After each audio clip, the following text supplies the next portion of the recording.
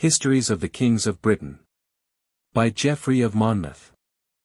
Book 1. Chapter 1. Epistle dedicatory to Robert, Earl of Gloucester. Geoffrey's Prologue.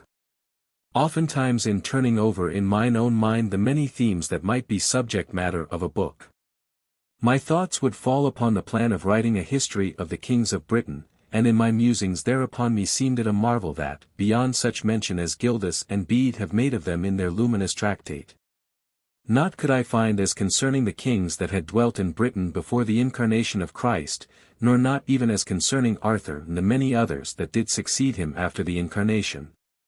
Albeit that their deeds be worthy of praise everlasting and be as pleasantly rehearsed from memory by word of mouth in the traditions of many peoples as though they had been written down. To Robert of Gloucester. Now, whilst I was thinking upon such matters, Walter, Archdeacon of Oxford, a man learned not only in the art of eloquence, but in the histories of foreign lands, offered me a certain most ancient book in the British language that did set forth the doings of them all in due succession and order from Brute, the first king of the Britons, onward to Cadwallader, the son of Cadwallo. All told in stories of exceeding beauty.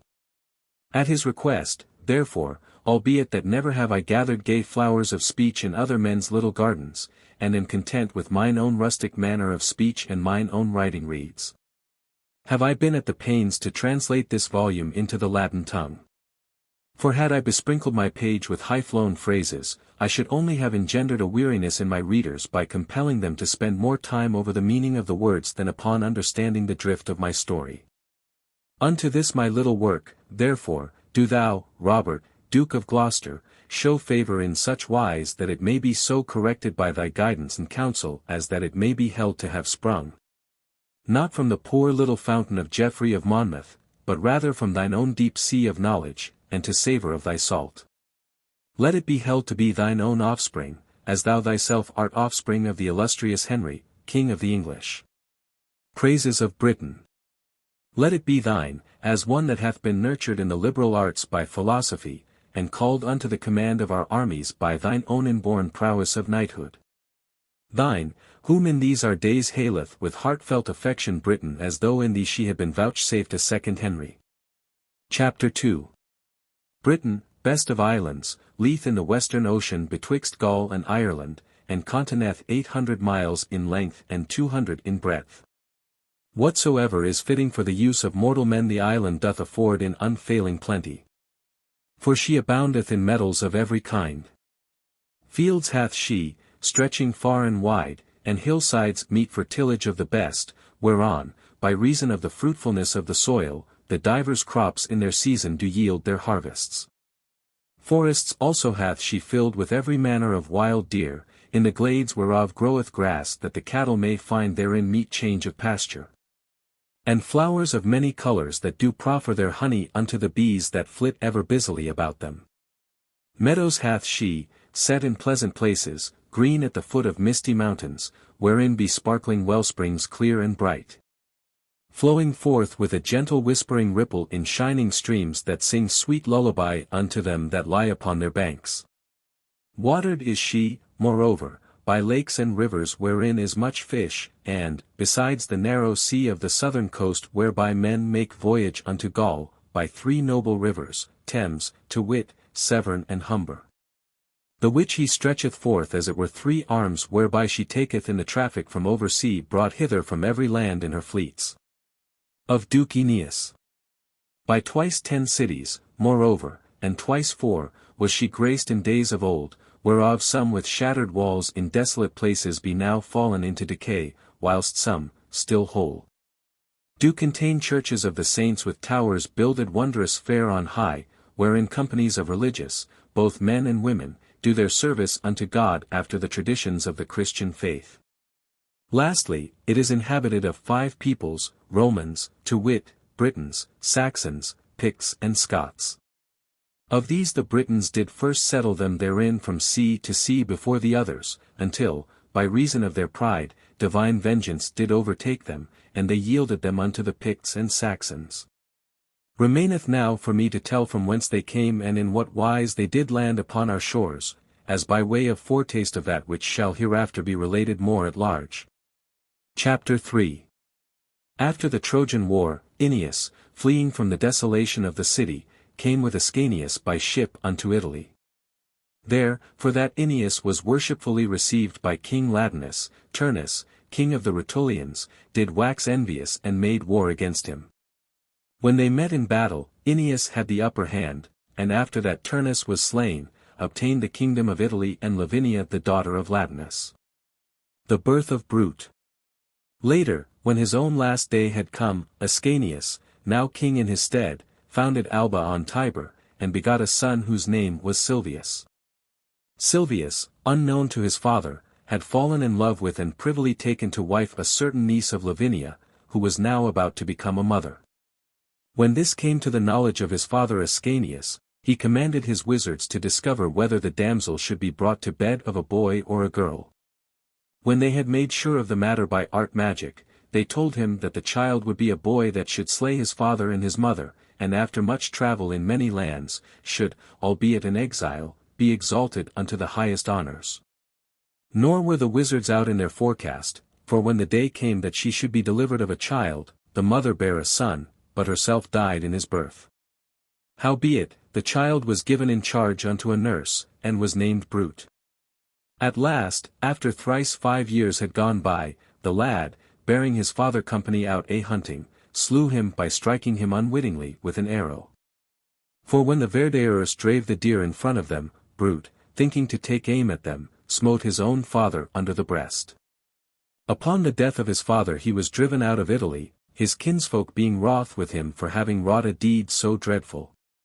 He went therefore as an exile into Greece, and there fell in with the descendants of Helenus, the son of Priam, who at that time were held in bondage under the power of Pandrasus, king of the Greeks.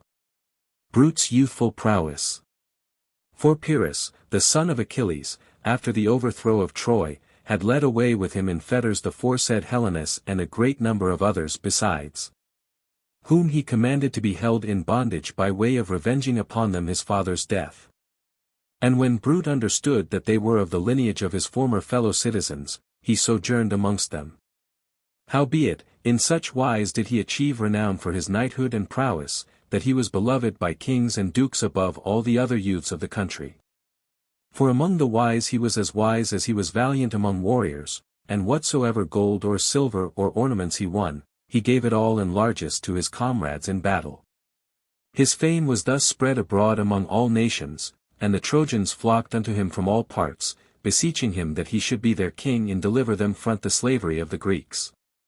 The which they declared might easily be done, seeing that they had now so multiplied in the land as that without making count of little ones and women they were already reckoned to be 7,000.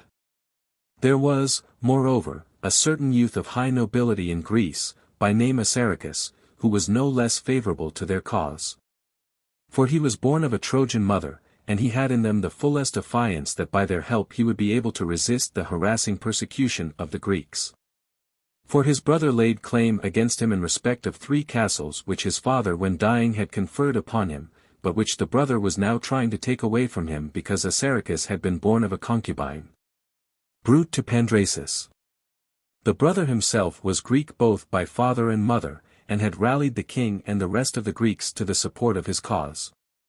When, therefore, Brute saw how great was the multitude of fighting men, and also how strong were the castles of Assaracus which were open unto him, he granted their request without misgiving. Chapter 4. When, therefore, he was thus chosen their duke, he summons together the Trojans from every quarter and garrisons the strongholds of Assaracus. Howbeit, Assaracus himself, with all the host of men and women that were upon their side, occupied the forests and hills. Then Brute sent his letter addressed unto the king in these words, to Pandrasus, king of the Greeks, Brute, duke of them that are left of Troy. Greeting, whereas a nation sprung from the illustrious race of Dardanus deigned not to be treated in thy kingdom otherwise than as the purity of their nobility did demand, they have betaken them into the depths of the forests. For they held it better to live a life after the manner of wild beasts, to wit on flesh and herbs, with liberty, than to be cockered with dainties of every kind and remain any longer under the yoke of bondage unto thee. If this offendeth the loftiness of thy power, they are rather to be pardoned than held to blame, for of all that are in captivity it is the common aim and desire to recover their former dignity. Brute's first victory. Be thou, therefore, moved to mercy towards them, and deign to bestow upon them their lost liberty, allowing them to inhabit the forest glades that they have occupied to the end that thus they might flee beyond the reach of slavery. But if this thou wilt not, grant them at least that they may depart unto other nations of the world with thy good will. Chapter 5. When Pandrasus, therefore, had learnt the drift of this letter, he was beyond measure amazed that they whom he had held in bondage should so abound in hardihood as to address any mandates of the kind unto him. He therefore summoned a council of his nobles, and decreed that an army should be levied in order to hunt them down. But whilst that he was searching the wildernesses wherein he supposed them to be, and the stronghold of Sparatinum, Brute issued forth with 3,000 men, and suddenly attacked him when he was expecting nothing of the kind. For, hearing of his arrival, he had thrown himself into the said stronghold the night before, in order that he might make an unlooked-for onslaught upon them when they were unarmed and marching without order. The Trojans accordingly charged down upon them and attacked them stoutly, doing their best to overwhelm them with slaughter. The Greeks defeated. The Greeks, moreover, suddenly taken aback, are scattered in all directions, and scamper off, the king at their head, to get across the river Achelon that runneth anigh. But in fording the stream they suffer sore jeopardy from the whirling currents of the flood. Whilst they are thus fleeing abroad, Brute overtaketh them, and smitteth down them that he overtaketh partly in the waters of the river and partly on the banks, and, hurrying hither and thither amongst them, rejoiceth greatly to inflict upon them a double death. Which when Antigonus the brother of Pandrasus beheld, he was beyond measure afflicted, and as soon as he could recall his straggling comrades to the ranks, returned and charged swiftly upon the raging Trojans. For he was minded rather to die fighting than to make a craven flight only to be drowned in the muddy whirlpits of the river. Marching, therefore, in a solid battalion, he exhorted his comrades to resist like men, and hurl back the deadly weapons with all their might. Yet did it avail him little or nothing. For the Trojans were accoutred with arms, while the others were unarmed. Pressing forward, therefore, all the more boldly on this account, they inflicted a grievous slaughter upon them, nor did they cease to harry them in such fashion until they had slaughtered well nigh the whole of them, and had taken captive Antigonus and his comrade Anacletus. Chapter 6. Pandrasus besiegeth Brute. Now, when Brute had achieved the victory, he garrisoned the stronghold with 600 men, and then sought out the recesses of the forest wherein the Trojan folk were expecting his protection. But Pandrasus, in sore tribulation over his own flight and the capture of his brother, spent the night in getting his scattered forces together again, and when the morrow morning dawned marched with his reassembled people to besiege the stronghold. For he thought that Brute had again set himself therein together with Antigonus and the other prisoners. When, therefore, he came anigh the walls, he examined the situation of the castle, and distributed his army in companies, and disposed them in divers places around it, telling off Sonic to forbid all egress to them that were enclosed within. Some to divert the course of the rivers, and others, again with store of battering rams and other engines to shatter the fabric of the walls. They all obeyed his orders to the best of their endeavor, devising in what manner most cruelly they might annoy the besieged. When the night came on, moreover, they chose the boldest of their number to keep guard over the camp and tents against any stealthy attack of the enemy, while the rest, worn out with fatigue labor, refreshed them with undisturbed sleep. Chapter 7. Brute's cunning device. The besieged, on the other hand, standing on the top of the walls, endeavor with all their strength to beat back the machinations of the device enemy by counter-devices. With one mind busying themselves in their own defense, now flinging down missiles, now lighted brimstone torches among them. When the wall was undermined by sappers working under shelter of a tortoise, they compelled the enemy to retreat by Greek fire and a shower of boiling water.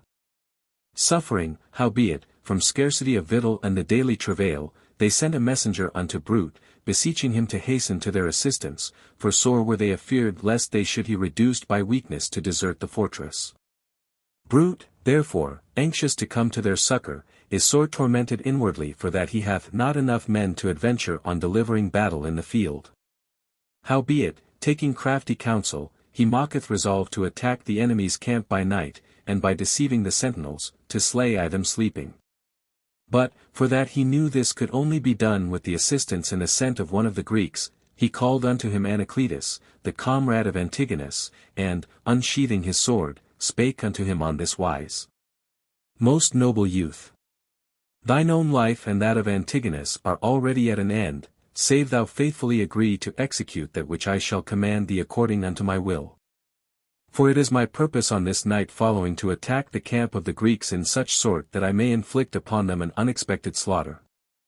A perilous stratagem. But I fear me lest their sentinels should discover my secret intent, and that thus the enterprise be brought to naught. Wherefore, seeing that it behoveth us first of all to turn our arms against the watch, I am desirous of deceiving them by means of you, so that I may have safer passage for attacking the others. Do thou, therefore, acting warily as befitteth a matter of such weight, go to the guard at the second hour of the night, and allaying the suspicions of any by words of feigning. Say that thou hast carried off Antigonus out of my dungeons unto a coombe in the forest, and that he there lieth hidden among the underwood, being unable to get any further on account of the fetters wherewith thou wilt feign that he is shackled. Then thou shalt guide them to the issue of the forest as if for the purpose of setting him free, and there will I be with a company of armed men ready to slay them. Chapter 8. Anacletus, therefore, scared all the time by the sight of the sword, which during the time these words were spoken had been raised ready to slay hint, made promise by oath that he would execute this command on condition that longer life were granted unto Antigonus as well as himself. The covenant was at last confirmed, and at the second hour of the night, which was then just at hand, Anacletus started on his way towards the guard as he had been commanded. But a successful. And when at last he arrived anigh the camp, the sentinels on every side who keep eye upon all the hidden corners of the places run up and ask him the cause of his coming, and whether he hath come in order to betray the army. Unto whom he, feigning the greatest joy, made answer, Of a truth I come not here as a traitor to mine own folk, but as one that hath escaped from the prison of the Trojans do I thus flee unto you. Beseeching you that ye come with me to our Antigonus, whom I have rescued from the chains of Brute. Him, indeed, hindered by the weight of his shackles, have I but just now enjoined to lie hidden in the underwood by the issue of the forest until I could find some whom I can lead thither to set him free. Whilst that they were still doubting whether he told truth, came up one who had known him aforetime, and after saluting him, told his comrades who he was. They thereupon, hesitating no longer, summoned the rest who were at a distance to come as swiftly as might be, and followed him as far as the wood, wherein, as he had told them before, Antigonus was hiding. While they, accordingly, were making their way through the brushwood, Brute, with his armed companies, cometh forth, and charging upon them soon inflicted a most terrible slaughter on the panic-stricken guard. A deadly signal. Then he marched on to the leaguer, dividing his comrades into 3 companies, and commanding that each should approach the camp at a different point, prudently and without noise. But that after they had effected an entrance into the camp, they should refrain from slaughtering any until such time as he, with his own special company, had taken possession of the king's pavilion, when he would blow his own horn as a signal for them. Chapter 9. He further instructed them in what manner they were to do everything that was to be done.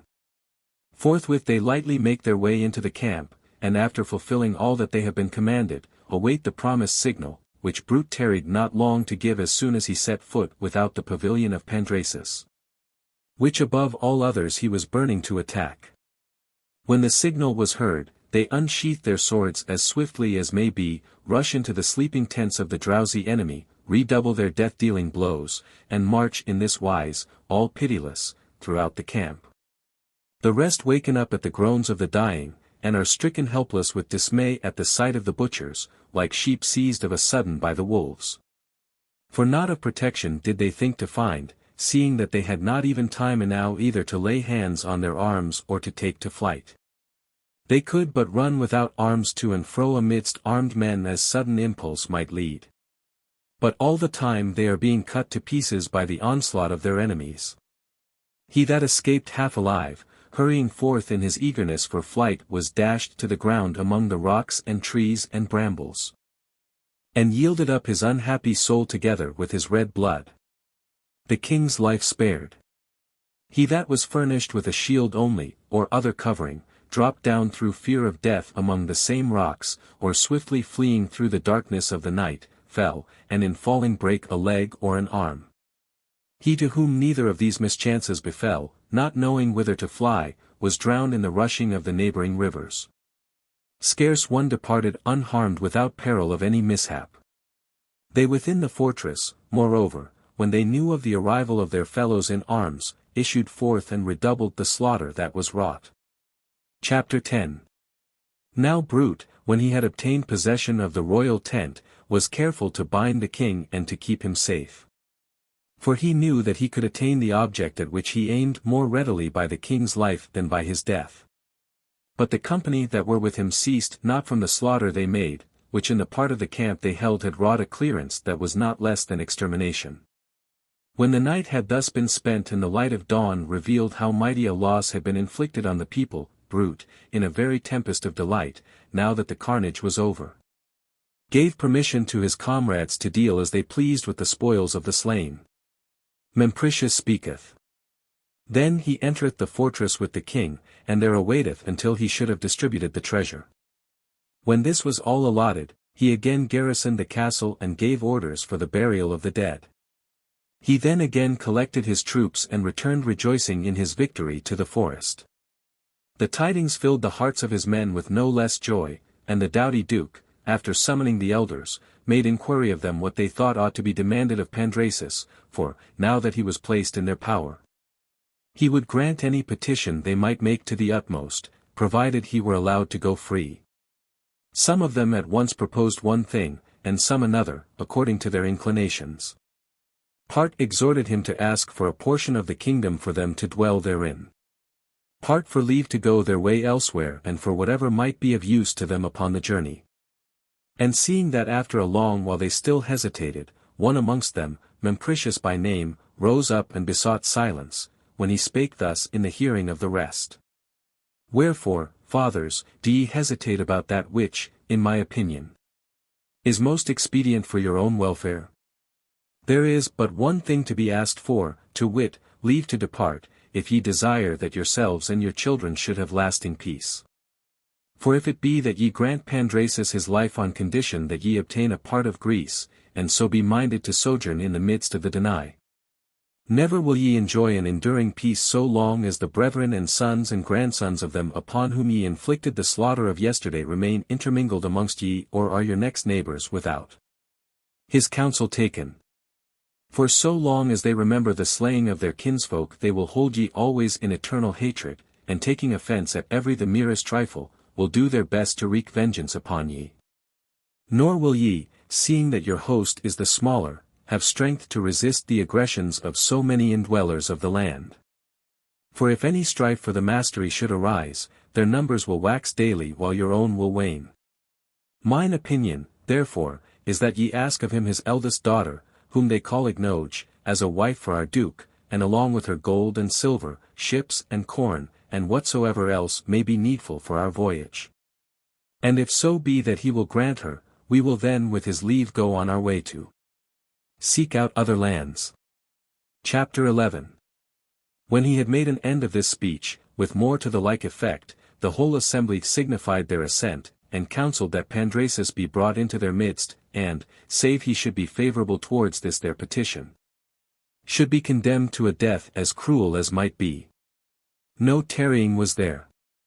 He is brought thither and set in a chair on high, where he is instructed, moreover, what tortures he will have to suffer in case he refuse to do according as he is commanded. Whereupon he made answer on this wise. Pandrasus yieldeth. Forasmuch as the gods are against me, and have delivered me and my brother Anacletus into your hands, needs must I grant your petition. Lest in case ye should meet with a denial we lose the life which ye have the power to give or to take away as ye may choose. For not hold I better nor dearer than life, nor is it marvel that I should be willing to ransom it at the price of any outward goods and possessions. Wherefore, albeit against my will, I will obey your orders. Some comfort, nevertheless, seem I to have in this, that I shall give my daughter unto a youth of such prowess, whom the nobility that doth now burgeon within him no less than his renown which hath been made known to us, do declare to be a scion of the house of Priam and Anchises. For who but he could have delivered the exiles of Troy, the bondsmen of so many and such mighty princes, from their chains? Who but he could have urged them to successful resistance against the nation of the Greeks? Who but he with so few would have challenged to battle so mighty a host of armed warriors and at the first onset have led away their king in fetters? But sith that a youth so noble and of so mighty prowess hath been able to withstand me, I give him my daughter Ignoge. I give him, moreover, gold and silver, ships, corn, wine and oil, and whatsoever ye shall deem needful for your journey. And if it be that ye turn aside from your present purpose, and be minded to abide with the Greeks, I yield ye the third part of my kingdom wherein to dwell. Brute weddeth Ignoge. But if otherwise, I will fulfill my first promises in deeds, and that ye may have the fuller assurance, with you will I remain as hostage until I shall have done all things whereunto I have pledged me. The agreement thus confirmed, envoys are directed to gather ships together from all the shores of Greece. These, when they were assembled to the number of 324, are duly presented and laden with provision of all sorts. The daughter is married to Brute, and each man, according as his rank demanded, was presented with gold and silver. All his promises exactly fulfilled, the king is set free from prison. And at the same time the Trojans depart from his dominions with a prosperous wind. But Ignoge, standing on the lofty poop of the ship, falleth swooning again and again into the arms of Brute, and with sobbing and shedding of tears lamenteth to forsake her kinsfolk and her country. Nor turneth she her eyes away from the shore, so long as the shore itself is in sight. Brute, the while, soothing her with gentle words, at one time foldeth her in a sweet embrace, or at another kisseth her as sweetly, nor doth he slacken his endeavour to comfort her until, weary with weeping, she falleth at last on sleep. In the meanwhile, what with these and other matters, they ran on together for 2 days and a night with a fair current of wind, and drew to land at a certain island called Laodicea, which had been uninhabited ever since it was laid waste by pirates in the days of old. A deserted city. Howbeit, Brute sent 300 men inland to discover by whom it might be inhabited. Who, finding not a soul, slew such venison of divers kinds as they found in the glades and the forests. They came, moreover, to a certain deserted city, wherein they found a temple of Diana. Now in this temple was an image of the goddess, that gave responses, if haply it were asked of any votary that there did worship.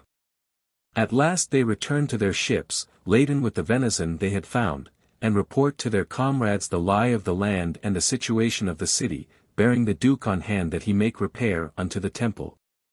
And after making offerings of propitiation, inquire of the deity of the place what land she would grant them as a fixed abiding place. By the common consent of all, therefore, Brute took with him Geryon the augur, and 12 of the elders, and sought out the temple, bringing with them everything necessary for making sacrifice. When they arrived they surrounded their brows with garlands, and set up 3 altars according to immemorial wont, before the holy place, to the 3 gods, Jove, to wit, and Mercury as well as to Diana, and made unto each his own special libation. Brute himself, holding in his right hand a vessel full of sacrificial wine and the blood of a white hind before the altar of the goddess, with face upturned towards her image, broke silence in these words. The response of Diana. Goddess and forest queen, the wild boar's terror. Thou who the maze of heaven or nether mansions walkest at will, vouchsafe thy rede to earthward. Tell me what lands thy will it is we dwell in. What sure abode? Lo, there to thee for ever. Temples I vow, and chant of holy maidens. After he had 9 times repeated this, he walked 4 times round the altar, poured forth the wine he held upon the hearth of offering, laid him down upon the fell of a hind that he had stretched in front of the altar. And after invoking slumber fell on sleep. For as at that time it was the 3rd hour of the night, wherein are mortals visited by the sweetest sleep. Then it seemed him the goddess stood there before him, and spake unto him on this wise. Brute, past the realms of Gaul, beneath the sunset. Leith an island, girt about by ocean. Guarded by ocean, erst the haunt of giants. Desert of late. And meet for this thy people. Seek it. For there is thine abode for ever. There by thy sons again shall Troy be builded. There of thy blood shall kings be born, hereafter. Sovereign in every land the wide world over. On awakening from such a vision, the Duke remained in doubt whether it were a dream that he had seen, or whether it were the living goddess herself who had thus foretold the land whereunto he should go. At last he called his companions and related unto them from first to last all that had befallen him in his sleep. They thereupon were filled with exceeding great joy, and advised that they should at once turn back to their ships, and while the wind is still blowing fair, should get under way as quickly as possible full sail for the west in search of that land which the goddess had promised. Nor did they tarry. A voyage of adventure. They rejoin their comrades and launch out into the deep, and after ploughing the waves for a run of 30 days, made the coast of Africa, still not knowing in which direction to steer their ships. Then came they to the altars of the Phileni, and the place of the saltpans, steering from thence betwixt Rusicata and the mountains Azari, where they encountered sore peril from an attack by pirates. Natheless, they won the victory, and went on their way enriched by the spoil and plunder they had taken. Chapter 12. From thence, passing the mouth of the river Malva, they arrived in Mauritania, where lack of food and drink compelled them to disembark, and dividing themselves into companies, they harried the whole region from end to end. When they had revictualled their ships, they made sail for the columns of Hercules, where they saw many of the monsters of the deep called sirens, which surrounded the ships and well nigh overwhelmed them. Howbeit, they made shift to escape, and came to the Tyrrhene Sea, where they found nigh the shore 4 generations born of the exiles from Troy, who had borne Antenor company in his flight. Their duke was called Corinius, a sober-minded man and excellent in counsel, mighty in body, valiance and hardiness. Insomuch as that if it were he had to deal with a giant in single combat he would straightway overthrow him as though he were wrestling with a lad. Corinius goeth a-hunting.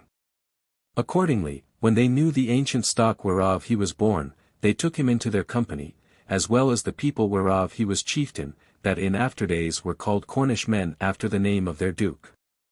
He it was that in all encounters was of more help to Brute than were any of the others. Then came they to Aquitaine, and entering into the mouth of the Loire, cast anchor there. Here they abode 7 days and explored the lie of the land. Geoffrey Pictus then ruled in Aquitaine, and was king of the country, who, hearing the rumor of a foreign folk that had come with a great fleet and had landed within the frontier of his dominions, sent envoys to make inquiry whether there demanded peace or war. While the legates were on their way to the fleet, they met Corinius who had just landed with 200 men to hunt for venison in the forest. Thereupon they accost him, and ask him by whose leave he hath thus trespassed into the king's forest to slay his deer. And when Corinius made them answer, that in such a matter no leave nor license whatever could be held as needful, one of their number, Imbert by name, rushed forward, and drawing his bow, aimed an arrow at him. Corinius avoided the arrow, and ran in upon Imbert as fast as he might, and with the bow that he carried all to break his head in pieces. Thereupon the rest fled, just making shift to escape his hands, and reported the death of their fellow to Geoffrey. The Duke of the Poitevins, taking the matter sorely to heart, forthwith assembled a mighty host to take vengeance upon them for the death of his messenger. Corinius, his prowess. Brute, hearing tidings of his coming, set guards over his ships, bidding the women and children remain on board, while he himself along with the whole flower of his army marcheth forth to meet the enemy. When the engagement at last began, the fighting is fierce on both sides, and after they had spent a great part of the day in battling, Corinius thought it shame that the Aquitanians should hold their ground so stoutly, and the Trojans not be able to press forward to the victory. So taking heart afresh, he called his own men apart to the right of the battle, and forming them in rank made a rapid charge upon the enemy, and when, with his men in close order, he had broken the front ranks, He never stinted striking down the enemy till he had cut his way right through the battalion and forced them all to flee. Good luck had supplied the place of a sword he lost with a battle-axe, wherewith he cleft in twain any that came next him from the crown of the head right down to the girdlestead. Brute marvels. His comrades and even the enemy marvel at the hardihood and valor of the man, who, brandishing his battle-axe among the flying host, added not a little to their terror by shouting, "Whither fly ye, cowards? Whither fly ye, cravens? Turn back, I tell ye, turn, and do battle with Corneus. Shame upon ye! So many thousands as are ye, do ye flee before my single arm? Geoffrius vanquished. Flee then.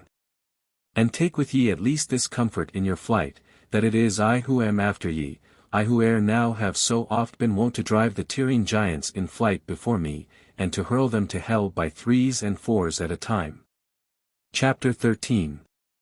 At these words of his a certain earl named Sabardus with 300 men turned back and charged down upon him.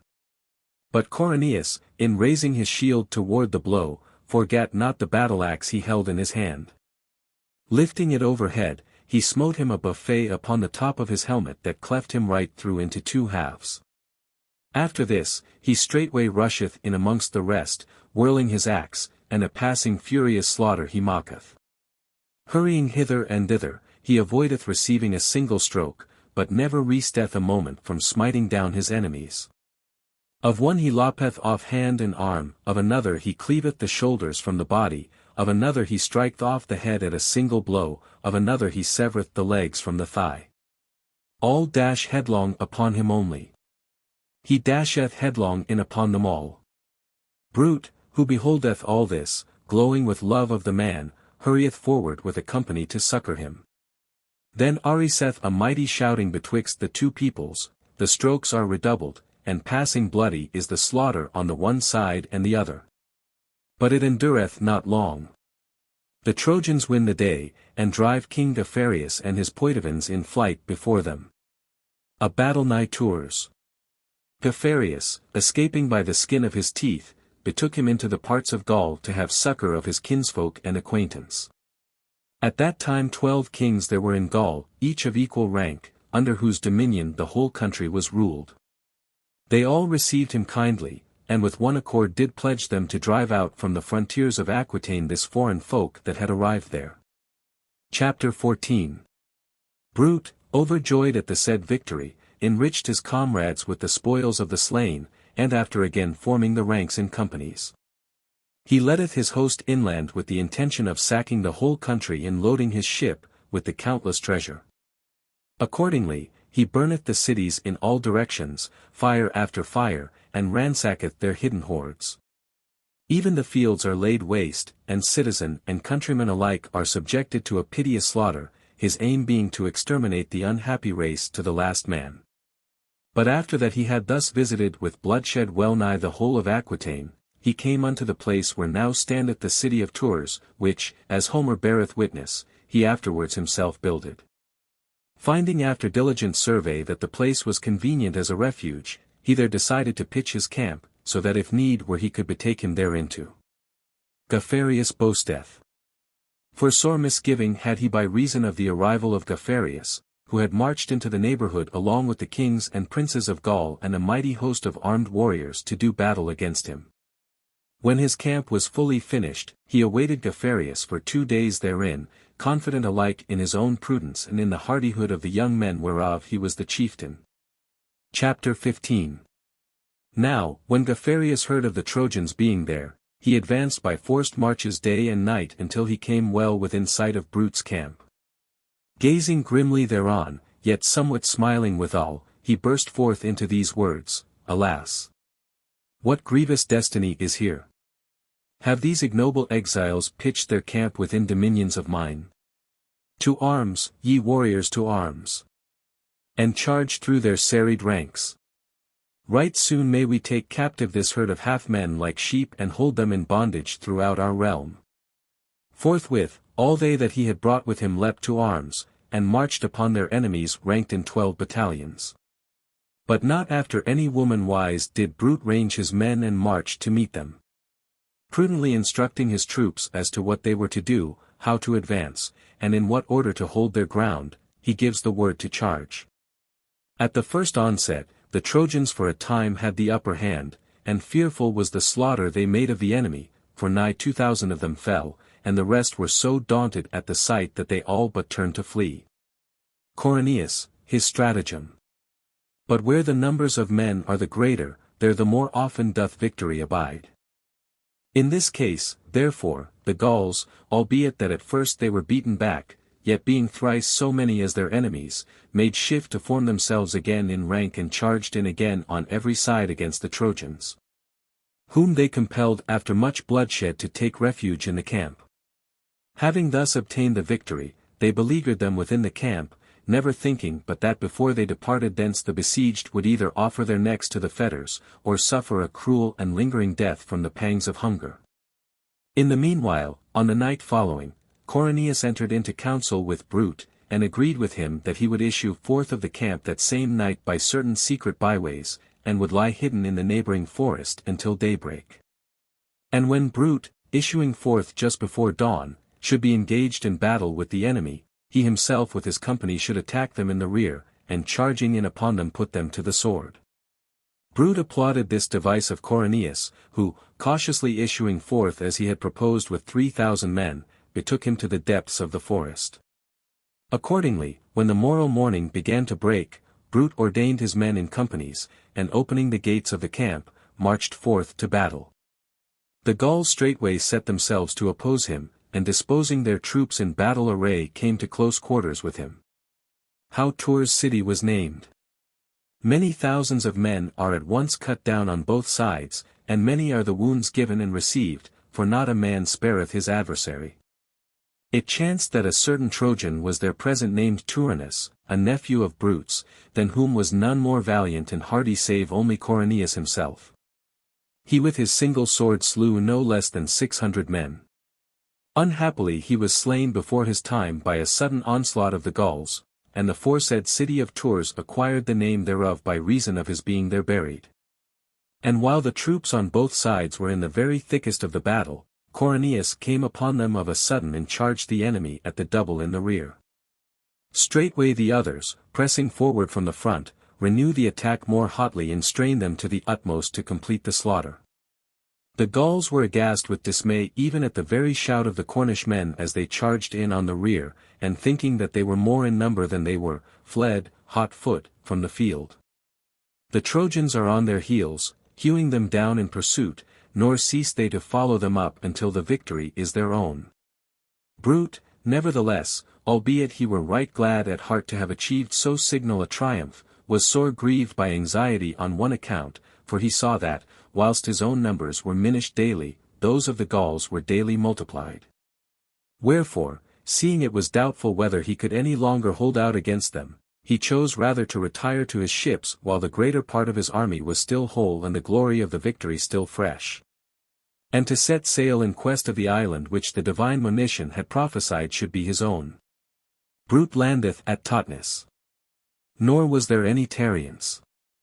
With the assent of his men, he returned to his fleet, and after loading his ships with all the treasures and luxuries he had acquired, he re-embarked, and with a prosperous wind sought out the promised island, where he landed at last in safety at Totnes.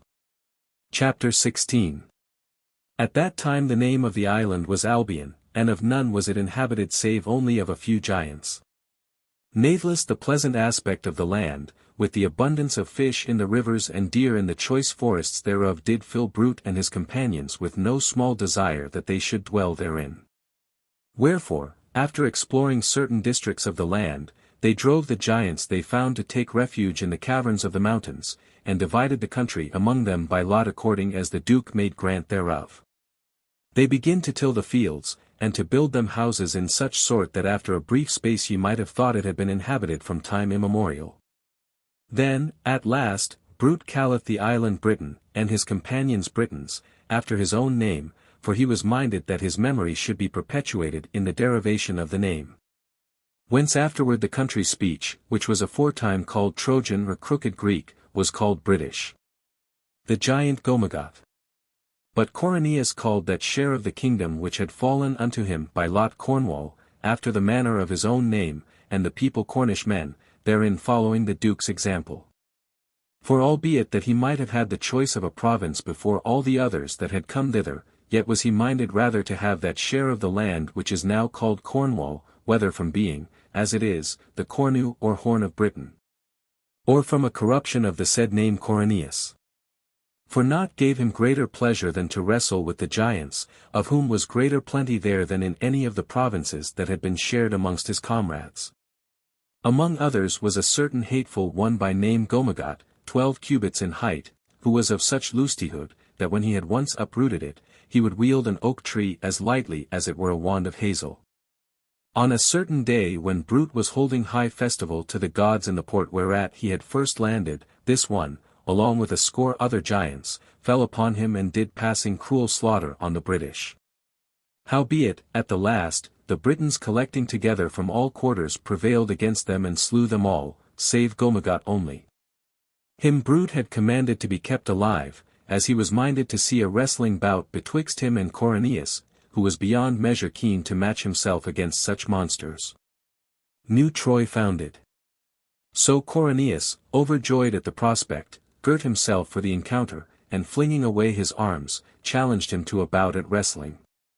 At the start, on the one side stands Cornelius, on the other the giant, each hugging the other tight in the shackles of their arms, both making the very air quake with their breathless gasping. It was not long before Gomagot, grasping Cornelius with all his force, brake him 3 of his ribs, 2 on the right side and 1 on the left. Roused thereby to fury, Cornelius gathered up all his strength, heaved him up on his shoulders and ran with his burden as fast as he could for the weight to the seashore nighest at hand. Mounting up to the top of a high cliff, and disengaging himself, he hurled the deadly monster he had carried on his shoulder into the sea, where, falling on the sharp rocks, he was mangled all to pieces and dyed the waves with his blood. So that ever thereafter that place from the flinging down of the giant hath been known as Lamgoemagot, to wit, Gomagot's Leap, and is called by that name unto this present day. Chapter 17. After that he had seen his kingdom, Brute was minded to build him a chief city, and following out his intention, he went round the whole circuit of the land in search of a fitting site. When he came to the river Thames, he walked along the banks till he found the very spot best suited to his purpose. He therefore founded his city there and called it New Troy, and by this name was it known for many ages thereafter, until at last, by corruption of the word, it came to be called Trinovantum. London and King Lud. But afterward, Lud, the brother of Cassibelanus, who fought with Julius Caesar, possessed him of the helm of the kingdom, and surrounded the city with right noble walls, as well as with towers builded with marvellous art. Commanding that it should be called Caerlud, that is, the city of Lud, after his own name. Whence afterward a contention arose betwixt him and his brother Nennius, who took it ill that he should be minded to do away the name of Troy in his own country. But since Gildas, the historian, hath treated of this contention at sufficient length, I have chosen the rather to pass it over, lest that which so great a writer hath already set forth in so eloquent a style, I should only seem to besmirch in mine own homelier manner of speech. Chapter 18. Accordingly, when the aforesaid Duke founded the said city, he granted it as of right unto the citizens that should dwell therein, and gave them a law under which they should be peacefully entreated.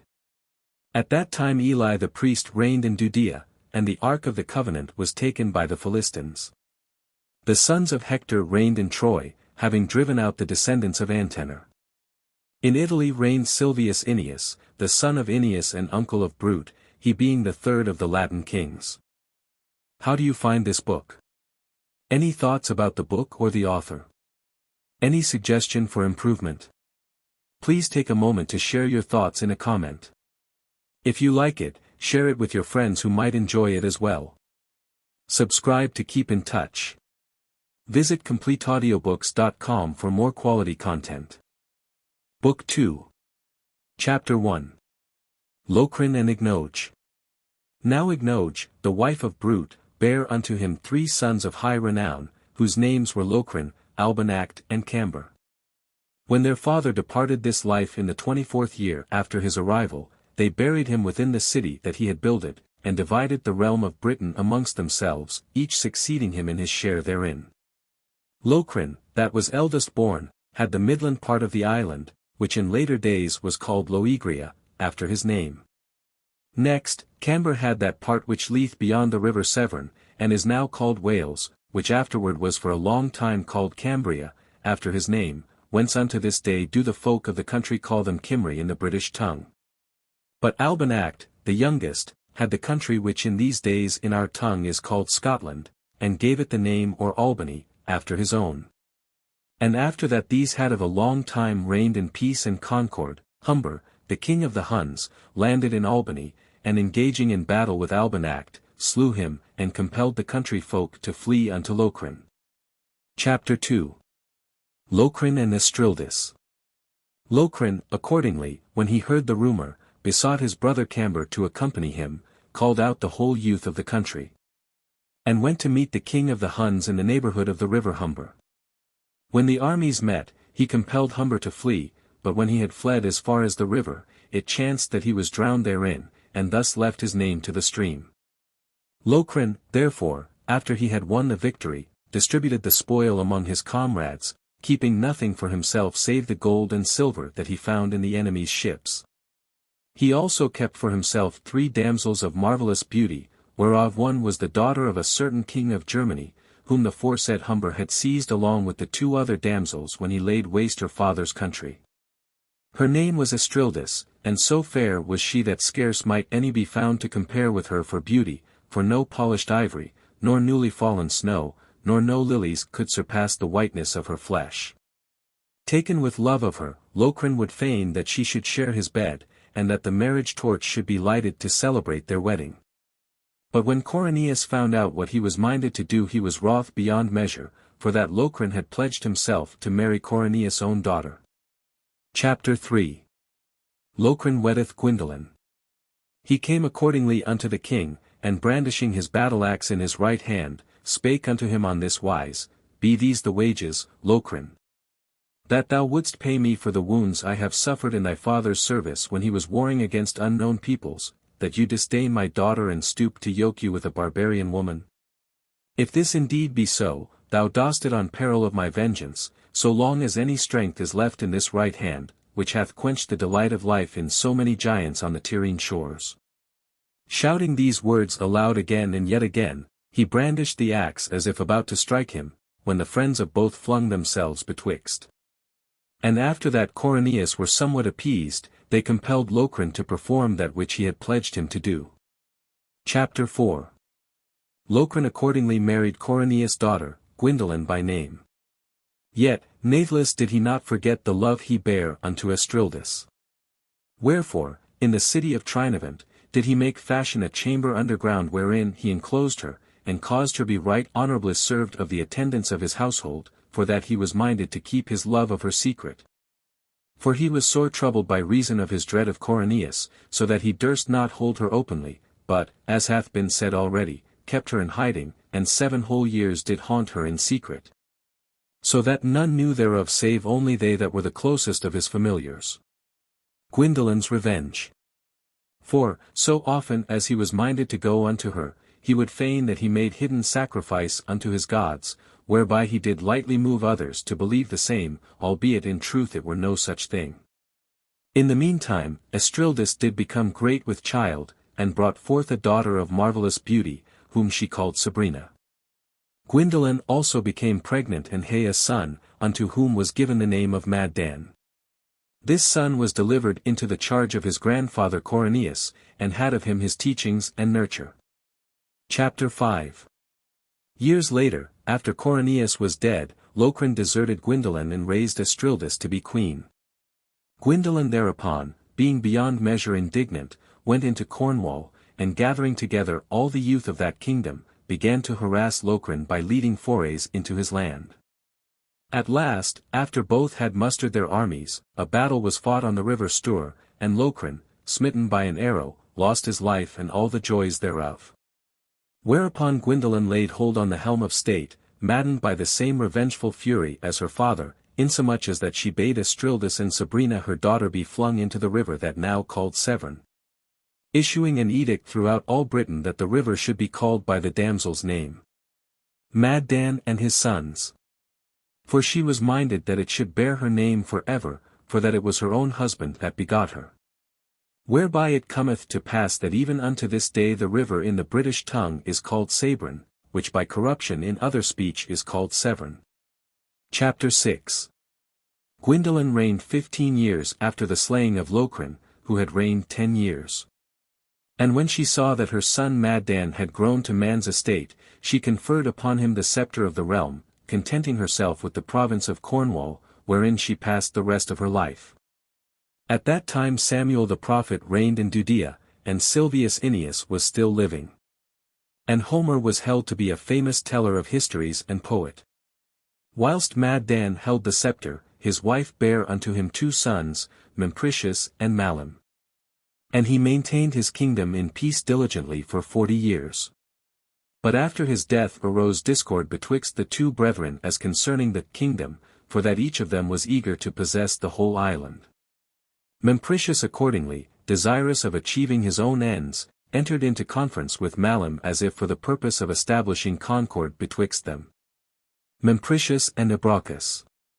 But kindled, as it were, by the firebrand of treason, he slew him in the presence of them that had come to take counsel in the matter, and having thus obtained the government of the whole island, exercised so sore a tyranny over the people that he destroyed well nigh all the more noble men of the land.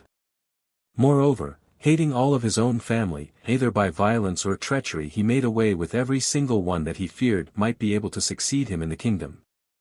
He further left his own wife that had borne him the famous youth Ebraucus, and abandoned himself wholly to unclean living. At last, in the 20th year of his reign, while he was out hunting, he rode apart from his companions into a certain coombe, wherein he was surrounded by a herd of raging wolves and miserably devoured. At that time Saul reigned in Judea and Eurystheus in Lacedaemon. Chapter 7. After the death of Mempricius, his son Ebraucus, a man tall of stature and of marvellous strength, undertook the government of Britain, which he held for 40 years. He was the first after Brute to take a fleet along the coasts of Gaul, and carrying war into the country to harass the provinces by the slaughter of men and the sacking of the cities. Returning thence with victory and enriched with boundless plenty of gold and silver. He afterwards founded a city beyond the Humber, which, after his own name, he called Cairbrach, that is to say, the city of Ebrauc. Ebrauc's children. At that time King David reigned in Judea and Silvius Latinus in Italy. Gad, Nathan and Asaph prophesied in Israel. Ebrauc founded also the city of Alclud towards Albany, and the fortress of Mount Aenid, which now is called the Castle of Damsels and the Dolorous Mountain. Chapter 8. He begot, moreover, 20 sons by 20 wives that he had, besides 30 daughters, and for 40 years did he maintain the kingdom of Britain right stoutly. The names of his sons were these: Brute Greenshield, Margadud, Cecilius, Regan, Merivid, Bladud, Lagan, Bodloan, Kinkar, Spaden, Gaul, Dardan, Eldad, Ivor, Gangu, Hector, Karen, Rud, Assaracus, Buell. The names of the daughters were Gloini, Ignigen, Udas, Genlium, Gordad, Angarad, Gendalo, Tangustal, Gorgon, Median, Methabel, Aur, Malur, Cambreda, Regan, Gale, Ikub, Nest, Chun, Stadad, Gladad, Ebron, Blagan, Ahalak, Ongas, Gallas. The fairest of all at that time living in Britain or Gaul, Edra, Onair, Stadiel and Egron. These all did their father cause to be convoyed into Italy unto Silvius Alba, who reigned after Silvius Latinus. There were they married with the more noble Trojans with whom the Latin and Sabine women did refuse to match them. The sons, moreover, with Assaracus their brother for chieftain, took a fleet into Germany, where, with the help of Silvius Alba, they subdued the people and possessed themselves of the kingdom. Brute Greenshield. Chapter 9. Howbeit, Brute, surnamed Greenshield, remained with his father, and obtaining the government of the kingdom after his father's death, reigned for 12 years. Him succeeded his son Leal, a lover of peace and justice, who, taking advantage of a prosperous reign, builded a city in the north parts of Britain called after S. name Carlisle. At this time did Solomon begin to build the temple of the Lord in Jerusalem, and the queen of Sheba came thither to hearken unto his wisdom. At the same time Silvius Epidus succeeded his father Alba in the kingdom of the Latins. Leo lived 25 years after that he had come into the kingdom, albeit toward the end he maintained his royalty but feebly. Owing to his sluggard slackness a civil war suddenly arose in the realm. After him reigned his son Hudibras 39 years, who, after the civil dissensions, did restore concord among the people and founded Caerleon, that is, Canterbury. He also founded Caergwyn, which is Winchester, and the fortress of Mount Palader, which is now called Shaftesbury. There, while the wall was a building, an eagle spake, the sayings whereof, had I believed them to be true, I would not have shrunk from committing to written memory along with the rest. At that time reigned Capus, the son of Epidus, and Haggai, Amos, Joel and Azarias did prophesy. Chapter 10. Bladud foundeth Bath. Next succeeded Bladud his son, in whose hands the kingdom remained for 20 years. He builded the city of Caerbeddon, that is now called Bath, and fashioned hot baths therein, meet for the needs of men, the which he placed under the guardianship of the deity Minerva, in whose temple he set fires that could not be quenched.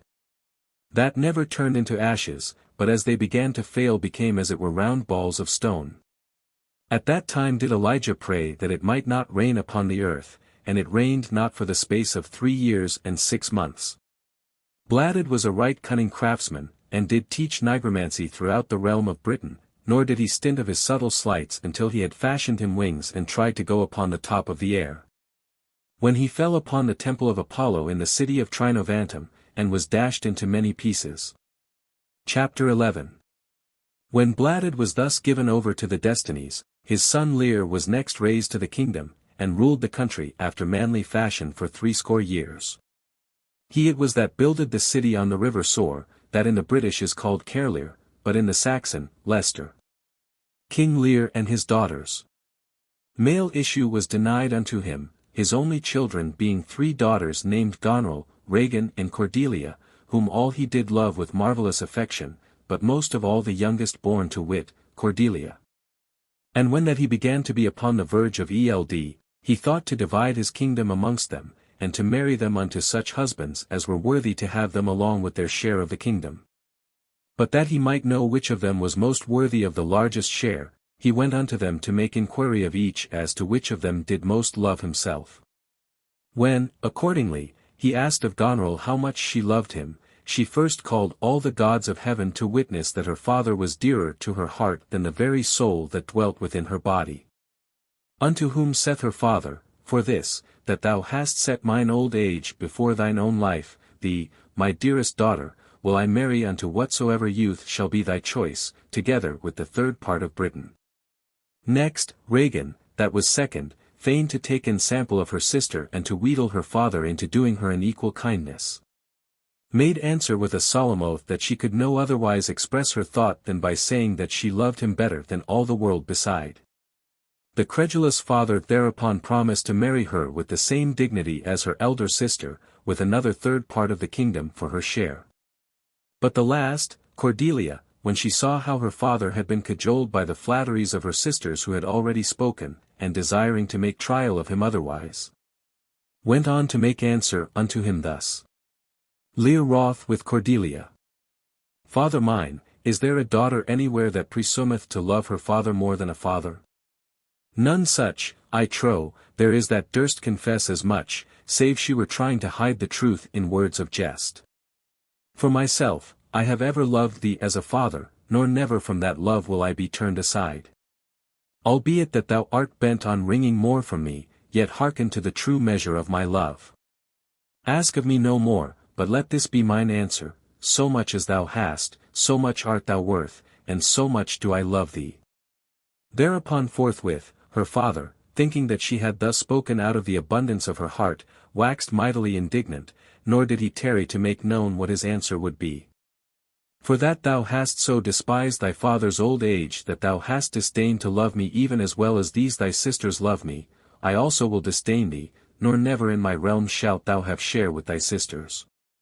Howbeit, sit that thou art my daughter, say not but that I will marry thee upon terms of some kind unto some stranger that is of other land than mine, if so be that fortune shall offer such an one. Only be sure of this, that never will I trouble me to marry thee with such honor as thy sisters, inasmuch as, whereas up to this time I have loved thee better than the others, it now seemeth that thou lovest me less than they. Straightway thereupon, by counsel of the nobles of the realm, he giveth the twain sisters unto 2 dukes, of Cornwall, to wit, and Albany, together with one moiety only of the island so long as he should live. But after his death he willed that they should have the whole of the kingdom of Britain. Cordelia married into France.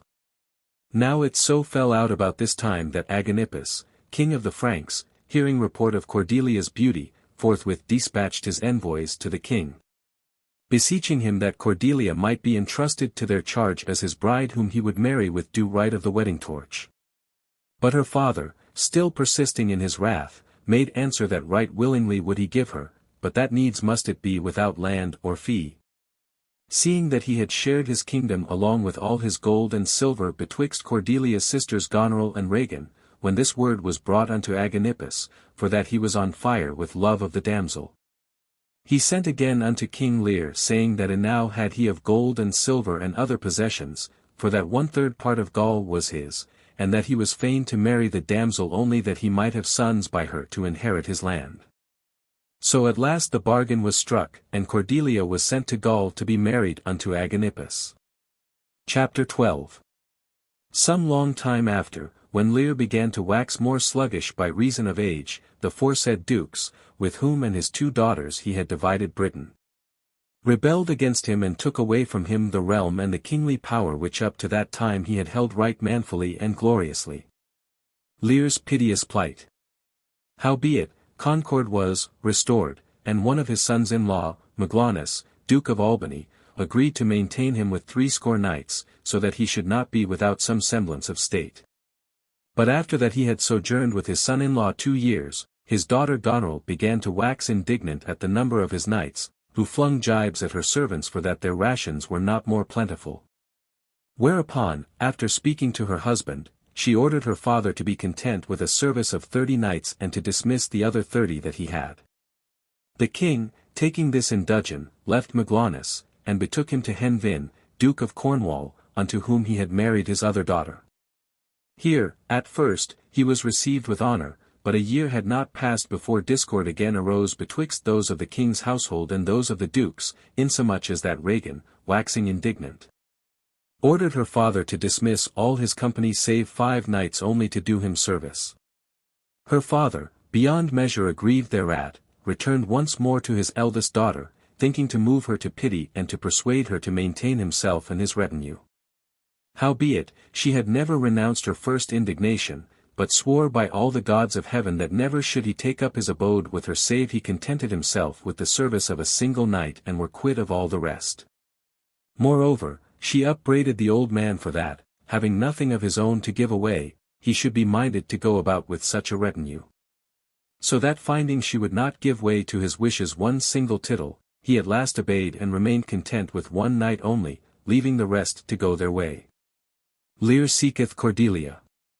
But when the remembrance of his former dignity came back unto him, bearing witness to the misery of the estate to which he was now reduced, he began to bethink him of going to his youngest daughter over sea. Howbeit, he sore misdoubted that she would do naught for him, seeing that he had held her, as I have said, in such scanty honor in the matter of her marriage. Natheless, disdaining any longer to endure so mean a life, he betook him across the channel to Gaul. But when he found that 2 other princes were making the passage at the same time, and that he himself had been assigned but the 3rd place, he brake forth into tears and sobbing, and cried aloud, Ye destinies that do pursue your wonted way marked out by irrevocable decree, wherefore was it your will ever to uplift me to happiness so fleeting? For a keener grief it is to call to mind that lost happiness than to suffer the presence of the unhappiness that cometh after. For the memory of the days when in the midst of hundreds of thousands of warriors I went to batter down the walls of cities and to lay waste the provinces of mine enemies is more grievous unto me than the calamity that hath overtaken me in the meanness of mine estate. Which hath incited them that but now were grovelling under my feet to desert my feebleness. O angry fortune! Will the day ever come wherein I may requite the evil turn that hath thus driven forth the length of my days and my poverty? Cordelia's compassion. O Cordelia, my daughter, how true were the words wherein thou didst make answer unto me, when I did ask of thee how much thou didst love me. For thou saidst, so much as thou hast so much art thou worth, and so much do I love thee. So long, therefore, as I had that which was mine own to give, so long seemed I of worth unto them that were the lovers, not of myself but of my gifts. They loved me at times, but better loved they the presents I made unto them. Now that the presents are no longer forthcoming, they too have gone their ways. But with what face, O thou dearest of my children, shall I dare appear before thee? I who, wroth with thee for these thy words, was minded to marry thee less honorably than thy sisters, who, after all the kindnesses I have conferred upon them have allowed me to become an outcast and a beggar. Landing at last, his mind filled with these reflections and others of a like kind, he came to Caritia, where his daughter lived, and waiting without the city, sent a messenger to tell her into what indigence he had fallen. And to beseech his daughter's compassion inasmuch as he had neither food nor clothing. On hearing the tidings, Cordelia was much moved and wept bitterly. When she made inquiry how many armed men he had with him, the messenger told her that he had none save a single knight, who was waiting with him without the city. Then took she as much gold and silver as was needful and gave it unto the messenger, bidding him take her father to another city, where he should bathe him, clothe him and nurse him, feigning that he was a sick man. Lear's honorable reception. She commanded also that he should have a retinue of 40 knights well appointed and armed, and that then he should duly announce his arrival to Agenippus and herself. The messenger accordingly forthwith attended King Lear into another city, and hid him there in secret until that he had fully accomplished all that Cordelia had borne him on hand to do. Chapter 13. As soon, therefore, as he was meetly arrayed in kingly apparel and invested with the ensigns of royalty and a train of retainers, he sent word unto Agenippus and his daughter that he had been driven out of the realm of Britain by his sons-in-law, and had come unto them in order that by their assistance he might be able to recover his kingdom.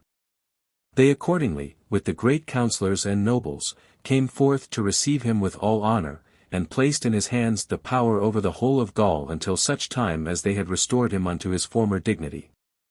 Chapter 14. In the meanwhile, Agenippus sent envoys throughout the whole of Gaul to summon every knight bearing arms therein to spare no pains in coming to help him to recover the kingdom of Britain for his father-in-law, King Lear. Lear recovereth his kingdom. When they had all made them ready, Lear led the assembled host together with Agenippus and his daughter into Britain, fought a battle with his sons-in-law, and won the victory.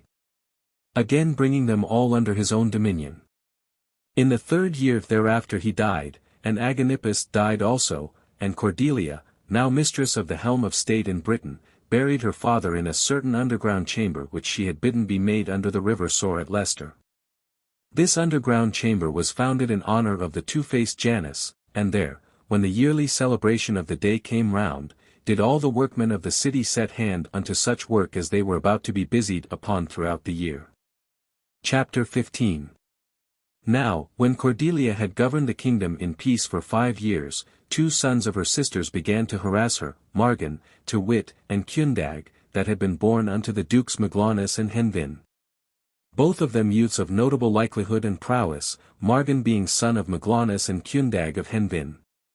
These, after the deaths of their fathers, had succeeded them in their dukedoms, and now took it in high dudgeon that Britain should be subject to the rule of a woman. Margan and Cundag.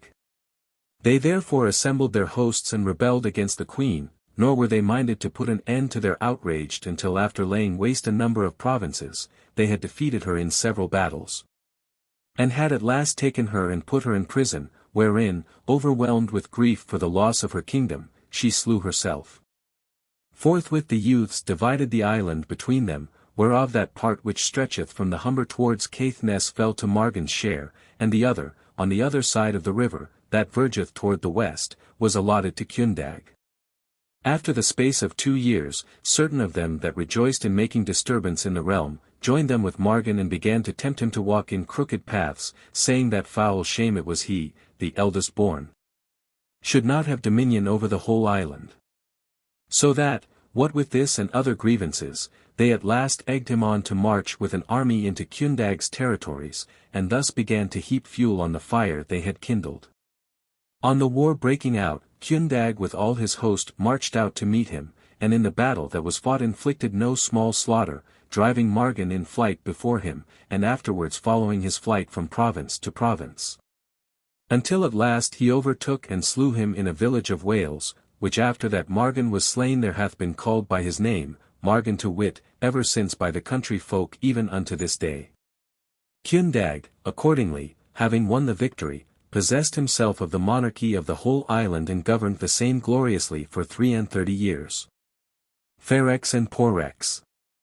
At that time Isaiah and Hosea prophesied, and Rome was founded the 11th of the calends of May by the twin brethren, Romulus and Remus. Chapter 16. Afterwards, upon the death of Cundag, his son Ravallo succeeded him, a peaceful youth and fortunate, who governed the realm with diligence. In his time there fell a rain of blood 3 days, and a great swarming of flies was there, whereof men died. After him succeeded Gergustus, his son, unto whom Caecilius, and after him Lago the nephew of Gergustus, unto whom succeeded Kinmarch the son of Caecilius, and after him Gorboduc. Unto him were 2 sons born, whereof the one was called Pharex and the other Porrex. But when their father began to verge upon Eld, a contention arose betwixt the twain as to which should succeed him in the kingdom.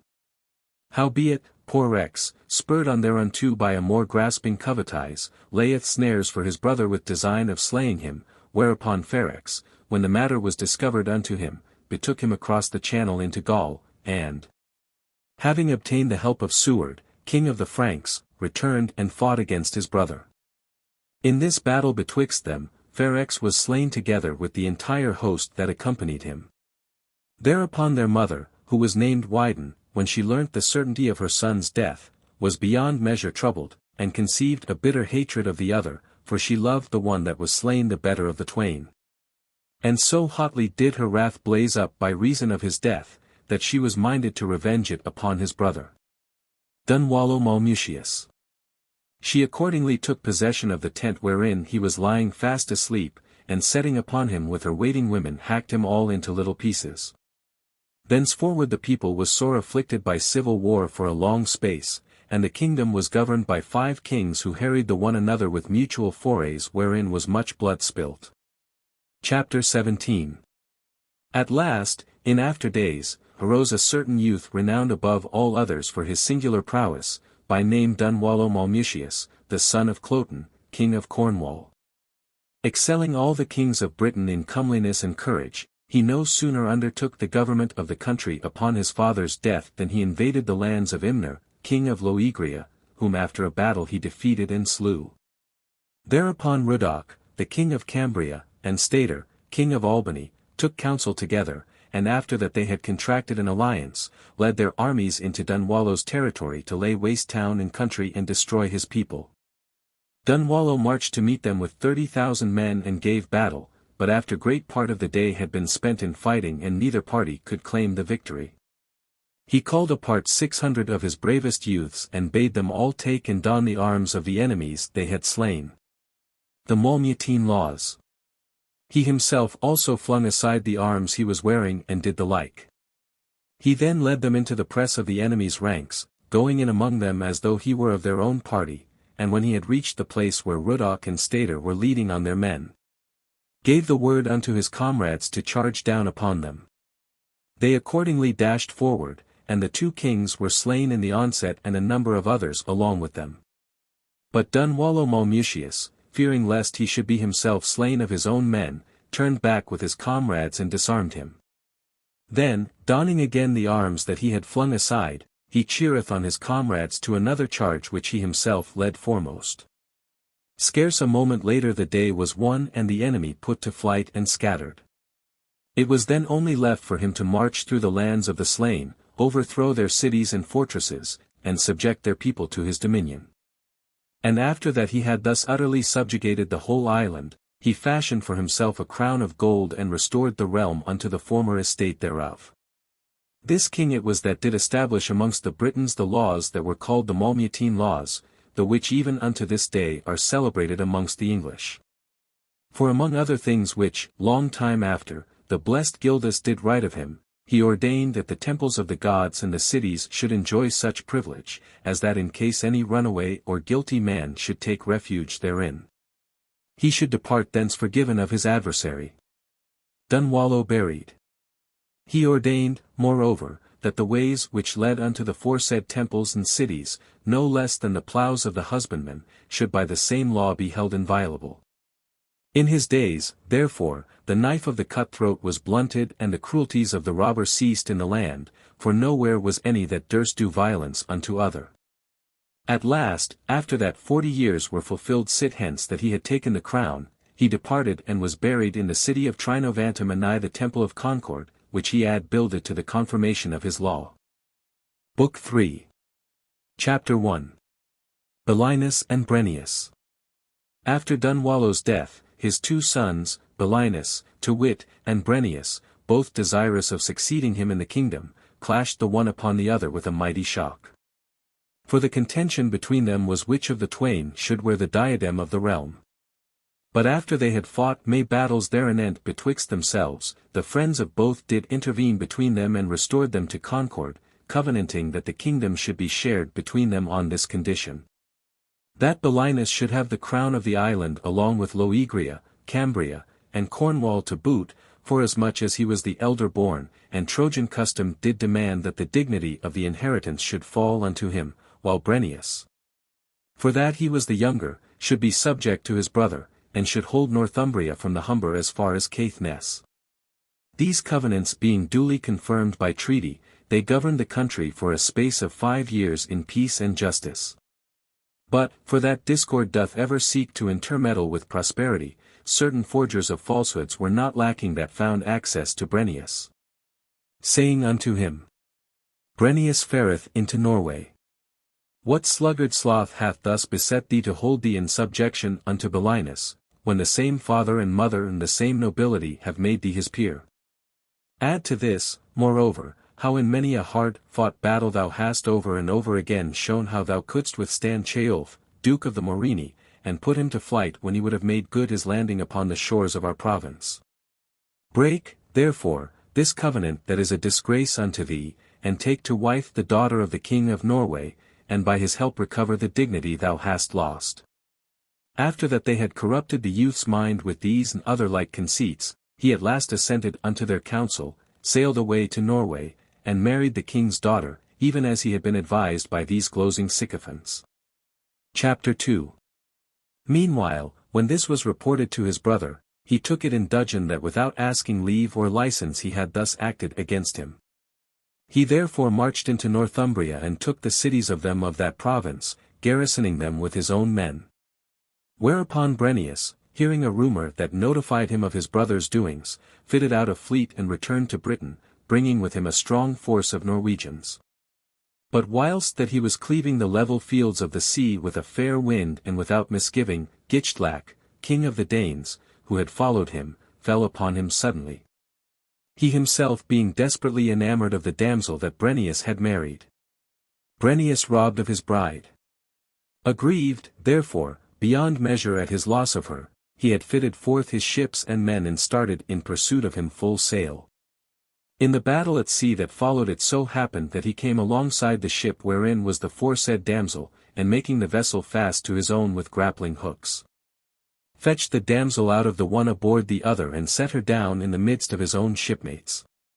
But whilst the barks were thus grappled together and were swaying about hither and thither in the deep sea, foul winds rise of a sudden, and in the squall the ships are parted, and driven by stress of weather upon different coasts. The King of Denmark, after drifting for 5 days out of his course before the tempest in continual terror, made land at last with the damsel on the coast of Northumbria, knowing not upon what shores he had been cast by this unlooked-for disaster. And when the men of the country learned what had fallen out, they took and brought them to Belinus, who was awaiting his brother's arrival in the parts by the sea. There were also along with Gichlax's ships 3 other ships, whereof one was of them that Brennus had fitted out. Glad enough was the king when he heard who they were, but yet more exceeding glad that this had befallen him just at the very moment he was most desirous of being revenged upon his brother. Chapter 3. Belinus conquereth Brennus.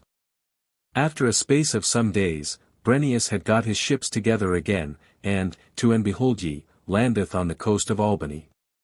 Forthwith, as soon as he heareth how his bride and they that were with her have been taken captive, and that in his absence his brother hath wrested from him the kingdom of Northumbria, he sendeth messengers unto him, demanding that his kingdom and his bride shall be at once restored unto him, otherwise he will lay the whole island waste from sea to sea, and slay his brother whensoever and wheresoever he may meet him withal.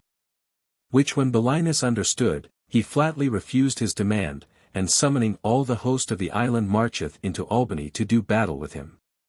But Brennus, when he knew that he had only asked to be denied, and that his brother was thus coming against him, went to meet him in the forest that is called Calaterium, there to meet and do battle with him.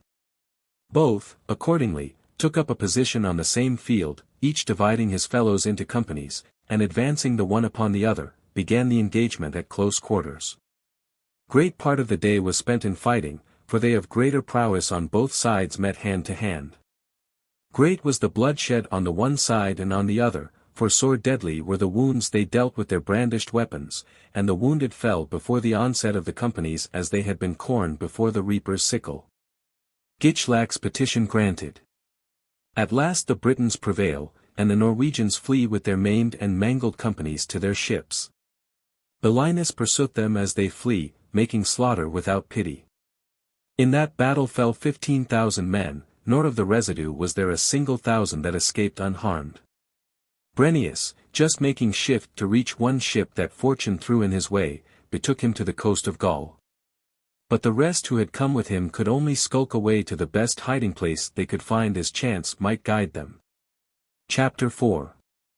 When Belinus had achieved the victory, he summoned all the nobles of the realm to meet him at York, to take counsel with him as to what he should do with the king of the Danes. For the king had sent him word from his prison that he would submit himself and the kingdom of Denmark unto him, and pay him yearly tribute, so he were allowed to depart freely along with his mistress. He sent word further that he would confirm the covenant by solemn oath, and give hostages for its fulfillment. When this offer was laid before the assembled nobles, all of them signified their willingness that Belinus should grant Gichlax's petition on these terms.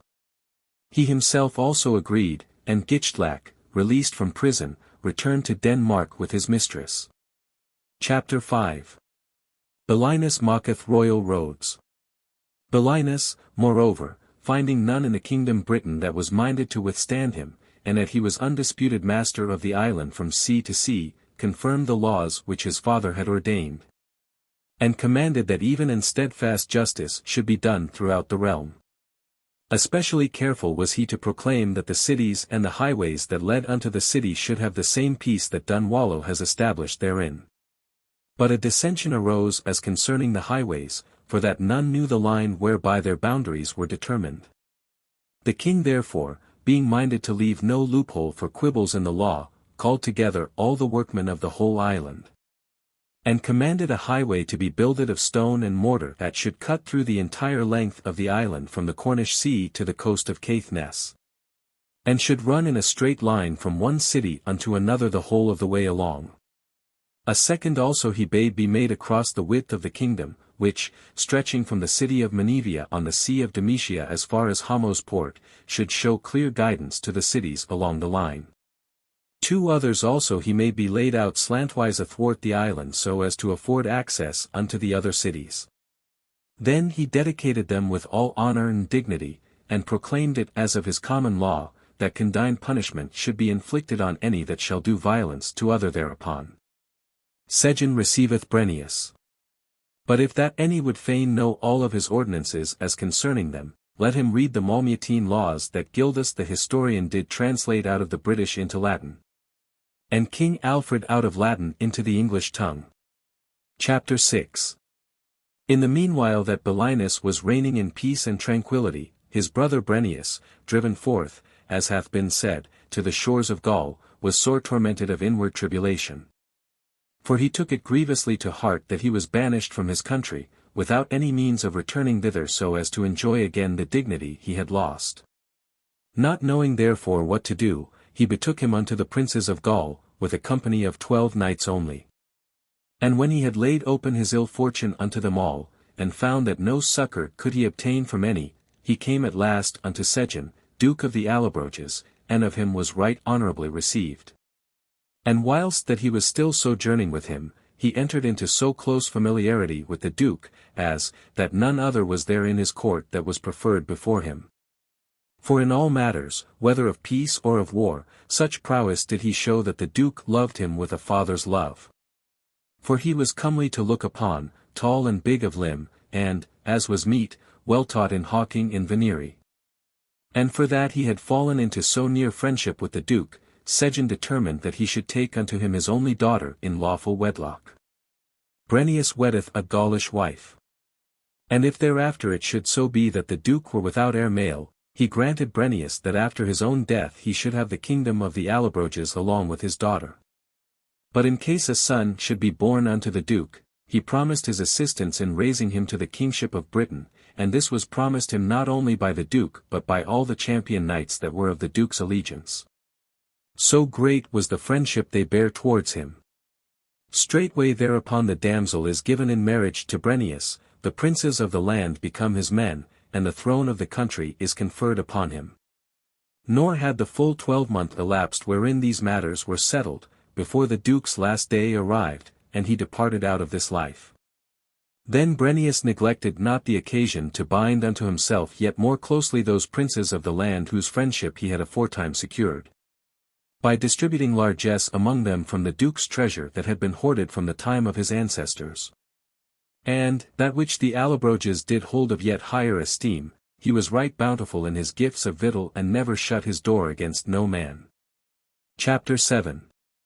Having thus drawn the affection of every man to himself, he deliberated inwardly in what manner he might take his revenge upon his brother Belinus, and when he announced his plans unto the people that were his lieges, they all with one accord declared that they would go with him into whatsoever land he might design to lead them. Conwenna reconcileth her sons.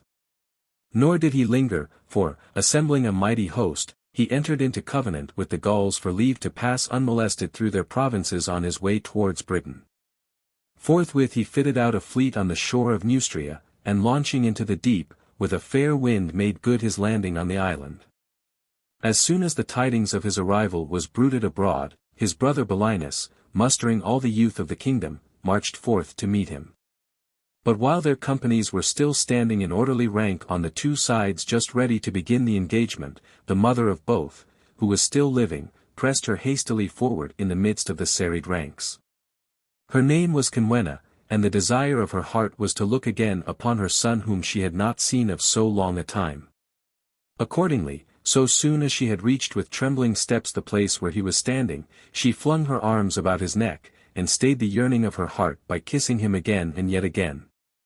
Then, baring her bosom, she spake unto him on this wise in a voice broken by her sobs, Remember, my son. Remember these breasts that thou hast sucked and the womb that bare thee wherein the Maker of all things hath created thee man of man and brought thee forth into the world through the throes of childbirth. The kiss of peace. Remember all the anxieties that I have suffered for thee, and grant thou this my petition. Yield thy pardon unto thy brother, and constrain the wrath that thou hast conceived against him, for no revenge is thine of right as against one that hath never offered thee either insult or injury. Even this that thou dost urge against him, to wit, that through him thou hast been banished from thy kingdom, if so be that thou wilt more narrowly look into the bearings of the case, not wilt thou find therein that thou canst call a wrong. For he banished thee not that any worse thing might befall thee, but he compelled thee to forego the worser things that thou mightest be exalted unto the better. For whereas thou didst only possess thy share of the kingdom as his vassal, now that thou hast lost it, thou art his peer in that thou hast obtained the realm of the Allobroges. What else hath he done herein, save that from being a needy knight, he hath promoted thee to be a high and mighty king? Add to this that the quarrel which hath risen betwixt ye was none of his seeking, but was begun by thee when, trusting to the king's help of Norway, thou didst burn to rebel against him. Moved, therefore, by the prayer unto which she had thus given utterance, in a chastened spirit he yielded obedience to her will, and doing off his helmet, walked forward with her to his brother. Belinus, when he saw him thus coming towards him with a countenance of peace, flung aside his arms and ran into his embrace with a kiss. The brothers invade Gaul. The brothers made friends forthwith, and with their disarmed troops made their way unto the city of Trinovantum. There taking counsel what they should do, they made them ready to lead their common army into Gaul, and to subject all the provinces thereof to their dominion. Chapter 8. At the end of the year they passed the channel into Gaul, and began to lay the country waste. When the tidings thereof were bruited abroad among the various nations, all the knights of the Franks came to meet them and fight against them. But the victory falling to Belinus and Brennus, the Franks fled with their wounded companies in all directions. But the Britons and Allobroges, so soon as they had won the day, ceased not to follow up the fleeing Gauls until they had taken captive their kings and compelled them to surrender.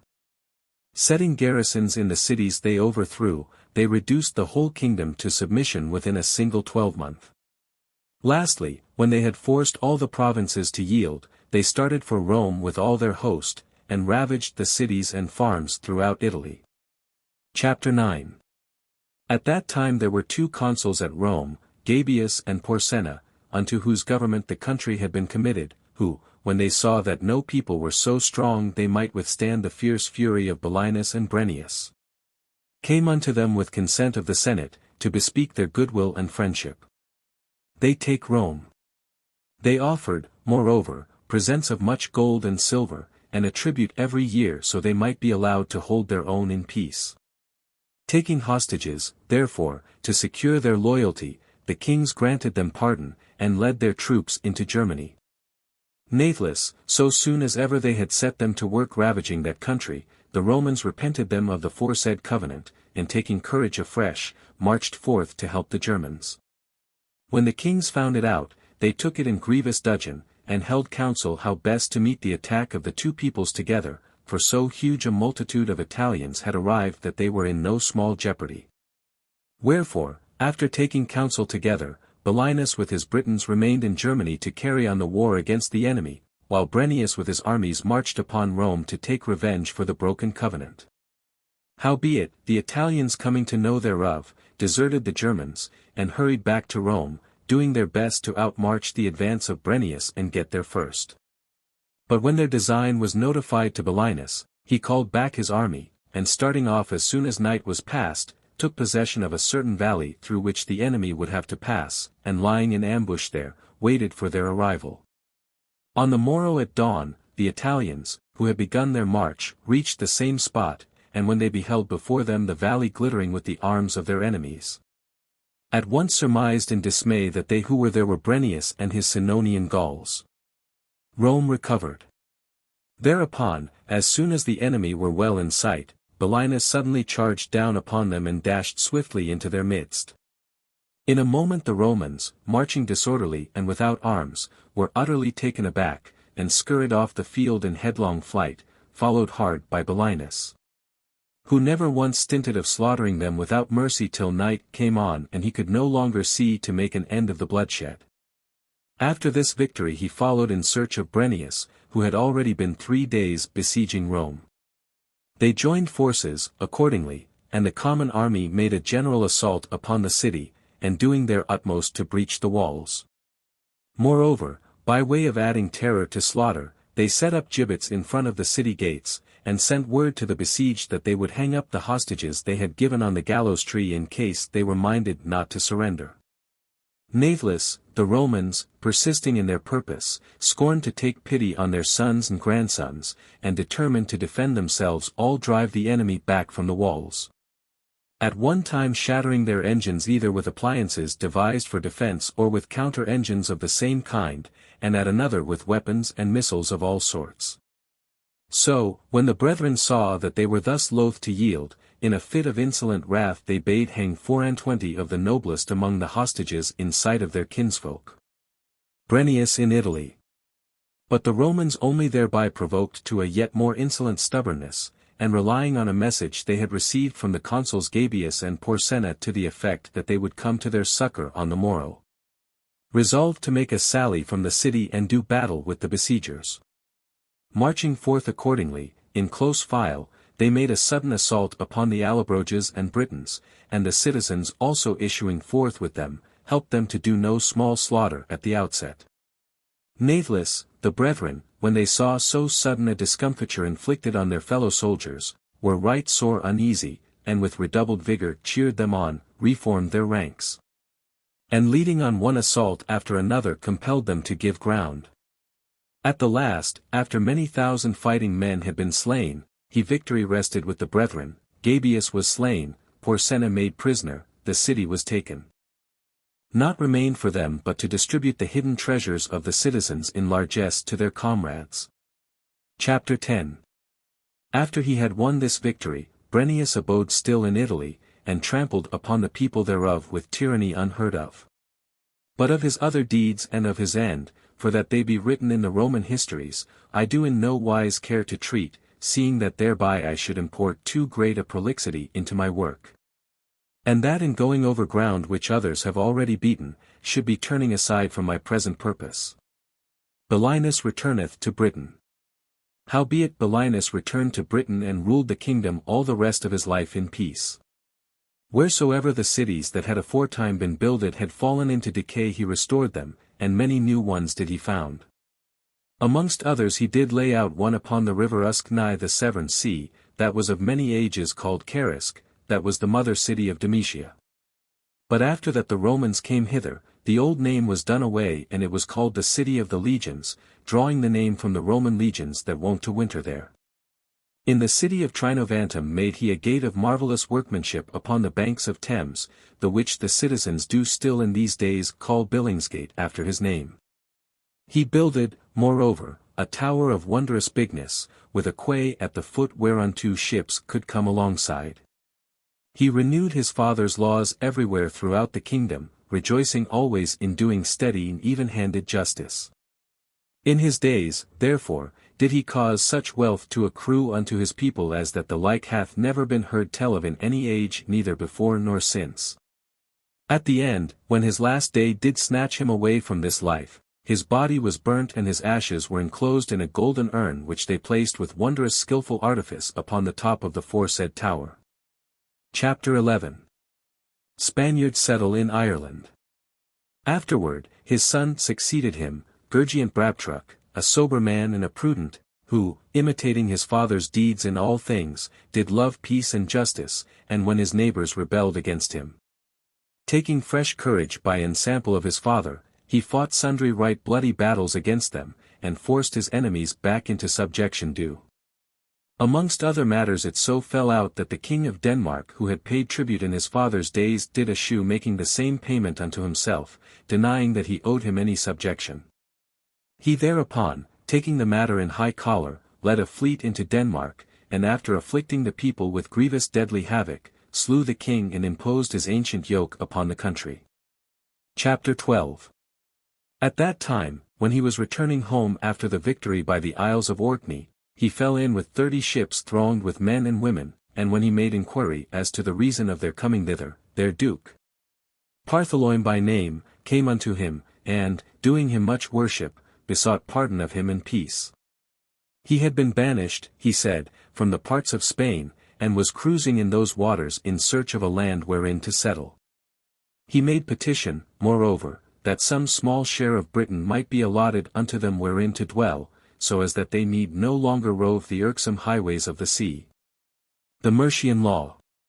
Wherefore, when Gurgiant Brabtruc had learnt that they came out of Spain and were called Barclenses, and that this was the drift of their petition, he sent men with them to the island of Hibernia which at that time was desert without a single inhabitant, and made them a grant thereof. Thenceforward they did there increase and multiply, and have held the island even unto this day. But Gurgiant Brabtruc, when that he had fulfilled the days of his life in peace, was buried in the city of legions which after his father's death he had made it his care to beautify with public buildings and walls. Chapter 13. After him, Githlin won the crown of the kingdom which all the days of his life he governed in kindly and sober wise. His wife was a noble woman named Martia, learned in all the arts. She, among many other and unheard of things that she had found out of her own natural wit, did devise the law which the Britons call Martiana. This also did King Alfred translate along with the others and called it in the Saxon tongue the Mercian law. And when Githlin died, the rule of the kingdom fell unto the foresaid queen and her son who was called Caecilius. For, at that time, Caecilius was but of 7 years, nor did his age warrant that the rule of the kingdom should be given up into his hands. Chapter 14. Morvid, his cruelty. For which reason, she being wise in counsel and politic beyond the common, did obtain the empire of the whole island. When she departed out of the light of this world, Caecilius took the crown, and held the helm of state. After him, Camar his son held rule, unto whom succeeded Danius by his brother, and after his death was Morvid crowned, who was son of his father Danius by Tangustilla his concubine. He would have been of highest renown for his prowess, had he not given way to exceeding great cruelty, for no man would he spare in his wrath, but would slay him on the spot had he any weapon at hand. Natheless was he comely of aspect and profuse in giving of largesse, nor was there another of so great valour in the land as that he could withstand him in single combat. Chapter 15. In his days did a certain king of the Moranians land with a great force on the shore of Northumbria and began to ravage the country. Morvid, thereupon collecting together all the youth of his dominions, marched forth against them and did battle with him. He was of more avail in fighting singly than was the greater part of the army of his dominions put together, and when he had won the victory not a soul was left on live that he did not slay. Gorbonian ruleth well. For he commanded them to be brought unto him one after the other that he might glut his bloodthirst by putting them to death. And when he ceased for a time out of sheer weariness, he ordered them be skinned alive, and burnt after they were skinned. But in the midst of these his cruel outrages a calamity befell him that put an end to his wickedness. For a beast, more fell than any monster ever heard of before, came up from the Irish sea and preyed continually upon the seafaring folk that dwelt in those parts. And when Morvid heard tidings thereof, he came unto the beast and fought with her single-handed. But when he had used up all his weapons against her in vain, the monster ran upon him with open jaws and swallowed him up as he had been a little fish. Chapter 16. 5 sons had been born unto him, whereof the eldest born, Gorbonian, succeeded to the throne. None at that time was a man more just, nor more a lover of upright dealing, nor none that ruled his people with greater diligence. For it was ever his custom to pay first due honor unto the gods and then right justice to the commonalty. He restored the temples of the gods throughout all the cities of Britain and budded many new. All his days did the island abound in a plenty of riches such as none of the neighboring countries did enjoy. For he enjoined the husbandmen to till their lands, and protected them against the oppressions of their landlords. Arthgallo ruleth ill. His young men of war, moreover, he did maintain with gold and silver in such sort as none of them should have need to do injury unto any other. In the midst of these many other deeds that bear witness unto his born goodness, he paid the debt of nature, and, parting from the light of this world, was buried the city of Trinovantum. Chapter 17. After him, Arthgallo his brother wore the crown the kingdom, a man in all he did the very contrary of his brother. For he made it his business everywhere to smite down the noble and upraise the base. To take away from the rich that which was their own, and to heap up untold treasure for himself. The which the barons of the realm refusing to put up with any longer, raised an insurrection against him, and deposed him from the throne of the kingdom. They then raised thereunto Elidor his brother, who for the pity that he afterward showed unto his brother was called the Pious. For after that he had held the kingdom a space of 5 years, whilst he was hunting in the forests of Calaterium, it so fell out that he met his brother who had been deposed. His brother had wandered through sundry of the provincial kingdoms seeking for help to recover his lost honors, but help nowhere could he find, and when he could no longer endure the poverty that had overtaken him, had returned to Britain with a company of 10 knights only. Seeking out, therefore, such as had aforetime been his friends, he was passing through the foresaid forest when Ellider his brother espied him in such unhoped-for wise. Ellider's piety. As soon as he saw him he ran up to him and embraced him, kissing him again and again. And when he had wept long time over his brother's mean estate, he brought him with him to the city of Alclad and hid him in his own chamber. He then feigned that he himself was there lying sick and sent his messengers throughout the whole kingdom to intimate unto those princes that were vassals of the crown that he was fain they should come to visit him. And when all had come together in the city where he lay, he bade that each one of them should come severally into his chamber without making any noise. For he said that the sound of many voices would be hurtful to his head in case they all came in together in a crowd. Each one, therefore, believing the story, obeyed his bidding and came into the house orderly, the one after another. Ellider, the meanwhile, had given order unto his sergeants that were there already, to take each one as he came in, and, save he were minded again to swear allegiance unto Arthgallo his brother, to smite off his head. Thus did he deal severally with them all, and so, by fear of death, reconciled them all unto Arthgallo. When the covenant was duly confirmed, Ellider brought Arthgallo unto the city of York, and taking the crown off his own head set it upon that of his brother. Hence it was that the name of the pious was bestowed upon him, for that he had shown, as I have said, this pity towards his brother. Arthgallo, accordingly, reigned 10 years, and did so amend him of his former misdeeds, as that now he did begin to abase the baser sort and to exalt the gentler, to allow every man to hold his own, and to do right justice. Ellider 3 times king. After a time, falling into a lethargy, he died and was buried in the city of Carlisle. Chapter 18. Thereafter Ellider was again made king, and was restored unto his former dignity. But whilst that he was following his eldest brother Gorbonian in all good deeds, his twain other brothers, Vigenius and Peretor, assembling armed men from every quarter, marched forth to fight against him. Having won the victory, they took him and shut him up within the tower of the city of Trinovantum, setting a guard to watch. Afterward, they shared the kingdom in twain, whereof that part which stretcheth westward from Humber fell to the lot of Vigenius, but the other with the whole of Albany to Peretor. At last, after 7 years had slipped away, Vigenius died and the whole kingdom fell unto Peretor. When the scepter was set in his hand, he did ever thereafter govern the kingdom mildly and soberly, insomuch that it was said of him that he did excel his brothers who had gone before him, nor was any mention made of Ellider. But, for that death knoweth not to spare any man, she came upon him unawares and snatched him away from life. Succession of kings. Then straightway is Ellider led forth from prison and a 3rd time raised to the throne, who, after that he had fulfilled his time in bounty and justice, passing forth from the light of this world left his piety as an ensample unto them that should come after him. Chapter 19. After Ellider's death, a son of Gorbonian took the crown of the kingdom, and did imitate his uncle in wisdom as in wit. For, eschewing all tyranny, he exercised justice and mercy towards his people, nor turned aside from the path of righteousness. After him reigned Margan, the son of Arthgallo, who, taking ensample by the gentleness of his kinsfolk, ruled the nation of the Britons in tranquillity. Him succeeded Ennion, his brother, who departed so widely from his father's wont in his treatment of the people, that in the 6th year of his reign he was deposed from the throne of the realm. In his place was set his kinsman Edwallo, the son of Vigenius, who, admonished by the fate that had befallen Ennion, did pursue the paths of justice and righteousness.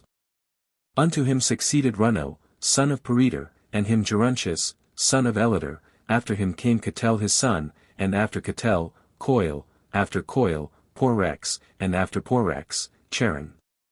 Unto him were born 3 sons, Fulgenius, to wit, Eldad and Andragius, who reigned the one after the other.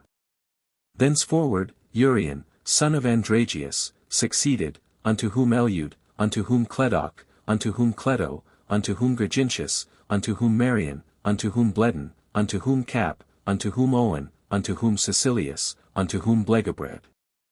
Lud the city builder. He surpassed all the singers of the forepast age, both in measures of harmony and in the fashioning of all manner of musical instruments, so as that he might seem the very god of all minstrels.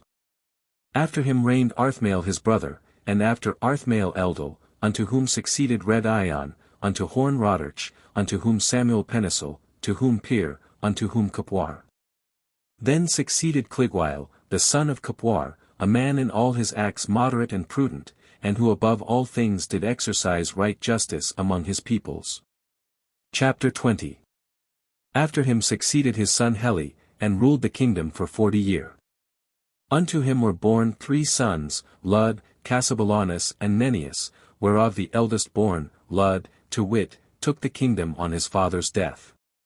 Thereafter, for that a right glorious city builder was he renewed the walls of Trinovantum, and girdled it around with innumerable towers. He did likewise enjoin the citizens that they should build houses and stately fabrics therein, so as that no city in far-off kingdoms should contain fairer palaces. He himself was a man of war, and bountiful in giving of feasts. And, albeit that he had many cities in his dominion, yet this did he love above all other, and therein did he sojourn the greater part of the whole year, whence it was afterward named Caerlud, and after that, by corruption of the name, Caerlondon. In a later day, by the changing of the tongues, it was called London, and yet later, after the landing of the foreign folk that did subdue the country unto themselves, hath it been called Londres. Cassibelanus king. Alter the death of Lud, his body was buried in the foresaid city nigh unto that gate, which even yet is called Porthlud in British, but in Saxon Ludgate. 2 sons were born unto him, Androgus and Tenuantius, but for that by reason of their infancy they were unable to rule the kingdom, their uncle Cassibelanus was raised to the throne of the kingdom in their stead. So soon as he was crowned king, he did so abound alike in bounty and in prowess, as that his fame was bruited abroad, even in far-off kingdoms. Whence it came to pass that the kingship of the whole realm did fall unto him and not unto his nephews. Howbeit, Cassibelanus, yielding willingly to natural affection, was not minded that the youths should be without kingdoms of their own, wherefore he allotted a large share of the realm unto each. For the city of Trinovantum did he grant unto Androgus along with the duchy of Kent, and the duchy of Cornwall unto Tenuantius. He himself, howbeit, as wearing the sovereign dignity of the crown, was mindful to hold them along with all the princes of the whole island in vassalage unto himself. Book 4. Chapter 1. Caesar beholdeth Britain. In the meantime it so fell out, as may be found in the Roman histories, that after he had conquered Gaul, Julius Caesar came to the coast of the Ruteni. And when he had espied from thence the island of Britain, he asked of them that stood around, what land it might be and who were they that dwelt therein.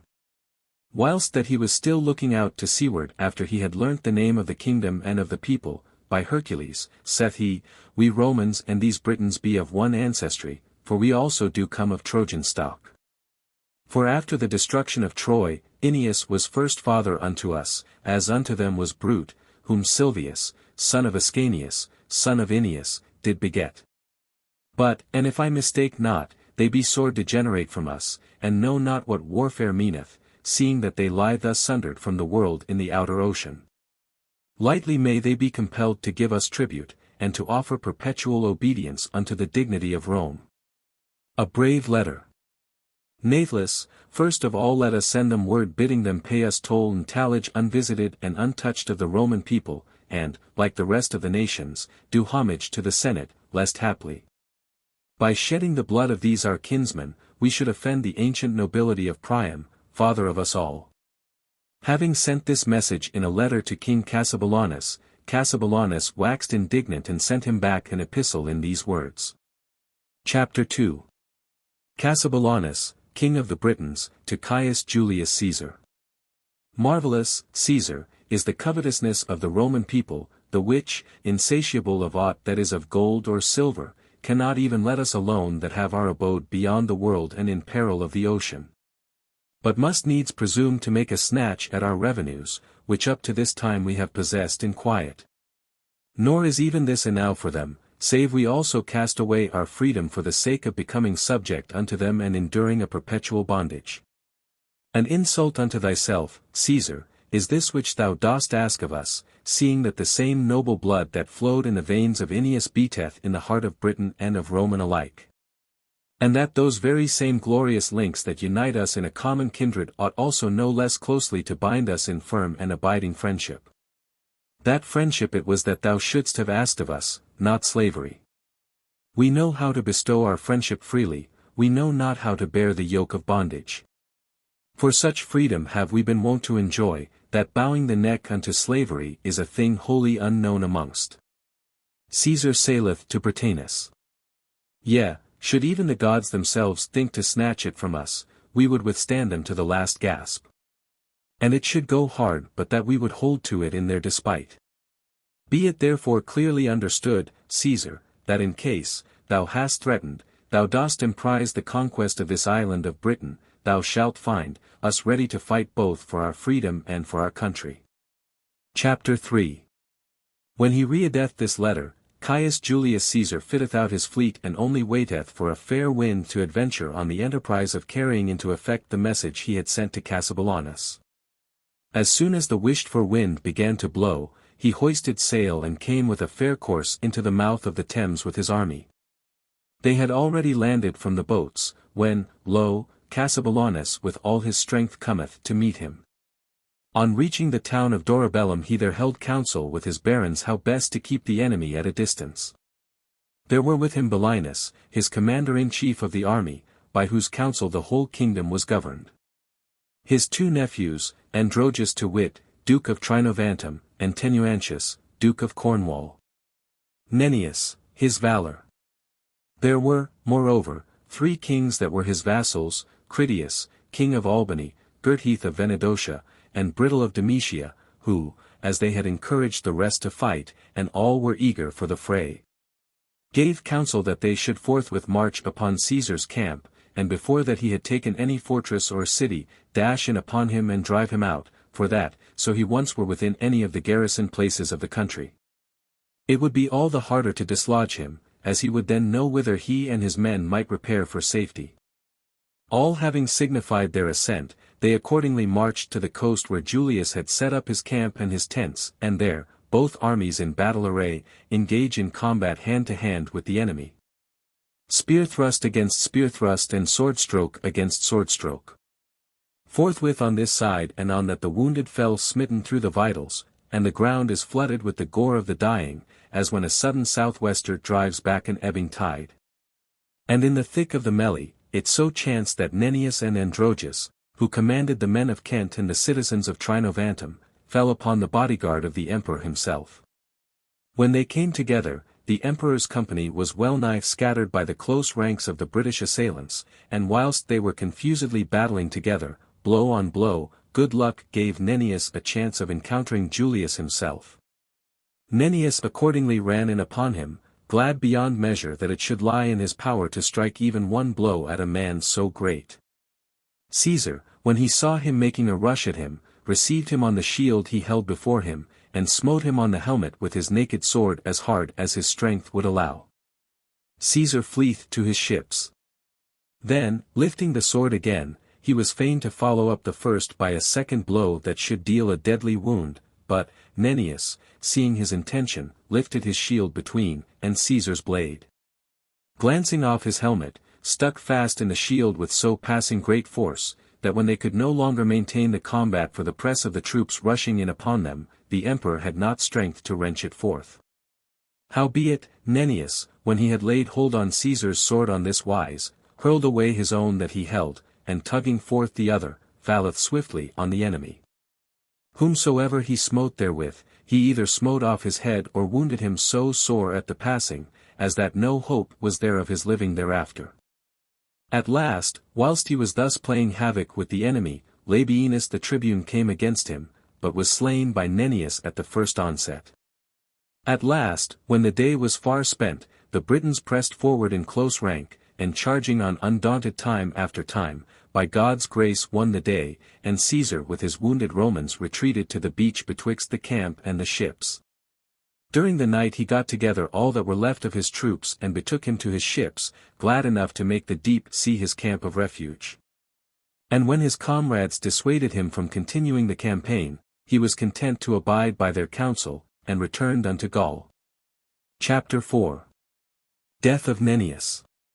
Cassibelanus, rejoicing in the victory he had achieved, gave thanks unto God, and calling together his comrades in success, bestowed exceeding abundant largesse upon each according to the merits of his prowess. On the other hand, his heart was wrung with sore grief for that his brother Nennius had been hurt mortally, and was then lying in jeopardy of death.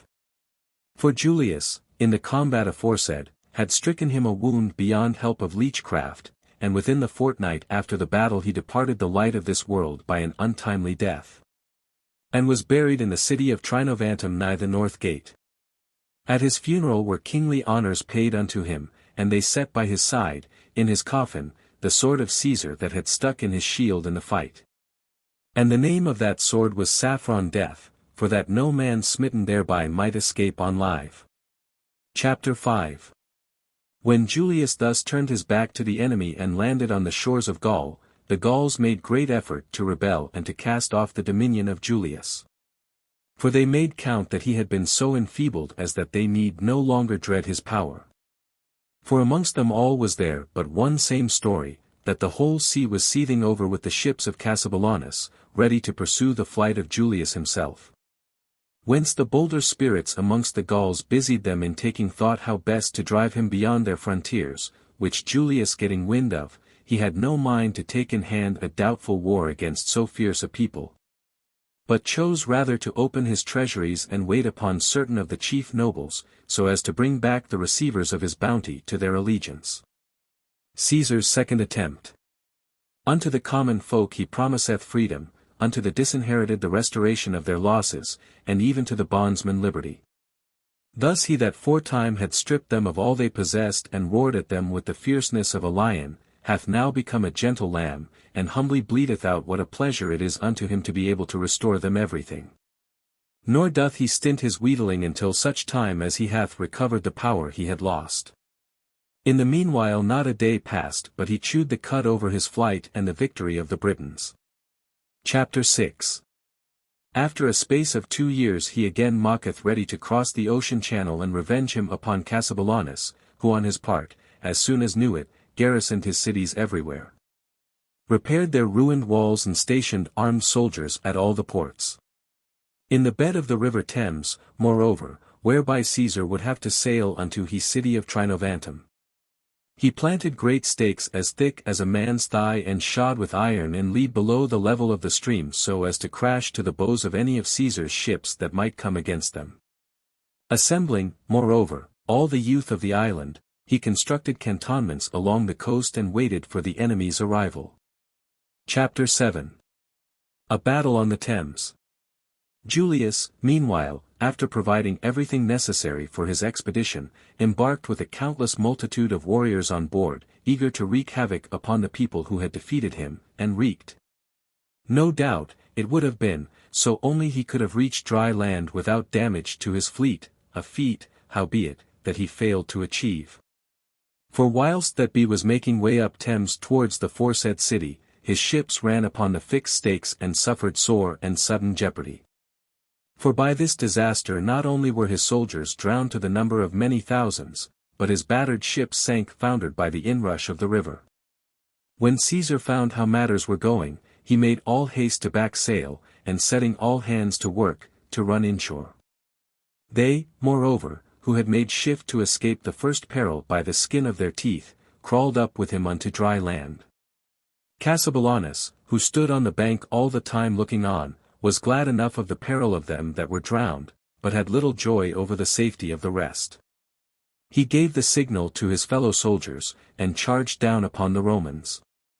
But the Romans, albeit they had suffered this jeopardy in the river, so soon as they stood on dry land, withstood the charge of the Britons like men, and having hardihood for their wall of defence, made no small slaughter of their enemies.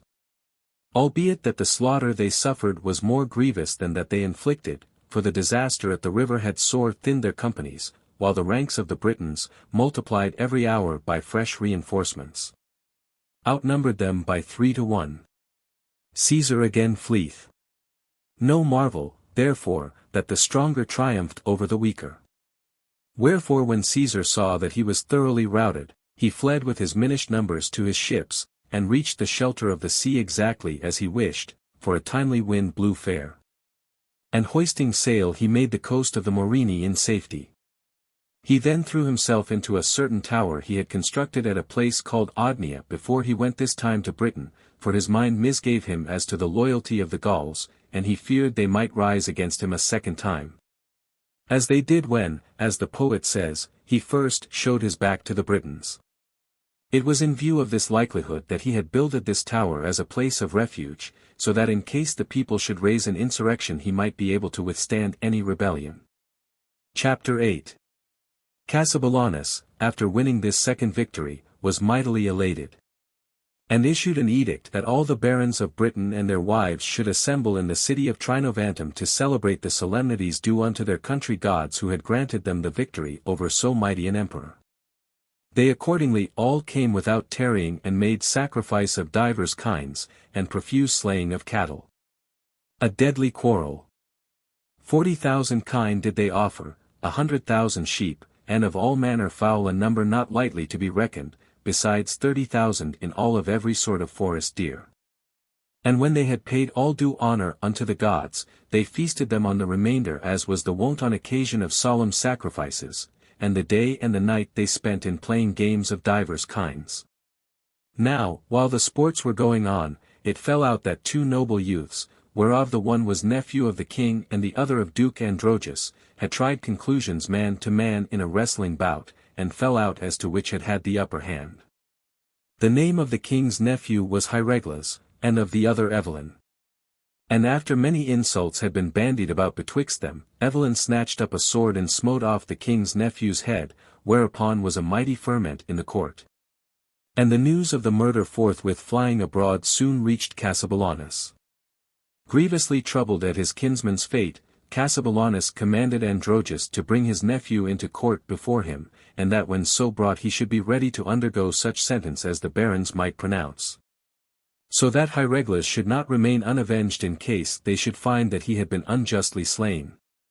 Howbeit, for that Androgus had a suspicion as to the king's mind in the matter, he made answer that he himself had his own court, and that whatsoever claim any might have as against any of his men ought to be heard and decided therein.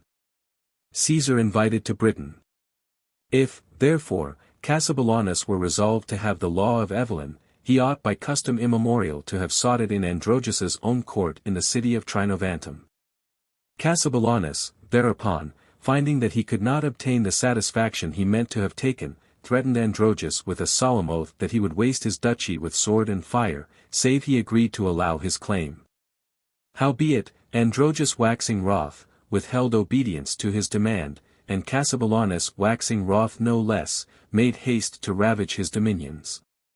Natheless, Androgus, through his friends and kinsfolk about the court, besought the king to lay aside his wrath, but finding that he could in no wise allay his fury, began to take thought whether he might not make shift to devise some other means of withstanding him.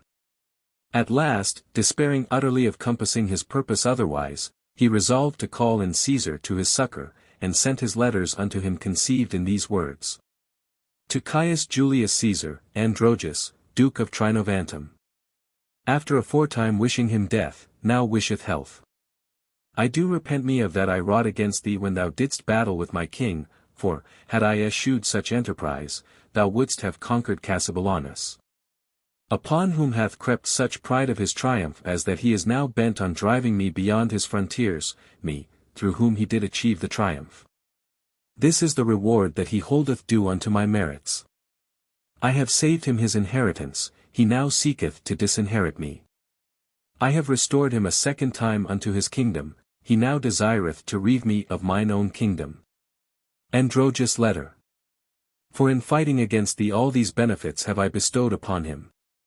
I call the gods of heaven to witness that never have I deserved his wrath, save I can be said to deserve it for refusing to deliver up unto him my nephew whom he doth earnestly desire to condemn to an unjust death. And that the truth hereof may be clearly manifest to your discernment, take note in what manner the quarrel did arise.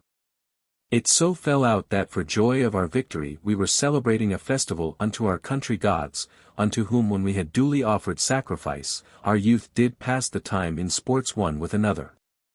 Among the rest our nephews, taking ensample of the others, did engage in a wrestling bout. And when my nephew had won the bout, the other, burning with unjust wrath, ran up to strike him. But he, avoiding the blow, took him by the forearm, thinking to snatch the sword out of his fist. In the struggle the king's nephew fell upon the point of the sword and dropped down stricken to the death. When, therefore, this was reported unto the king, he commanded me to deliver up my nephew to suffer punishment for the manslaughter. The which when I refused to do, he came with all his host into my provinces and hath most grievously harried them.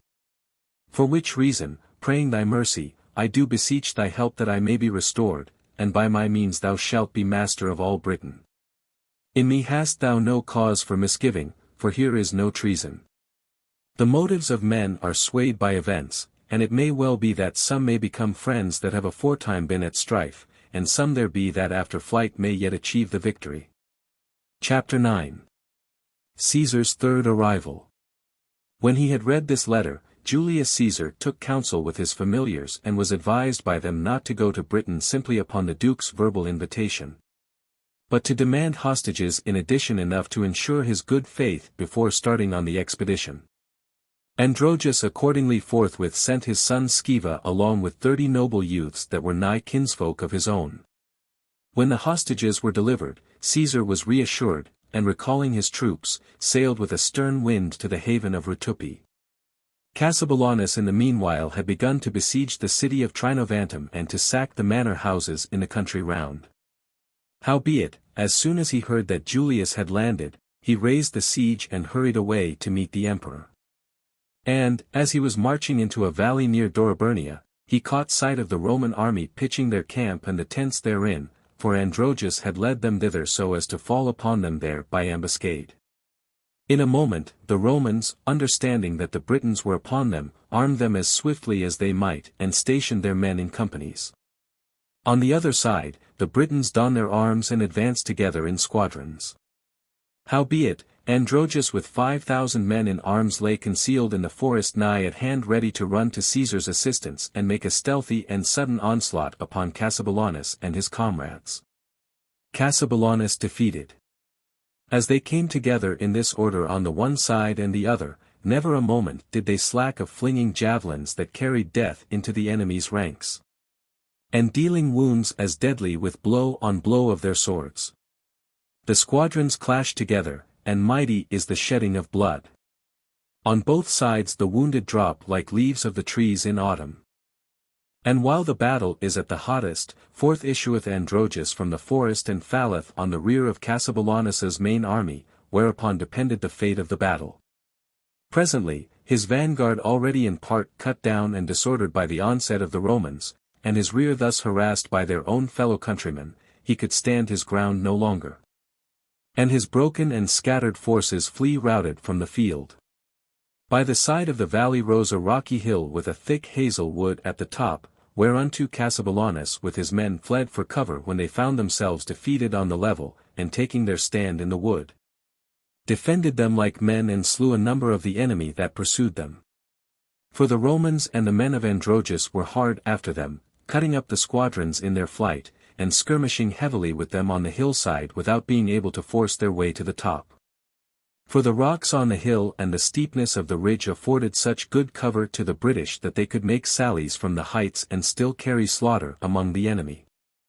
Caesar, therefore, beleaguered the hill all that night, for it was dark already, and cut off every means of retreat, thinking to wring from the king by hunger what he could not force from him by arms. Britons a noble race.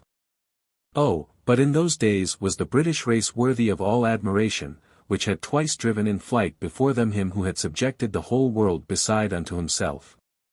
And even in defeat now withstood him whom no nation of the earth had been able to withstand, ready to die for their country and their freedom. To their praise it was that Lucan sang how Caesar, scared when he found the Britons that he sought for, only displayed his craven back before them. At the end of the second day, Cassibelanus, who had all this time had not to eat, began to fear that he must yield him captive to hunger and submit him to the prison of Caesar. He sent word accordingly to Androgeus to make peace for him with Julius, lest the dignity of the race whereof he was born should suffer by his being led into captivity. He sent word also, that he had not deserved he should desire his death, albeit that he had harassed his country. And when the messengers had told him their errand, saith Androgeus, not to be beloved is the prince that in war is gentle as a lamb, but in peace fierce as a lion. Gods of heaven and earth! My lord beseecheth me now that aforetime did command me, doth he now desire to make peace with Caesar and to do him homage, of whom Caesar did first desire peace. Forsooth, he might have known that he who drove an emperor so mighty out of his kingdom could also bring him back. Androgeus pleadeth with Caesar. Why am I to be treated unfairly who could render my service either to him or to another? Led blindfold of his own folly is he that doth exasperate injuries and insults the fellow soldiers unto with whom he oweth his victories. For no victory is won by the commander alone, but by them that shed their blood for him in the battle. Natheless will I make his peace with him if I may, for the injury that he hath done me is enough revenged in this that he hath prayed my mercy. Chapter 10. Thereupon Androgeus went straightway to Julius, and clasping his knees, spake unto him on this wise. Behold, already hast thou enough revenged thee upon Cassibelanus. Have mercy now upon him. Not more remaineth for him to do save only that he render homage unto thee and pay due tribute unto the dignity of Rome. And when Caesar answered him never a word, Androgeus spake again. This thing only, Caesar, have I promised unto thee, and not more than this. That I would do mine utmost to make Cassibelanus acknowledge him thy man and to subdue Britain unto thy sovereignty. Lo, now, Cassibelanus is vanquished and Britain subdued unto thee by mine assistance. What more owe I unto thee? May he that did create all things forbid that I should suffer lord of mine that prayeth me of mercy and hath done me right as touching the wrong he had done unto me, to be thrust into prison or chained in fetters. Caesar quitteth Britain. No light thing is it to slay Cassibelanus while I am on live, nor shall I blush to render him all service that I may save thou hearken unto my counsel. Julius thereupon, his eagerness somewhat slackened by fear of Androgeus, accepted the allegiance of Cassibelanus on condition of his paying tribute, the amount of the tribute he pledged himself to pay being 3,000 pounds of silver. Thenceforward Julius and Cassibelanus made friends together, and bestowed gifts of courtesy the one upon the other. Afterwards Caesar wintered in Britain, and with the return of spring crossed the Channel into Gaul. Some time later, after collecting an army of men of all nations, he marched to Rome against Pompey. Chapter 11. After 7 years had passed by, Cassibelanus died and was buried in the city of Eboracum. Unto whom succeeded Tenuantius, Duke of Cornwall, the brother of Androgeus, for Androgeus himself had gone to Rome along with Caesar, so that Tenuantius was crowned king, and governed the realm with diligence. He was a man of warlike spirit and dealt out strong-handed justice. After him, his son Cymbeline was raised to the kingly dignity, a strenuous knight that had been nurtured in the household of Augustus Caesar. He had contracted so nigh a friendship with the Romans that albeit he might well have withheld the tribute from them, yet, natheless, did he pay the same of his own free will. Cymbeline and his sons. In those days was born our Lord Christ Jesus, by whose precious blood was mankind redeemed, that aforetime had been bound in the chains of the devils. Chapter 12. Cymbeline, after that he had 10 years governed Britain, begot 2 sons, whereof the elder born was named Guiderius and the other Arviragus. And when the days of his life were fulfilled, he gave up the helm of state to Guiderius. But when Guiderius refused to pay the tribute which the Romans demanded, Claudius, who had been raised to the empire, made a descent upon the island. There was with him his commander-in-chief of his army who was called in the British tongue Levis Homo, by whose counsel all campaigns that were undertaken were directed. This man, accordingly, when he had disembarked at the city of Porchester, began by building up the gates of the city with a wall so as to shut all issue for the citizens. His design being either to compel the hunger-starven burgesses to surrender or otherwise to slay them without mercy. Chapter 13. Claudius and Homo. When the tidings of Claudius Caesar's arrival was spread abroad, Guiderius assembled every armed man in the realm and marched against the Roman army, and when the battle began, at first stoutly made head against the enemy, slaying more men with his own single sword than the greater part of his army put together. Already Claudius was betaking him to his ships, already were the Romans well nigh scattered, when the crafty Homo, casting aside the armor he was wearing, did on the arms of a Briton, and in guise of a Briton fought against his own men. Then he cheered on the Britons to the pursuit, promising them a speedy victory. For he had learned their tongue and their customs, seeing that he himself had learnt nurture along with the British hostages at Rome. By this device he made shift by degrees to come close up to the king, and when he found an opening to get at him, just when he least suspected any peril of the kind, slew him by the edge of the sword. And slipping away betwixt the companies of his enemies, rejoined his own men with his ill-omened victory. But Arviragus, as soon as he espied that his brother was slain, straightway cast aside his own armor and did on that of the king, hurrying hither and thither and cheering on his men to stand their ground as though it had been Guiderius himself. They, not knowing that the king was dead, took fresh courage from his cheering, at once held their ground and battled on, doing no small slaughter among the enemy.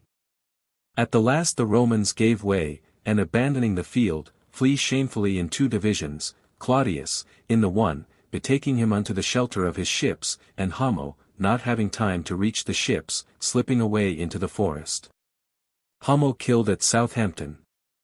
Arviragus therefore, weening that Claudius was fleeing along with him, hurried in pursuit, and never once stinted of chasing him from point to point, until he came to a stand on the sea-coast. At the place that is now called Hampton, after the name of the said Homo. There was a haven there, suitable for ships to lade and unlade, and a number of merchant carracks were then lying therein. Homo was mighty keen to get aboard of them, but Arviragus was too quick for him, and unexpectedly coming down upon him slew him on the sudden. The haven, accordingly, hath from that day unto this been called Homo's port. Chapter 14. Meanwhile Claudius, as soon as he could get his men together again, attacked the city aforesaid, which at that time was called Carpares, but now Porchester. It was not long before he cast down the walls, and after defeating the citizens pursued Arviragus to Winton, within which city he had taken refuge. He then besieged that city, and endeavored to take it by diverse devices. But Arviragus, when he beheld himself besieged, mustered his forces, and opening the gates sallied forth to fight. Howbeit, just as he was preparing to charge, Claudius sent messengers unto him bearing word that he was minded to make peace. For he feared the hardiness of the king and the valor of the Britons, and chose rather to subdue him by prudence and policy than to run the hazard of a doubtful encounter. Arviragus weddeth Genuissa. He therefore proposed a reconciliation, and promised to give him his daughter, so only he would acknowledge the kingdom of Britain to be a fief of the Roman Empire. The aldermen of his court accordingly counselled him to lay aside his warlike preparations and accept the promise of Claudius. For no disgrace was it, they said, unto him to become a vassal of the Romans, seeing that they had possessed them of the empire of the whole world. Claudius accordingly sent to Rome for his daughter forthwith, and availing him of Arviragus's assistance, brought the Orkneys and the outlying islands into subjection to himself. Chapter 15. At the end of winter the envoys returned with his daughter and delivered her unto her father. The damsel's name was Genuissa, and of so surpassing beauty was she that she was the admiration of all that beheld her. And after that they were joined in lawful wedlock, she did kindle so fervent love in the heart of the king as that he held her, and her only, dearer than all he world beside. Whence, being fain that the place where he was first wedded unto her should be made famous for ever, he proposed unto Claudius that he should build thereon a city which might perpetuate to future times the remembrance of so happy a marriage. Claudius gladly received the proposal, and commanded a city to be builded, which, after his own name, he called Caerglu, or Gloucester, by which name it is known even unto this day, situate upon the bank of the Severn, which is the boundary betwixt Demetia and Loegria. Gloucester builded. Howbeit, some do say that it hath the name from one Gloius, the duke that was born unto Claudius in that city, unto whom after the death of Arviragus the dukedom of Domitia did fall. After the city was builded and the island was at peace, Claudius returned to Rome, and granted the rule of the islands of the province unto Arviragus. At that time Paul the Apostle did found the church of Antioch, and coming afterward unto Rome did there hold the bishopric thereof, sending Mark the evangelist into Egypt to preach the gospel he had written. Chapter 16. After Claudius had returned to Rome, Arviragus began to show his policy in his prowess, to rebuild cities and castles, and to hold the people of the realm in check, with such justice as that he was a terror even unto kings afar off. Howbeit his pride did therewithal wax so great as that he despised the Roman power, and was minded no longer to be bound by his homage to the Senate, but to arrogate all things unto himself. Upon hearing these tidings, Vespasian was sent by Claudius either to bring about a reconciliation with Arviragus or to reimpose his subjection to the Romans. Vespasian at Exeter. But when Vespasian began to draw nigh unto the haven of Rutupi, Arviragus met him and forbade him to enter thereinto. And so vast a multitude of men in arms had he brought with him as that the Romans were scared, and durst not attempt to land lest he should attack them. Vespasian accordingly drew away from that port, and backing sail made for Totnes. As soon as he reached dry land, he marched upon Caer Hulgoit, that is called Exeter, to besiege it. And when he had beleaguered it for 7 days, Arviragus with his army arrived and did battle with him. On that day the armies of both were sore cut up, but neither obtained the victory. But at morn upon the morrow, by the mediation of Genuisa the queen, the dukes made friends and dispatched their fellow soldiers over into Hibernia. When the winter was over, Vespasian returned to Rome, and Arviragus remained in Britain. At last, on the verge of old age, he began to show greater regard for the Senate, and ruled his kingdom in peace and quietness, confirmed the ancient customary laws and established others new, bestowing, moreover, passing great largesse on all such as he held worthy thereof. His fame being bruited abroad throughout all Europe, the Romans both loved and feared him in such wise that of all kings was there none of whom was there so much talk at Rome as of him.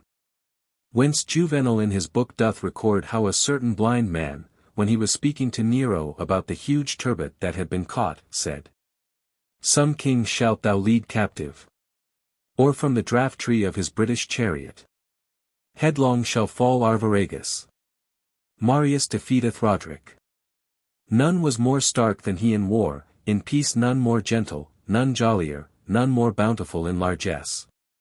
When he had fulfilled the days of his life, he was buried at Gloucester in a certain temple which he had builded and dedicated in honor of Claudius." Chapter 17. His son Marius succeeded him in the kingdom, a man of marvelous prudence and wisdom. In his reign, after a time, came a certain king of the Picts, named Roderick, with a great fleet from Scythia and landed in the northern part of Britain which is called Albania, beginning to ravage the province.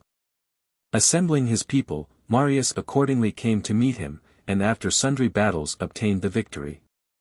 He then set up a stone in token of his triumph in that province which was afterward called Westmeria after his name, whereon is graven a writing that beareth witness unto his memory even unto this day. After that Roderick was slain, he gave unto the conquered people that had come with him that part of Albany which is called Caithness wherein to inhabit. For the land was wilderness, seeing that none had dwelt therein to till the land for many a long day. And for that they had no wives, they besought of the Britons their daughters and kinswomen, but the Britons disdained to match their children with such manner of folk. Whereupon, finding that they did only meet with denial in this quarter, they betook them over the channel to Ireland and brought back with them women from thence, of whom were born a mixed breed that did hugely multiply their numbers. Coil loveth the Romans. But enough concerning them, for I purpose not to treat of their history, nor of that of the Scots who derived their origin from them and the Hibernians. But Marius, when that he had settled the island in absolute peace, began to manifest his affection for the Roman people, paying the tribute that they demanded, and, provoked thereunto by ensample of his father, did exercise justice, law and peace and all things honorable throughout his kingdom. Chapter 18. But when he had ended the course of his life, his son Coil guided the helm of state. Coel from childhood had been brought up at Rome, and having been taught Roman ways, had conceived a mighty liking for the Romans. Wherefore he also paid them the tribute and eschewed all wrangling about it, for that he saw the whole world was subject unto them, and that their power did surpass the power of any one province or of any alliance among the smaller nations. He paid therefore that which was demanded, and in peace held that which was his own.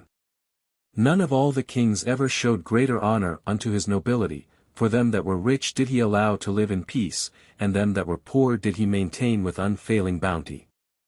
Chapter 19. Of King Lucius.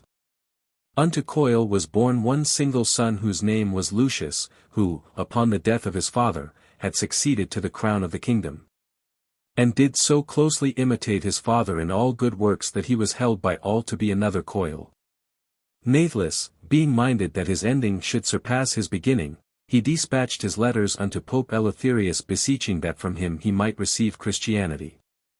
For the miracles that were wrought by the young recruits of Christ's army in divers lands had lifted all clouds from his mind, and panting with love of the true faith, his pious petition was allowed to take effect, forasmuch as the blessed pontiff, finding that his devotion was such, sent unto him two most religious doctors, Pagan and Duvian, who, preaching unto him the incarnation of the Word of God, did wash him in holy baptism and converted him unto Christ.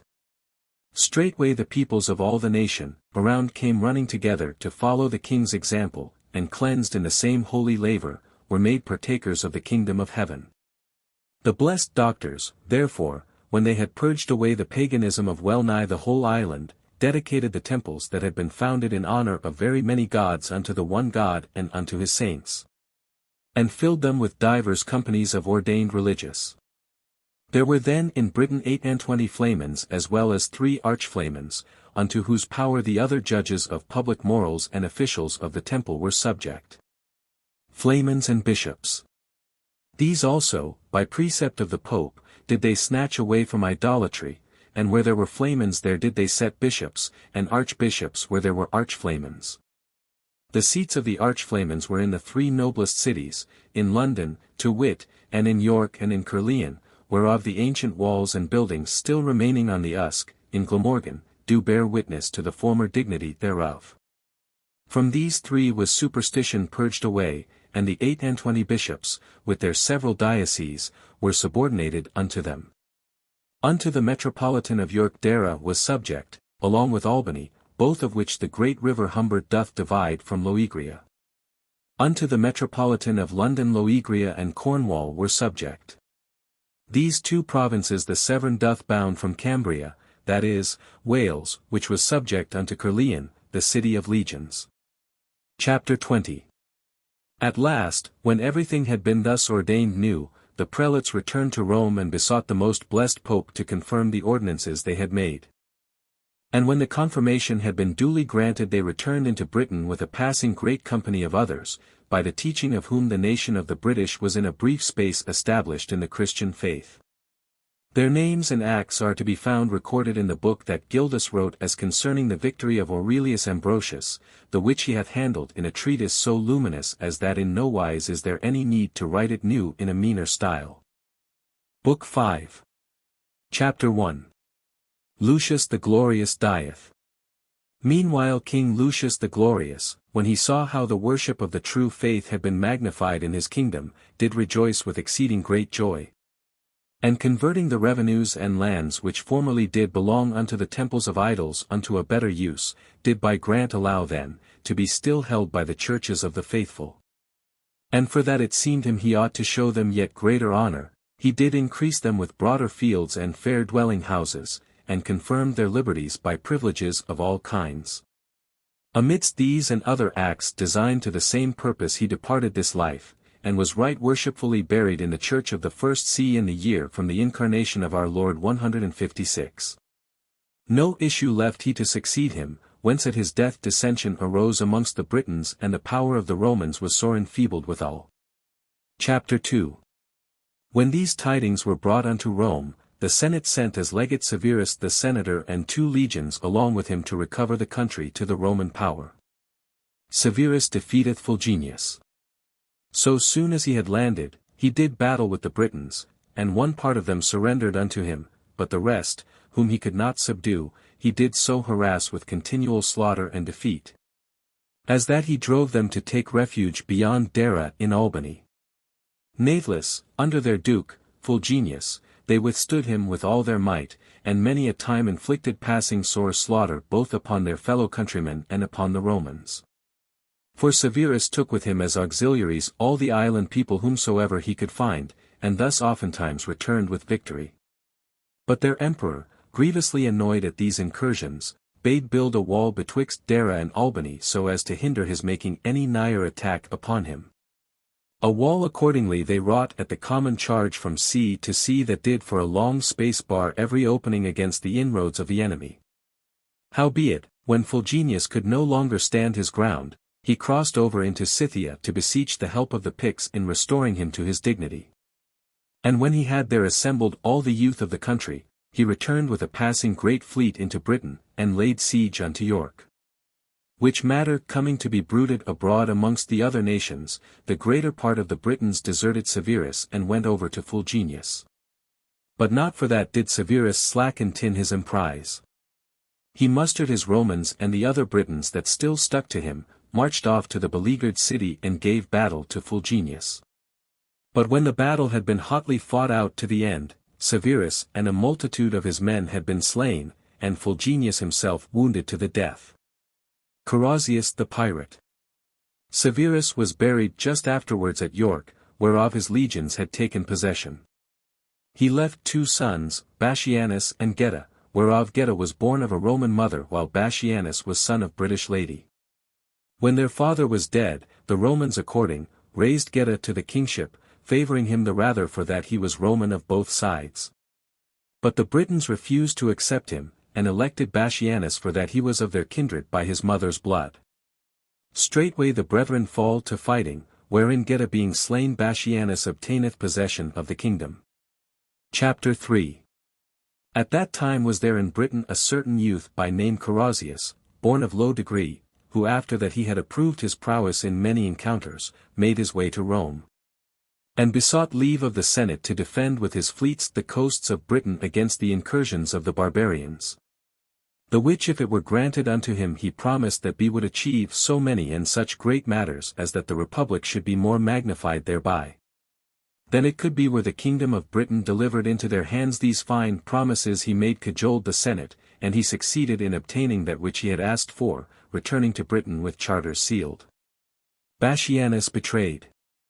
Forthwith, swiftly collecting a number of ships, he made choice of a number of daring youngsters and putting to sea went round all the shores of the kingdom and raised a passing great disturbance among the people. Meanwhile, landing in the neighboring islands, he ravaged the fields, sacked the towns and cities, and plundered all that they possessed from the islanders. Whilst he was carrying on in this wise, all they that hanker after other men's goods began to flock about him, whereby presently such an army had he got together as that none of the neighboring princes could have withstood him. Presently his spirit was so puffed up at having such a force at his command that he told the Britons, so they would make him king, he would slay the Romans to a man and free the whole island of that race of barbarians. And when he had obtained his demand, he forthwith gave Bassianus battle and slew him, taking the rule of the kingdom into his own hands. Howbeit, it was the Picts whom Fulginius, his mother's brother, had brought into Britain that did betray Bassianus, for just in the pinch of the battle, when it was their bounden duty to come to Bassianus' rescue, they had been so corrupted by the promises and bribes of Carausius, that they fell upon the allies of Bassianus. Whereby the rest, who could not tell which were their allies and which their enemies, fled away, hot foot, and victory remained with Carausius. He, when he had won the day, gave the Picts a place wherein they might dwell in Albany, and their abode they threw after ages, mixed up with the Britons. Chapter 4. Alectus is slain. When this usurpation of Carausius was reported at Rome, the Senate sent Alectus as legate with 3 legions to slay the tyrant and restore the kingdom of Britain to the power of Rome. Straightway, as soon as he was landed, Alectus did battle with Carausius, and after he had slain him mounted the throne of the kingdom. He then visited the Britons with exceeding bloody slaughter for that they had deserted the Republic and had stuck to an alliance with Carausius. Howbeit, the Britons, grievously indignant thereat, raised up Asclepiodotus, Duke of Cornwall, to be king, and making common cause, pursued Electus and challenged him to battle. He was then in London and was celebrating a festival to the gods of the country. But the moment he was aware of Asclepiodotus' arrival, he quitted the sacrifice and issuing forth with all his forces against him right stoutly delivered his attack. Howbeit, Asclepiodotus was too strong for him, and after scattering his troops compelled Electus to flee in such sort as that following hard on his heels he at last overtook and slew him, along with many thousand men to boot. And when the victory had thus fallen unto him, Livius Gallus, that was colleague of Electus, called together the remainder of the Romans into the city and shut the gates, setting garrisons in the towers and other places of defense. Weening that he could thus make stand against Asclepiodotus, or at leastwise escape the death that threatened him. Siege of London. But Asclepiodotus, being this that he had done, straightway laid siege to the city and sent word to all the dukes of Britain that he had slain Electus with many of his men, and was now besieging Gallus with the residue of the Romans within London. Wherefore he did most earnestly pray and beseech each one of them to hasten as speedily as might be to his assistance. For the whole race of the Romans might lightly be exterminated out of Britain, so only they all joined in a common assault upon the besieged. In answer to his summons accordingly came the Demeti, the Venedocians, the Dairi, and they of Albany together with all other whatsoever of British ace. And when all had come together before the Duke's own eyes, he bade innumerable engines be made wherewith to batter down the walls of the city. Every single man setteth him to the work, daring and hardy, and doeth all that one man may do to storm the city. Forthwith the walls are battered down and a breach is made whereby they force an entrance and put the Romans to the sword. But the Romans, seeing that they were being slaughtered without a moment's stay, persuaded Gallus to surrender and deliver himself and them up to Asclepiodotus, praying him of his mercy that they might be allowed to depart with their lives. For well nigh all of them were already slain save one single legion that still survived. Diocletian, his persecution. Gallus yielded his assent thereunto, and gave up his men and himself unto Asclepiodotus, but when he did greatly desire to have mercy upon them, up came the Venedocians and forming themselves in rank about them smote off every one of their heads on that one day, over a brook within the city that was afterward called after the Duke's name in British, Nant Gallum, but in Saxon, Walbrook. Chapter 5. The Romans thus trampled under foot, Asclepiodotus took the crown of the kingdom, and with the assent of the people set it upon his own head. Thenceforward he ruled the country in right justice and peace 10 years, checking the cruelties of robbers and the murders wrought by the knives of the highwaymen. In his days arose the persecution of the Emperor Diocletian, wherein Christianity was well nigh blotted out of the whole island, wherein it had remained whole and inviolate from the days of King Lucius. For Maximianus Herculeus, chief of the armies of the foresaid tyrant, had conquered the country, and by his command all the churches were thrown down, and all the sacred scriptures that could be found were burnt in the marketplaces. The priests, moreover, that had been elected, along with the faithful committed to their charge, were put to death. Insomuch as that a thronging fellowship of Christians did hasten to vie with one another which should first reach the kingdom of heaven and the delight thereof, as though it had been their own abiding place. Seal slayeth Asclepiodotus. God did therefore magnify his mercy upon us, and in the day of persecution, lest the British people should lose their way utterly in the thick darkness of that dreadful night, did of his own free gift and lumen lamps of exceeding brightness in his holy martyrs whose tombs and places where they suffered would kindle no feeble glow of divine charity in the hearts of their beholders. Had not all knowledge thereof been lost unto their fellow countrymen through the grievous perversity of the barbarians, amongst others of both sexes that with undaunted courage stood firm in the ranks of Christ suffered Alban of Verlum and Julius and Aaron of the city of legions, whereof Alban, glowing with the grace of charity, when his confessor Amphibolus was pursued by his persecutors and was just on the very verge of being taken, did first hide him in his own house and afterwards offer himself to suffer death in his place. Herein following the ensample of Christ laying down his life for his sheep. The other twain were torn limb from limb and mangled in unheard of wise, and fled forth without tarrying unto the gates of the Jerusalem that is above, crowned with the garlands of their martyrdom. Chapter 6. Meanwhile Seal, Duke of Caerculven, that is, Colchester, raised an insurrection against King Asclepiodotus, and after slaying him in a pitched battle, did set the crown of the kingdom upon his own head. When the tidings thereof were announced at Rome, the Senate rejoiced greatly over the death of the king, who had throughout been so sore a trouble unto the Roman power. Queen Helena. Calling to mind with all the disaster they had suffered in the loss of the kingdom, they sent as legate Constantius the senator, who had subdued Spain unto their dominion, a wise man and a hardy, who had wrought more than any other to magnify the power of the commonweal. Now Seal, Duke of the Britons, when he was aware that Constantius was arrived, durst not venture to do battle against him, for that he had heard tell of him how no king might make stand against him. Accordingly, so soon as Constantius set foot within the island, Seal sent his messengers unto him, and besought him of peace, promising fealty and homage on condition that he might possess the kingdom of Britain and pay not beyond the wonted tribute unto the Roman sovereignty. This message delivered, Constantius thereunto agreed, and peace was duly confirmed by the giving of hostages. A month afterward Seal was overtaken of a right grievous malady, whereof within 8 days he died. After his death, Constantius took unto himself the crown of the kingdom, and therewithal the daughter of Seal unto wife. Her name was Helena, and all the damsels of the kingdom did she surpass in beauty, nor was none other anywhere to be found that was held more cunning of skill in instruments of music nor better learned in the liberal arts. None other issue had her father to succeed him on the throne of the kingdom. Wherefore he had made it his special care that she should be so instructed as that she might the more easily take in hand the government of the realm after her father's death. Constantine succeedeth.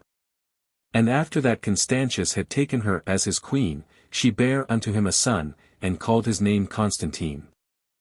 Hence that time, 11 years had passed away, when Constantius died at York and bequeathed the kingdom unto his son, who, when he was raised to the honors of the throne, within a few years did begin to manifest passing great prowess, showing the fierceness of a lion in maintaining justice among his people, restraining the ravening of robbers and treading under foot the cruelties of them that did use oppression, being resolved that everywhere his peace should be made new and firmly stablished.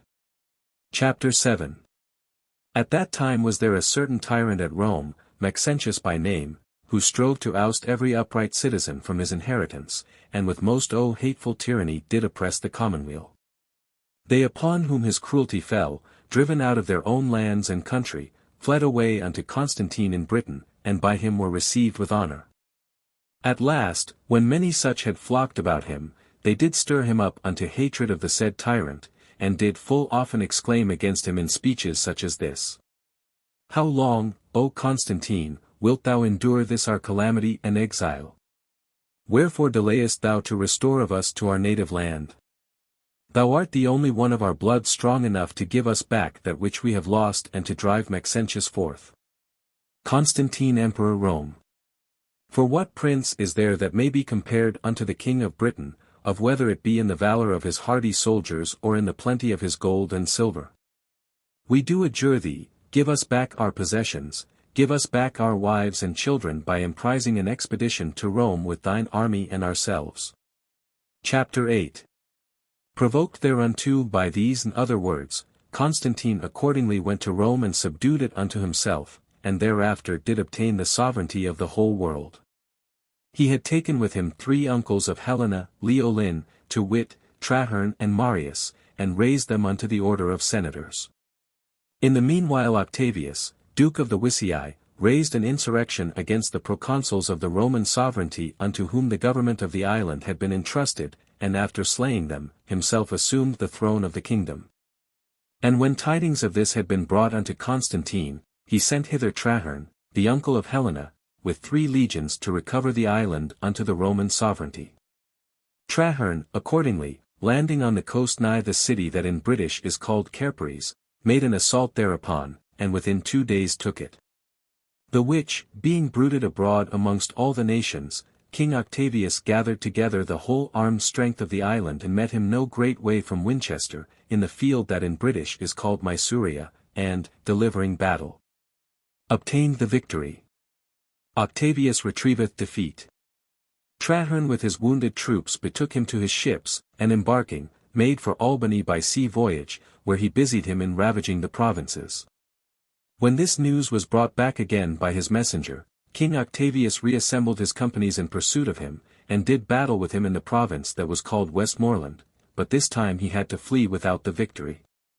But Traherne, when he saw that victory was his own, pursued Octavius and gave him no rest until he had wrested from him his cities and his crown. Octavius, therefore, in sore trouble at the loss of his kingdom, repaired with a fleet to Norway to seek for help from King Gombert. Meanwhile he had by edict bidden his familiars use every effort to compass the death of Traherne. The earl of a certain municipal fortified town, who loved Octavius above all other, accordingly, was not slow in fulfilling the command. For when on a day Traherne issued forth of London, he lay in wait for him with 100 soldiers in a certain coombe of the forest wherethrough he had to pass, and as he was going by, sallied out unexpectedly upon him and slew him in the midst of his own fellow soldiers. So, when this was reported unto Octavius, he returned unto Britain, and after scattering the Romans, recovered the throne of the kingdom. Hence, after a brief space, such was his prowess and so great plenty of gold and silver had he, as that no man was there of whom he was afeared. And he held the kingdom of Britain happily from that time forward until the days of Gratian and Valentinian. Chapter 9. Conan thinketh to be king. At last, worn out with eld, and desirous of making provision for his people at his death, he inquired of his counsellors which of his family they would most gladly raise to be king after that he himself were departed. For he had but one single daughter, and was without heir male unto whom he might hand down the rule of the country. Some, accordingly, proposed that he should give his daughter to wife along with the kingdom unto some Roman noble, so as that thereby they should enjoy the firmer peace. But others gave their voice that Conan Meriadoc, his nephew, should be declared heir to the throne of the kingdom, and that his daughter should be given in marriage with dowry of gold and silver unto the prince of some other kingdom. Whilst that they were debating these matters amongst themselves, in came Caradoc, Duke of Cornwall, and gave it as his counsel that they should invite Maximian the senator and give him the king's daughter and the kingdom, that so they might enjoy perpetual peace. For his father was a Welsh Briton, he being the son of Leoline, uncle of Constantine, of whom mention hath been made above. By his mother and by birth, howbeit, he was Roman, and by blood was he of royal pedigree on both sides. Caradoc held therefore that this marriage did promise an abiding peace, for that he knew Maximian, being at once of the family of the emperors and also by origin a Briton, would have good right to the kingdom of Britain. Maurice inviteth Maximian. But when the Duke of Cornwall had thus delivered his counsel, Conan, the king's nephew, waxed indignant, for his one endeavour was to make a snatch at the kingdom for himself, and aiming at this end only, stuck not to run counter to the whole court beside. But Caradoc, being in no wise minded to change his purpose, sent his son Maurice to Rome to sound Maximian on the matter. Maurice himself was a big man and a comely, as well as of great prowess and hardiment, and if any would gainsay aught that he laid down, he would prove the same in arms in single combat. When, therefore, he appeared in presence of Maximian, he was received in becoming wise, and honoured above the knights that were his fellows. At that time was there a mighty quarrel toward betwixt Maximian himself and the two emperors Gratian and his brother Valentinian, for that he had been denied in the matter of 1/3 part of the empire which he had demanded. When Maurice, therefore, saw that Maximian was being put upon by the twain emperors, he spake unto him in these words. What cause hast thou, Maximian, to be afeard of Gratian, when the way lieth open unto thee to snatch the empire from him? Come with me into the island of Britain and thou shalt wear the crown of the kingdom. For King Octavius is sore borne down by eld and lethargy and desireth not better than to find some man such as thyself unto whom he may give his kingdom and his daughter. For heir male hath he none, and counsel hath he sought of his barons unto whom he should give his daughter to wife, with the kingdom for dower. Maximian cometh to Britain. And, for that his barons would fain give obedient answer unto his address, his high court hath made resolve that the kingdom and the damsel should be granted unto thee. And unto me have they given commission that I should notify thee of the matter. If, therefore, thou wilt come with me into Britain, thou shalt achieve this adventure, the plenty of gold and silver that is in Britain shall be thine, and the multitude of hardy men of war that dwell therein. Thus wilt thou be enough strong to return unto Rome, and, after that thou hast driven forth these emperors, then mayst thou enjoy the empire thereof thyself. For even thus did Constantine thy kinsman before thee, and many another of our kings that hath ere now raised him unto the empire. Chapter 10. Maximian, therefore, giving assent unto his words, came with him into Britain. On his way he sacked the cities of the Franks, and thereby purveyed him of heaps of gold and silver wherewith to pay the men of arms he mustered from every quarter. Soon afterward he put to sea and made for Hamo's port with a fair wind.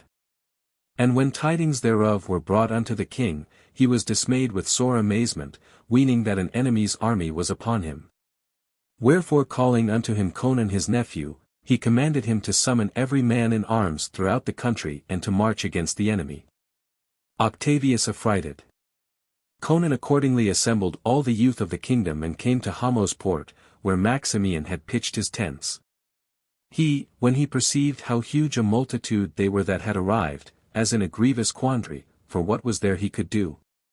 They that had come with him were a far smaller company, he dreaded the number and the courage of Conan's fighting men, and of peace had he no hope. Wherefore, calling unto him the elders of his host along with Maurice, he bade them say what they thought best to be done in such an overtake.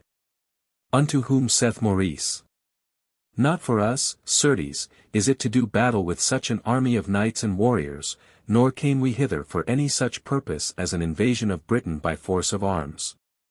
Behoveth us ask for peace and leave to abide in the land until such time as we know the king's mind.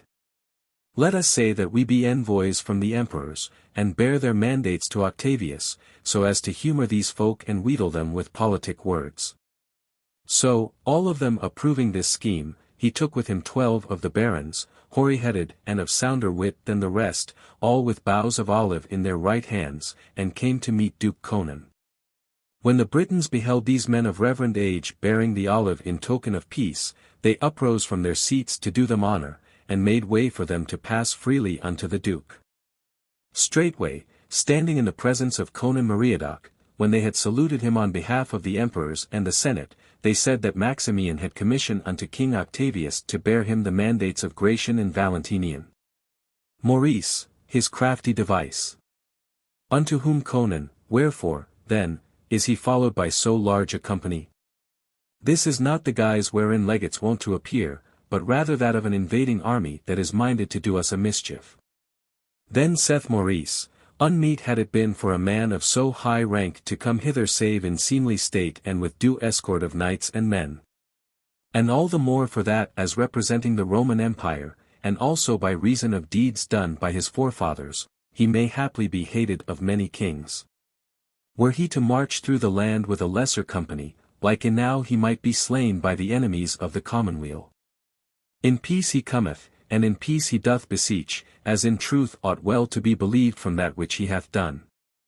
For from the time that here we landed have we so behaved us as that we have done no wrong unto no man.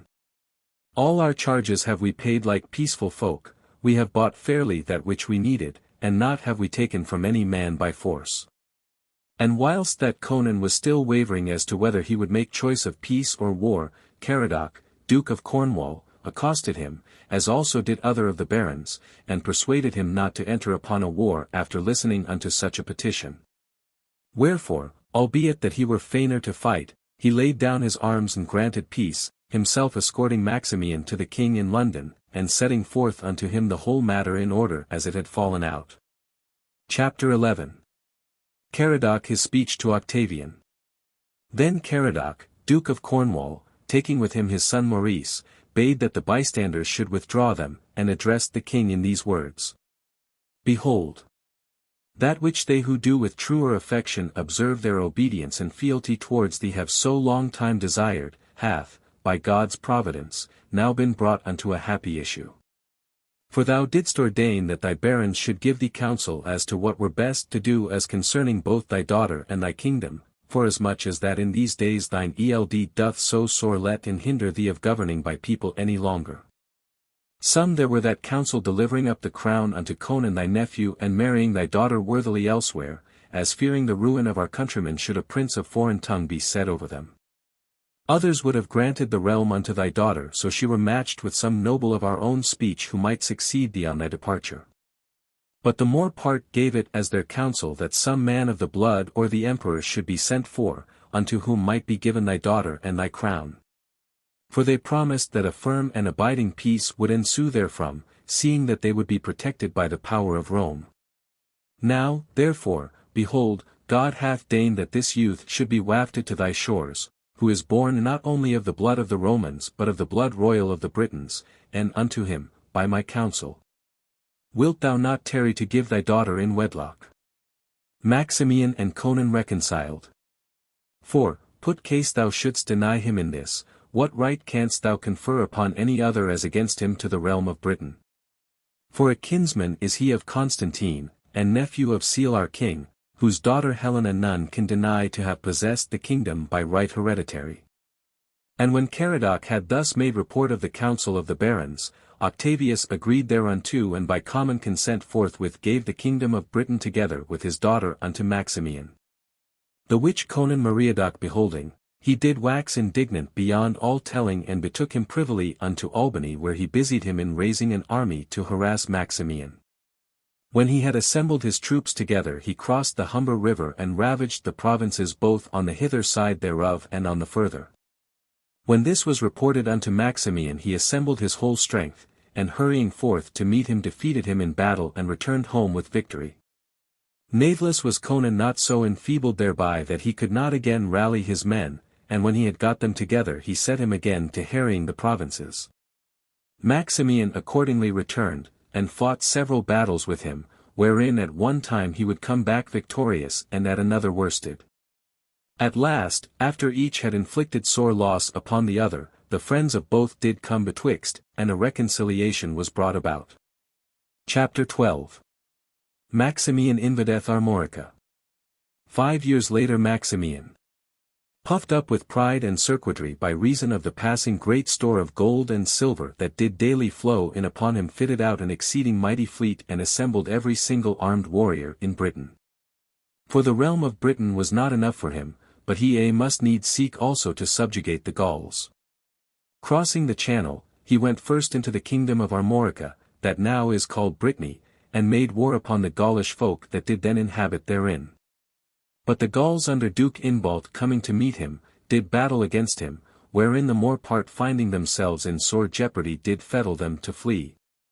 For Duke Inbald had fallen and 15,000 men at arms that had come together from all parts of the kingdom. And when Maximian had achieved so notable a slaughter, he was overjoyed beyond all measure, for well knew he that after the death of so many fighting men he should soon subdue the country. He therefore called Conan unto him without the ranks, and saith unto him, somewhat smiling the while, Lo, we have won us one of the fairest realms of Gaul, and herein, behold, lieth good hope that we be able to win the rest. Hasten we, therefore, to take the cities and strong places thereof, before the tidings of this jeopardy fly forth unto further Gaul and call the rest of the peoples to arms. For, so we can hold this kingdom, I misdoubt me not but we can subdue the whole of Gaul unto our dominion. Maximian covenanteth with Conan. Nor let it irk thee to have yielded the kingdom of Britain unto me, albeit that thou hadst hope of possessing it thyself, for whatsoever thou hast lost country therein will I make good unto thee in this country. For in this kingdom will I make thee king, and it shall be another Britain that we will replenish with men of our own race after that we have driven out them that do now abide therein. For the land is fruitful of corn and the rivers of fish. The forests be passing fair and the glades and lawns thereof right pleasant, insomuch as that in my judgment is there nowhere to be found a land that is more delightful. And therewithal did Conan bow his head before him and con him thanks, promising that, so long as he should live, he would do him homage and fealty as his loyal vassal. Chapter 13. After this they called out their troops and marched upon Rennes, taking it the same day. For when they heard how cruel were the Britons and how they had slain their fellow countrymen, the citizens fled the swiftest they might, leaving behind them the women and children. Others in the other cities and other towns did follow their ensample, whereby was easy entrance made for the Britons, who into whatsoever place they entered, slew all that therein was of male kind, sparing only the women. At last, when they had utterly done away every single male that dwelt in the whole of the provinces, they garrisoned the cities and towns with British warriors and established camps in divers places upon the headlands. He peopleth the land with Britons. Accordingly, so soon as Maximian's cruelness was bruited abroad throughout the other provinces of Gaul, a mighty consternation fell upon every duke and every prince. So as none other hope had they save only in offering prayers and oblations to their gods. From every country quarter they fled unto the cities and strongholds and whatsoever places seemed to offer a safe refuge. Maximian, therefore, finding himself so mighty a terror unto them, took fresh hardihood, and made haste to multiply his army by offer of swinging bounties unto recruits. For whomsoever he knew to be greedy of other men's goods, him did he enlist, and stinted not to stuff their wallets with gold or silver, or largesse of one kind or another. Chapter 14. Thereby did he gather such a host about him as he weened was enow for him to be able to subjugate the whole of Gaul. Howbeit, he did put off practicing further severities for a brief space, until the kingdom he had taken began to settle down and ire should have replenished it with a British folk. He accordingly issued an edict that 100,000 of the common folk in the island of Britain should be collected and should come to him. Besides 30,000 soldiers who should safeguard them that were to remain in the country from any incursion of the enemy. Conan sendeth for British women. And when all these things were accomplished and the Britons had arrived, he distributed them amongst all the nations of the kingdom of Armorica. And did thus create a second Britain, the which he did bestow upon Conan Meriadoc. But he himself with the rest of his fellow soldiers went into further Gaul, and after divers most grievous battles did subdue the same, as well as the whole of Germany, having obtained the victory in every single battle. Then, stablishing the throne of his empire at Trier, he did so furiously wreak his revenge upon the two emperors Gratian and Valentinian, that he slew the one and put the other to flight from the city of Rome. Chapter 15. In the meanwhile the Gauls and Aquitanians did sore harass Conan and the Armorican Britons, and annoy them continually with repeated incursions, which Conan withstood. Repaying slaughter with slaughter and right manfully defending the country committed unto him. And when the victory had fallen unto him, he was minded to give wives unto his comrades in arms so that unto them might be born heirs that should possess that land in perpetuity. And that they might make no mixture with the Gauls, he issued decree that women should come from the island of Britain to be married unto them. He therefore sent messengers into the island unto Dionotus, king of Cornwall, who had succeeded his brother Caradoc in the kingdom, that he should take charge of this business. Ursula and 11,000 virgins. For he himself teased noble and exceeding powerful, and unto him had Maximian entrusted the rule of the island while he himself was busied in the aforesaid emprises. Now Dionotus had a daughter of marvellous beauty whose name was Ursula, whom Conan did desire above all things beside. Chapter 16. Dionotus accordingly, upon seeing Conan's messenger, being desirous of obeying his wishes, assembled together from the diverse provinces the daughters of nobles to the number of 11,000. And of others born of the common people 60,000, and bade them all meet together within the city of London. He commanded further that ships should be brought thither from the various coasts wherein they might be sent over sea unto the husbands that awaited them. For albeit that in so vast a company many there were that were well pleased with their lot, yet were there more unto whom it was displeasing, for that they loved their kinsfolk and their country with a greater affection. Nor, haply, were lacking some who preferring chastity to marriage would rather have lost their life even in some foreign nation than obtain wealth and a husband on this wise. For albeit that few were of the same mind, yet would well nigh all have chosen somewhat different could they have had their own way in the matter. The virgins shipwrecked. When the fleet was ready, the damsels go aboard and dropping down the river Thames make for the high seas. At last, just as they were tacking to make the shore of Armorica, a contrary wind sprang up in their teeth and very soon scattered all their company. The ships were all in sore jeopardy in the midst of the sea. The more part of them foundered, and those that did escape utter shipwreck were driven on to barbarous islands, where they were either slain or sold into bondage by the uncouth people. Inasmuch as they had fallen among the detestable soldiery of Guenius and Melga, who by command of Gratian did ravage all the nations along the coast and Germany itself with dreadful slaughter. Guenius was king of the Huns and Melga of the Picts, whom Gratian had specially commissioned and sent into Germany to harass and slay them that favoured Maximian. Whilst these were roving along the seaboard plundering and murdering, they met the damsels as they were driven on to the shore in those parts. These Ambrones, beholding the beauty of the damsels, would fain have wantoned with them, but meeting denial, fell upon them and slaughtered by far the most part of them without mercy. Then the detestable dukes of the Picts and Huns, Guenius and Melga, who favoured the cause of Gratian and Valentinian, when they learnt that the island of Britain had been emptied of all its men-at-arms, hurriedly steered thitherward. And taking them of the neighbour islands into their alliance made straight for Albany. Setting their men in marching order they accordingly invaded the kingdom wherein was neither ruler nor defender, and slaughtered the helpless common folk, for Maximian, as hath been said, had taken with him all the young fighting men that he could find and had left behind none but the unarmed and witless tillers of the soil. Gratian Municeps and Gratian the emperor. So when Guenius and Melga found that they could make no stand against them, they made no small slaughter amongst them, never ceasing to sack and ravage the cities and provinces as they had been so many sheepfolds. When, therefore, this so grievous calamity was reported unto Maximian, he sent Gratian the Burgess with 2 legions to their assistance, who as soon as they landed in the island gave battle to the enemy and drove them forth into Hibernia with sore slaughter. In the meanwhile Maximian was slain at Rome by the friends of Gratian, and the Britons whom he had brought with him were slain or scattered. They that made shift to escape betook them to their fellow countrymen in Armorica that now was called the other Britain. Book 6. Chapter 1. Gratian Municeps slain. Now Gratian the Burgess, when he heard of Maximian's being murdered, assumed the crown of the kingdom, and made himself king. Thenceforth such tyranny wrought he over the people, as that the common folk, banding them together, fell upon him and slew him.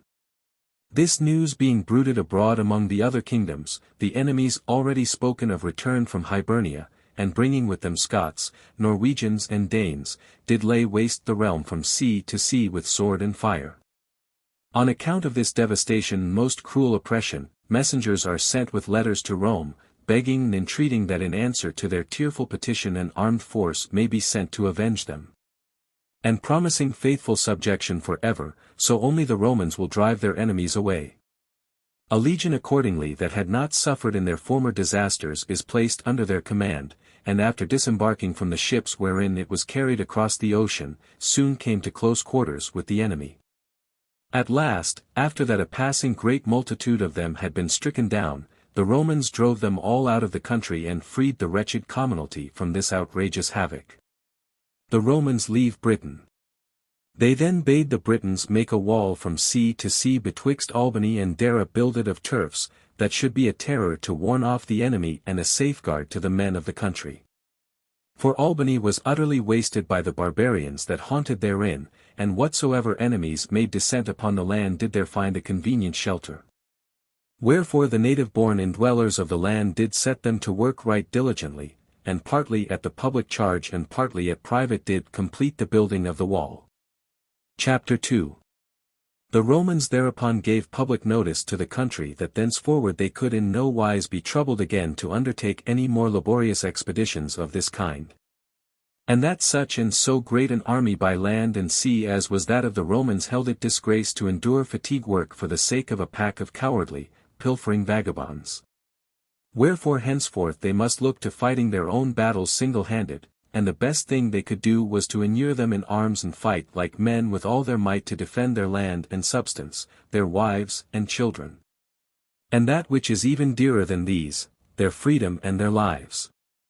And at the same time as they gave this public warning, they bade every man in the island that could bear arms come to an assembly in London, for that the Romans were making ready to embark for home. Archbishop Gethlin. And when all were come together, Gethlin, Metropolitan of London, was charged to make a speech unto them, the which he did in these words. At the bidding of the princes standing here present. My bounden duty it is to speak unto you, yet needs must I weep rather than make appeal unto ye in any lofty discourse. For sore it grieveth me of the feebleness and orphanhood that hath overtaken us sithence that Maximian hath stripped the realm of every single fighting man in youth. For ye were but the remnant, a folk that knew not of the ways of war, but were employed in other toil, tillers of the soil and craftsmen in the several handicrafts of trade. Wherefore, when your foemen of foreign nations did fall upon ye, they drave ye forth of your sheepcotes into the wilderness as ye had been sheep straying without a shepherd, until such time as the Roman power did restore ye unto your holdings. Now, therefore, will ye always set your hopes upon being safeguarded by the foreigner?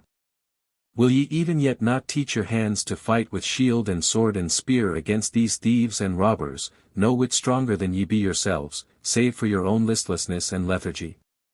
The Romans are aweary of the travail of these voyages to and fro for not save to fight your battles. They have now chosen rather to lose the whole of the tribute ye pay than any longer to endure these fatigues by land and sea.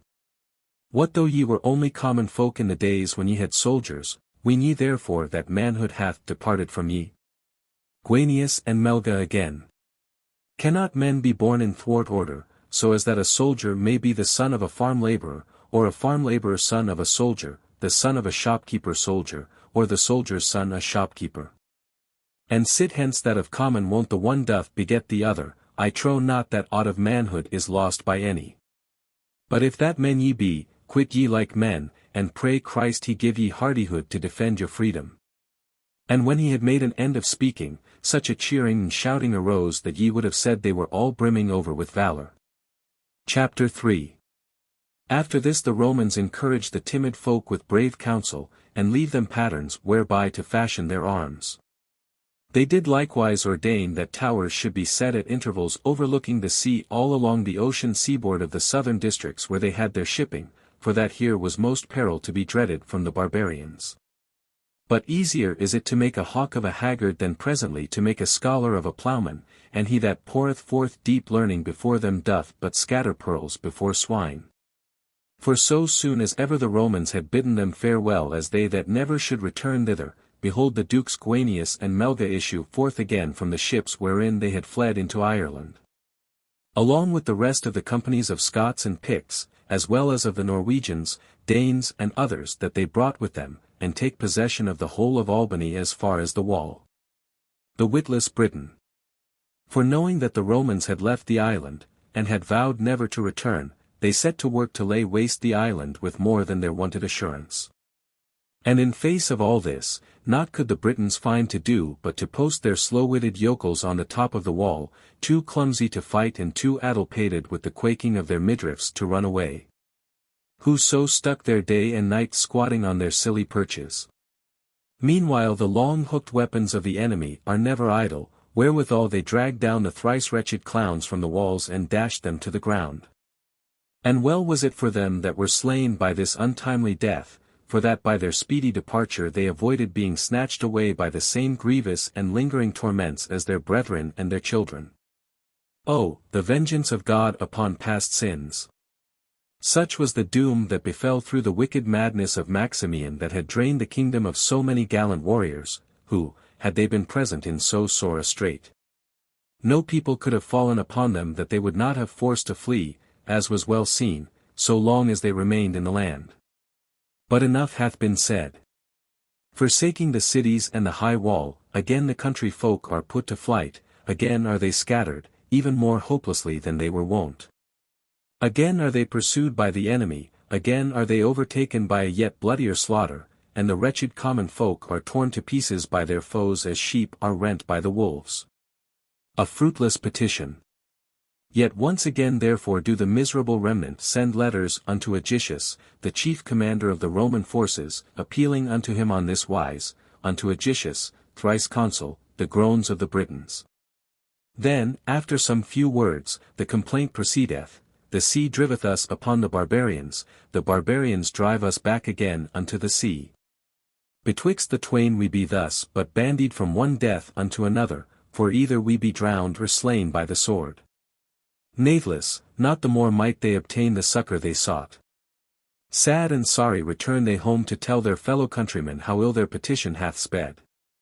Chapter 4. After taking counsel hereupon, Gethlin, Archbishop of London, passed across the Channel into Lesser Britain, which at that time was called Armorica or Latavia, to seek help of their brethren over sea. At that time Aldroan was the king thereof, the fourth from Conan, unto whom, as hath been said, Maximian had given the kingdom. Aldroan seeing a man so reverend, received him with honor and asked of him wherefore he had come.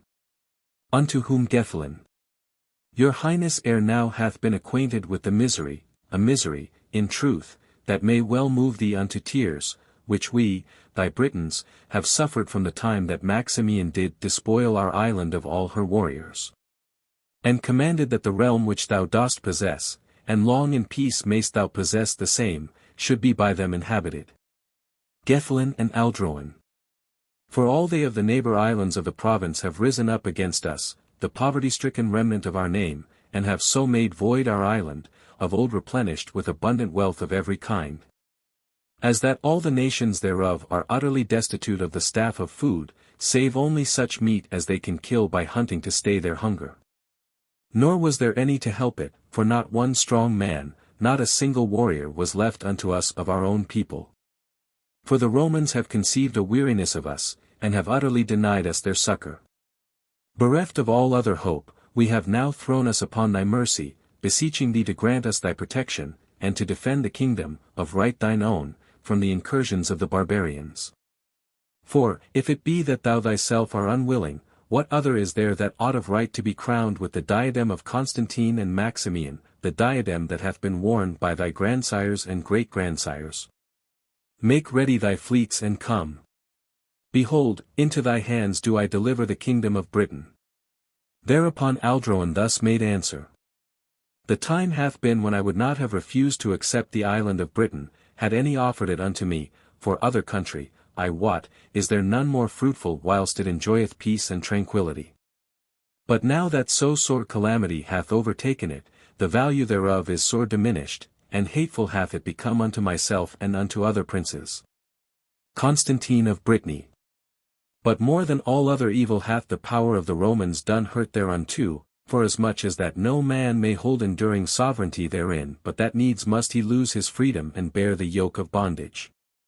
Who would not, therefore, choose rather to possess less elsewhere, than to hold all the riches thereof under the yoke of slavery? This realm that is now subject unto my dominion do I possess as sovereign, not as vassal unto any sovereign lord unto whom my homage is due. This single kingdom therefore have I chosen to prefer before all other nations, for that I can govern it in freedom. Yet natheless, sit hence that my grandsires and great-grandsires and their forefathers have held right in the island, I do commit unto thy charge my brother Constantine and 2,000 men, who, if God so will, may free the land from the inroads of the barbarians, and crown him with the diadem thereof. For a brother I have of this name, skilled in warfare and of good conditions. Him will I not fail to commit unto thee with so many men as I have said, if it please thee to accept him. But as of a greater number I do deem it right to hold my peace, for that an inroad of the Gauls doth daily threaten me. Scarce had Aldroan made an end of his speaking, when the archbishop rose up to thank him, and when Constantine was called unto him, smiled upon him in exultation, crying out, Christ conquereth. Christ is emperor. Christ is king. Behold here the king of forsaken Britain. Only be Christ with us, and lo, here is he that is our safety, our hope, our joy. Constantine victorious. No need of more. The ships are made ready on the coast, the men are chosen from divers parts of the kingdom, and delivered unto Gethlin. Chapter 5. And when everything was ready they put to sea and made for the haven of Totnes. Forthwith they assembled what was left of the youth of the island, and attacking the enemy, through the merits of the blessed man, obtained the victory. Thereupon the Britons that afore were scattered flocked unto them from every quarter, and a great council was held at Silchester, where they raised Constantine to be king and set the crown of the realm upon his head. They gave him also unto wife a damsel born of a noble Roman family whom Archbishop Gethlin had brought up, who in due course did bear unto him 3 sons, whose names were Constans, Aurelius Ambrosius, and Uther Pendragon. Constans, the eldest born, he made over to the church of Amphibolus in Winchester, that he might there be admitted into the order of monks. The other twain, Aurelius, to wit, and Uther, he gave in charge to Gethlin to be brought up. At last, after 10 years had passed away, a certain Pict that was his vassal came unto him, and feigning that he did desire to hold secret converse with him, when all had gone apart, slew him with a knife in a springwood thicket.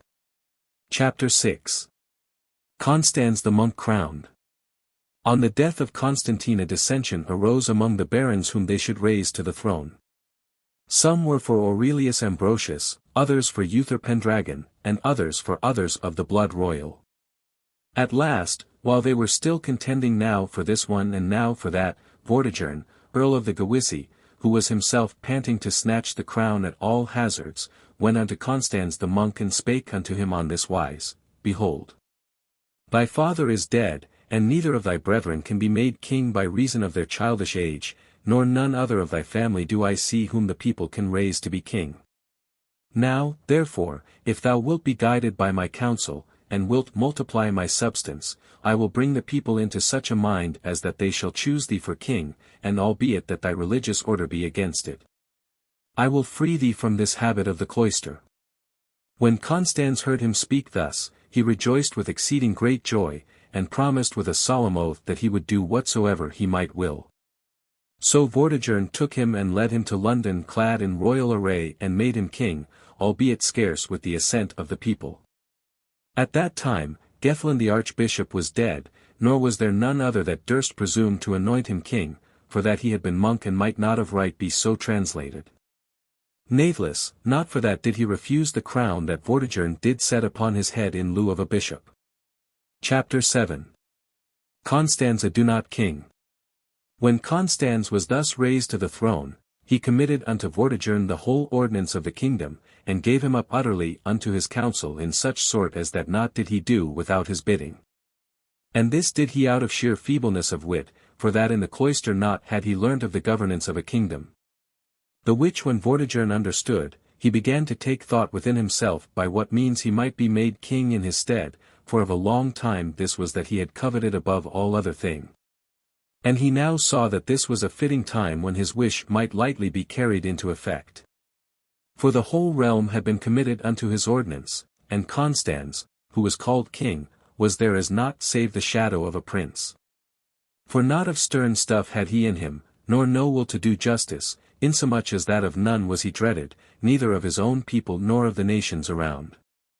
His brethren, moreover, the 2 children, to wit, Uther Pendragon and Aurelius Ambrosius, were not yet out of the cradle, and incapable of the rule of the kingdom. A further mischance, moreover, had befallen inasmuch as that all the elder barons of the realm were dead, and Vortigern alone, politic and prudent, seemed the only counsellor of any weight. For the rest were well nigh all of them but mere lads and youths that had come into their honours as it might happen when their fathers and uncles had been slain in the battles that had been fought aforetime. Vortigern hatcheth treason. Vortigern, accordingly, finding all these things favourable, took thought by what contrivance he might most easily and craftily depose Constans the monk and step into his shoes with most renown. He therefore chose rather to put off his scheme for a time, until he had better stablished his power in the divers nations of the kingdom and accustomed them unto his rule. He began, therefore, by demanding that the king's treasures should be given into his custody, as well as the cities with their garrisons, saying that there was talk of the out-Highlanders intending an attack upon them. And when this demand was granted, he set everywhere familiars of his own to hold the cities in allegiance unto himself. Then, scheming in furtherance of the treason he designed, he went unto Constans and told him that needs must he increase the number of his household that he might the more safely withstand the enemies that were coming against him. Unto whom Constans, have I not committed all things unto thy disposition? Do, therefore, whatsoever thou wilt, so only that they abide in mine allegiance. Whereupon Vortigern, it hath been told me that the Picts are minded to lead the Danes and Norwegians against us so as that they may harry us to the uttermost. Wherefore I propose, and unto me seemeth it the safest counsel, that thou shouldst retain certain of the Picts in thy court that may serve as go-betweens to bring us witting from them that be without. For, and it be true that already they have begun to rebel, they will spy out the contrivances and crafty devices of their fellows in such sort as that lightly mayst thou escape them. Vortigern breathed the Picts. Herein behold the secret treachery of a secret enemy. For not in this wise did he counsel Constans as having regard unto his safety, but rather for that he knew the Picts to be a shifty folk and swift to every crime. When that they were drunken, therefore, or moved to wrath, they might full easily be egged on against the king, and so murder him out of hand. Whence, if aught of the kind should happen, the way would be open unto him of advancing himself unto the kingdom even as he had so often coveted to do. Sending messengers, therefore, into Scotland, he invited 100 Pictish soldiers from thence and received them into the king's retinue. And after that they were received, he showed them honour above all other, filling their pouches with all manner of bounties and their bellies with meats and drinks beyond measure, in such sort as that they held him to be a very king. Accordingly, they would wait upon him through the streets singing songs in his praise, saying, Worthy is Vortigern of the empire. Worthy is he of the sceptre of Britain, whereof Constans is unworthy. Upon this, Vortigern would bestow more and more largesse upon them that he might be yet more pleasing in their eyes. But when he had won the hearts of them all, he made them drunken, saying that he was minded to retire from Britain that he might acquire more abundant treasure of his own. For that the scanty allowance he had could not possibly be enow to keep 50 soldiers in his pay. Then, in sorrowful seeming wise he betook him privily unto his own lodging and left them drinking in the hall. Constans is murdered. Upon seeing this, the Picts, believing that what he said was true, were aggrieved beyond telling and began to mutter one with another, saying, Wherefore suffer we this monk to live? Why do we not rather slay him, so that Vortigern may possess the throne of the kingdom? For who but he ought to succeed him in the kingdom? For worthy is he of all dominion and honour, worthy is he of all sovereignty, that stinteth not to bestow such largesse upon us. Chapter 8. Thereupon they burst into the sleeping chamber, and fall suddenly upon Constans, and smiting off his head, bare it to show to Vortigern, who when he beheld it burst into tears as one overborne by sorrow. Albeit that never aforetime was he so beside himself with joy. Calling together the citizens of London, for it was there that all this befell, he bade all the traitors be first set in fetters and then beheaded for presuming to perpetrate a crime so heinous. Some there were that deemed the treason had been devised by Vortigern, for that the Picts never durst have done the deed save with his knowledge and consent. Others again stuck not a moment to purge him of so black a crime.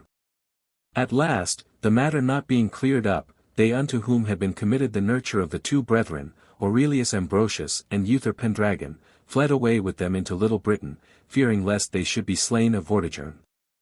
Their king Budec received them and brought them up in due honour.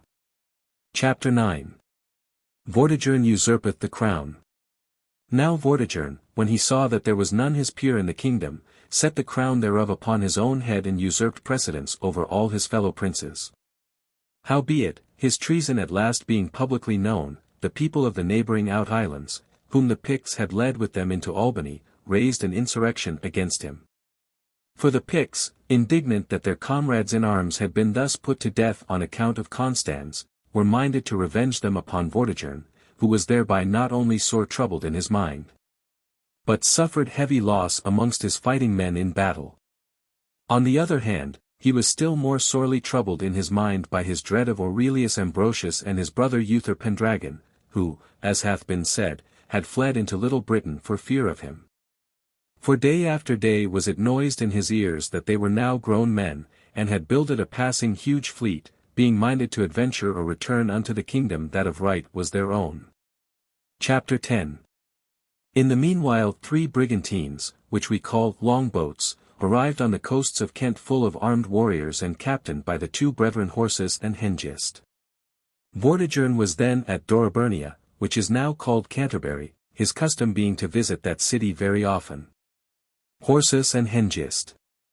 When his messengers reported unto him that certain men unknown and big of stature had arrived, he took them into his peace, and bade them be brought unto him. Presently, when they came before him, he fixed his eyes upon the two brethren, for that they did surpass the others both in dignity and in comeliness. And, when he had passed the rest of the company under review, he made inquiry as to the country of their birth and the cause of their coming into his kingdom. Unto whom Hengist, for that he was of riper years and readier wit than the others, thus began to make answer on behalf of them all. Most noble of all the kings, the Saxon land is our birthplace, one of the countries of Germany. And the reason of our coming is to offer our services unto thee or unto some other prince. For we have been banished from our country, and this for none other reason than for that the custom of our country did so demand. For such is the custom in our country that whensoever they that dwell therein do multiply too thick upon the ground, the princes of the diverse provinces do meet together and bid the young men of the whole kingdom come before them. They do then cast lots and make choice of the likeliest and strongest to go forth and seek a livelihood in other lands, so as that their native country may be disburdened of its overgrown multitudes. Accordingly, owing to our country being thus overstocked with men, the princes came together, and casting lots, did make choice of these young men that here thou sayest before thee. And bade them obey the custom that hath been ordained of time immemorial. Vortigern covenanteth with Hengist. They did appoint, moreover, us twain brethren, of whom I am named Hengist and this other Horsus, to be their captains, for that we were born of the family of the dukes. Wherefore, in obedience unto decrees ordained of yore, have we put to sea and under the guidance of Mercury have sought out this thy kingdom. At the name of Mercury the king lifted up his countenance and asked of what manner religion they were. Unto whom Hengist. We do worship our country gods, Saturn, Jove and the rest of them that do govern the world, but most of all Mercury, whom in our tongue we do call Woden. Unto him have our forefathers dedicated the 4th day of the week that even unto this day hath borne the name of Wednesday after his name. Next unto him we do worship the goddess that is most powerful above all other goddesses, Free by name, unto whom they dedicated the 6th day, which we call Friday after her name. Saith Vortigern, right sore doth it grieve me of this your belief, the which may rather be called your unbelief, yet nathless, of your coming do I rejoice, for either God or some other hath brought ye hither to succour me in mine hour of need. For mine enemies do oppress me on every side, and so ye make common cause with me in the toils of fighting my battles, ye shall be worshipfully retained in my service within my realm, and right rich will I make ye in all manner of land and fee. The barbarians forthwith agreed, and after the covenant had been duly confirmed remained in the court. Hengist's subtle craft. Presently thereupon, the Picts issuing from Albany, mustered a huge army and began to ravage the northern parts of the island. As soon aft as ever Vortigern had witting thereof, he called his men together and marched forth to meet them on the further side Humber. When the men of the country came into close quarters with the enemy, both sides made a passing sharp onset. But little need had they of the country to do much of the fighting, for the Saxons that were there did battle in such gallant fashion as that the enemies that aforetime were ever wont to have the upper hand were put to flight, hot foot. Without delay. Chapter 11.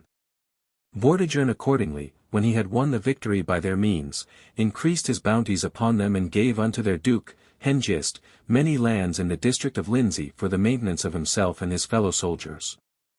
Hengist therefore, as a politic man and a crafty, when that he found the king bear so great a friendship towards him, spake unto him on this wise. My lord, thy foemen do persecute thee on every side. And few be they of thine own folk that bear thee any love. They all do threaten thee and say that they will bring in hither thy brother Aurelius Ambrosius from the shores of Armorica, that, after deposing thee, they may raise him to be king. May it therefore please thee that we send unto our own country and invite warriors thence so that the number of our fighting men may be increased. Hengist's crafty petition. Yet is there one thing further that I would beseech of the discretion of thy clemency, were it not that I misdoubt me I might suffer a denial thereof. Upon this saith Vortigern, send therefore thine envoys unto Germany and invite whomsoever thou wilt, and, as for thyself, ask of me whatsoever thou wilt, and no denial thereof shalt thou suffer. Thereupon Hengist bowed his head before him and gave him thanks, saying, Thou hast enriched me of large dwelling houses and lands, yet withal hast thou withheld such honour as may beseem a duke. Seeing that my forefathers were dukes in mine own land. Wherefore, methinketh amongst so much beside, some city or castle might have been given unto me, whereby I might have been held of greater account by the barons of thy realm. The rank of an earl or a prince might have been granted unto one born of a family that hath held both these titles of nobility. Saith Vortigern, I am forbidden to grant any boon of this kind upon thee, for that ye be foreigners and heathen men, nor as yet have I learnt your manners and customs so as that I should make ye the equals of mine own folk.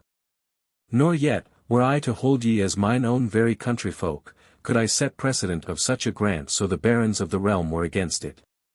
Whereunto Hengist, grant, saith he, unto thy servant but so much only as may be compassed round about by a single thong within the land that thou hast given me, that so I may build me a high place therein whereunto if need be I may betake me. Hengist's daughter Rowan. For loyal liegeman unto thee have I been and shall be, and in thy fealty will I do all that it is within my mind to do. Whereupon the king, moved by his words, did grant him his petition, and bade him send his envoys into Germany forthwith, so that the warriors he invited thence might hasten at once unto his succor. Straightway, as soon as he had dispatched his envoys into Germany, Hengist took a bull's hide, and wrought the same into a single thong throughout. He then compassed round with his thong a stony place that he had thought cunningly chosen, and within the space thus meted out did begin to build the castle that was afterwards called in British, Kerkere, but in Saxon, Thongcester. The which in the Latin speech is called Castrum Corrigii. Chapter 12. Meantime the envoys returned from Germany, bringing with them 18 ships full of chosen warriors. They convoyed also the daughter of Hengist, Rowan by name, whose beauty was unparagoned of any. When they were arrived, Hengist invited King Vortigern into his house to look at the new building and the new warriors that had come into the land. The king accordingly came privily forthwith, and not only praised the work so swiftly wrought, but received the soldiers that had been invited into his retinue. Walked heil and drink heil. And after that he had been entertained at a banquet royal, the damsel stepped forth of her chamber bearing a golden cup filled with wine, and coming next the king, bended her knee and spake, saying, Lavered king. Walked heil.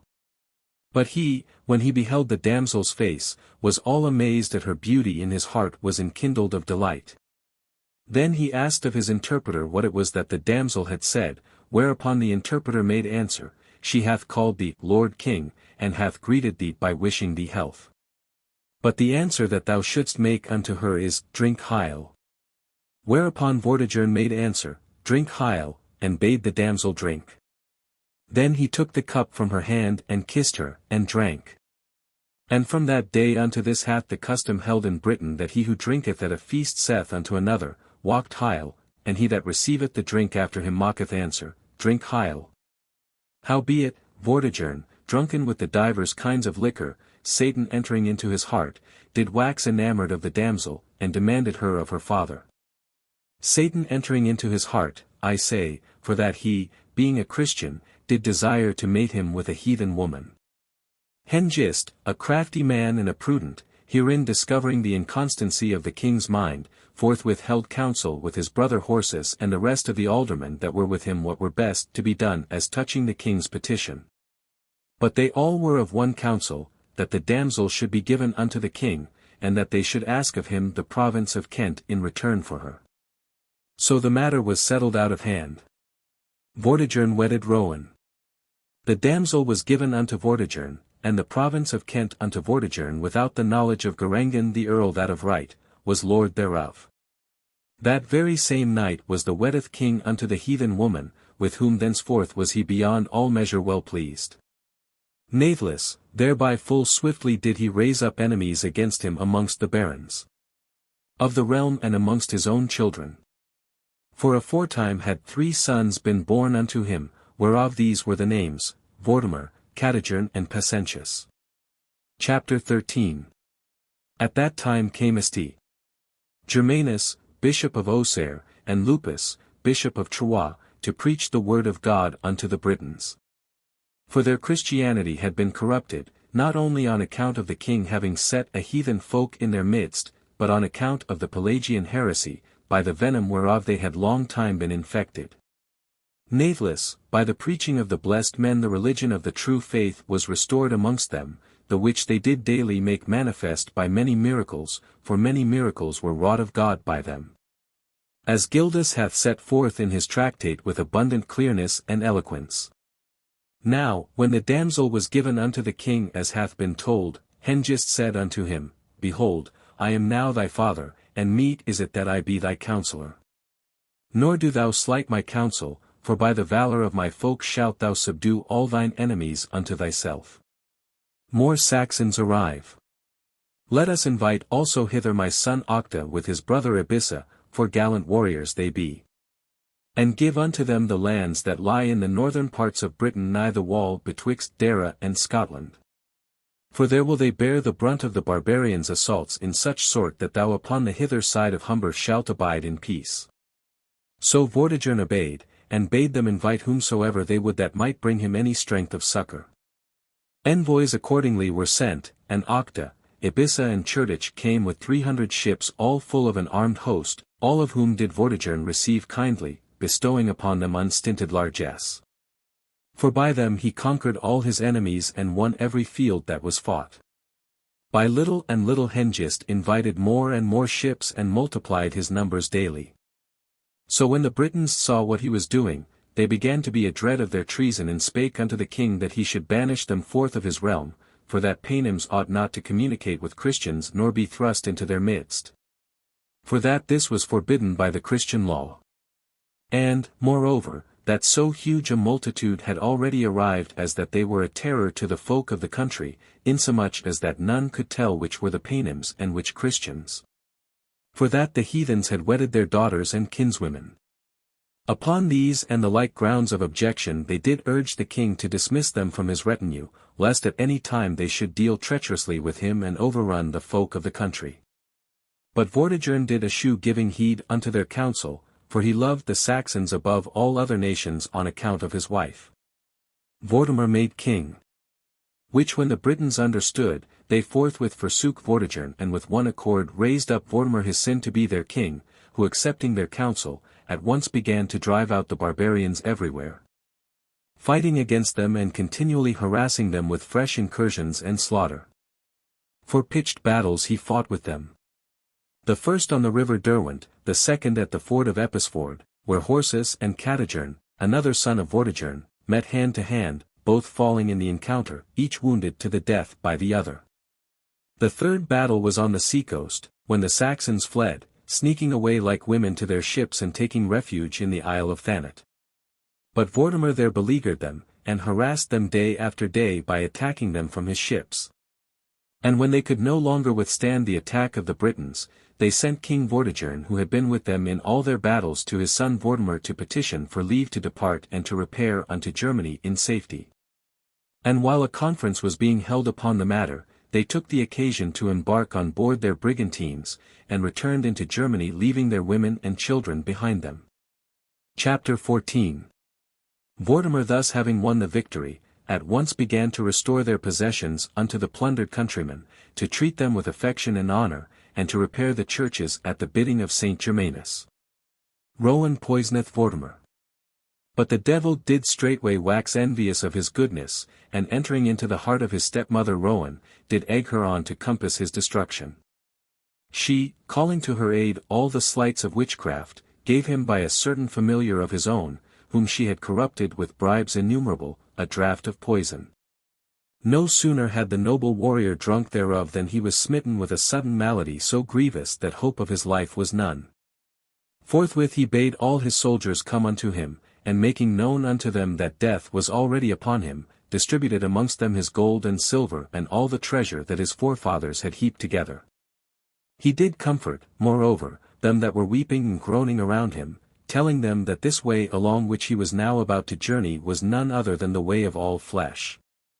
The brave young warriors, moreover, that want to fight at his side in every battle, he did exhort to fight for their country and to defend the same against all attacks of their enemies. Moved by an impulse of exceeding hardihood, moreover, he commanded that a brazen pyramid should be wrought for him, and set in the haven wherein the Saxons were wont to land, and that after his death his body should be buried on the top thereof.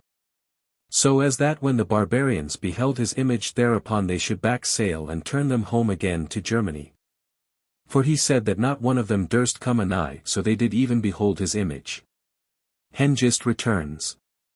Oh, the passing great hardihood of the man who was thus desirous that even after death he might be dreaded by those unto whom while living he had been a terror. Natheless, after his death, the Britons did otherwise, for they buried his corpse in the city of Trinovantum. Chapter 15. After the death of his son, Vortigern was restored unto his kingdom, and at the earnest instance of his wife sent his envoys to Hengist in Germany, bidding him to come back again to Britain, but privily and with but few men only. As he was afeared, in case he came over otherwise, a quarrel might arise betwixt the barbarians and the men of the country. Howbeit, Hengist, hearing of Vortimer's death, raised an army of 300,000 armed men, and fitting out a fleet returned unto Britain. But as soon as the arrival of so huge a host was reported to Vortigern and the princes of the realm, they took it in high dudgeon, and taking counsel together, resolved to give them battle and drive them forth of their coasts. Tidings of this resolve were at once sent to Hengist by messengers from his daughter, and he forthwith bethought him what were best to do by way of dealing a counterstroke. After much brooding over divers devices, the one that he made choice of in the end was to betray the people of the kingdom by approaching them under a show of peace. Hengist, his treachery. He accordingly sent messengers unto the king, bidding them bear him on hand that he had not brought with him so mighty an armament either with any purpose that they should remain with him in the country, or in any way do violence unto any that dwelt therein. The only reason he had brought them with him was that he believed Vortimer to be still alive, and that in case Vortimer had opposed his return he was minded to be able to withstand him. Howbeit, now that he had no longer any doubt as to Vortimer being dead, he committed himself and his people unto Vortigern to dispose of as he should think best.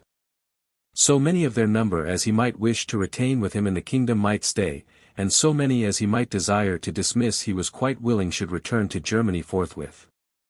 And, in case Vortigern were willing to accept these terms, he himself besought him to name a day and place for them to meet, and they would then settle everything in accordance with his wishes. When such a message was brought unto Vortigern, passing well pleased was he, for he had no mind that Hengist should again depart. So at last he bade that the men of the country and the Saxons should meet together nigh the monastery of Ambrius on the calends of May, then just drawing on, that then and there the matter might be solemnly settled.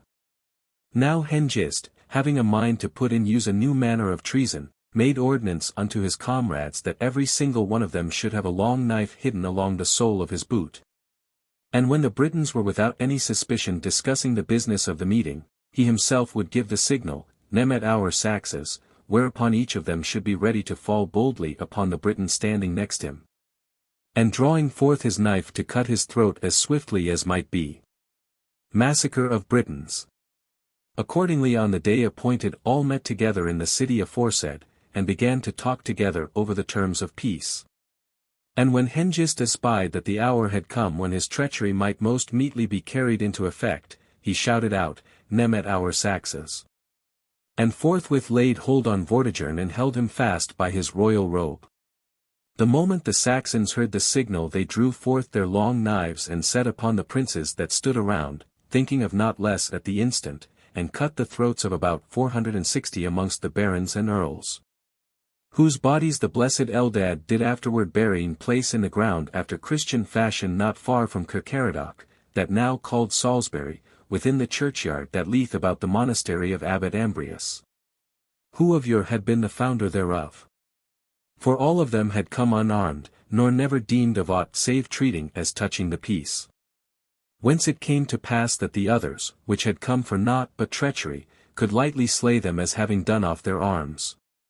Howbeit the Paynims wrought not their treason unavenged, for many of themselves were slain whilst that they were putting the others to death, he Britons snatching the stones and sticks that were on the ground. and in self-defense doing no little execution upon their betrayers. Chapter 16. Eldil of Gloucester. Among others that were there was Eldil, Earl of Gloucester, who, seeing this treachery, took up a stake that he had found by chance and defended himself therewithal. Whomsoever he got at, he brake him the limb he struck and sent him to hell forthwith. Of some the head, of others the arms, of others the shoulders, and of many more the legs did he shatter, causing no small terror wheresoever he laid about him, nor did he stir from the place before he had slain 70 men with the stake he wielded. But when he could no longer stand his ground against so great a multitude, he made shift to get away and betook him to his own city. Many fell on the one side and the other, but the Saxons had the upper hand, as well they might, seeing that the Britons, never suspecting aught of the kind, had come without arms and so were the less able to defend them. Natheless, they were not minded to slay Vortigern, but bound him and threatened him with death, and demanded his cities and strong places as ransom for his life, he straightway granting all they had a mind to, so he were allowed to escape on live. And when he had confirmed this unto them by oath, they loosed him from his fetters, and marching first of all upon London, took that city, taking next York and Lincoln as well as Winchester, and ravaging the country at will. Slaying the country folk as wolves do sheep forsaken of their shepherd. Vortigern's Tower.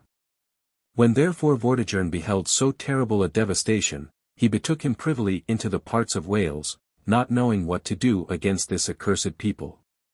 Chapter 17. Howbeit, he at last took counsel of his wizards, and bade them tell him what he should do. They told him that he ought to build him a tower exceeding strong, as all his other castles he had lost. He sought accordingly in all manner of places to find one fit for such a purpose and came at last unto Mount Ararai, where, assembling a great gang of masons from divers countries, he bade them build the tower. The stonemasons, accordingly, came together and began to lay the foundations thereof, but whatsoever they wrought one day was all swallowed up by the soil the next, in such sort as that they knew not whither their work had evanished unto. And when word was brought hereof unto Vortigern, he again held counsel with his wizards to tell him the reason thereof.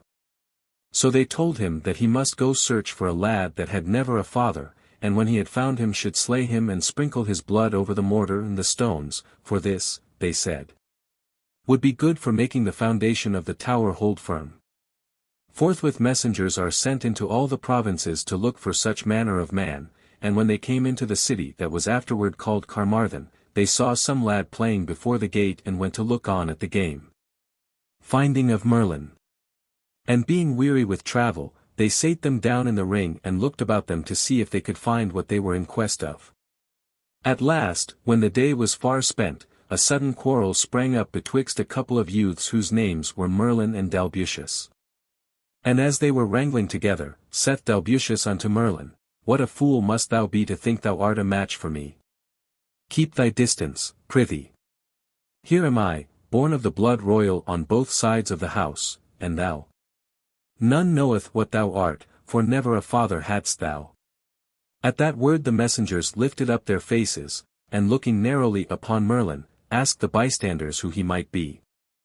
They told them that none knew his father, but that his mother was daughter of the king of Demetia, and that she lived along with the nuns in St. Peter's Church in that same city. Chapter 18. The messengers thereupon hurried off to the reeve of the city, and enjoined him in the king's name that Merlin and his mother should be sent unto the king. The reeve, accordingly, so soon as he knew the errand whereon they came, forthwith sent Merlin and his mother unto Vortigern for him to deal withal as he might list.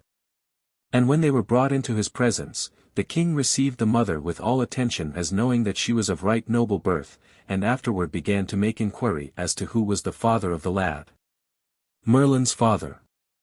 Unto whom she made answer, As my soul liveth and thine, O my lord the king, none know I that was his father. One thing only I know, that on a time when as I and the damsels that were about my person were in our chambers, one appeared unto me in the shape of a right comely youth and embracing me full straitly in his arms did kiss me. And after that he had abided with me some little time did as suddenly evanish away so that not more did I see of him. Natheless, many a time and oft did he speak unto me when that I was sitting alone, albeit at never once did I catch sight of him.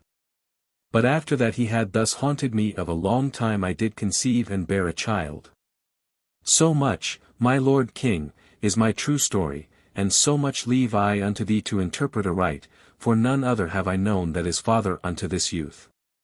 Amazed at her words, the king commanded that Morgantius should be called unto him to declare whether such a thing might be as the lady had said. Morgantius was brought accordingly, and when he had heard the story from first to last, said unto Vortigern, In the books of our wise men and in many histories have I found that many men have been born into the world on this wise.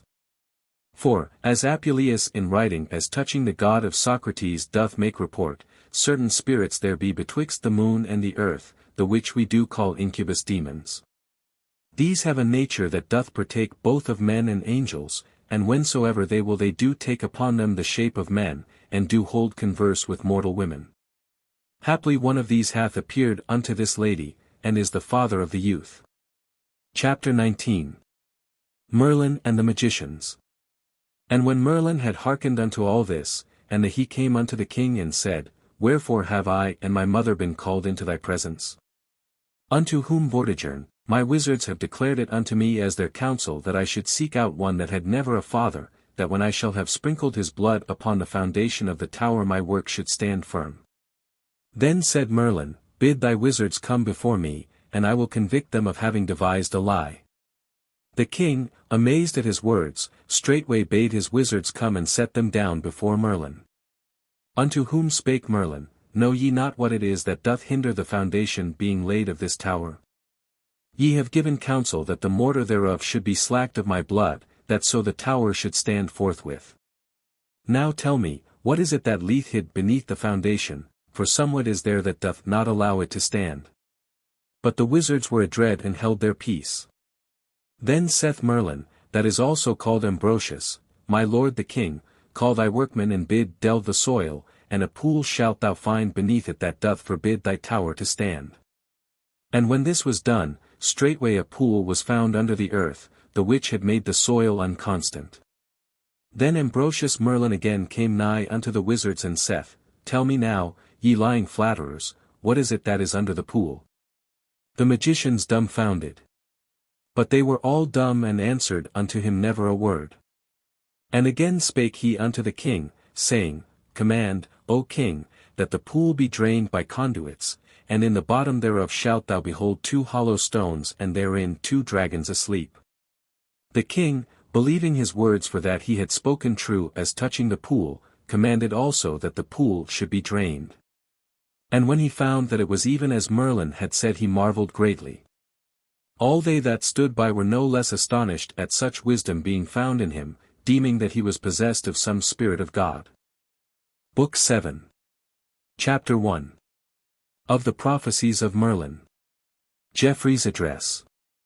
I had not come so far as this place of my history, when by reason of the much talk that was made about Merlin my contemporaries did on every side press me to make public an edition of his prophecies, and more especially Alexander, Bishop of Lincoln, a man of the highest piety and wisdom.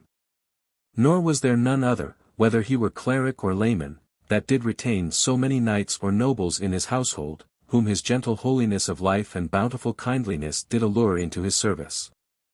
Wherefore, for that he it was whom I did most earnestly desire to please above all other, I did translate the prophecies and did send them unto him along with a letter unto this effect.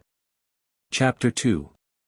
The affection I bear unto thy nobility, Alexander, prelate of Lincoln, hath compelled me to translate the prophecies of Merlin out of the British into Latin before I had made an end of the history I had begun as concerning the acts of the British kings.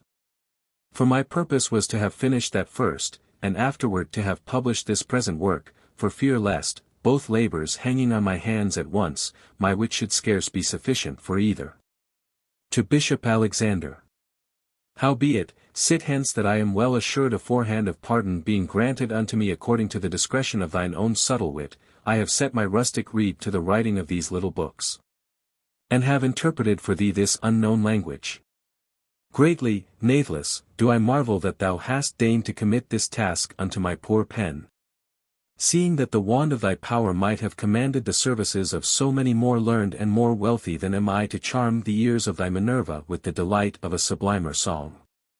And, to say nothing of all the philosophers of the whole island of Britain, this I blush not to confess, that thou art the one man who hast it in thee to chant more excellently than they all unto this adventurous lyre. Howbeit, sith it so pleaseth thee that Geoffrey of Monmouth should sound his pipe in these vaticinations, eschew thou not to show favour unto his minstrelsies. And if so be that he carol out of time or tune, do thou with the ferule of thine own muses chastise him back into keeping true harmony and measure. Chapter 3. Accordingly, while Vortigern, king of the Britons, was yet seated upon the bank of the pool that had been drained, forth issued the two dragons, whereof the one was white and the other red. Merlin's prophecies. And when the one had drawn an eye unto the other, they grappled together in baleful combat and breathed forth fire as they panted. But presently the white dragon did prevail, and drave the red dragon unto the verge of the lake. But he, grieving to be thus driven forth, fell fiercely again upon the white one, and forced him to draw back. And whilst that they were fighting on this wise, the king bade Ambrosius Merlin declare what this battle of the dragons did portend. Thereupon he straightway burst into tears, and drawing in the breath of prophecy, spake, saying, Woe unto the red dragon, for his extermination draweth nigh. And his caverns shall be occupied of the white dragon that betokeneth the Saxons whom thou hast invited hither. But the red signifieth the race of Britain that shall be oppressed of the white. Therefore shall the mountains and the valleys thereof be made level plain, and the streams of the valleys shall flow with blood. The rites of religion shall be done away, and the ruin of the churches be made manifest. At the last, she that is oppressed shall prevail and resist the cruelty of them that come from without. For the boar of Cornwall shall bring succour and shall trample their necks beneath his feet. The islands of the ocean shall be subdued unto his power, and the forests of Gaul shall he possess. The house of Romulus shall dread the fierceness of his prowess, and doubtful shall be his end. Renowned shall he be in the mouth of the peoples, and his deeds shall be as meat unto them that tell thereof. Merlin's prophecies. 6 of his descendants shall follow his sceptre, but after them shall rise up the German worm. The wolf of the sea shall exalt him, unto whom the woods of Africa shall bear company. Again shall religion be done away, and the seas of the primates shall be transmuted. The dignity of London shall adorn Doriburnia, and men shall resort unto the 7th shepherd of York in the realm of Armorica. Menevia shall be robed in the pall of the city of legions, and a preacher of Ireland shall be stricken dumb on account of an infant in the womb. It shall rain a shower of blood, and a baleful famine shall prey upon mortal men. When these things befall, then shall the red one grieve, yet when he hath undergone his travail shall he wax strong. Then shall the calamity of the white be hastened, and that which is builded in his little gardens shall be overthrown. 7 sceptre-bearers shall be slain, and one thereof shall be canonized a saint. Children shall perish in the wombs of their mothers, and dread shall be the torments of men, that thereby may they that were born in the land be restored unto their own. He that shall do these things shall clothe him in the brazen man, and throughout many ages shall keep guard over the gates of London, sitting upon a brazen horse. Thereafter shall the red dragon turn him back into his own ways, and labour to wreak his wrath upon himself. Wherefore the vengeance of the thunderer shall overtake him, for that every field shall fail the tiller of the soil. Death shall snatch away the people, and all nations shall be made void. The remnant that are left shall forsake their native soil, and sow seed in plantations of foreign lands. Merlin's prophecies. The blessed king shall fit forth a navy, and shall be reckoned 12th in the court amongst the saints. A grievous desolation of the land shall there be, and the threshing floors of harvests shall return unto the forests fruitful in mast and acorn. Then again shall the white dragon arise and invite hither the daughter of Germany.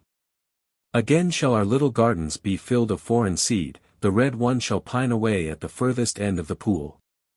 Thereafter shall the German worm be crowned, and the brazen prince be buried. A term hath been assigned unto him that he shall not be able to overpass. 150 years shall he remain in disquiet and subjection, but 300 shall he be seated therein. Then shall the north wind rise against him, and snatch from him the flowers that the west wind had brought forth. There shall be gilding in the temples, and the edge of the sword shall not cease.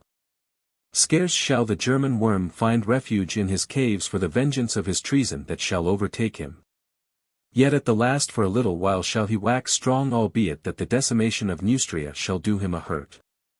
For a people in wood and jerkins of iron shall come upon him and take vengeance upon him for his wickedness. He shall restore their dwelling places unto them that did inhabit them aforetime, and the ruin of the foreigner shall be made manifest. The seed of the white dragon shall be rooted out of our little gardens, and the remnant of his generation shall be decimated. The yoke of bondage shall they bear, and their mother shall they wound with spades and ploughs. Merlin's prophecies. 2 dragons shall succeed, whereof the one shall be slain by the arrow of envy, but he other shall return under the shadow of a name. The lion of justice shall succeed, at whose warning the towers of Gaul and the dragons of the island shall tremble. In those days shall gold be wrung forth from the lily and the nettle, and silver shall flow from the hooves of them that low. They that go crisped and curled shall be clad in fleeces of many colors, and the garment without shall betoken that which is within. The feet of them that bark shall be cropped short. The wild deer shall have peace, but humanity shall suffer dole. The shape of commerce shall be cloven in twain, the half shall be round. The ravening of kites shall perish, and the teeth of wolves be blunted. The lion's whelp shall be transformed into fishes of the sea, and his eagle build her nest upon Mount Aravius. Venedotia shall be red with mother's blood, and 6 brethren shall the house of Coroneus slay. The island shall be drenched in nightly tears, whence all men shall be provoked unto all things. Woe unto thee, Neustria, for the brain of the lion shall be poured forth upon thee, and with mangled limbs shall he be thrust forth of his native soil. They that come after shall strive to outsoar the highest, but the favor of the newcomers shall be exalted. Piety shall do hurt unto him that doth possess through impiety, until he shall have clad him in his father. Wherefore, girdled about with the teeth of wolves, shall he climb over the heights of the mountains, and the shadow of him that weareth a helmet. Merlin's prophecies. Albany shall be moved unto wrath, and calling unto them that are at her side shall busy her only in the shedding of blood. A bridle bit shall be set in her jaws that shall be forged in the bay of Armorica. This shall the eagle of the broken covenant gild over, and the eagle shall rejoice in her 3rd nesting.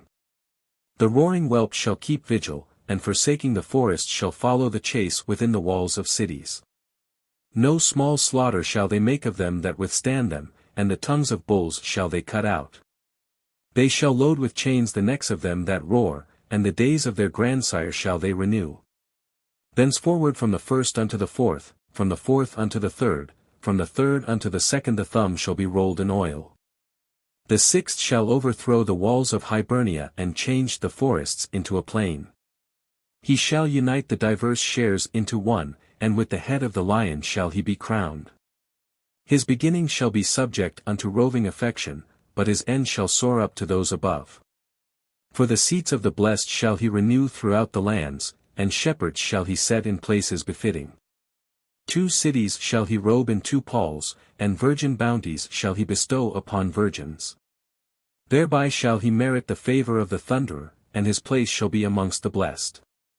Of him shall issue forth the lynx that see through all things, and shall keep watch to bring about the downfall of his own race, for through him shall Neustria lose both islands and be despoiled of her ancient dignity.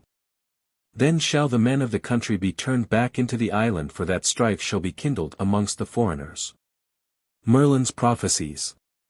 An old man, moreover, snowy white, hat sitteth upon a snow-white horse, shall turn side the river of Periron, and with a white wand hall measure out a mill thereon. Cadwallader shall call unto Conan, and shall receive Albany to his fellowship. Then shall there be slaughter of the foreigners, then shall the rivers run blood, then shall gush forth the fountains of Armorica, and shall be crowned with the diadem of Brutus.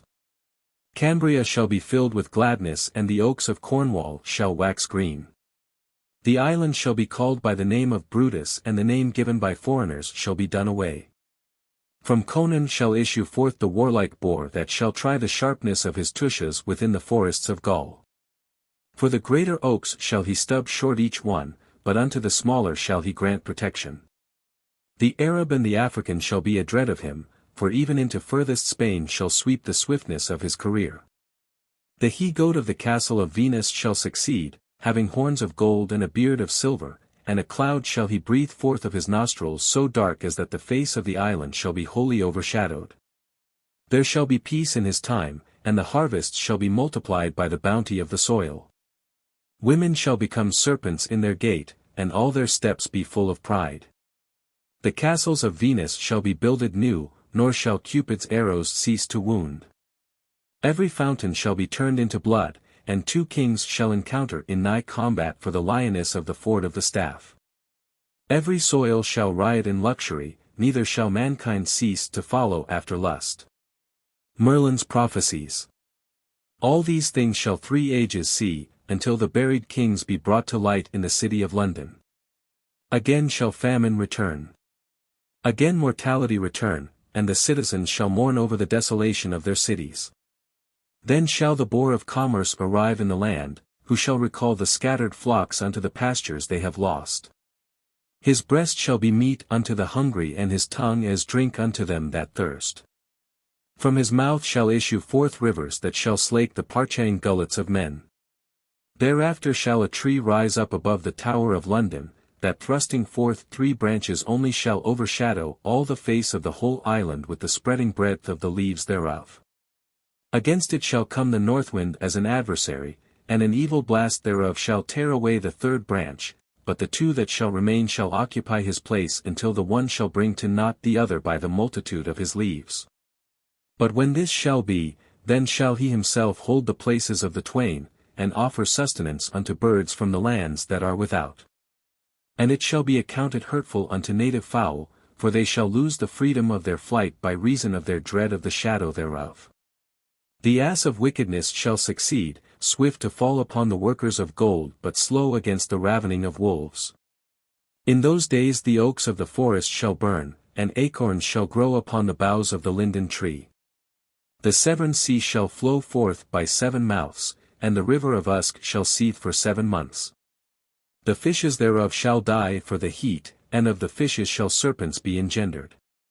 Merlin's prophecies. The baths of the city of Bath shall wax cold, and the wholesome waters thereof shall breed death. London shall mourn the slaughter of 20,000, and the Thames river shall be turned into blood. They that wear the cowl shall be provoked unto marriage, and their outcry shall be heard in the mountains of the Alps. Chapter 4. 3 fountains shall well forth in the city of Winchester, whereof the stream shall dispart the island into 3 portions.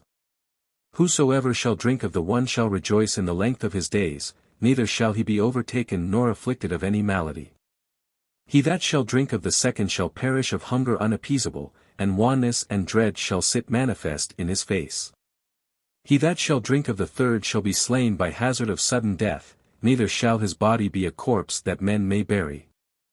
They that would fain escape so deadly a swallow pit will strive to hide it with divers coverings. But whatsoever bulk be cast thereon shall take the shape of other substance. For if stones be heaped thereupon, the stones shall be turned into wood, wood into ashes, ashes into water.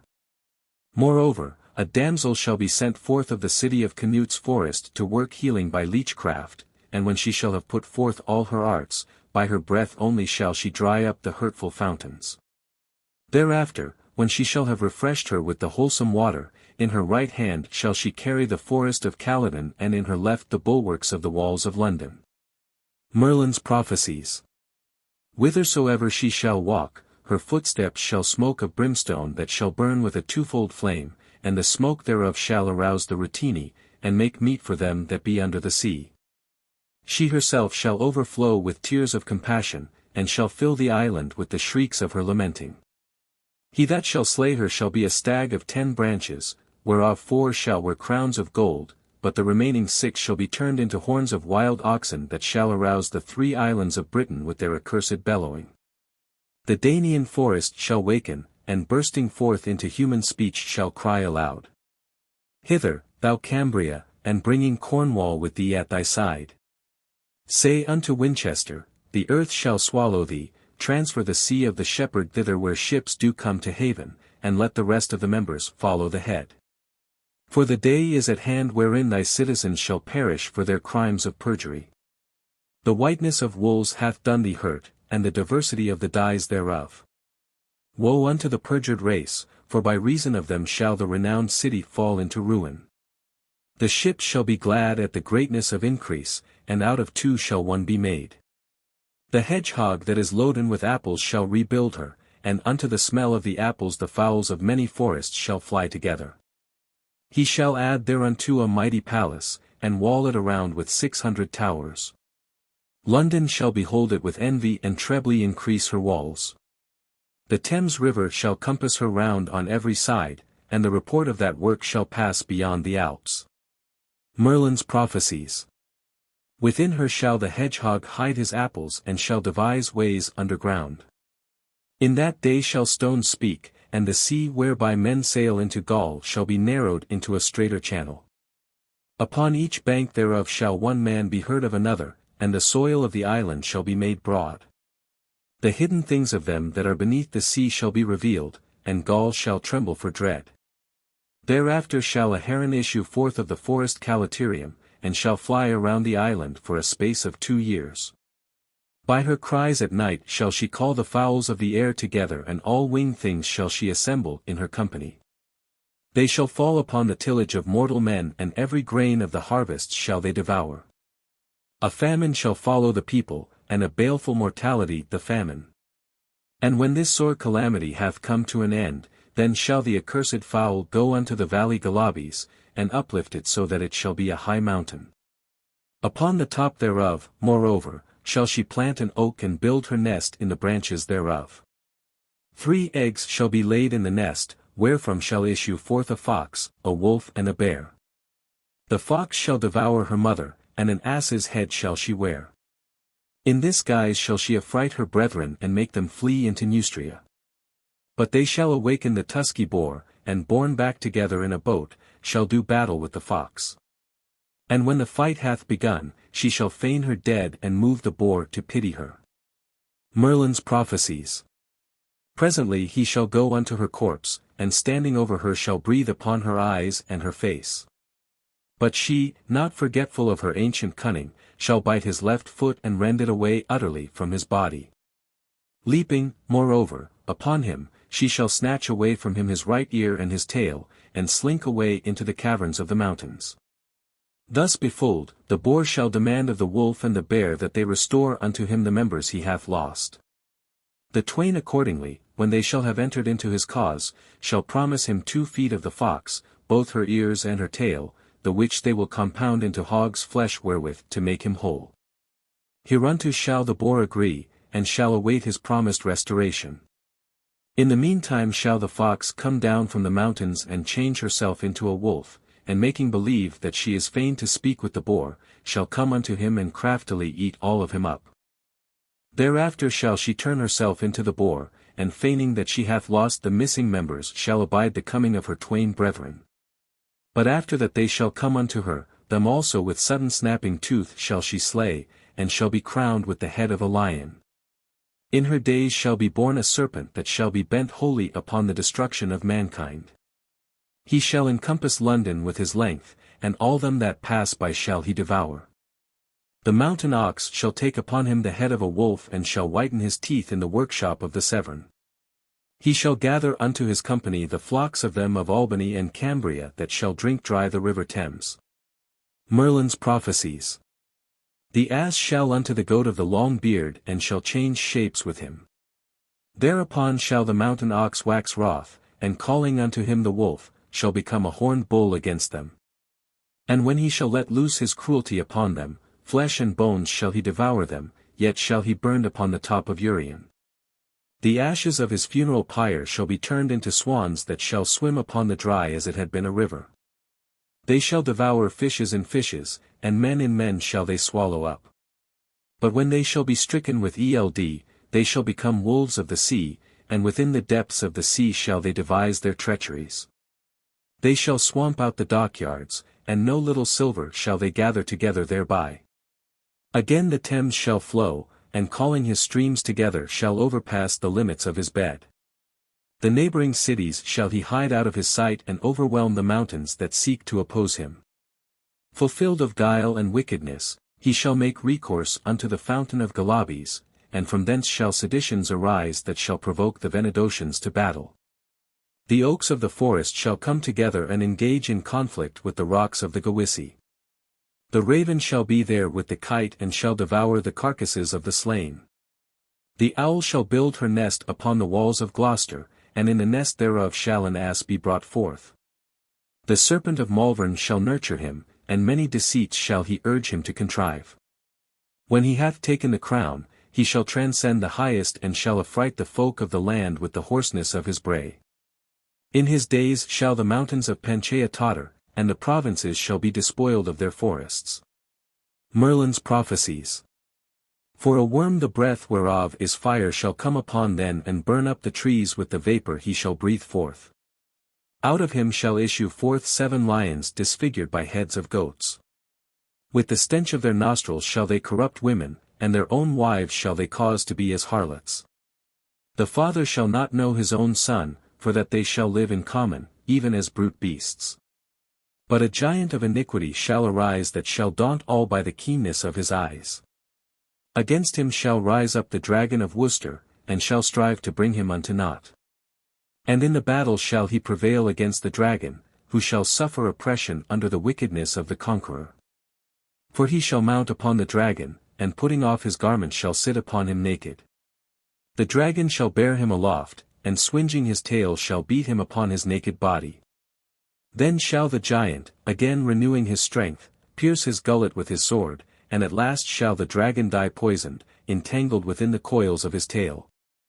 After him shall succeed the boar of Totnes, and with baleful tyranny shall he oppress the people. Gloucester shall send forth a lion that in divers battles shall harass him even as he raggeth.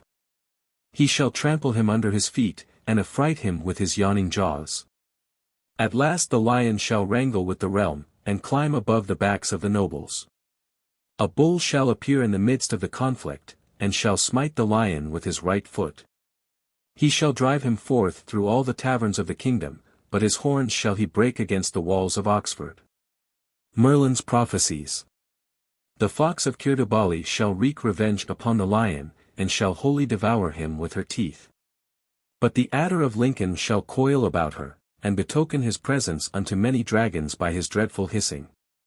Then shall the dragons encounter, and one shall tear other into pieces. He that hath wings shall oppress him that hath none, and fix his poisonous claws in his cheeks. Others shall gather together to the battle and one shall slay other therein. A fifth shall succeed unto them that are slain, and by various devices shall break the residue in pieces. Upon the back of one shall he climb with a sword and sever his head from his body. Then, putting off his garment, shall he climb upon another and grasp his tail in his right hand and his left, for naked shall he vanquish him against whom when clad he might not prevail. The rest shall he torment and drive them all the kingdom round. Thereafter shall a roaring lion come forth and dread shall be the cruel fellness thereof. Thrice 5 portions shall he bring into one, and he only shall possess the people. A giant shall glitter in white array and spread him abroad over the white people as a tree. Luxury shall waste the strength of princes and of a sudden shall they be turned into beasts. Amongst them shall arise a lion, swollen with the blood of men. Under him shall be set a reaper with a sickle in the standing corn, and even as he toileth at his reaping shall he be oppressed of him. The charioteer of York shall appease them, and thrusting forth his lord, shall mount the chariot he driveth. Merlin's prophecies. With his drawn sword shall he threaten the east, and the rut of his chariot wheels shall he fill with blood. Then shall he become a fish of the sea that shall mate with a serpent that shall allure him by her hissing. Thence shall be born 3 thundering bulls, who, when they have eaten up their pastures, shall be turned into trees. The first shall carry a scourge of vipers, and shall turn his back upon the next born, who shall strive to snatch away the scourge, but by the last shall it be seized and carried off. They shall turn away their faces the one from other until they shall have cast away the poisoned cup. Unto him shall succeed the husbandman of Albany, at whose back shall a serpent overhang. He shall busy him in turning of the soil so that the land may be white unto harvest. The serpent shall weary him in spilling of his venom, that the green blade may never ripen to the full ear. The people shall be wasted by deadly slaughter, and the walls of cities shall be made desolate. Then shall the city of Claudius be given for healing, and she shall interpose the foster daughter of the scourger. For she shall hold the balance whereby the medicine of healing is meted out, and in a brief space shall the island be renewed. Then shall two follow the scepter, unto whom shall the horned dragon minister. The one shall come in iron, and upon a flying serpent shall he ride. With his body naked shall he sit upon his back, and with his right hand shall he lay hold upon his tail. The seas shall be troubled at the noise of his crying, and fear shall fall upon the other because of him. Merlin's prophecies. Therefore shall the second take the lion into his company, but a strife shall arise betwixt them, and they shall fight together. With mutual wounds shall the one be stricken of the other, but the fellness of the beast shall prevail. Then shall one come with harp and tabor, and shall appease the fierceness of the lion.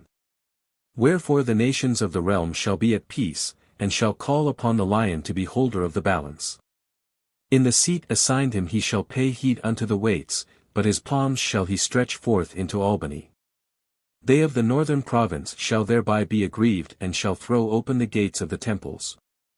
The wolf that beareth the ensign shall be captain of the companies, and Cornwall shall he encompass round about with his tail. A knight in a chariot shall withstand him, and that people shall he change into a boar.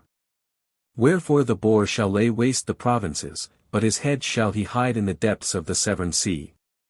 A man shall hug a lion in gold, and the dazzling of the gold shall blind the eyes of them that look thereon. Silver shall wax white in the circuit thereof, and shall be a vexation unto the winepresses.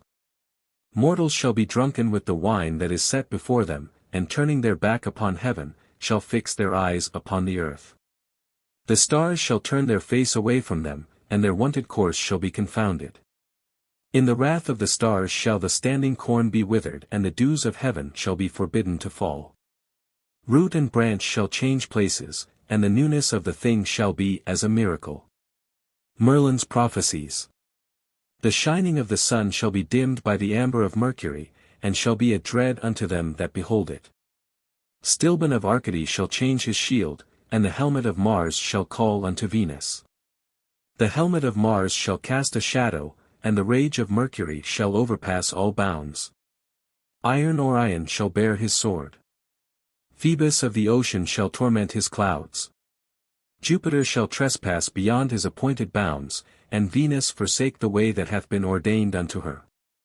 The malignity of Saturn the star shall fall upon earth with the rain of heaven, and shall slay mankind as it were with a crooked sickle.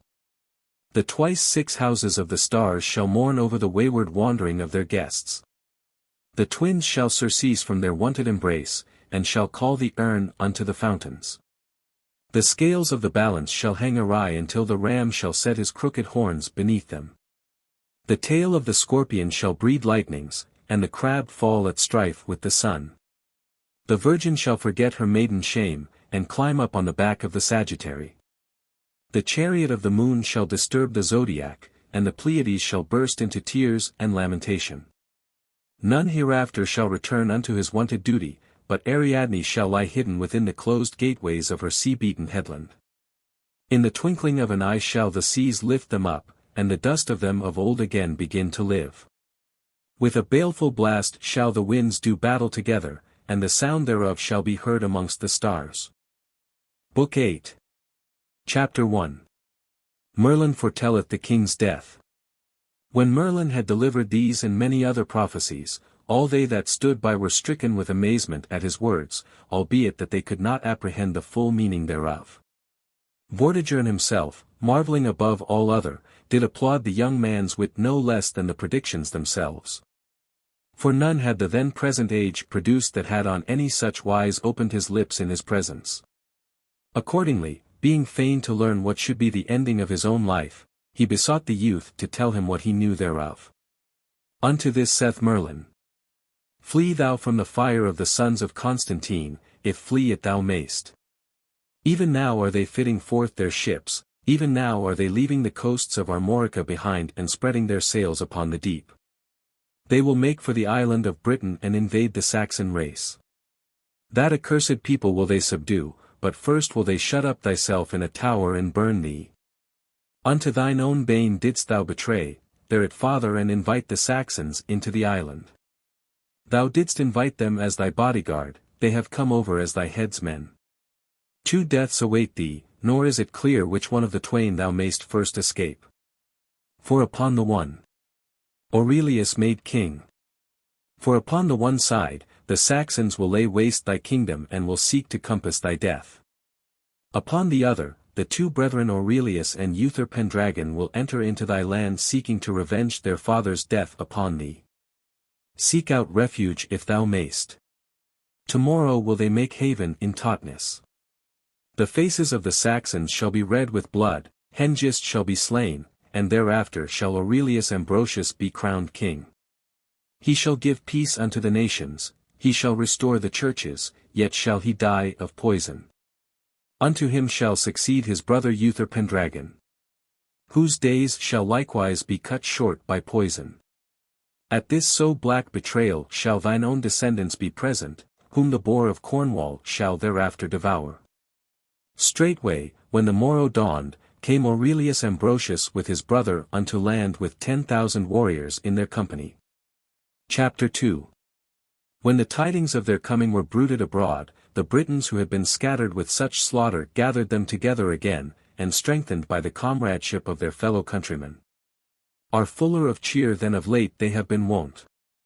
They called the clergy together, anointed Aurelius as king, and did homage to him according to custom. But when they counselled falling upon the Saxons, the king dissuaded them, being minded first of all to follow up Vortigern, for so grievously did he take to heart the treachery that had been wrought against his father, that not him seemed to do save first of all he might avenge him. Eldel joineth Aurelius. Accordingly, desirous of fulfilling his purpose, he marcheth his army into Cambria and marcheth toward the castle of Genoriu whither Vortigern had fled for refuge. This castle was in the country of Hergin, upon the river Gania on the mountain that is called Clore. When Ambrosius had come thereunto, remembering the treason wrought against his father and brother, he speaketh unto Eldel, Duke of Gloucester, saying, See now, noble Duke, the walls of this city, whether they be strong enow to protect Vortigern, that I sheathe not the point of my sword in his bowels. For violent death hath he deserved, nor deem I that thou knowest not how well he hath deserved it. O, most impious of men, worthy to die in torment unspeakable. First, he betrayed my father Constantine, who had delivered him and his country from the ravages of the Picts, then Constans, my brother, whom he raised to be king, only to destroy him. Then, when he had branded himself by his own treacheries, he thrust his heathens in amongst the freemen of the land that he might exterminate all them that loyally abided by their fealty unto me. Yet by God's permission hath he now fallen unawares into the snare that he had laid for his faithful. For when the Saxons found him out in his iniquities they thrust him forth of the kingdom, for the which ought none to be sorry. Yet, methinketh, all men may well be sore grieved that this accursed people whom this accursed man hath invited hither have slaughtered my noble freemen, have laid waste my fruitful country, have destroyed the holy churches and well nigh done away all Christianity from sea to sea. Hengist alarmed. Now, therefore, my fellow countrymen, quit ye like men, and wreak your vengeance first of all upon him that hath wrought all these evil deeds. Then let us turn our arms against the enemies that compass us around, and save the country from being swallowed up in their insatiable maw. Forthwith they brought their engines of all kinds into play and strove their best to breach the walls, but when all else failed, they set the place on fire, and the fire, finding fuel, spread blazing up till it had burned up the tower and Vortigern therein. Chapter 3. When the report of this reached Hengist and his Saxons he was smitten with dread, for he was afeard of the prowess of Aurelius. For such valour and hardihood was in the man, that when he was in the parts of Gaul was none other that durst meet him in combat man to man. For when he ran a tilt at any, either he would thrust down his enemy from his horse or frush his spear to flinders. Moreover he was free-handed of his bounties, diligent in observances of religion, moderate in all things, and above all things did he eschew a lie. Valiant afoot, more valiant yet a horseback, and right well skilled in conduct of an army. Aurelius marcheth north.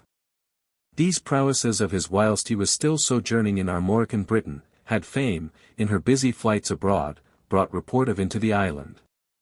Insomuch as that the Saxons were adread thereof and drew them unto the further side of Humber, where they garrisoned the cities and castles in those parts, for that the country had ever been open unto them as a land of refuge.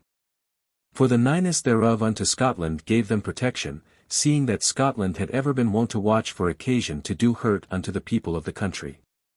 Wherefore this tract of land, fearsome to dwell in, and void of native folk, had ever offered safe resort unto strangers, insomuch as on account of the nature no less than the situation of the land it had ever lain open unto the Picts and Scots, Danskers and Norwegians and others that landed therein with intent to lay waste the island. Knowing, therefore, that in that part of the country they were safe from their next neighbours, they fled thitherward, so that should need be they could take refuge as readily as in their own castles. So when this was told unto Aurelius, he took fresh hardihood and had good hope of a victory. Wherefore, calling the men of the country together as swiftly as might be, he reinforced his own army and started on his march towards the north. As he passed through the diverse countries sore grieved was he to behold the desolation thereof, but most of all to see the churches all thrown down even to the ground, and the restoration thereof did he vow, so he might obtain the victory. Chapter 4. Hengist meeteth Aurelius. Howbeit Hengist, when he learnt of his arrival, took courage again, and made choice among his fellow soldiers of them that did most need encouragement, and gave them heart, exhorting each of them to stand their ground like men and to be nowise in dread in fighting against Aurelius. For he told them that he had but a few Armorican Britons with him, whose number was at most not more than 10,000 men.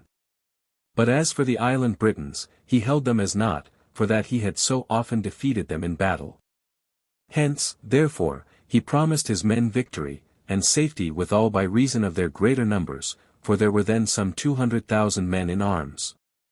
And when he had thus spirited up all of them and put them in stomach to fight, he advanced towards Aurelius as far as a field that was called Macebelly, through the which Aurelius would have to pass. For he was minded to make a sudden and stealthy onslaught and to fall upon the Britons at unawares. Howbeit Aurelius got wind of the design, but so far from delaying on that account to approach the field, he rather marched forward with the greater speed. When he came in sight of the enemy, he formed his troops in order. 3,000 Armoricans he told off to attend upon the knights, and the rest he set in line mixed medley-wise along with the islanders. The Demetians he stationed on the hills, the Venedocians in the forest hard by, to the end that in case the Saxons should flee thither they should find those there that would stop them. Chapter 5. Battle at Macebelly. Meanwhile Eldil, Duke of Gloucester, came unto the king, saying, This one day would be enow for all the days of my life, so God would grant me to do battle with Hengist man to man. For one of us twain should die or ever our swords should be still. For well do I mind me of the day that we came together as if we were to have peace. And when we were talking over the agreement, he did betray all of us that were there, and slew them all with knives save me alone, who found a stake and did thereby escape. Upon that same day fell 460 barons and earls that had come thither all unarmed.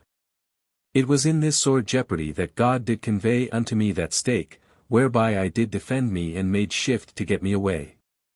Thus spake Eldil, and Aurelius did exhort all his comrades to set their hopes only in the Son of God, and then to fall right heartily upon the enemy and fight with one mind for their country.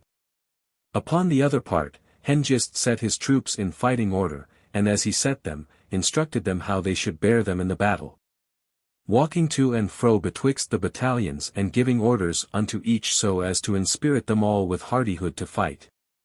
Then, when all the companies on both sides were drawn forth in battle array, the foremost ranks engage, dealing blow upon blow and shedding no little blood. On the one side the Britons, on the other the Saxons, dropped down to die of their wounds. Battle at Knaresborough. Aurelius cheereth on his Christians, Hengist giveth the word unto his Paynims, and as the conflict thus was raging, ever among did Eldil seek occasion to get at hand grips with Hengist, but none such offered. For Hengist, when he saw his own men fall, and that the Britons by God's grace were gaining ground, straightway fled away and made for the castle of Carconan, that is now called Knaresborough. Aurelius pursued him, and whomsoever he overtook upon his way he either slew or made captive as bondsman. When, therefore, Hengist perceived that he was being hunted down of Aurelius, he was not minded to enter into the castle, but commanding his troops again to form in rank, decided to renew the battle. For he knew that the castle could in no wise withstand Aurelius, and that all his defense lay in his own sword and spear. At last, when Aurelius had overtaken him, he also ranked his comrades in companies, and charged right heartily upon him. Natheless, the Saxons hold their ground as one man, and many on both sides are wounded to the death. Blood floweth everywhere, and the cries of the dying rouse the living to a fiercer wrath. At last the Saxons would have prevailed, had not a company of knights of the Armorican Britons come down upon them. For Aurelius had stationed them apart as he had done in the first battle. When these charged down upon them, the Saxons were forced to give ground, and after being broken, albeit in no wise cut to pieces, were scarce able to form in rank again. Then the Britons advance more heartily and harass the enemy with one accord. Eldol taketh Hengist prisoner. Nor did Aurelius stint to cheer on his men to smite down them that came in his way, to give chase to them that fled, and do all that man might do to comfort his comrades. In like manner did Eldol. Hurrying to and fro in all parts of the field, and dealing deadly wounds upon the foe, yet ever, whatsoever he did, was his heart set upon having but one chance of foregathering with Hengist man to man. Chapter 6.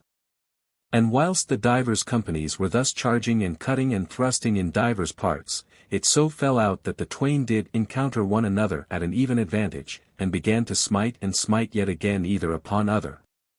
Stroke upon stroke.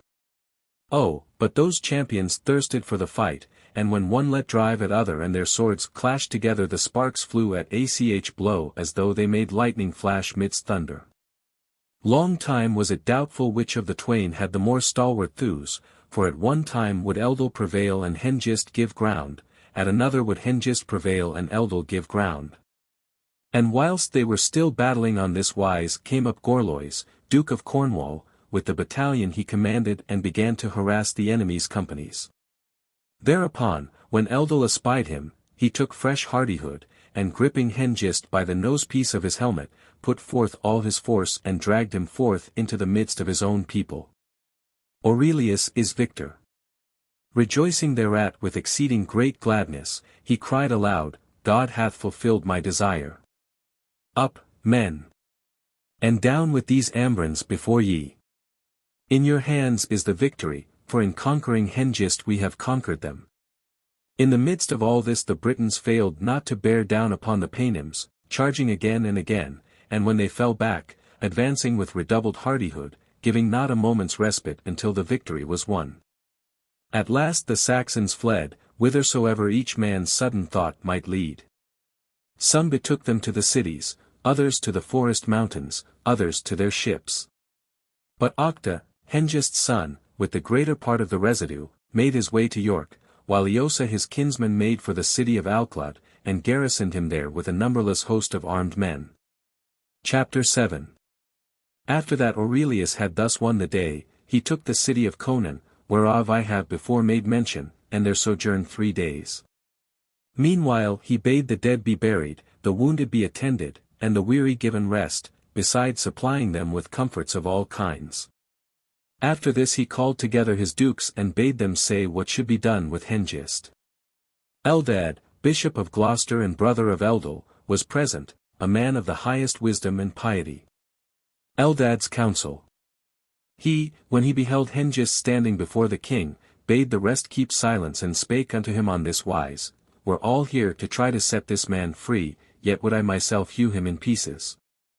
For therein should I follow the ensample of Samuel the prophet when he had Agag, king of the Amalekites, in his power, for he hewed him to pieces, saying, As thy sword hath made mothers childless, so shall thy mother be childless among women. Wherefore do ye the same unto Hengist, for that he is another Agag.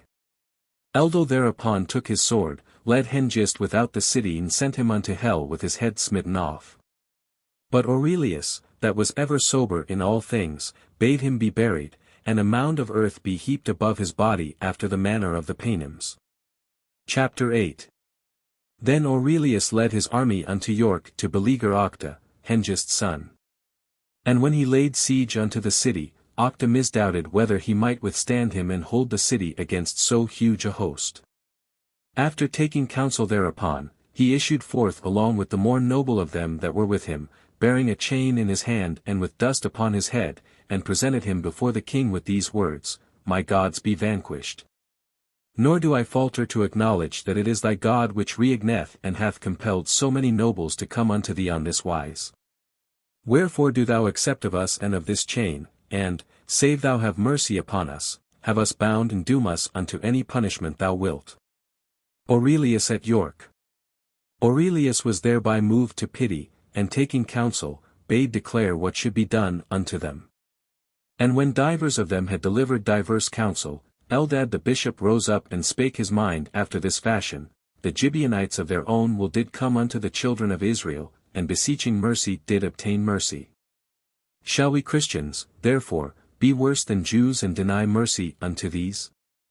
Mercy is that they beseech, mercy let them have. Broad is this island of Britain, and in many places void of inhabitants. Let us therefore make covenant with them that, so we suffer them to dwell at least in our desert places, they shall be vassal unto us forever.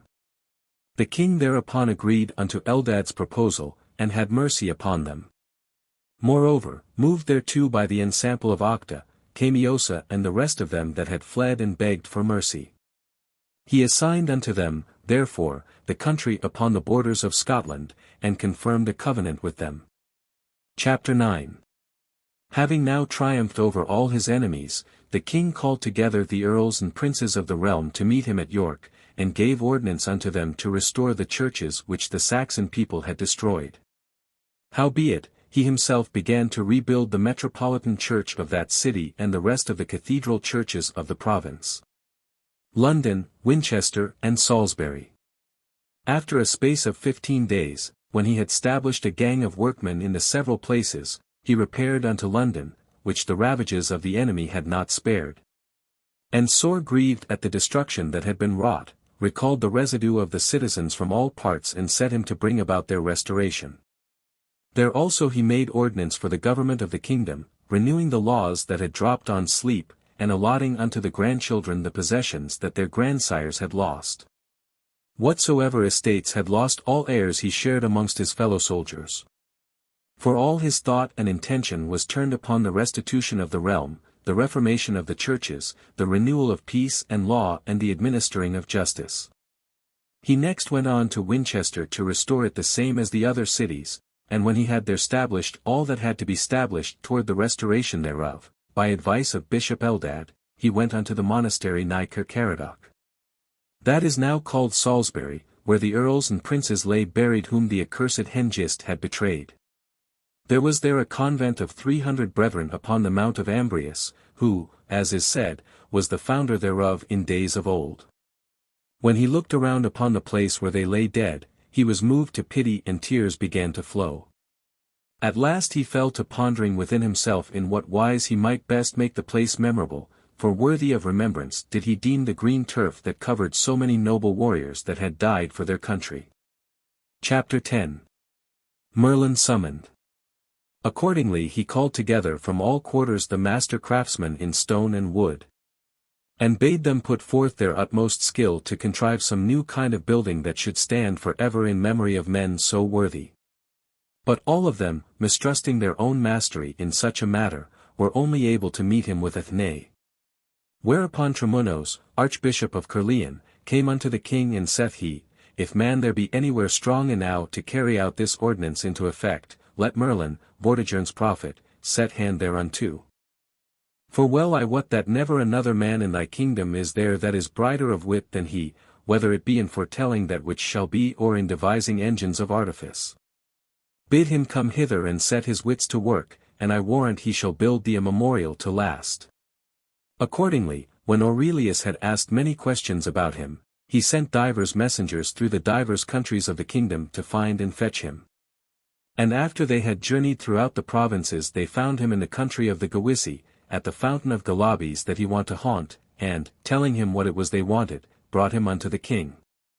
The king received him gladly and bade him declare the future, being fain to hear marvellous things.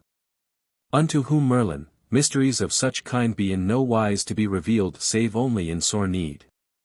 For, an I were to utter them lightly or to make laughter, the spirit that teacheth me would be dumb and would forsake me in the hour of need.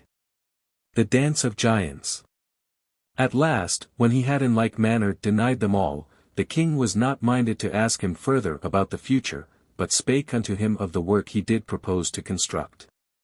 Unto whom Merlin: If thou be fain to grace the burial place of these men with a work that shall endure for ever, send for the dance of the giants that is in Killerhouse, a mountain in Ireland. For a structure of stones is there that none of this age could raise save his wit were strong enough to carry his art. For the stones be big, nor is there stone anywhere of more virtue, and, so they be set up round this plot in a circle, even as they be now there set up, here shall they stand for ever. Chapter 11. At these words of Merlin, Aurelius burst out laughing, and quoth he, But how may this be, that stones of such bigness and in a country so far away may be brought hither, as if Britain were lacking in stones enow for the job? Whereunto Merlin made answer, Laugh not so lightly, king, for not lightly are these words spoken. For in these stones is a mystery, and a healing virtue against many ailments. Giants of old did carry them from the furthest ends of Africa and did set them up in Ireland what time they did inhabit therein. Uther goeth to Ireland. And unto this end they did it, that they might make them baths therein whensoever they ailed of any malady, for they did wash the stones and pour forth the water into the baths, whereby they that were sick were made whole. Moreover, they did mix confections of herbs with the water, whereby they that were wounded had healing, for not a stone is there that lacketh in virtue of leechcraft.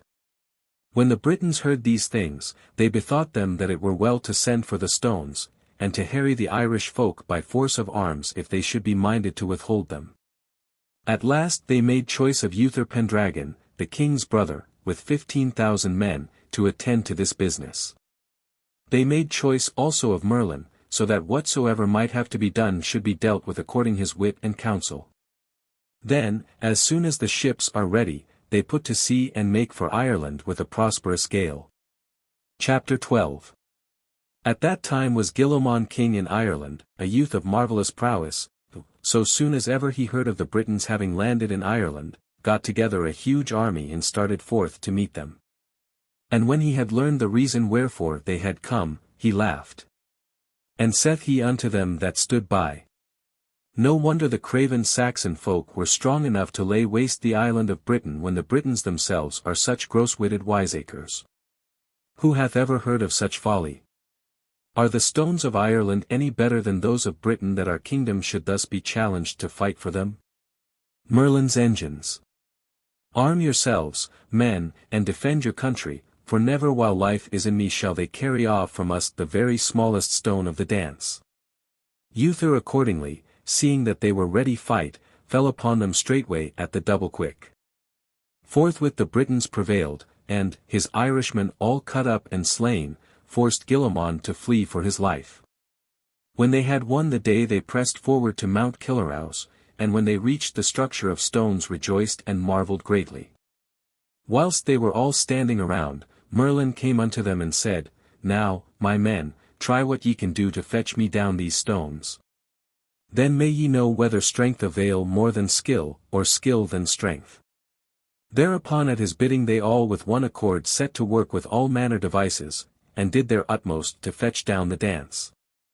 Some rigged up huge hawsers, some set to with ropes, some planted scaling ladders, all eager to get done with the work, yet nathless was none of them never a whit the forwarder. And when they were all weary and spent, Merlin burst out on laughing and put together his own engines. At last, when he had set in place everything whatsoever that was needed, he laid the stones down so lightly as none would believe, and when he had laid them down, bade carry them to the ships and place them inboard.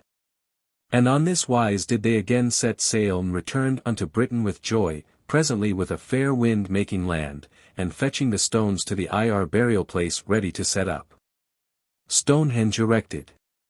When this was reported unto Aurelius, he sent messengers throughout the countries of Britain, bidding summon clergy in laity, and enjoining them when summoned to assemble at the Mount of Ambrius with rejoicing and honor to set up the stones again round the foresaid burial place. Accordingly, in obedience to the edict, came pontiffs and abbots and folk of every single order or condition that were his subjects, and when all were met together on the day appointed, Ambrosius set the crown upon his own head and celebrated the Whitsuntide festival right royally, giving up the 3 following days running to the holiday. Meanwhile such honors as lacked a holder he distributed as bounties unto them of his household as rewards for their toil in his service. At that time 2 of the metropolitan sees, York, to wit, and the city of the legions, were vacant without their shepherds. Wherefore, being minded to consult the common wish of his peoples, he gave York unto Samson, a man of high dignity and illustrious by the depth of his piety. And Curleon unto Dubricius, whom the providence of God had before singled out as like to be right serviceable in that same place. And when he had settled these and other matters in his realm, he bade Merlin set up the stones that he had brought from Ireland around the burial place. Merlin accordingly obeyed his ordinance, and set them up about the compass of the burial ground in such wise as they had stood upon Mount Killarowes in Ireland, and proved yet once again how skill surpasseth strength. Chapter 13. Pasentius joineth Gilomon. At that same time Pasentius, Vortigern's son, who had fled away to Germany, called out every knight in arms of that kingdom against Aurelius Ambrosius, being minded to avenge his father, and promised them exceeding plenty of gold and silver so he were able to subdue Britain unto himself with their assistance.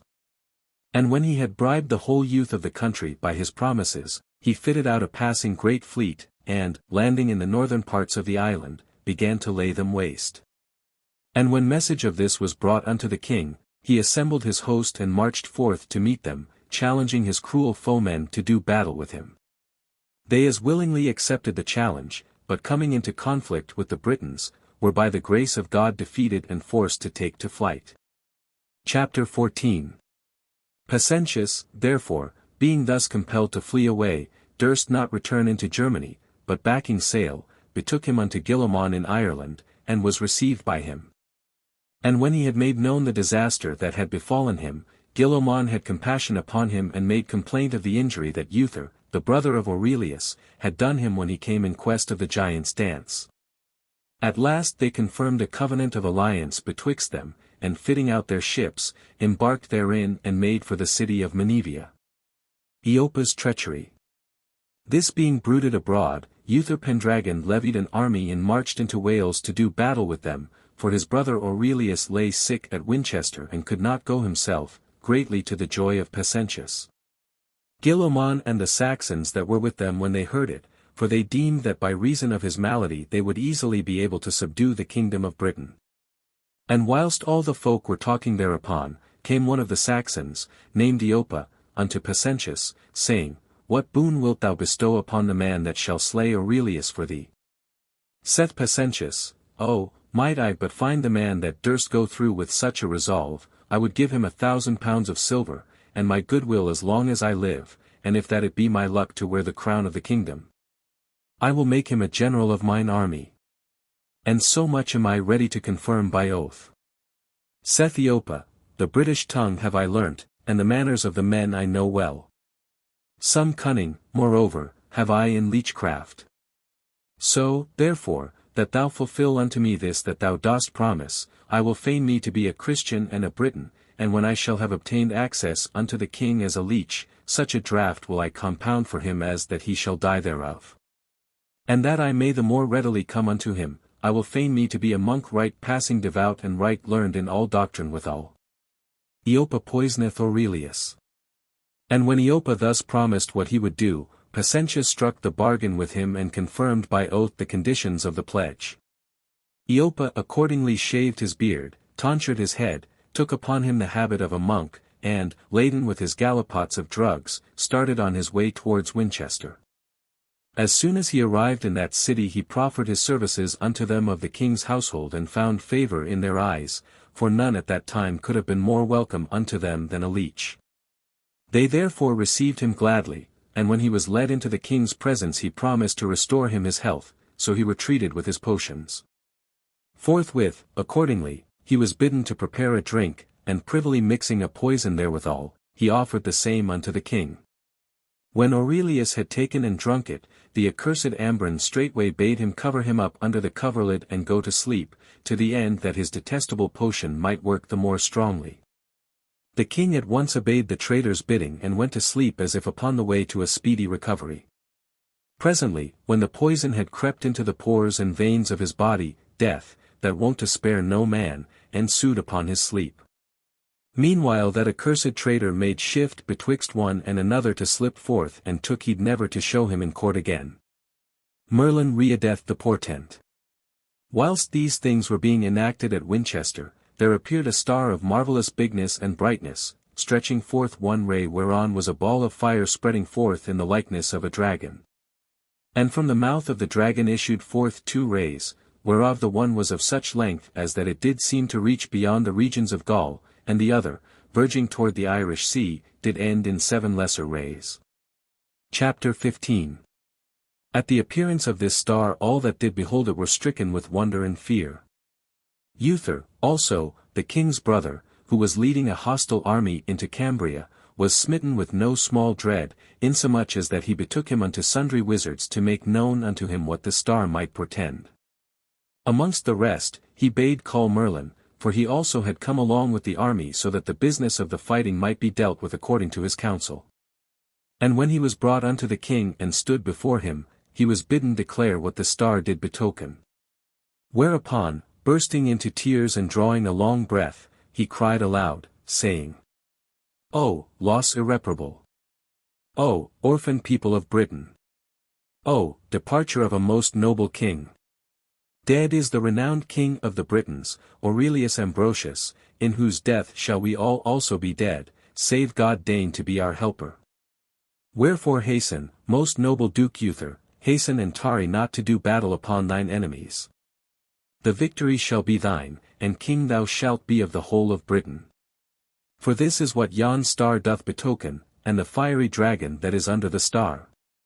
Aurelius is dead. The ray, moreover, that stretcheth forth toward the regions of Gaul, both portend that a son shall be born unto thee that shall be of surpassing mighty dominion, whose power shall extend over all the realms that lie beneath the ray. And the other ray signifieth a daughter whose sons and grandsons shall hold the kingdom of Britain in succession. Chapter 16. But Uther, albeit misdoubting whether Merlin spake true, continued the advance against the enemy that he had already begun, for he was so nigh unto Menevia as that not more than half a day's march had to be covered. And when his advance was reported unto Gilomon, Pescentius and the Saxons that were with them, they issued forth to meet him and do battle with him. So soon as the armies came in sight of one another, they both set them in fighting array, and coming to close quarters, began a hand-to-hand engagement, soldiers being slain on the one side and the other as is wont in such cases. At last, when the day was far spent, Uther in the end prevailed and obtained the victory after Gilomon and Pescentius had been slain. The barbarians thereupon took to flight and scampered off to their ships, pursued by the Britons who slew a number of them in their flight. The Duke's victory being thus by Christ's favour complete, he returned the swiftest he might after so sore travail unto Winchester. For messengers had arrived announcing the death of the king and bringing word that he was presently to be buried by the bishops of the land within the Giants' Dance, nigh the convent of Ambrius, according to the instructions he had given when alive. Uther Pendragon crowned. When they heard of his departure, the pontiffs and abbots and all the clergy of the province assembled in the city of Winchester, and honoured him with a funeral such as was befitting a king so mighty. And, for that in his lifetime he had commanded he should be buried in the graveyard he had enclosed, thither they bare his body and laid it in the ground with right royal ceremony. Chapter 17. But his brother Uther, calling together the clergy of the country, took upon him the crown of the island, and with universal assent was raised to be king. And, remembering in what wise Merlin had interpreted the meaning of the star aforementioned, bade 2 dragons be wrought in gold in the likeness of the dragon he had seen upon the ray of the star. And when that they had been wrought in marvellous cunning craftsmanship, he made offering of the one unto the chief church of the See of Winton, but the other did he keep himself to carry about with him in the wars. From that day forth was he called Uther Pendragon, for thus do we call a dragon's head in the British tongue. And the reason wherefore this name was given unto him was that Merlin had prophesied he should be king by means of the dragon. Chapter 18. Siege of York. In the meantime Octa, Hengist's son, and Eosa, his kinsman, now that they were quit of the covenant they had made with Aurelius Ambrosius, set them to work to harass the king and ravage his minions. For they were now taking into the Saxons that Pescentius had brought with him, and were sending their messengers into Germany for the rest. Octa, accordingly, having surrounded him with a passing great army, did invade the northern provinces, nor did he stint to give his cruelty free course until he had destroyed all the cities and strong places from Albany as far as York. At last, when he had begun to beleaguer that city, Uther Pendragon came upon him with the whole force of the kingdom and gave him battle. The Saxons stood their ground like men, remaining unbroken by the assaults of the Britons, who were forced at last to flee. The Saxons followed up the victory they had won, and pursued the Britons as far as Mount Damon, when the daylight failed them. Now this hill was steep, and at the top was a hazel coppice, but halfway up were tall broken rocks amongst which wild beasts might well make their lairs. Howbeit, the Britons took possession thereof and abode all that night amongst the rocks and hazel bushes. But when the bear began to turn her chariot as it drew toward dawn, Uther bade call the earls and princes to treat with him in council how they might best fall upon the enemy. Gorlois giveth counsel. All accordingly came as quickly as might be into the king's presence, who bade them declare their counsel thereupon. They accordingly enjoined Gorlois Duke of Cornwall, to speak his opinion first, for that he was a man of much counsel and ripe of age. No need, saith he, of beating about the bush and making long speeches, for we must make the best use of what remains of the night. What is most wanted just now is valor and hardihood if ye would fain enjoy your lives and liberties. The multitude of Paynims is huge and hungry for fight, while we are but a handful. If we wait until daylight overtaketh us, better, I ween, not fight them at all. Up, then, while the darkness lasteth, and coming down upon them in close order, let us rush their camp by a sudden surprise. For, whilst they have no suspicion and never dream of our falling upon them in such wise, if we make the rush with one accord and put forth our hardihood, I doubt not but we shall win the day. This counsel pleased the king and all his men, and all obeyed his injunctions. Doing on their armor, they ranked them in companies and made towards the enemy's camp, intending to make a general onset upon them all at once. But when they drew nigh the scouts became aware of their approach, and woke up their sleepy comrades with the braying of their trumpets.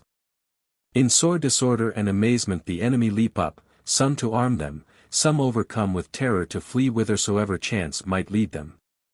But the Britons, marching in close rank, quickly approaching and reaching the camp, and, finding an entrance, rush in upon the enemy with drawn swords. Uther cometh London. The enemy thus surprised of a sudden could make no effectual resistance, while the Britons took courage to from knowing all about what they were doing, rushing in heartily with a will and laying about them in deadly fashion. The Paynims were slain by thousands, Octa and Eosa were taken prisoners, and the Saxons utterly put to the rout. Chapter 19. After this victory Uther marched unto the city of Alclad, and made ordinance for settling that province, as well as for restoring peace everywhere. He also went round all the nations of the Scots, and made that rebellious people lay aside their savage ways, for such justice did he execute throughout the lands as never another of his predecessors had ever done before him. In his days did misdoers tremble, for they were dealt punishment without mercy. At last, when he had stablished his peace in the parts of the north, he went to London and bade that Octa and Eosa should be kept in prison there. And when the Easter festival drew nigh, he bade the barons of the realm assemble in that city that he might celebrate so high holiday with honor by assuming the crown thereon. All obeyed accordingly, and repairing thither from the several cities, assembled together on the eve of the festival. The king, accordingly, celebrated the ceremony as he had proposed, and made merry along with his barons, all of whom did make great cheer for that the king had received them in such joyful wise. Gorlois goeth into Cornwall. For all the nobles that were there had come with their wives and daughters as was meet on so glad a festival. Among the rest, Gorlois, Duke of Cornwall, was there, with his wife Igerne, that in beauty did surpass all the other dames of the whole of Britain. And when the king espied her amidst the others, he did suddenly wax so fain of her love that, paying no heed unto none of the others, he turned all his attention only upon her. Only unto her did he send dainty titbits from his own dish. Only unto her did he send the golden cups with messages through his familiars. Many a time did he smile upon her and spake merrily unto her withal. But when her husband did perceive all this, straightway he waxed wroth and retired from the court without leave taken. Nor was any that might recall him thither, for that he feared to lose the one thing that he loved better than all other. Uther, waxing wroth hereat, commanded him to return and appear in his court that he might take lawful satisfaction for the affront he had put upon him. And when Gorlois was not minded to obey the summons, the king was enraged beyond all measure and sware with an oath that he would ravage his domains, so he hastened not to make him satisfaction. Forthwith, the quarrel betwixt the two abiding unsettled, the king gathered a mighty army together and went his way into the province of Cornwall and set fire to the cities and castles therein. But Gorlois, not daring to meet him in the field for that he had not so many armed men, chose rather to garrison his own strong places until such time as he obtained the succor he had besought from Ireland. Uther sendeth for Merlin. And, for that he was more troubled upon his wife's account than upon his own, he placed her in the castle of Tintagel on the sea-coast, as holding it to be the safer refuge. Howbeit, he himself betook him into the castle of Demiliac, being afeard that in case disaster should befall him both might be caught in one trap. And when message of this was brought unto the king, he went unto the castle wherein Gorlois had ensconced him, and beleaguered him and cut off all access unto him. At length, at the end of a week, mindful of his love for Igerne, he spake unto one of his familiars named Ulfin of Ricaradoc, I am consumed of love for Igerne, nor can I have no joy. Nor do I look to escape peril of my body save I may have possession of her. Do thou therefore give me counsel in what wise I may fulfill my desire, for, and I do not, of mine inward sorrow shall I die. Unto whom Ulfin, and who shall give thee any counsel that may avail, seeing that there is no force that may prevail whereby to come unto her in the castle of Tintagel? For it is situate on the sea, and is on every side encompassed thereby, nor none other entrance is there save such as a narrow rock doth furnish, the which 3 armed knights could hold against thee. Albeit thou wert standing there with the whole realm of Britain beside thee. But, and if Merlin the prophet would take the matter in hand, I do verily believe that by his counsel thou mightest compass thy heart's desire. The king, therefore, believing him, bade Merlin be called, for he, too, had come unto the leaguer. Merlin's magic arts. Merlin came forthwith accordingly, and when he stood in presence of the king, was bidden give counsel how the king's desire might be fulfilled. When he found how sore tribulation of mind the king was suffering, he was moved at beholding the effect of a love so exceeding great, and saith he, the fulfillment of thy desire doth demand the practice of arts new and unheard of in this thy day. Yet know I how to give thee the semblance of Gorlois by my leechcrafts in such sort as that thou shalt seem in all things to be his very self. If, therefore, thou art minded to obey me, I will make thee like unto him utterly, and Ulfin will I make like unto Jordan of Tintagel his familiar. I also will take upon me another figure and will be with ye as a third, and in such wise we may go safely unto the castle and have access unto Igerne. The king obeyed accordingly, and gave heed strictly unto that which Merlin enjoined him. At last, committing the siege into charge of his familiars, he did entrust himself unto the arts and medicaments of Merlin, and was transformed into the semblance of Gorlois. Ulfin was changed into Jordan, and Merlin into Bristle in such sort as that none could have told the one from the other. They then went their way toward Tintagel, and at dusk hour arrived at the castle. The porter, weening that the duke had arrived, swiftly unmade the doors, and the three were admitted. For what other than Gorlois could it be, seeing that in all things it seemed as if Gorlois himself were there?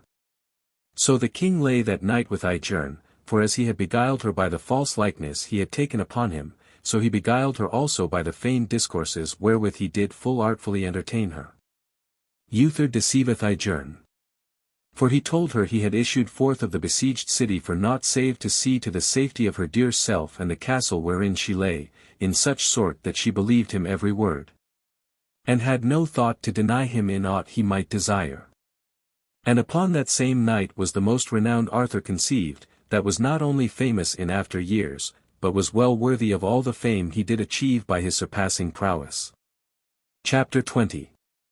In the meantime, when the beleaguering army found that the king was not amongst them, they did unadvisedly make endeavour to breach the walls and challenge the besieged duke to battle. Who, himself also acting unadvisedly, did straightway sally forth with his comrades in arms, weening that his handful of men were strong enow to make head against so huge a host of armed warriors.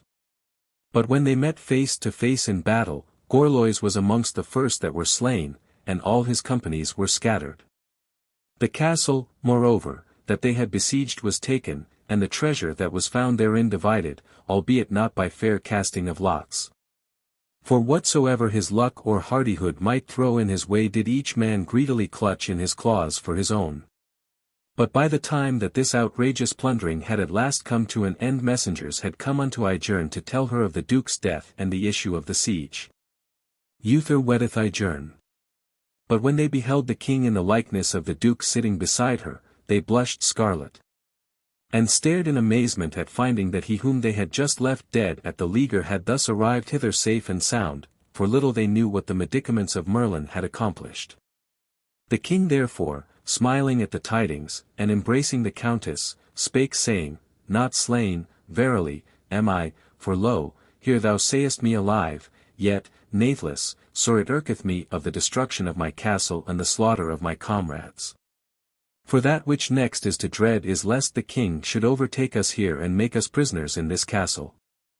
First of all, therefore, will I go meet him and make my peace with him, lest a worse thing befall us.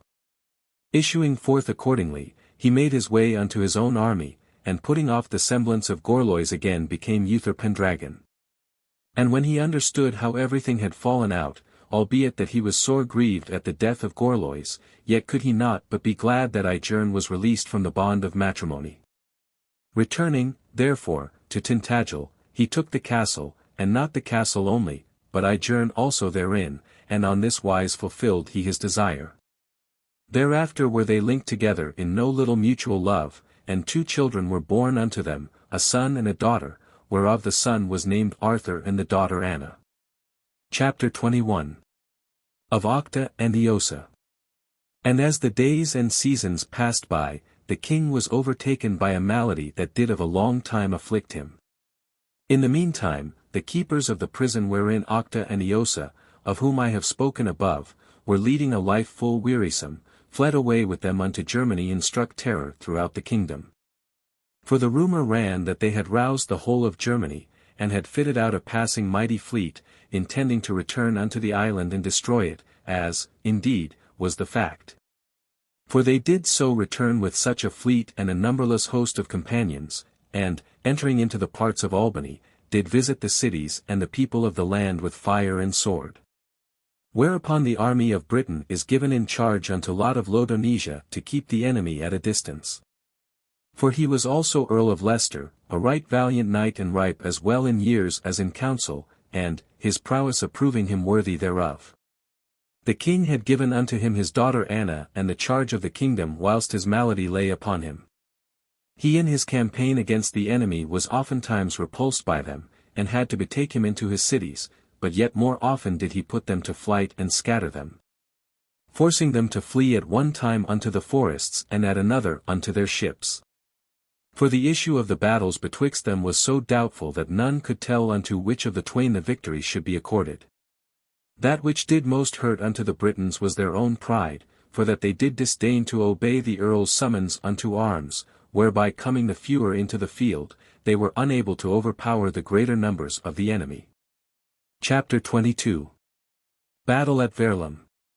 The island being thus well nigh all laid waste, when the reason thereof was reported unto the king, he waxed wroth beyond what his infirmity was able to bear. And bade all his barons come together before him that he might rebuke them for their pride and lukewarmness. And when he beheld them all in his presence, he chided them with words of chastisement, and sware that he himself would lead them against the enemy.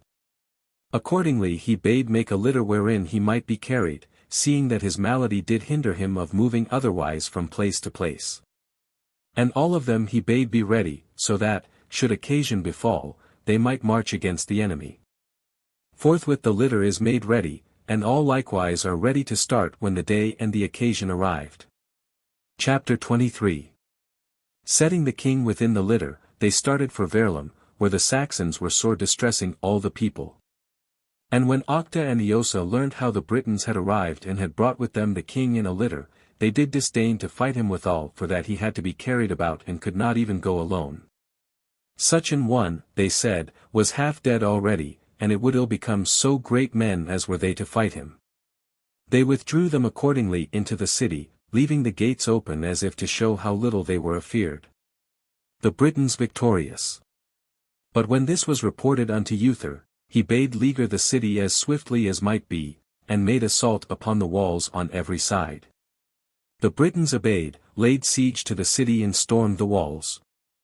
Carrying slaughter amongst the Saxons, they were just entering by the breaches they had made, when the Saxons began to bethink them of withstanding them in earnest, and seeing the advantage they had already gained, repented them of their former arrogance, and set to work to defend them as best they might, climbing upon the walls and driving back the Britons with all manner weapons of offence. At last, whilst the fight was still raging betwixt them, the night drew on that doth invite all men unto repose.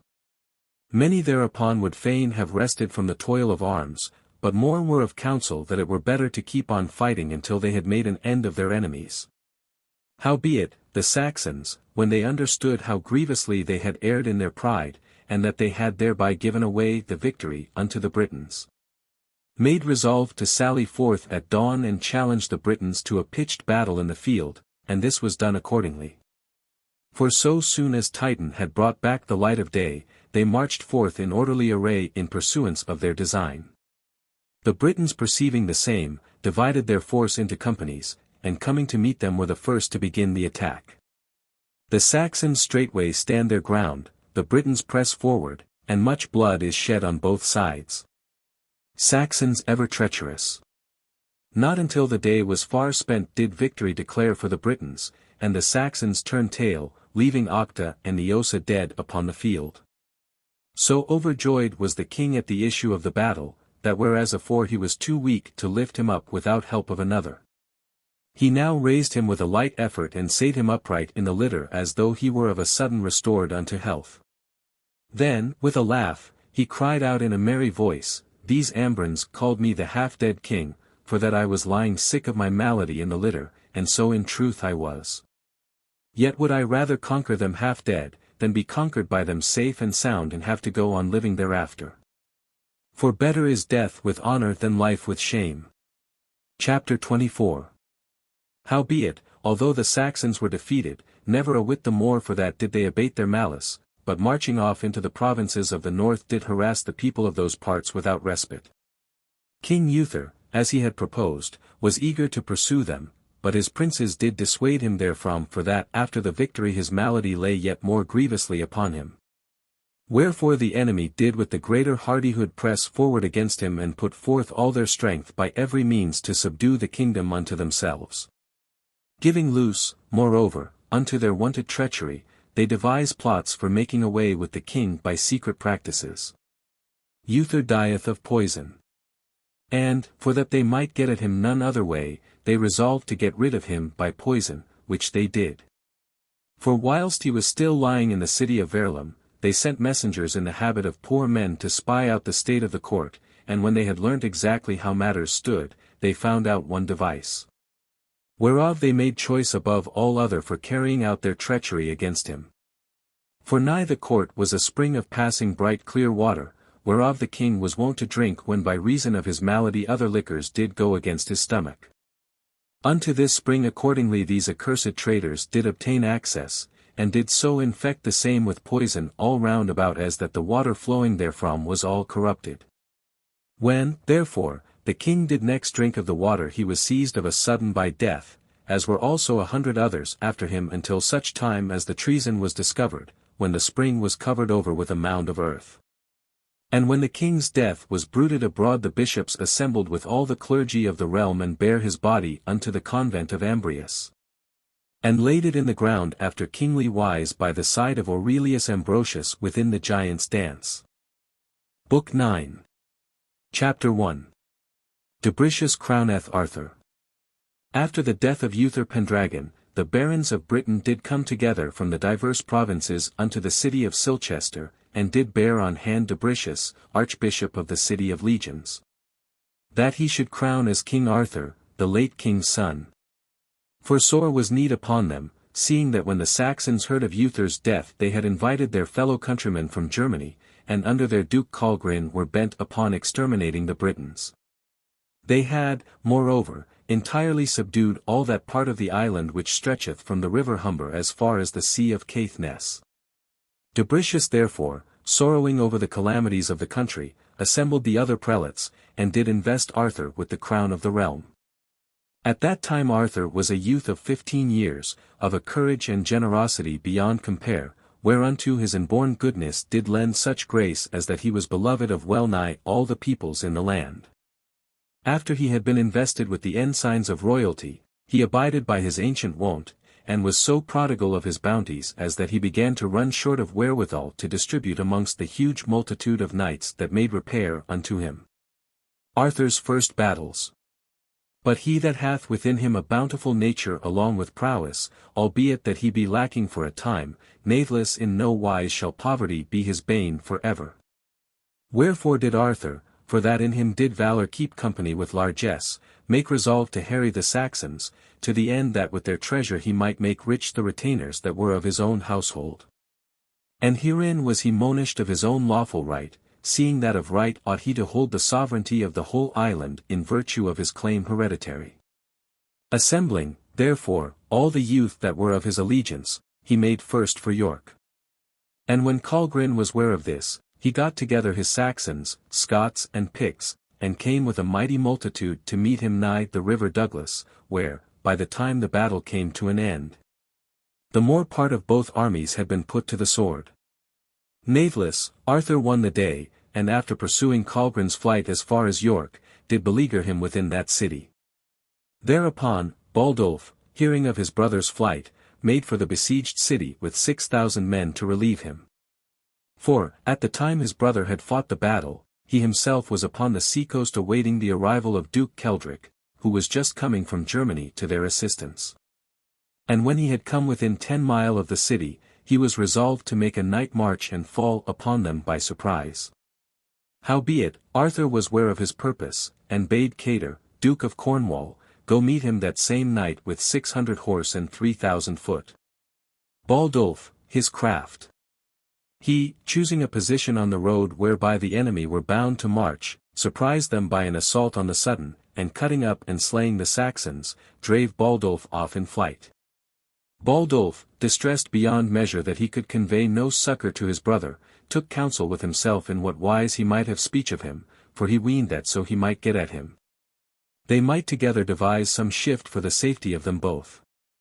Failing all other means of access unto him, he shaved off his hair and his beard, and did upon him the habit of a jongleur with a gittern, and walking to and fro within the camp, made show as had he been a minstrel singing unto the tunes that he thrummed the while upon his gittern.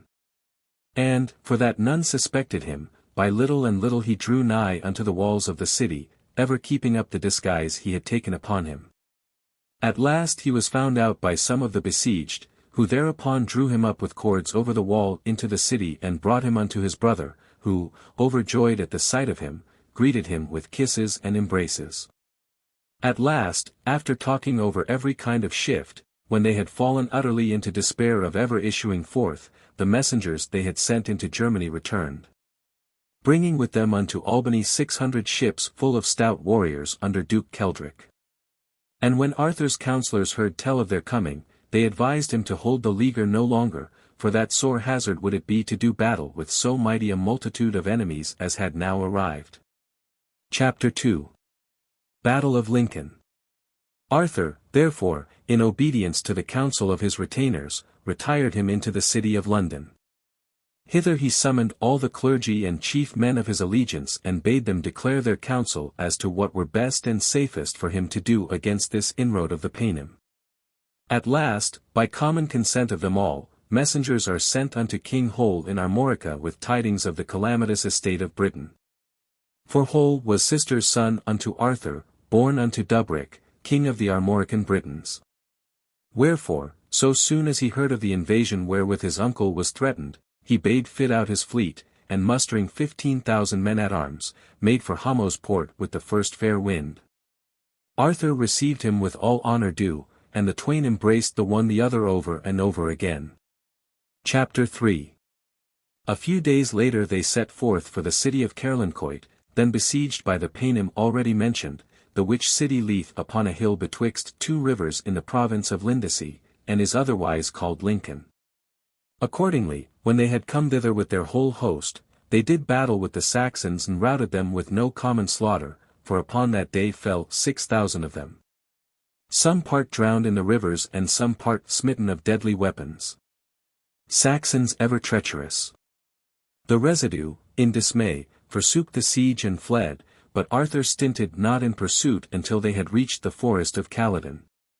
Wherein they assembled again after the fight and did their best to make a stand against him. When the battle began, they wrought sore havoc amongst the Britons, defending themselves like men, and avoiding the arrows of the Britons in the shelter afforded by the trees.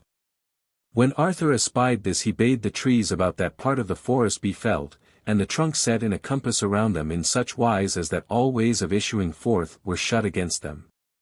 For he was minded to beleaguer them therein until they should be starven to death of hunger. This done, he bade his companies patrol the forest, and abode in that same place 3 days. Whereupon the Saxons, lacking all victual and famishing to death, besought leave to issue forth upon covenant that they would leave all their gold and silver behind them so they might return unto Germany with naught but their ships only. They promised further to give them tribute from Germany and to leave hostages for the payment thereof. Arthur, taking counsel thereupon, agreed unto their petition, retaining all their treasure and the hostages for payment of the tribute, and granting only unto them bare permission to depart. Natheless, whilst that they were ploughing the seas as they returned homeward, it repented them of the covenant they had made, and tacking about, they returned into Britain, making the shore at Totnes. Taking possession of the country, they devastated the land as far as the Severn Sea, slaying the husbandmen with deadly wounds. The siege of Bath. Marching forth from thence they made for the country about Bath and besieged that city. When word of this was brought unto the king, astonished beyond measure at their wicked daring, he bade judgment be done upon their hostages and hanged them out of hand, and, abandoning the expedition whereby he intended to repress the Picts and Scots, hurried away to disperse the leaguer. Howbeit, that which did most sorely grieve him in this strait was that he was compelled to leave his nephew Hole behind him lying sick in the city of Alclud. When at last he arrived in the province of Somerset, and beheld the leaguer nigh at hand, he spake in these words. For that these Saxons, of most impious and hateful name, have disdained to keep faith with me, I, keeping my faith unto my God, will endeavour me this day to revenge upon them the blood of my countrymen. To arms, therefore, ye warriors, to arms, and fall upon yonder traitors like men, for, of a certainty, by Christ's succour, we cannot fail of victory. Chapter 4. When he had thus spoken, the holy Dubric, archbishop of the city of legions, went up on to the top of a certain mount and cried out with a loud voice. Ye men that be known from these others by your Christian profession, take heed ye bear in mind the piety ye owe unto your country and unto your fellow countrymen, whose slaughter by the treachery of the Paynim shall be unto ye a disgrace everlasting save ye press heartily forward to defend them.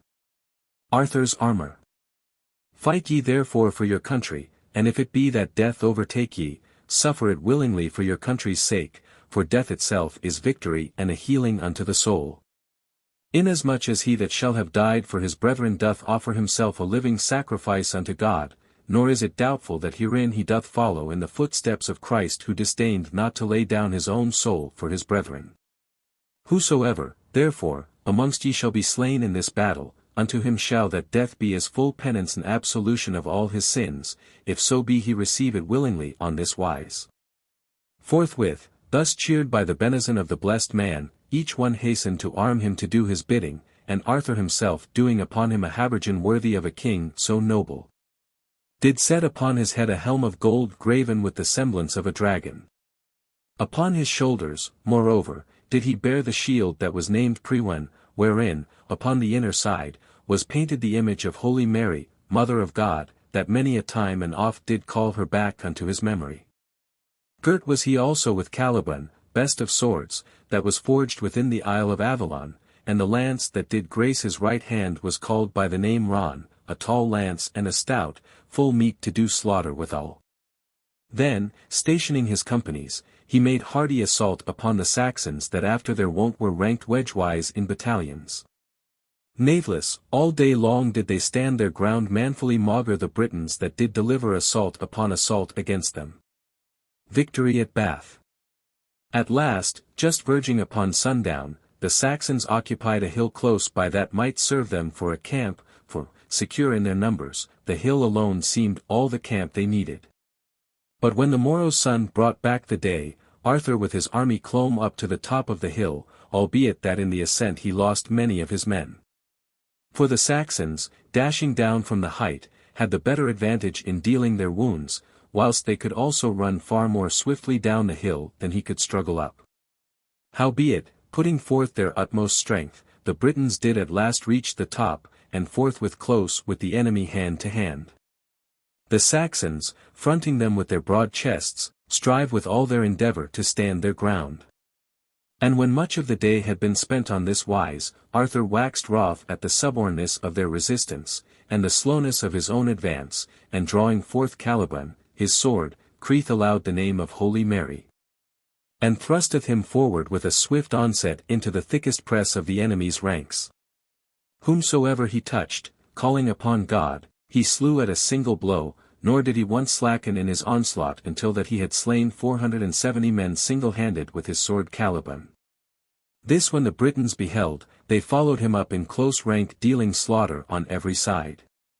Colgrin and Baldulf his brother fell amongst the first, and many thousands fell besides. Howbeit, as soon as Keldric saw the jeopardy of his fellows, he turned to flee away. Chapter 5. Arthur at Alclad. The king having won the victory, bade Cater, Duke of Cornwall, pursue the enemy, while he himself hastened his march into Albany. For word had thence been brought him that the Scots and Picts were besieging Hull in the city of Alclad, wherein, as I have said, he was lying afflicted of grievous sickness. And sore need it was he should come swiftly to his succour lest he should be taken by the barbarians along with the city. The Duke of Cornwall, accordingly, accompanied by 10,000 men, started from Bath, but was not minded, in the first place, to pursue the fleeing Saxons, deeming it better to make all speed to get hold of their ships and thus forbid their embarking therein. As soon as he had taken possession of the ships, he manned them with his best soldiers, who could be trusted to take heed that no Paynim came aboard, in case they should flee unto them to escape. Then he made best haste to obey Arthur's orders by following up the enemy and slaying all he overtook without mercy. Whereupon they, who but just now had fallen upon the Britons with the fury of a double thunderbolt, straightway sneak off, faint of heart, some into the depths of the forest, others into the mountains and caves. Anywhither so only they may live yet a little longer. At last, when they found all shelter failing, they marched their shattered companies into the Isle of Thanet. Cater slayeth Keldric. Thither the Duke of Cornwall follows hard upon their heels, smiting them down without mercy as was his wont. Nor did he stay his hand until after Keldric had been slain. He compelled them to give hostages for the surrender of the whole residue. Chapter 6. Having thus established peace, he marched towards Alclad, which Arthur had already delivered from the oppression of the barbarians. He next led his army into Moray, where the Scots and Picts were beleaguered, for after they had thrice been defeated in battle by Arthur and his nephew they had fled into that province. When they had reached Loch Lomond, they occupied the islands that be therein, thinking to find safe refuge, for this lake doth contain 60 islands and receiveth 60 rivers, albeit that but a single stream doth flow from thence unto the sea. Upon these islands are 60 rocks plain to be seen, whereof each one doth bear an array of eagles that their congregating year by year do notify any prodigy that is to come to pass in the kingdom by uttering a shrill scream all together in concert. Unto these islands accordingly the enemy had fled in order to avail them of the protection of the lake. But small profit reaped they thereby, for Arthur collected a fleet and went round about the inlets of the rivers for 15 days together, and did so beleaguer them as that they were famished to death of hunger by thousands. Arthur pardoneth the Scots. And whilst that he was serving them out on this wise arrived Gillimore, king of Ireland, with a mighty host of barbarians in a fleet, to bring succour unto the wretched islanders.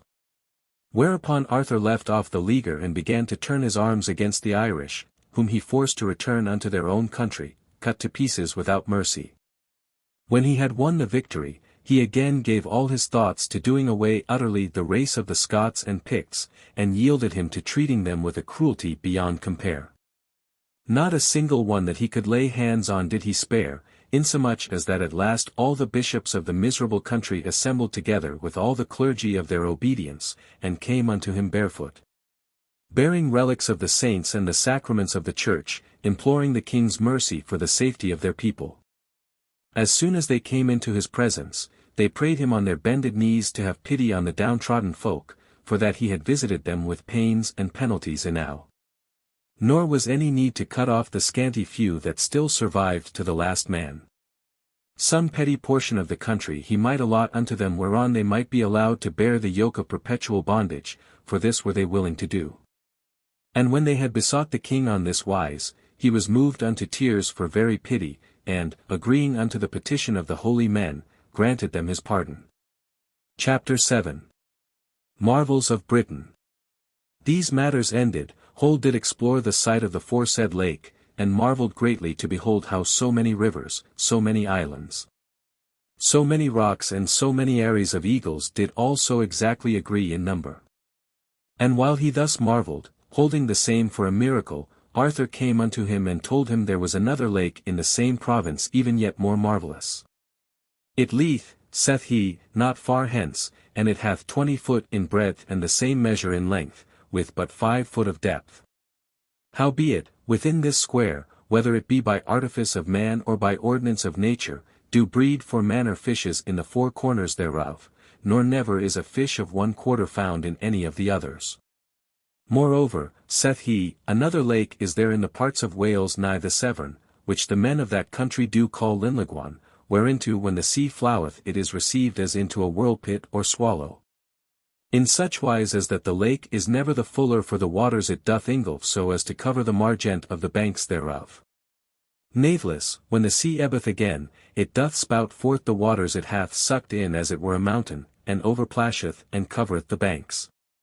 At such a time, were the folk of all that country to stand anigh with their faces toward the lake and should be sprinkled of the spray of the waves upon their garments, they should scarce escape, if indeed they did at all escape, being swallowed up of the lake. Natheless, should they turn their back to the lake, they need have no fear of being sprinkled, even though they should stand upon the very brink. Chapter 8. Lot, Urien and Anguzel. Pardon granted unto the Scottish people, the king made for York, there to celebrate the forthcoming Christmas festival. And when he was entered into the city and beheld the desolation of the holy churches, he was sore grieved and moved unto compassion. For Samson the archbishop had been driven forth along with all the other holy men of religion, and the half-burnt churches had ceased from the offices of God, so fiercely had the fury of the Paynim prevailed. Forthwith he summoned a convocation of the clergy and people, and appointed Pyramus his chaplain unto the metropolitan see. Restored the churches that were cast down even to the ground, and did grace them with convents of religious both men and women. The barons also that had been driven out by the incursions of the Saxons did he restore unto their former honours. Chapter 9. In that city were 3 brethren born of blood royal, Lot, to wit, and Urien and Anguzel, that had held the principality of those parts before the Saxons had prevailed. Being minded, therefore, to grant unto them as unto the others their hereditary rights, he restored unto Anguzel the kingly power of the Scots, and conferred the sceptre of the people of Moray upon Urien. Arthur weddeth Guinevere. Howbeit, Lot, who in the days of Aurelius Ambrosius had married Arthur's own sister, who had borne unto him Gawain and Mordred. He did reinstate in the dukedom of Lothian and of the other provinces thereby that had appertained unto him aforetime. At last, when he had re-established the state of the whole country in its ancient dignity, he took unto him a wife born of a noble Roman family, Guinevere, who, brought up and nurtured in the household of Duke Cator, did surpass in beauty all the other dames of the island. Chapter 10. When the next summer came on he fitted out his fleet and sailed unto the island of Hibernia, that he desired to subdue unto himself. No sooner had he landed than Gillimore, before mentioned, came to meet him with a host past numbering, purposing to do battle with him. But as soon as the fight began, his folk, naked and unarmed, fled whithersoever they might find a place of refuge. Gillimore was forthwith taken prisoner and compelled to surrender, and the rest of the princes of the country, smitten with dismay, likewise surrendered them after their king's ensample. All parts of Ireland thus subdued, he made with his fleet for Iceland, and there also defeated the people and subjugated the island. Next, for far and wide amongst the other islands it was rumoured that no country could stand against him. Daldavi, king of Gothland, and Gunfast, king of the Orkneys, came of their own accord, and promising a tribute, did homage unto him. Of Arthur's court. At the end of winter he returned into Britain, and re-establishing his peace firmly throughout the realm, did abide therein for the next 12 years. Chapter 11. At the end of this time he invited unto him allsoever of most prowess from far-off kingdoms and began to multiply his household retinue, and to hold such courtly fashion in his household as begot rivalry amongst peoples at a distance. Insomuch as the noblest in the land, fain to vie with him, would hold himself as naught, save in the cut of his clothes and the manner of his arms he followed the pattern of Arthur's knights. At last the fame of his bounty in his prowess was upon every man's tongue, even unto the uttermost ends of the earth. And a fear fell upon the kings of realms over sea lest he might fall upon them in arms and they might lose the nations under their dominion.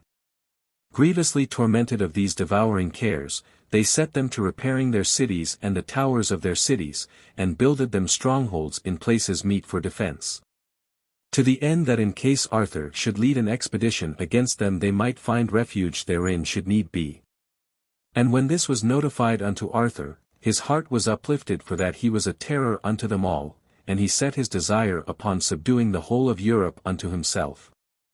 Lot, king of Norway. Fitting forth his fleets accordingly, he made first of all for Norway, being minded to set the crown thereof upon the head of Lot, his sister's son. For Lot was grandson of Sickhelm, king of Norway, who at that time had died leaving the kingdom unto him. But the Norwegians disinclined to receive him, and had raised one Rickulf to the kingly power, deeming that, so they garrisoned their cities, he would be able to withstand Arthur himself. At that time Gawain, the son of Lot, was a youth of 12 years, and had been sent by his uncle to be brought up as a page in the service of Pope Sulpicius, from whom he had received arms. Accordingly, when Arthur, as I had begun to tell, landed upon the coast of Norway, King Rickulf met him with the whole people of the kingdom and did battle. But after much blood had been shed upon both sides, the Britons at last prevailed, and making an onset, slew Rickulf with a number of his men. When they had won this victory they overran and set fire to the cities, scattering the country folk, nor did they cease to give full loose to their cruelty until they had submitted the whole of Norway as well as Denmark unto the dominion of Arthur. These countries thus conquered, as soon as Arthur had raised Lot to be king of Norway Arthur sailed for Gaul, and dividing his force into companies began everywhere to lay the country waste. The province of Gaul at that time had been committed to the charge of Flalo, tribune of Rome, who ruled it under the Emperor Leo. He, when he was ware of Arthur's arrival, summoned every soldier in arms that owned his allegiance and fought against Arthur, but in no wise might he stand against him. Flalo challenges Arthur. For the youth of all the islands he had conquered were in Arthur's company, whence it was of common report that his army was so great that scarce of any the greatest might he be overcome. In his retinue, moreover, was the better part of the knighthood of Gaul, whom by his much largesse he had bound unto himself. Flalo, therefore, when he saw that he had been worsted in the battle, forthwith forsaking the field, fled with a few of his men unto Paris. There, reassembling his straggling army, he put the city in a state of defence and again was fain to do battle with Arthur. But whilst he was thinking of strengthening his army by auxiliaries from the neighbouring countries, Arthur came upon him at unawares and besieged him in the city. At the end of a month, Flalo, taking it grievously to heart that his people should be famished to death, sent unto Arthur challenging him to single combat on condition that whichsoever of the twain should be conqueror should have the kingdom of the other. For he was of great stature, hardihood and valour, and of his overweening confidence herein had sent this challenge hoping that it might open unto him a door of safety. When the message was brought unto Arthur, mightily was he rejoiced at Flalo's proposal, and sent back word that he was ready and willing to abide by the conditions thereof. Thereupon each did duly enter into covenant with the other, and the twain met in an island that is without the city, all the folk watching to see what might be the issue. Both were armed full seemly, and each bestrode a destrier of marvellous swiftness, nor was it easy to forecast which of the twain were most like to win the day. Duel with Flalo. Taking their stand opposite each other, and couching lance in rest, they forthwith set spur to their steeds and smote together with a right mighty shock. But Arthur, who bare his spear the more heedfully, thrusted the same into the top of Flalo's breast, and shielding off the other's blow with all the force he might, bare him to the ground. Then, unsheathing his sword, he was hastening to smite him, when Flalo, on his legs again in an instant, ran upon him with his spear levelled, and with a deadly thrust into his destrier's chest brought both horse and rider to the ground. When the Britons saw their king lying his length on the field, they thought he was slain and could scarce be withholden from breaking the covenant and setting on the Gauls with one accord. But before they had resolved to transgress the bounds of peace Arthur was quickly on his legs again, and, covering him with his shield, was hastily stepping up to meet Flalo, who was bearing down upon him. And now, standing up to each other man to man, they redouble buffet on buffet, each bent upon fighting it out to the death. At last Flalo found an opening and smote Arthur on the forehead, and, had not the crash of the stroke on the helmet blunted the edge of his sword, the wound might well have been Arthur's death. But when the blood welled forth, and Arthur saw his habergeon and shield all red therewithal, his wrath waxed yet more burning hot, and raising Caliban aloft, with all his force he brought it down through the helmet on to the head of Flalo and clove it sheer in twain. Bedivere and K. With this stroke Flalo fell, and beating the ground with his heels, gave up his ghost to the winds. When the tidings was known throughout the army, the citizens all ran together and, opening the gates, delivered themselves up unto Arthur. He, after thus achieving the victory, divided his army into two commands, giving one into commission unto Duke Hole, and bidding him go conquer Guitard, Duke of the Poitevins. Whilst he himself with the other command busied him with subduing the other provinces. Thereupon Hole marched into Aquitaine, invaded the cities of the country, and after harassing Guitard in a number of battles, compelled him to surrender. He next laid waste Gascony with fire and sword, and subjugated the princes thereof. After a space of 9 years, when he had subdued all the parts of Gaul unto his dominion, Arthur again came unto Paris and there held his court. He there also summoned a convocation of the clergy and people, and did confirm the establishment of the realm in peace and law. At that time, moreover, he made grant of Neustria, which is now called Normandy, unto Bedivere his butler, and the province of Anjou unto Kay his seneschal. Many other provinces also did he grant unto the noblemen that did him service in his household. At last, when all the states and peoples were stablished in his peace, he returned into Britain at the beginning of spring. Chapter 12. Arthur at Caerleon. When the high festival of Whitsuntide began to draw nigh, Arthur, filled with exceeding great joy at having achieved so great success, was fain to hold high court, and to set the crown of the kingdom upon his head. To convene the kings and dukes that were his vassals to the festival so that he might the more worshipfully celebrate the same, and renew his peace more firmly amongst his barons. Howbeit, when he made known his desire unto his familiars, he, by their counsel, made choice of the city of legions wherein to fulfill his design.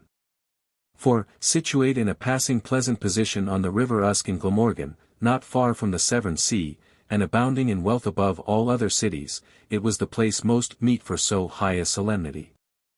For on the one side thereof flowed the noble river aforesaid whereby the kings and princes that should come from over sea might be borne thither in their ships. And on the other side, girdled about with meadows and woods, passing fair was the magnificence of the kingly palaces thereof with the gilded verges of the roofs that imitated Rome. Howbeit, the chiefest glories thereof were the two churches, one raised in honor of the martyr Julius, that was right fair graced by a convent of virgins that had dedicated them unto God, and the second, founded in the name of the blessed Aaron. His companion, the main pillars whereof were a brotherhood of canons regular, and this was the cathedral church of the third metropolitan see of Britain. The glories of Caerleon. It had, moreover, a school of 200 philosophers learned in astronomy and in the other arts, that did diligently observe the courses of the stars. And did by true inferences foretell the prodigies which at that time were about to befall unto King Arthur. Such was the city, famed for such abundance of things delightsome, that was now busking her for the festival that had been proclaimed. Messengers were sent forth into the divers kingdoms, and all that owed allegiance throughout the Gauls and the neighbor islands were invited unto the court. Came accordingly Anguzel, king of Albany, that is now called Scotland. Urien, king of them of Moray, Cadwallo Lower, king of the Venedocians, that now be called the North Welsh, Satyr, king of the Demeti, that is, of the South Welsh. Cader, king of Cornwall, the archbishops of the three metropolitan sees, to wit, of London and York, and Dubric of the city of legions. He, primate of Britain and legate of the apostolic see, was of so meritorious a piety that he could make whole by his prayers any that lay oppressed of any malady.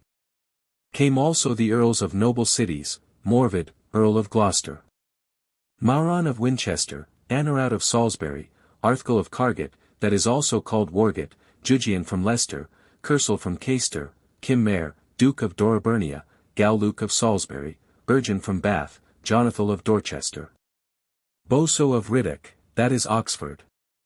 Besides the earls came champions of lesser dignity, Danant Map Popo, Shenius Map Coil, Pereter Map Eliter, Gizel Map Nogoit, Regan Map Clot, Edeline Map Cledoc, Kinkar Map Bagan, Kimmer, Gorbonian Map Goit, Clofot, Rupmaneton, Kimbalum Map Trunat, Chatlius Map Cattle, Kinlich Map Neton, and many another beside, the names whereof be too long to tell.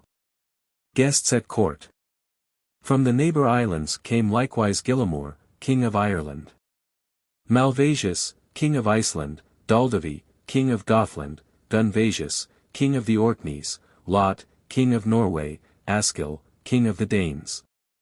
From the parts over sea came also Holden, king of the Rutini, Leodegar, earl of Boulogne, Bedivere the butler, duke of Normandy, Borel of Maine, Kay the seneschal, duke of Anjou, Guitard of Poitou, the 12 peers of the Gauls whom Garin of Chartres brought with him. Hole, duke of the Armorican Britons, with the barons of his allegiance, who marched along with such magnificence of equipment in trappings and mules and horses as may not easily be told. Besides all these, not a single prince of any price on this side Spain remained at home and came not upon the proclamation. And no marvel, for Arthur's bounty was of common report throughout the whole wide world, and all men for his sake were fain to come. Chapter 13. When all at last were assembled in the city on the high day of the festival, the archbishops were conducted unto the palace to crown the king with the royal diadem. Arthur's coronation. Dubric, therefore, upon whom the charge fell, for that the court was held within his diocese, was ready to celebrate the service. As soon as the king had been invested with the ensigns of kingship, he was led in right comely wise to the church of the metropolitan see, 2 archbishops supporting him, the one upon his right hand side the other upon his left. 4 kings, moreover, to wit, those of Albany, Cornwall, and North and South Wales, went before him, bearing before him, as was their right, 4 golden swords. A company of clerics in holy orders of every degree went chanting music marvellous sweet in front. Of the other party, the archbishops and pontiffs led the queen, crowned with laurel and wearing her own ensigns, unto the church of the virgins dedicatee, the 4 queens, moreover, of the 4 kings already mentioned. Did bear before her according to wont and custom 4 white doves, and the ladies that were present did follow after her rejoicing greatly. At last, when the procession was over, so manifold was the music of the organs and so many were the hymns that were chanted in both churches, that the knights who were there scarce knew which church they should enter first for the exceeding sweetness of the harmonies in both. First into the one and then into the other they flocked in crowds, nor, had the whole day been given up to the celebration, would any have felt a moment's weariness thereof. And when the divine services had been celebrated in both churches, the king and queen put off their crowns, and doing on lighter robes of state, went to meat, he to his palace with the men, she to another palace with the women. A state banquet. For the Britons did observe the ancient custom of the Trojans, and were wont to celebrate their high festival days, the men with the men and the women with the women severally. And when all were set at table according as the rank of each did demand, Kay the seneschal, in a doublet furred of ermines, and 1,000 youths of full high degree in his company, all likewise clad in ermines, did serve the meats along with him. Of the other part, as many in doublets furred of vair did follow Bedivere the butler, and along with him did serve the drinks from the divers ewers into the manifold fashioned cups. In the palace of the queen no less did numberless pages, clad in divers brave liveries, offer their service each after his office, the which were I to go about to describe I might draw out my history into an endless prolixity. For at that time was Britain exalted unto so high a pitch of dignity as that it did surpass all other kingdoms in plenty of riches, in luxury of adornment, and in the courteous wit of them that dwelt therein. Whatsoever knight in the land was of renown for his prowess did wear his clothes and his arms all of one same colour. And the dames, no less witty, would apparel them in like manner in a single colour, nor would they deign have the love of none save he had thrice approved him in the wars. Wherefore at that time did dames wax chaste and knights the nobler for their love. Chapter 14. Tourneys and Games. Refreshed by their banqueting, they go forth into the fields without the city, and sundry among them fall to playing at sundry manner games. Presently the knights engage in a game on horseback, making show of fighting a battle whilst the dames and damsels looking on from the top of the walls, for whose sake the courtly knights make believe to be fighting, do cheer them on for the sake of seeing the better sport. Others elsewhere spend the rest of the day in shooting arrows, some in tilting with spears, some in flinging heavy stones, some in putting the weight, others again in playing at the dice or in a diversity of other games, but all without wrangling.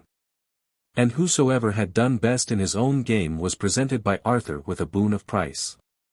And after the first 3 days had been spent on this wise, upon the 4th day all they that had done service in virtue of the office they held were summoned, and unto each was made grant of the honour of the office he held, in possession, earldom. To wit, of city or castle, archbishopric, bishopric, abbacy, or whatsoever else it might be. Chapter 15. Lucius Hiberius, his letter. Now the blessed Dubric, piously yearning after the life of a hermit, did depose himself from the archiepiscopal see, and David, the king's uncle, was consecrated in his place. Whose life was an ensample of all goodness unto them whom he had instructed in his doctrine. In the place, moreover, of the holy Samson, Archbishop of Dole, was appointed Chilian, an illustrious priest of Llandaff, with the consent of Hole, king of the Armorican Britons, unto whom the good life and conditions of the man had commended him. The bishopric of Silchester also was assigned to Mangan, and that of Winton unto Diwan, and the pontifical mitre of Alclad unto Eladin. And whilst Arthur was allotting these benefices amongst them, behold, 12 men of ripe age and worshipful aspect, bearing branches of olive in their right hands in token of embassy, approach anigh the king with quiet step and words as quiet. And after saluting him, present unto him a letter on behalf of Lucius Hiberius conceived in these words. Lucius, procurator of the Republic, unto Arthur, King of Britain, wisheth that which he hath deserved. With much marvel do I marvel at the insolence of thy tyranny. I do marvel, I say, thereat, and at the injury that thou hast done unto Rome. When I recall it to remembrance, I am moved unto wrath for that thou art so far beside thyself as not to acknowledge it, and art in no hurry to perceive what it is to have offended the Senate by thy wrongful deeds. Albeit none better knoweth than thou that the whole world oweth vassalage thereunto. For the tribute of Britain that the Senate hath commanded thee to pay, and that hath been paid these many ages unto Caius Julius, and unto his successors in the dignity of Rome, thou hast presumed to hold back in contempt of an empire of so lofty rank. Cater jesteth. Thou hast, moreover, seized from them Gaul, seized from them the province of the Allobroges, seized from them all the islands of the ocean sea. The kings whereof have paid tribute unto our forefathers from the time that the Roman power did in those parts prevail. Now, therefore, seeing that the Senate hath decreed to demand lawful redress of thee for heaping so huge a pile of injuries upon them, I do command thee that thou appear in Rome. And do appoint the middle day of August in the year next coming as the term of thine appearance, there to make satisfaction unto thy lords, and to abide by such sentence as their justice shall decree. Wherein if thou dost make default, I myself will enter into thy dominions and will take heed by means of the sword to restore unto the Republic all those lands whereof thy mad presumption hath plundered her. When this letter was read in presence of the king and his earls, Arthur went apart with them into the Giant's Tower, that is at the entrance of the palace, to treat with them as to what ordinance they ought to make as against a mandate of the kind. But, just as they had begun to mount the stair, Cater, Duke of Cornwall, that was ever a merry man, burst out on laughing before the king, and spake unto him on this wise. Until now it hath been my fear that the easy life the Britons have led this long time they have been at peace might make them wax craven, and utterly do away in them their renown in knighthood wherein they have ever been held to excel all other nations. For where use of arms is none, Arthur's and naught is there to do but to toy with women's speech and play at the dice and such like follies. None need doubt but that cowardice will tarnish all they once had of valor and honor and hardihood and renown. For nigh upon 5 years is it since we took to junketings of the kind for lack of the sports of Mars. Wherefore, methinks, God himself hath put the Romans upon this hankering, that so he may deliver us from our cowardice and restore us to our prowess as it wont to be in the old days.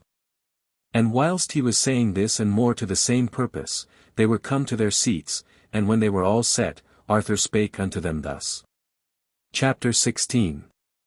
Comrades, saith he, alike in adversity and in prosperity, whose prowess I have made proof of in giving of counsel no less than in deeds of arms, now earnestly bethink ye all in common, and make ye wise provision as to what ye deem best for us to do in face of such mandate as is this. For that which is diligently provided for by a wise man aforehand is the more easily borne withal when it cometh to the act. The more easily therefore shall we be able to withstand the attack of Lucius, if we shall first with one accord have applied us to weighing heedfully the means whereby we may best enfeeble the effect thereof. Let Rome pay tribute to us. Which, verily, I deem not greatly to be dreaded of us, seeing that he doth with so unreasonable cause demand the tribute that he desireth to have from Britain. For he saith that we ought of right to give it unto him, for that it was paid unto Julius Caesar and the other his successors, who, invited by the discords of the ancient Britons, did of old invade Britain by force of arms, and did thus by violence subdue unto their power the country tottering as it then was with civil dissensions. But, forasmuch as it was on this wise that they possessed them of the country, it hath been only by an injustice that they have taken tribute thereof. For naught that is taken by force and violence can be justly possessed by him that did the violence. Wherefore a cause without reason is this that he pretendeth whereby he assumeth that we are of right his tributaries. Howbeit, sit that he thus presumeth to demand of us that which is unjust, let us also, by like reasoning, ask tribute of Rome from him, and let him that is the better man of the twain carry off that which he hath demanded to have. For, if it be that because Julius Caesar and the rest of the Roman kings did conquer Britain in old days, he doth therefore decree that tribute ought now to be paid unto him therefrom. In like manner do I now decree that Rome ought of right to pay tribute unto me, forasmuch as mine ancestors did of yore obtain possession of Rome. For Belinus, that most high and mighty king, did, with the assistance of his brother, Brennus, to wit, Duke of the Allobroges, take the city, and in the midmost of the marketplace thereof did hang a score of the most noble Romans. And moreover, after they had taken it, did for many a year possess the same, Constantine, also, the son of Helena, no less than Maximian, both of them nigh of kindred unto myself, and both of whom, the one after the other, were the crown of Britain. Did also obtain the throne of the Roman Empire. Not we to Rome. Bethink ye, therefore, whether we should ask tribute of Rome? But as to Gaul or the neighbor islands of the ocean, no need is there of answer, inasmuch as he shrank from defending them at the time we took them out of his dominion. And when he had thus spoken with more to the same effect, Hole, king of the Armorican Britons, rising up in precedence of all the rest, made answer unto him on this wise. Chapter 17. Were each one of up to take thought within himself? And were he able to turn over in his mind all the arguments upon every point in question, I deem that no better counsel could he find than this which the wise discretion of thy policy hath thus proposed unto our acceptance. For so exactly hath thy provident forethought anticipated our desire, and with such Tullian dew of eloquence hast thou besprinkled it withal, that we ought all of us to praise without ceasing the affection of a man so constant. The power of a mind so wise, the profit of counsel so exceeding apt to the occasion. For if, in accordance with thine argument, thou art minded to go to Rome, I doubt not that the victory shall be ours, seeing that what we do justly demand of our enemies they did first begin to demand of us. Whole speech. For whosoever doth seek to snatch away from another those things that be his own doth deserve to lose his own through him whom he seeketh to wrong. Wherefore, sit that the Romans do desire to take from us that which is our own, beyond all doubt we shall take their own from them, so only we be allowed to meet them in the field. Behold, this is the battle most to be desired by all Britons. Behold the prophecies of the Sibyl that are witnessed by tokens true, that for the third time shall one of British race be born that shall obtain the empire of Rome. Already are the oracles fulfilled as to the two, sith that manifestly, as thou hast said, the two illustrious princes, Belinus and Constantine, have worn the imperial crown of the Roman Empire. And now in thee have we the third unto whom is promised that highest height of honor. Hasten thou, therefore, to receive that which God tarrieth not to grant. Hasten to subjugate that which doth desire to be subjugated. Hasten to exalt us all, who, in order that thou thyself mayst be exalted, will shrink not from receiving wounds, nay, nor from losing our very lives. And that thou mayst carry this matter through I will accompany thy presence with 10,000 men at arms. Chapter 18. When Hole had made an end of his speech, Anguzel also, king of Albany, went on to declare what was his mind in the matter on this wise. Anguzel's speech. From the moment that I understood my lord to be so minded as he hath said, such gladness hath entered into my heart that I know not how to utter it at this present. For in all our past campaigns that we have fought against kings so many and so mighty, all that we have done meseemeth as not so long as the Romans and the Germans remain unharmed. And we revenge not like men the slaughter they have formerly inflicted upon our fellow countrymen. But now that leave is granted us to meet them in battle, I rejoice with exceeding great joy, and do yearn with desire for the day to come when we shall meet. I am athirst for their blood, even as for a wellspring when I had for 3 days been forbidden to drink. Oh, may I see that morrow! How sweet will be the wounds whether I give them or receive. When the right hand dealeth with right hand. Yea, death itself will be sweet, so I may suffer it in revenging our fathers, in safeguarding our freedom, in exalting our king. Let us fall upon these half men, and falling upon them, tread them under foot, so that when we have conquered them we may spoil them of their honors and enjoy the victory we have won. I will add 2,000 horsemen to our army besides those on foot. Chapter 19. Thereafter the rest said what there was left to say. Each promised the knight service that was due from him, so that besides those that the Duke of Armorica had promised, 60,000 were reckoned from the island of Britain alone of armed men with all arms. Numbers of the host.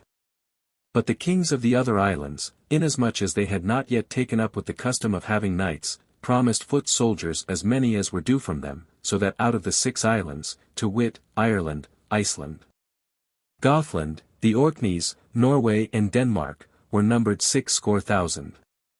From the duchies of the Gauls, the Ruteni, Portunians, Etruscans, Maine, Anjou and Poitou, 80,000, from the 12 earldoms of those who came along with Garin of Chartres, 1,200. Altogether they made 83,200 besides those on foot, who were not so easy to reckon. Chapter 20. King Arthur, seeing that all those of his allegiance were ready with one accord, bade them return quickly unto their own countries and call out the armies they had promised. So that in the calends of August they might hasten unto the haven of Barfla, and from thence advance with him to the frontiers of the Allobroges to meet the Romans. Howbeit, he sent word unto the emperors through their ambassadors that in no wise would he pay the tribute, nor would go to Rome for the sake of obeying their decree, but rather for the sake of demanding from them what they had by judicial sentence decreed to demand from him.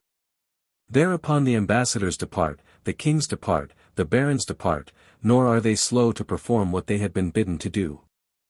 Book 10. Chapter 1. The Roman Muster.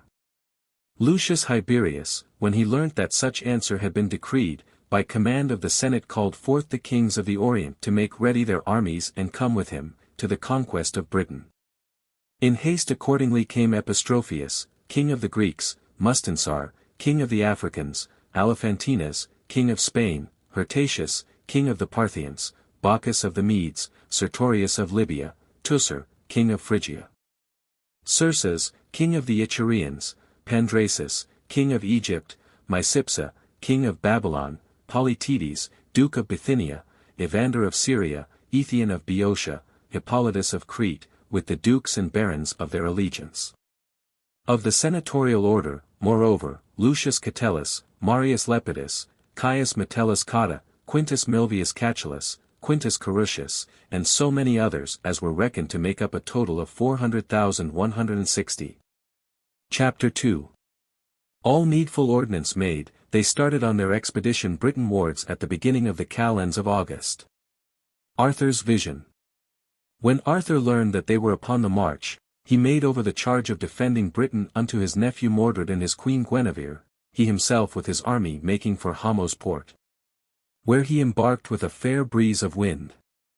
And whilst that he was thronged about with his numberless ships, and was cleaving the deep with a prosperous course and much rejoicing, a passing deep sleep as about the middle of the night did overtake him. And in his sleep he saw in dream a certain bear flying in the air, at the growling whereof all the shores did tremble. He saw, moreover, a dreadful dragon come flying from the west that did illumine the whole country with the flashing of his eyes. And when the one did meet the other there was a marvellous fight betwixt them, and presently the dragon leaping again and again upon the bear, did scorch him up with his fiery breath and cast down his shriveled carcass to the earth. And thereby awakened, Arthur did relate his dream unto them that stood by, who expounded the same unto him saying that the dragon did betoken himself, but the bear some giant with whom he should encounter. That the fight did foretoken a battle that should be betwixt them, and that the dragon's victory should be his own. Natheless, Arthur did conjecture otherwise thereof, weening that such vision as had befallen him was more like to have to do with himself and the emperor. At last, when the night had finished her course and the dawn waxed red, they came to in the haven of Barfla, and pitching their tents thereby, did await the coming of the kings of the islands and the dukes of the neighbor provinces. Chapter 3. Arthur fighteth a giant. Meanwhile tidings are brought unto that Arthur a certain giant of marvellous bigness hath arrived out of the parts of Spain, and moreover, that he hath seized Helena, niece of Duke Hole, out of the hands of them that hath charge of her, and hath fled with her unto the top of the mount that is now called of Michael, whither the knights of the country had pursued him.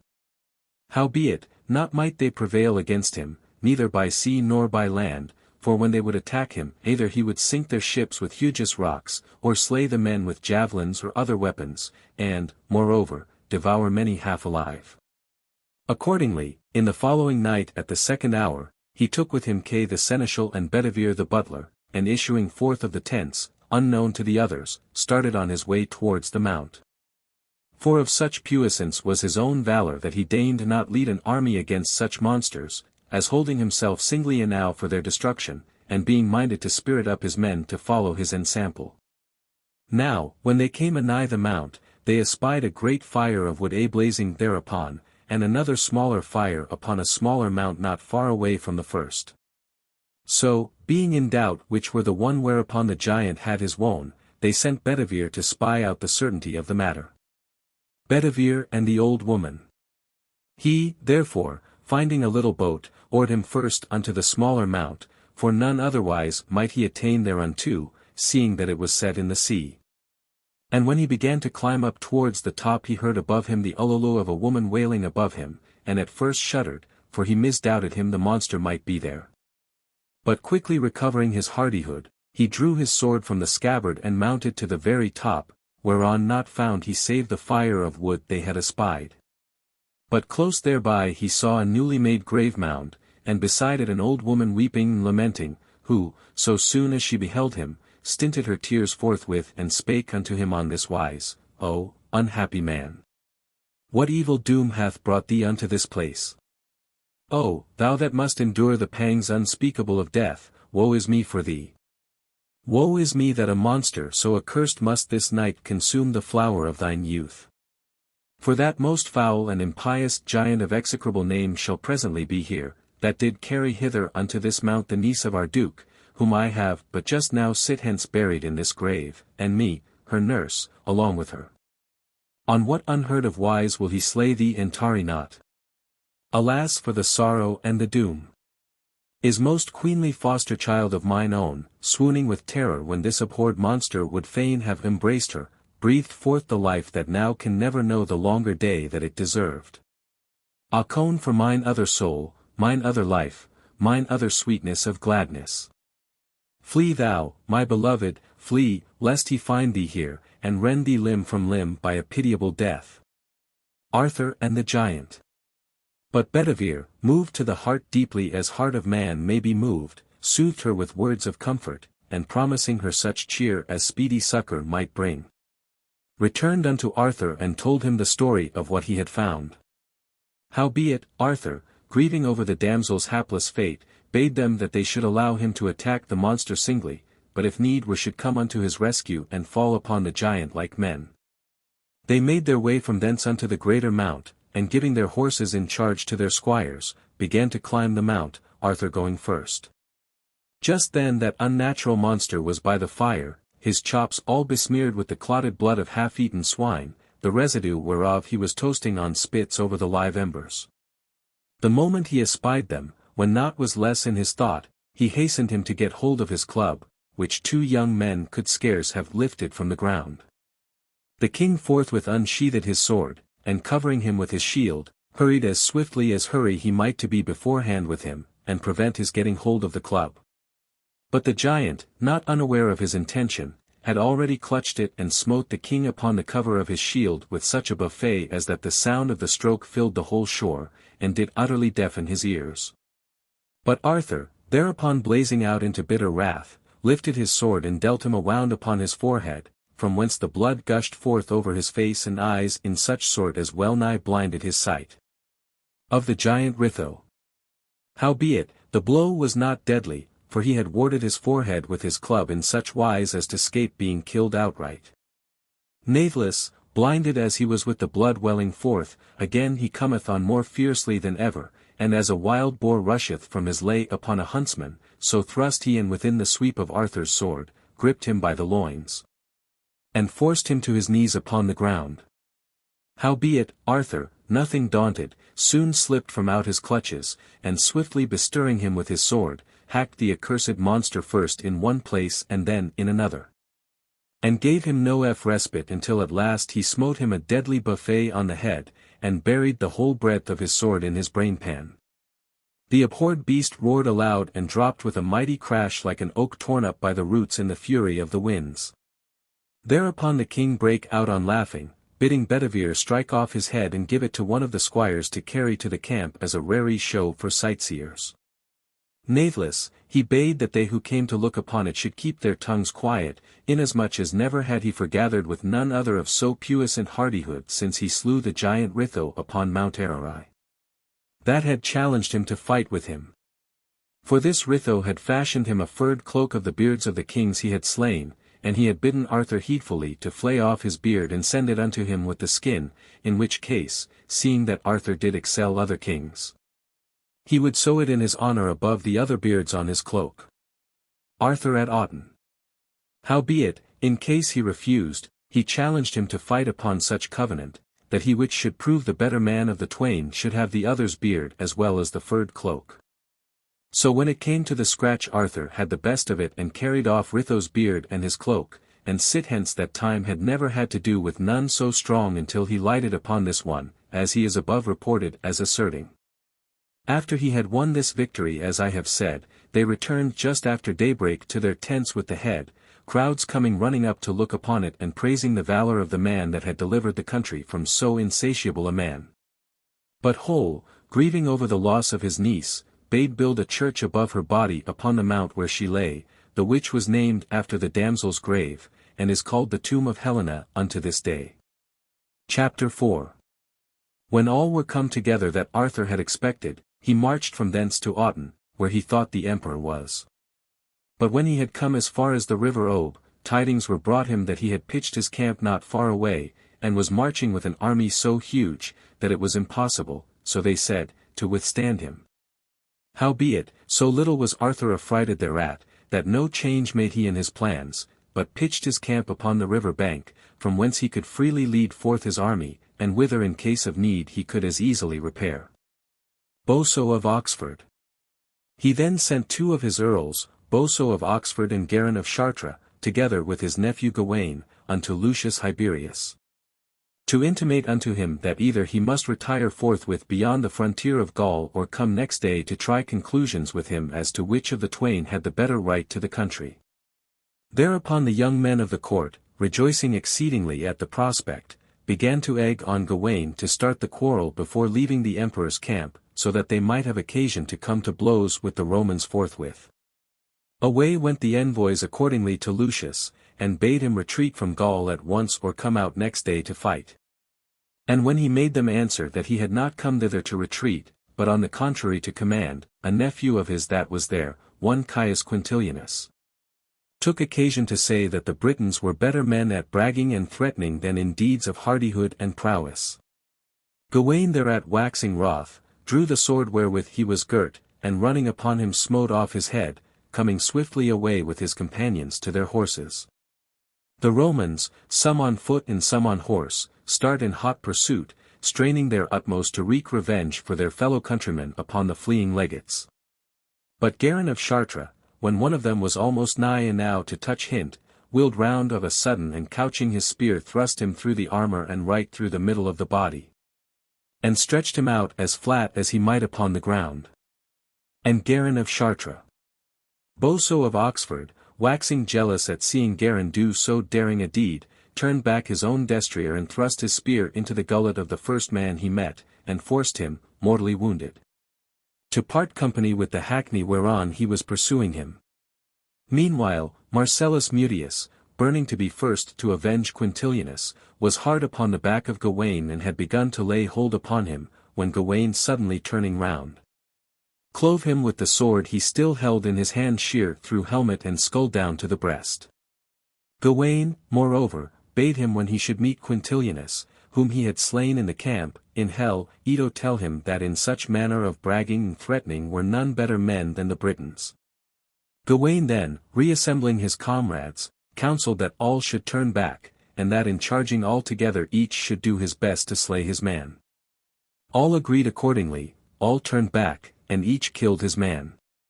Howbeit, the Romans kept on pursuing them and now and again with spear or sword made shift to wound some few of them, but were unable either to hold or to unhorse any. But whilst they were following up the pursuit nigh a certain wood, straightway forth issue there from about 6,000 Britons who having intelligence of the flight of the earls, had hidden them therein for the purpose of bringing them succour. Sallying forth, they set spur to their horses, and rending the air with their shouts and covering them with their shields, attacked the Romans on the sudden, and presently drive them in flight before them, pursuing them with one accord. They smite some from their horses with their spears, some they take prisoner, some they slay. Petreius Cotta. When word of this was brought to the senator Petreius, he took with him a company of 10,000 men, and hastened to succour his comrades, and compelled the Britons to hasten back to the wood from whence they had made the sally. Not without some loss of his own men. For in their flight the Britons turned back, and knowing the ground well, did inflict passing heavy slaughter upon their pursuers. Whilst the Britons were thus giving ground, Hyder, with 5,000 men, hurried to their assistance. They now make a stand, and whereas they had afore shown their back to the Romans, they now show their front and set to work to lay about them like men as stoutly as they might. The Romans also stand up to them stiffly, and one while it is Briton that gets stricken down and another while Roman. But the Britons were yearning with all their soul for a fight, and cared not greatly whether they won or lost in the first bout so long as the fighting were really begun, whereas the Romans went to work more heedfully, and Petreius Cotta, like a good captain as he was, skilfully instructed them how and when to advance or retreat, and thus did the greater damage to the Britons. Now, when Boso took note of this, he called a number of them that he knew to be the hardiest aside from the others, and spake unto them on this wise, seeing that we began this battle without Arthur's knowledge. We must take right good heed that we get not the worst of it in our adventure. For and if it be that we come to grief herein, we shall not only do heavy damage to our men, but we shall have the king cursing us for our foolhardiness. Boso's enterprise. Wherefore, pluck up your courage, and follow me into the Roman ranks, and if that we have any luck we will either slay Petreius or take him prisoner. So they all set spur to their horses, and charging with one accord into the enemy's ranks, came to where Petreius was giving orders to his men. Boso rushed in upon him as swiftly as he might, grasped him round the neck, and, as he had made up his mind to do aforehand, dropped down with him to the ground. Thereupon the Romans come running up to rescue him from the enemy, and the Britons as quickly run up to succour Boso. A mighty slaughter is made betwixt them, with mighty shouting and uproar as the Romans struggle to deliver the Duke and the Britons to hold him. On both sides were wounders and wounded, strikers and stricken to the ground.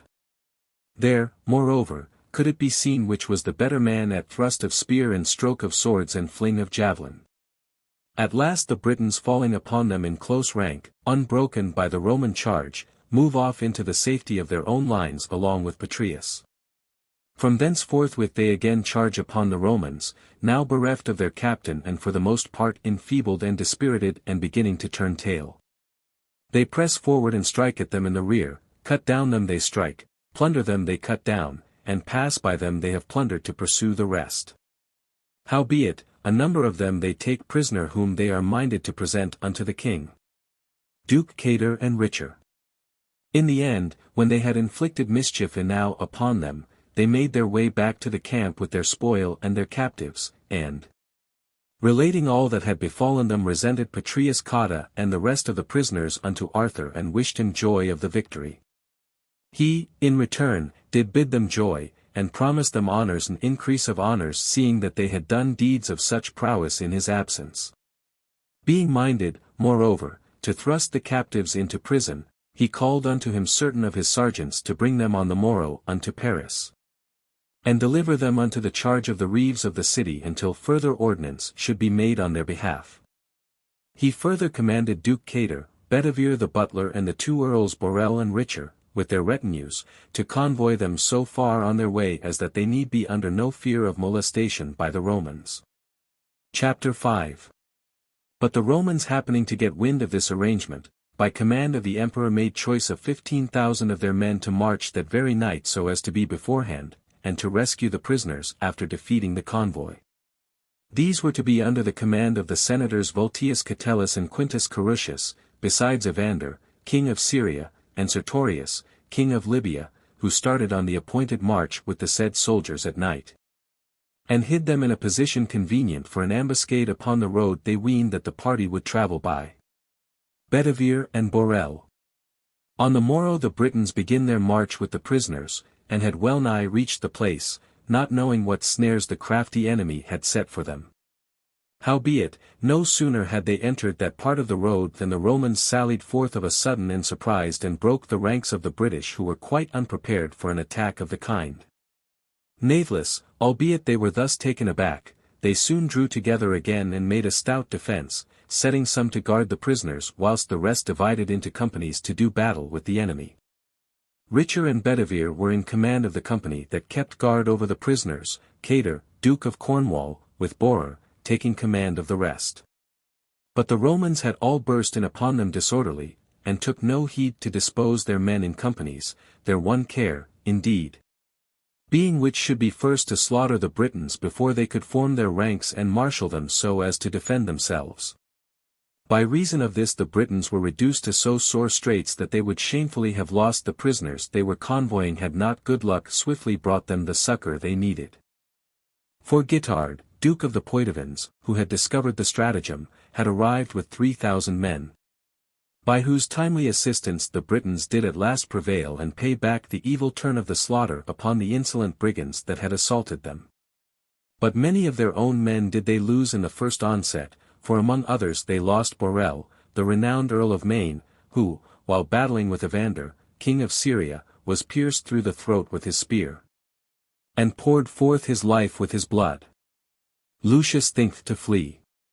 They lost, moreover, for barons, Hiereglas of Periern, Maurice of Cahors, Audiobook of Tintagel, and his son Hyder, than whom none hardier were easy to be found.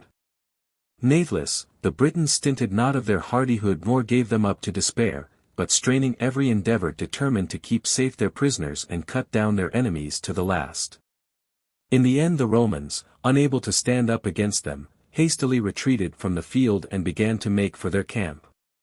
But the Britons, still pursuing them, slew many and took more prisoners, nor did they rest until Voltius Catellus and Evander, king of Syria, were slain and the rest utterly scattered.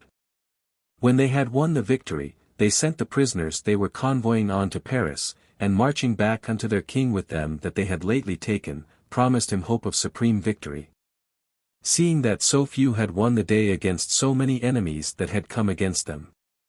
Chapter 6. Lucius Hiberius, meanwhile, taking these disasters sorely to heart, was mightily perplexed and distressed to make resolve whether it were better for him to hazard a general engagement with Arthur, or to throw himself into Autun and there await assistance from the Emperor Leo. In the end he took counsel of his fears, and on the night following marched his armies into Langres on his way to Autun. Captains of the host. As soon as Arthur discovered this scheme, he determined to be beforehand with him on the march, and that same night, leaving the city on his left, he took up a position in a certain valley called Soisi, through the which Lucius would have to pass. Disposing his men in companies as he thought best, he posted one legion close by under the command of Morvid, Earl of Gloucester, so that, if need were, he would know whither to betake him to rally his broken companies and again give battle to the enemy. The rest of his force he divided into 7 battalions, and in each battalion placed 5,555 men, all fully armed. One division of each consisted of horse and the remainder of foot, and order was passed amongst them that when the infantry advanced to the attack, the cavalry advancing in close line slantwise on their flanks should do their best to scatter the enemy. The infantry divisions, British fashion, were drawn up in a square with a right and left wing. One of these was commanded by Anguzel, King of Albany, and Cater, Duke of Cornwall, the one in the right wing and the other in the left. Another was in command of 2 earls of renown, to wit, Garin of Chartres, and Boso of Redison, which in the tongue of the Saxons is called Oxford.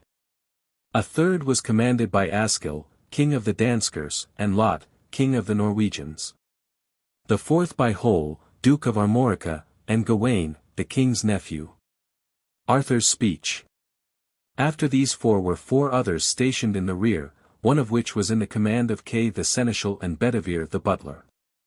Holden, Duke of the Rutini, and Guitard, Duke of the Poitevins, commanded the second, Vigenes of Leicester, Jonathal of Dorchester, and Carsalem of Caister the third, and Ergenius of Bath the fourth. To the rear of all these he made choice of a position for himself and one legion that he designed to be his bodyguard, and here he set up the golden dragon he had for standard, whereunto, if need should be, the wounded and weary might repair as unto a camp. In that legion which was in attendance upon himself were 6,666 men. Chapter 7. When all these dispositions were made, Arthur spake unto his fellow soldiers on this wise. Lieges mine, ye that have made Britain lady of 30 realms, I do bid ye joy of your prowess, that meseemeth hath in no wise failed ye. But rather hath waxed the stronger, albeit that for 5 years no occasion have ye had to put it to the proof. And hitherto have given more thought unto the disports of an easy life than unto the practice of arms. Natheless, in no wise have ye degenerated from the inborn valour of your race, but staunch as ever, have scattered in flight before ye these Romans that pricked by the spur of their own pride would fain curtail ye of your freedom. Already, marching with a host larger than your own, have they ventured to begin the attack, and failing to withstand your advance, have taken refuge with shame in yonder city. They shall march to Rome. At this moment they are ready to issue forth from thence upon their march towards Autun. Through this valley must they pass, and here falling upon them when they least expect it, may you meet and slaughter them like sheep. Surely they deemed that the cowardice of the nations of the East was in ye when they were minded to make your country tributary and yourselves bond slaves. What? Have they heard not of the battles ye fought with the Danskers and Norwegians and the Dukes of the Gauls, when ye delivered them from their shameful yoke and gave them into my allegiance? We, therefore, that were strong enow to subdue the mightier, shall doubtless prove stronger yet against this feebler foe, so we only take the same pains in the same spirit to crush these emasculate cravens. Only obey my will and command as loyal comrades of mine own, and what honours, what treasures await each one of ye. For so soon as we have put these to the rout, forthwith we start for Rome. For us to march upon Rome is to take it and possess.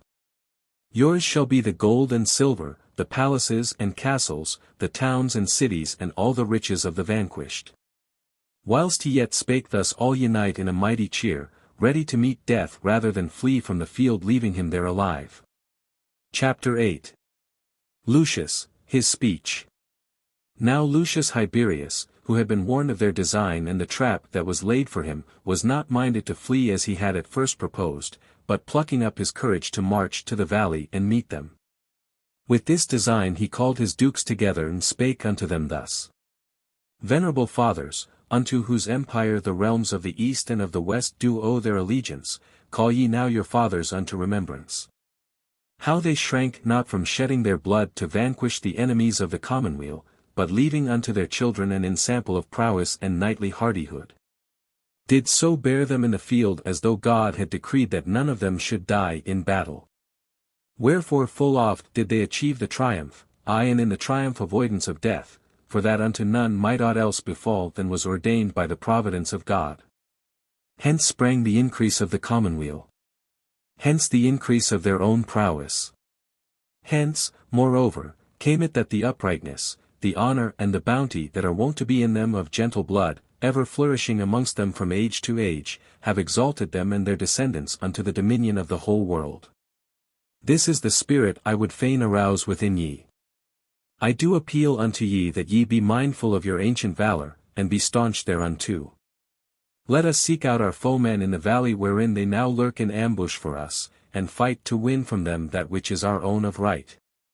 Nor deem ye that I have made repair unto this city for refuge as though I would shrink from them or their invasions. The host marshalled. On the contrary, I reckoned upon their foolishly pursuing us, and believed that we might surprise them by suddenly falling upon them when they were scattered in pursuit so as to put them to the rout with a decisive slaughter. But now that they have done otherwise than we expected, let us also do otherwise. Let us seek them out and fall upon them heartily, or, if so be that they are strong enow to fall upon us first, let us stand our ground with one accord and abide their first onset. On this wise, without doubt, we shall win the day, for in most battles he that hath been able to withstand the first charge hath most often come off the conqueror. So when he had made an end of speaking thus, with much more to the same effect, all with one assent agreeing and pledging them by oath with joining of hands, they all hastened to do on their armour, and when they were armed at last, sally forth from Langres and marched to the valley where Arthur had stationed his men. They, likewise, had marshalled their men in 12 wedge-shaped battalions, all infantry, and formed, Roman fashion, in the shape of a wedge. So that when the army was in full array each division contained 6,666 soldiers. Unto each, moreover, they appointed captains to give orders when to advance and when to stand their ground against the enemy's onset. Unto one they appointed Lucius Catellus, the senator, and Alephantines, king of Spain, commanders. Unto the second, Hirtatius, king of the Parthians, and Marius Lepidus, the senator. Unto the third, Bacchus, king of the Medes, and Caius Metellus, the senator. Unto the fourth, Sertorius, king of Libya, and Quintus Milvius, senator. The battle begins. These 4 divisions were placed in the vanguard of the army. In their rear came another 4, whereof one was under the command of Cerses, king of the Etrurians, the second under Pandrasus, king of Egypt, the third under Polytides, duke of Bithynia, the fourth under Teucer, duke of Phrygia. Behind these again were other 4 battalions, one captained by Quintus Carutius, senator, the second by Laelius of Hostia, the third by Sulpicius Subuculus, the fourth by Mauritius Silvanus. Lucius himself was moving hither and thither amongst them giving orders and instructions how they should behave them. In their midst he bade set up firmly the golden eagle that he had brought with him for standard, and warned the men that should any by misadventure be separated from the ranks, he should endeavour to return thereunto. Chapter 9. After that they were arrayed the one against the other, Britons on this side and Romans on that, javelins upright. Forthwith upon hearing the blare of the trumpets the battalion under the command of the King of Spain and Lucius Catellus fell heartily upon the division led by the King of Scotland and the Duke of Cornwall, but could in no wise make any breach in the close ranks of them that opposed them. Bedivere slain. And whilst they were still struggling most fiercely to make head against them, up came the division captained by Garin and Boso, who, spurring their horses to a gallop, charged against the assailants. And breaking right through and beyond them came face to face with the battalion that the king of the Parthians was leading against Anskil, king of the Danes. Straight, the battalions fling them the one upon another, burst through each other's ranks and batter together in a general melee. Pitiable is the slaughter wrought betwixt them amidst the din as one after another droppeth on both sides, beating the ground with head or heels and retching forth his life with his blood. But the first grave disaster fell upon the Britons, for Bedivere the butler was slain and Kay the seneschal wounded unto the death. For Bedivere, when he met Bacchus, king of the Medes, fell dead, smitten through by his spear amidst the ranks of the enemy, and Kay the seneschal, in attempting to avenge him, was surrounded by the Median troops and received a deadly hurt.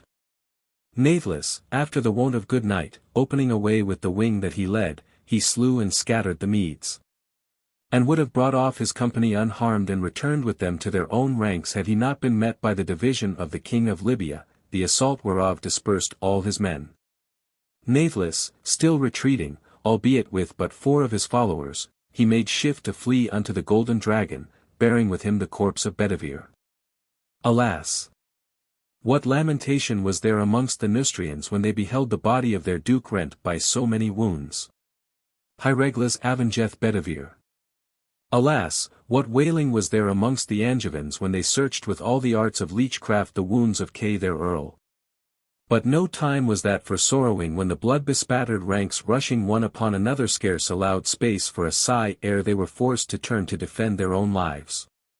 And now Hiereglas, the nephew of Bedivere, wroth beyond measure at his death, took with him a company of 300 men of his own, and like a wild boar amidst a pack of hounds dashed with a sudden gallop of their steeds right through the ranks of the enemy towards the place where he had espied the standard of the king of the Medes. Little reckoning of aught that might befall himself so only he might avenge his uncle. Gaining the place he desired, he slew the king and carried him off to his comrades, and laying the corpse by the side of that of the butler, hewed it utterly to pieces. Then, with a mighty shout cheering on the troops of his fellow countrymen, he called upon them to fall upon the enemy and harass them with charge after charge now, whilst their courage was still hot. Whilst the hearts of their foes were still quaking with terror. Whilst they had the advantage in bearing down upon them hand to hand through their companies being more skillfully ordered than those of the enemy, and being thus able to renew the attack more often and to inflict a deadlier damage.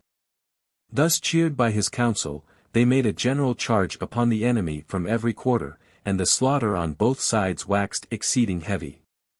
Many Romans slain.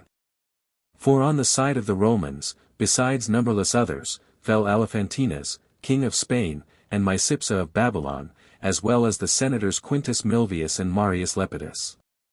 On the side of the Britons fell Holden, king of the Rutini, and Leodegar of Boulogne, besides 3 earls of Britain, Carsalem of Caister, Galluc of Salisbury, and Urbgen of Bath. The troops they led thus, sore enfeebled, retreated until they came upon the battalion of the Armorican Britons commanded by Hole and Gawain. But the Armoricans thereupon, like a fire bursting into a blaze, made a charge upon the enemy, and rallying them that had retreated, soon compelled those that but just before had been the pursuers to flee in their turn, and ever followed them up. Slaying some and stretching others on the ground, nor ceased from their slaughter until they reached the bodyguard of the emperor, who, when he saw the disaster that had overtaken his comrades, had hastened to bring them succor. Chapter 10. In the first onset the Britons suffered great loss. For Kinmarcock, Earl of Tregear, fell, and with him 2,000 men. Fell also 3 barons of renown, Ricamarch, Blocovius, and Legivius of Bodlin, who, had they been princes of kingdoms, would have been celebrated by fame to all after ages for the passing great prowess that was in them. For when they were charging along with Hole and Gawain, as hath been said, not an enemy escaped that came within their reach, but either with sword or with spear they sent the life out of him. Hole and Gawain. But when they fell in with the bodyguard of Lucius, they were surrounded on all sides by the Romans, and fell along with Kinmarcock and his followers. But Hole and Gawain, than whom have no better knights been born in later ages, were only spurred to keener endeavour by the death of their comrades, and rode hither and thither. One in one direction and the other in another, searching the companies of the emperor's guards for occasion to do them a hurt. And now Gawain, still glowing with the fire kindled by his former exploits, endeavoured to cleave an opening, whereby he might come at the emperor himself and foregather with him. Like a right hardy knight as he was, he made a dash upon the enemy, bearing some to the ground and slaying them in the fall, while Hole, in no wise less hardy than he, fell like a thunderbolt upon another company, cheering on his men. And smiting the enemy undaunted by their blows, not a moment passing but either he struck or was stricken. None that beheld them could have said which of the twain was the doughtier knight or quitted him better that day. Chapter 11. Howbeit, Gawain thus dashing amidst the companies, found at last the opening he longed for, and rushing upon the emperor foregathered with him man to man. Lucius, then in the flower and prime of youth, had plenty of hardihood, plenty of strength and plenty of prowess. Nor was there naught he did more desire than to encounter such a knight as would compel him to prove what he was worth in feats of arms. Gawain fighteth Lucius. Wherefore, standing up to Gawain, he rejoiceth to begin the encounter and prideth him therein for that he hath heard such renown of him. Long while did the battle last betwixt them, and mighty were the blows they dealt one upon other or warded with the shields that covered them as each strove for vantage to strike the death blow on the other. But whilst that they were thus in the very hottest of the fight, behold the Romans, suddenly recovering their vigour, make a charge upon the Armoricans and come to their emperor's rescue. Hole and Gawain and their companies are driven off and sore cut up, until all of a sudden they came up over against Arthur and his company.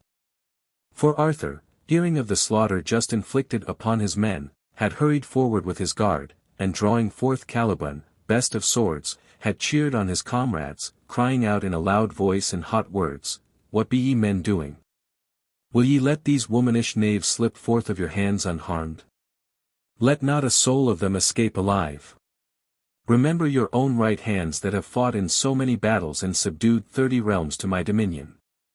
Remember your grandsires whom the Romans stronger than themselves made tributaries. Remember your freedom that these half-men feebler than yourselves would fain reave away from ye. Let not a single one escape alive, not a single one escape. Arthur's valor. What be ye doing? Shouting out these reproaches and many more besides, he dashed forward upon the enemy, flung them down, smote them, never a one did he meet but he slew either him or his horse at a single buffet. They fled from him like sheep from a fierce lion madly famishing to devour aught that chance may throw in his way. Not might armor avail them but that Caliban would carve their souls from out them with their blood. 2 kings, Sertorius of Libya, and Polytides of Bithynia did their evil hap bring in front of him, whom he dispatched to hell with their heads hewn off. And when the Britons beheld in what wise their king did battle, they took heart and hardihood again, and fell with one accord upon the Romans, pressing forward in close rank, so that whilst they afoot cut them down on this wise, they a horseback did their best to fling them down and thrust them through. Natheless, the Romans made stout resistance, and, urged on by Lucius, strove hard to pay back the Britons for the slaughter inflicted on the guard of their renowned king. On both sides the battle raggeth as though it had been but just begun. On this side, as hath been said, Arthur many a time and oft smiting the enemies, exhorted the Britons to stand firm, on the other, Lucius Hiberius exhorted his Romans, and gave them counsel, and led them in many a daring exploit of prowess. Nor did he himself cease to fight with his own hand, but going round from one to another amongst his companies slew every single enemy that chanced through in his way, either with his spear or his sword. The Romans defeated. Thus a most unconscionable slaughter took place on either side, for at one time the Britons and at another the Romans would have the upper hand. In the end, while the battle was still going on thus, and behold, Morvid, Earl of Gloucester, with the legion which as I have said above was posted betwixt the hills, came up full speed and fell heavily on the enemy's rear just at a moment they least expected it, broke through their lines, scattering them in all directions, with exceeding great slaughter. Many thousand Romans fell in this onslaught, and amongst them even the emperor himself, slain in the midst of his companies by a spear thrust from a hand unknown. And thus, ever following up their advantage, the Britons, albeit with sore travail, won the victory that day. Chapter 12. The Romans, thus scattered, betook them, some to the wastelands and forests, some to the cities and towns, each fleeing to the refuge he deemed safest. The Britons pursue them, take them prisoner, plunder them, put them miserably to the sword, insomuch as that the more part of them stretch forth their hands womanishwise to be bound so only they might have yet a little space longer to live. The burials. The which, verily, might seem to have been ordained by providence divine, seeing that whereas in days of yore the Romans had persecuted the grandsires of the Britons with their unjust oppressions, so now did the Britons in defense of the freedom whereof they would have bereft them, and refusing the tribute that they did unrighteously demand, take vengeance on the grandchildren of the Romans. Chapter 13. The victory complete, Arthur bade the bodies of his barons be separated from the carcasses of the enemy, and embalmed in kingly wise, and borne when embalmed into the abbeys of the province. Bedivere the butler was carried unto Bayeux, his own city that was builded by Bedivere the first, his great-grandfather, and loud was the lamentation that the Neustrians made over him. There, in a certain churchyard in the southern part of the city, was he worshipfully laid next the wall. But Kay, grievously wounded, was borne in a litter unto Chinon, a town he himself had builded, and dying a brief space after of the same wound, was buried, as became a Duke of Anjou, in a certain forest in a convent of brethren hermit that dwelt there no great way from the city. Holden, likewise, Duke of the Rutini, was borne into Flanders and buried in his own city of Terouanne. Howbeit, the rest of the earls and barons were carried, as Arthur had enjoined, unto the abbeys in the neighborhood. Having pity, moreover, upon his enemies, he bade the folk of the country bury them. But the body of Lucius he bade bear unto the Senate with a message to say that none other tribute was due from Britain. Treason of Mordred. Then he abode in those parts until after the following winter, and busied him with bringing the cities of the Allobroges into his allegiance. But the summer coming on, at which time he designed to march unto Rome, he had begun to climb the passes of the mountains, when message was brought him that his nephew Mordred, unto whom he had committed the charge of Britain, had tyrannously and traitorously set the crown of the kingdom upon his own head, and had linked him in unhallowed union with Guinevere the queen in despite of her former marriage. Book 11. Chapter 1. Arthur hasteneth to Britain. Hereof, verily, most noble Earl, will Geoffrey of Monmouth say not. Natheless, according as he hath found it in the British discourse aforementioned, and hath heard from Walter of Oxford, a man of passing deep lore in many histories. In his own mean style will he briefly treat of the battles which that renowned king upon his return to Britain after this victory did fight with his nephew. So soon therefore as the infamy of the aforesaid crime did reach his ears, he forthwith deferred the expedition he had emprised against Leo, the king of the Romans, and sending Hole, duke of the Armoricans, with the Gaulish army to restore peace in those parts, he straightway hastened back to Britain with none save the island kings and their armies. Now, that most detestable traitor Mordred had dispatched Keldric, the Duke of the Saxons, into Germany, there to enlist any soever that would join him, and hurry back again with them, such as they might be, the quickest sail he could make. He pledged himself, moreover, by covenant to give him that part of the island which stretcheth from the river Humber as far as Scotland, and whatsoever horses and Hengist had possessed in Kent in the time of Vortigern. Gawain slain at Richborough. Keldric, accordingly, obeying his injunctions, had landed with 800 ships full of armed Paynims, and doing homage unto this traitor did acknowledge him as his liege lord and king. He had likewise gathered into his company the Scots, Picts and Irish, and whomsoever else he knew bare hatred unto his uncle. All told, they numbered some 800,000 Paynims and Christians, and in their company and relying on their assistance he came to meet Arthur on his arrival at Richborough haven. And in the battle that ensued did inflict sore slaughter on his men when they were landed. For upon that day fell Anguzel, king of Albany, and Gawain, the king's nephew, along with numberless other. Eventus, son of Urien his brother, succeeded Anguzel in the kingdom, and did afterward win great renown for his prowesses in those wars. At last, when with sore travail they had gained possession of the coast, they revenged them on Mordred for this slaughter, and drove him fleeing before them. For inured to arms as they had been in so many battles, they disposed their companies right skilfully, distributing horse and foot in parties, in such wise that in the fight itself, when the infantry were engaged in the attack or defense, the horse charging slantwise at full speed would strain every endeavor to break the enemy's ranks and compel them to take to flight. Howbeit, the perjurer again collected his men together from all parts, and on the night following marched into Winchester. Mordred fleeth to Cornwall. When this was reported unto Queen Guinevere, she was forthwith smitten with despair and fled from York unto Caerleon, where, she purposed thenceforth to lead a chaste life amongst the nuns. And did take the veil of their order in the church of Julius the Martyr. Chapter 2. But Arthur, burning with yet hotter wrath for the loss of so many hundred comrades in arms, after first giving Christian burial to the slain, upon the third day marched upon that city and beleaguered the miscreant that had ensconced him therein. Natheless, he was not minded to renounce his design, but encouraging his adherents by all the devices he could, marched forth with his troops and arrayed them to meet his uncle. At the first onset was exceeding great slaughter on either side, the which at last waxed heavier upon his side and compelled him to quit the field with shame. Then, little caring what burial were given unto his slain, borne by the swift-oared ferryman of flight, he started in all haste on his march toward Cornwall.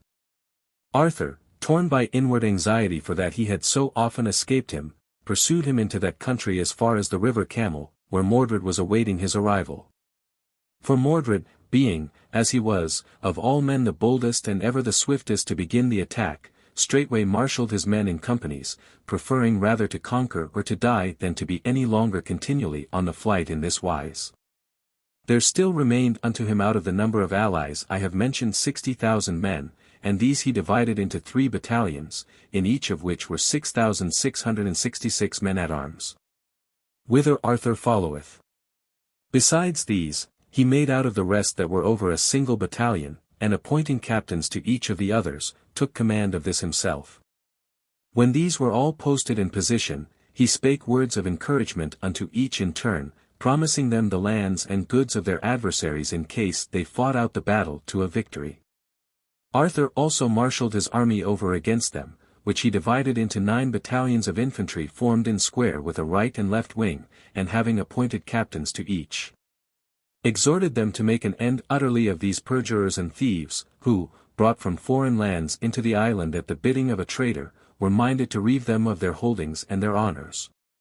He told them, moreover, that these motley barbarians from diverse kingdoms were a pack of raw recruits that knew not of the usages of war, and were in no wise able to make stand against valiant men like themselves, seasoned in so many battles. If they fell upon them heartily and fought like men.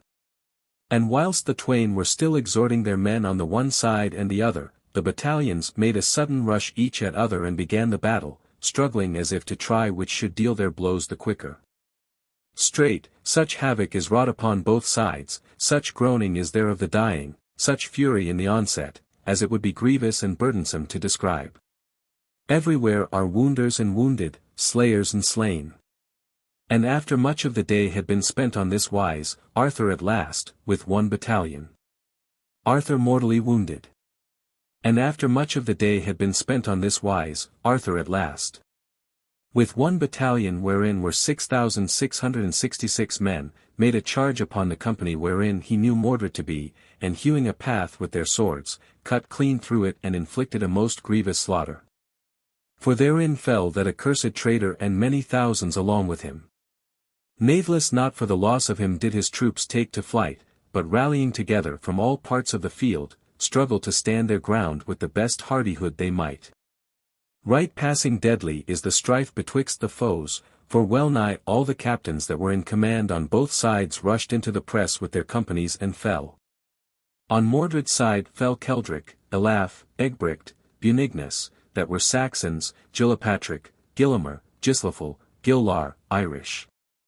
The Scots and Picts, with well nigh all that they commanded, were cut off to a man.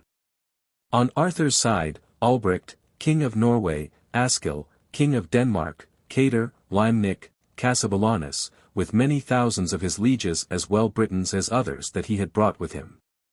Even the renowned King Arthur himself was wounded deadly, and was borne thence unto the island of Avalon for the healing of his wounds, where he gave up the crown of Britain unto his kinsman Constantine, son of Cader, Duke of Cornwall.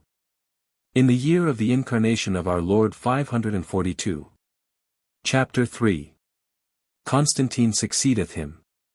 When Constantine was crowned king, the Saxons and the 2 sons of Mordred raised an insurrection against him, but could not prevail, and after fighting many battles, the one fled to London and the other to Winchester, and did enter and take possession of those cities. At that time died the holy Daniel, that most devout prelate of the Church of Bangor, and Thomas, Bishop of Gloucester, was elected unto the Archbishopric of London. At that time also died David, that most holy Archbishop of Caerleon, in the city of Menevia, within his own abbey, which he loved above all the other monasteries of his diocese. For that it was founded by the blessed Patrick who had foretold his nativity. For whilst he was there sojourning for a while with his fellow brethren he was smitten of a sudden lethargy and died there, being buried in the same church by command of Malgo, king of Venedotia. In his place, Kinnock, priest of the Church of Lambadarn, was appointed to the metropolitan see, and was thus promoted unto the higher dignity. Chapter 4. But Constantine pursued the Saxons and subdued them unto his allegiance. And took the 2 sons of Mordred. The one youth, who had fled into the church of Saint Amphibolus at Winchester, he slew before the altar. But the other, who was in hiding in the monastery of certain brethren in London, he did there find beside the altar and slew by a cruel death. Succession of kings. In the 3rd year thereafter he was himself slain by Conan, smitten by God's judgment. And was buried by the side of Uther Pendragon within the structure of stones set together with marvellous art not far from Salisbury, which in the English tongue is called Stonehenge. Chapter 5. Unto him succeeded Aurelius Conan, a youth of wondrous prowess, his nephew, who, as he held the monarchy of the whole island, so might he have been worthy the crown thereof had he not been a lover of civil war. For he raised disturbance against his uncle, who of right ought to have reigned after Constantine, and thrust him into prison, and after slaying both his sons, did himself obtain the kingdom, and died in the 2nd year of his reign. Chapter 6. Unto Conan succeeded Vortipour, against whom the Saxons raised an insurrection, bringing over their fellow countrymen from Germany in a passing mighty fleet. But he did battle with them and overcame them, and after that he had obtained the monarchy of the whole kingdom did govern the people thereof for 4 years in diligence and in peace. Chapter 7. Coreticus hated of all. Unto him succeeded Malgo, one of the comeliest men in the whole of Britain, the driver out of many tyrants, redoubt in arms, more bountiful than others and renowned for prowess beyond compare. Yet hateful in the sight of God for his secret vices. He obtained the sovereignty of the whole island, and after many exceeding deadly battles did add unto his dominions the 6 neighbor islands of the ocean, to wit, Ireland, Iceland, Gothland, the Orkneys, Norway and Denmark. Chapter 8. Unto Malgo succeeded Coreticus, a lover of civil wars, hateful unto God and unto the Britons. The Saxons, having had experience of his shiftiness, went unto Gormund, king of the Africans, in Ireland, wherein, adventuring thither with a vast fleet, he had conquered the folk of the country. Thereupon, by the treachery of the Saxons, he sailed across with 166,000 Africans into Britain, which in one province the Saxons by perjuring their oath of fealty, and in another the Britons by continually carrying on civil wars amongst themselves, were utterly laying waste. Entering into covenant, therefore, with the Saxons, Gormund made war upon Coreticus, and after many battles betwixt them, drove him fleeing from city unto city until he forced him into Cirencesta and did there beleaguer him. Here Isambard, nephew of Lewis, king of the Franks, came unto him and entered into a league of friendship with him and forsook his Christianity for his sake upon condition that he would grant him his assistance in seizing the kingdom of Gaul away from his uncle, by whom, as he said, he had been driven forth by violence and wrong. Geoffrey, his sermon. When Gormund at last had taken and burnt the said city, he did battle with Coreticus and drove him fleeing beyond the Severn into Wales. Then he desolated the fields, set fire to all the neighboring cities, nor did he stint his fury until he had burnt up well nigh the whole face of the country from sea to sea. In such sort that all the colonies were battered to the ground by rams, and all they that dwelt therein along with the priests of the churches delivered up to the flashing of their swords or the crackling of the flames. The residue of them that were slaughtered in these dreadful visitations had no choice but to flee unto whatsoever shelter might seem to promise safety. Chapter 9. Wherefore, O thou neglectful nation, borne down by the weight of thine outrageous iniquities, wherefore, ever thirsting after civil wars, hast thou thus enfeebled thee by these discords within thine own household? Thou that of old didst subdue the kingdoms that lie afar off unto thy might, thou that wast planted a noble vine, wholly a right seed, how art thou now turned into the degenerate plant of a bitter vine? That thus thou canst no longer protect thine own country, thine own wives and children from thine enemies. Yea, onward. Loegria occupied by Saxons. On with thine inward discords, little understanding that word of the gospel, every kingdom divided against itself shall be made desolate and the house shall fall upon the house. For that thy kingdom hath been divided against itself, for that the rage of civil war and the smoke of envy have darkened thy mind, for that thy pride hath forbidden thee to pay thine allegiance unto one only king.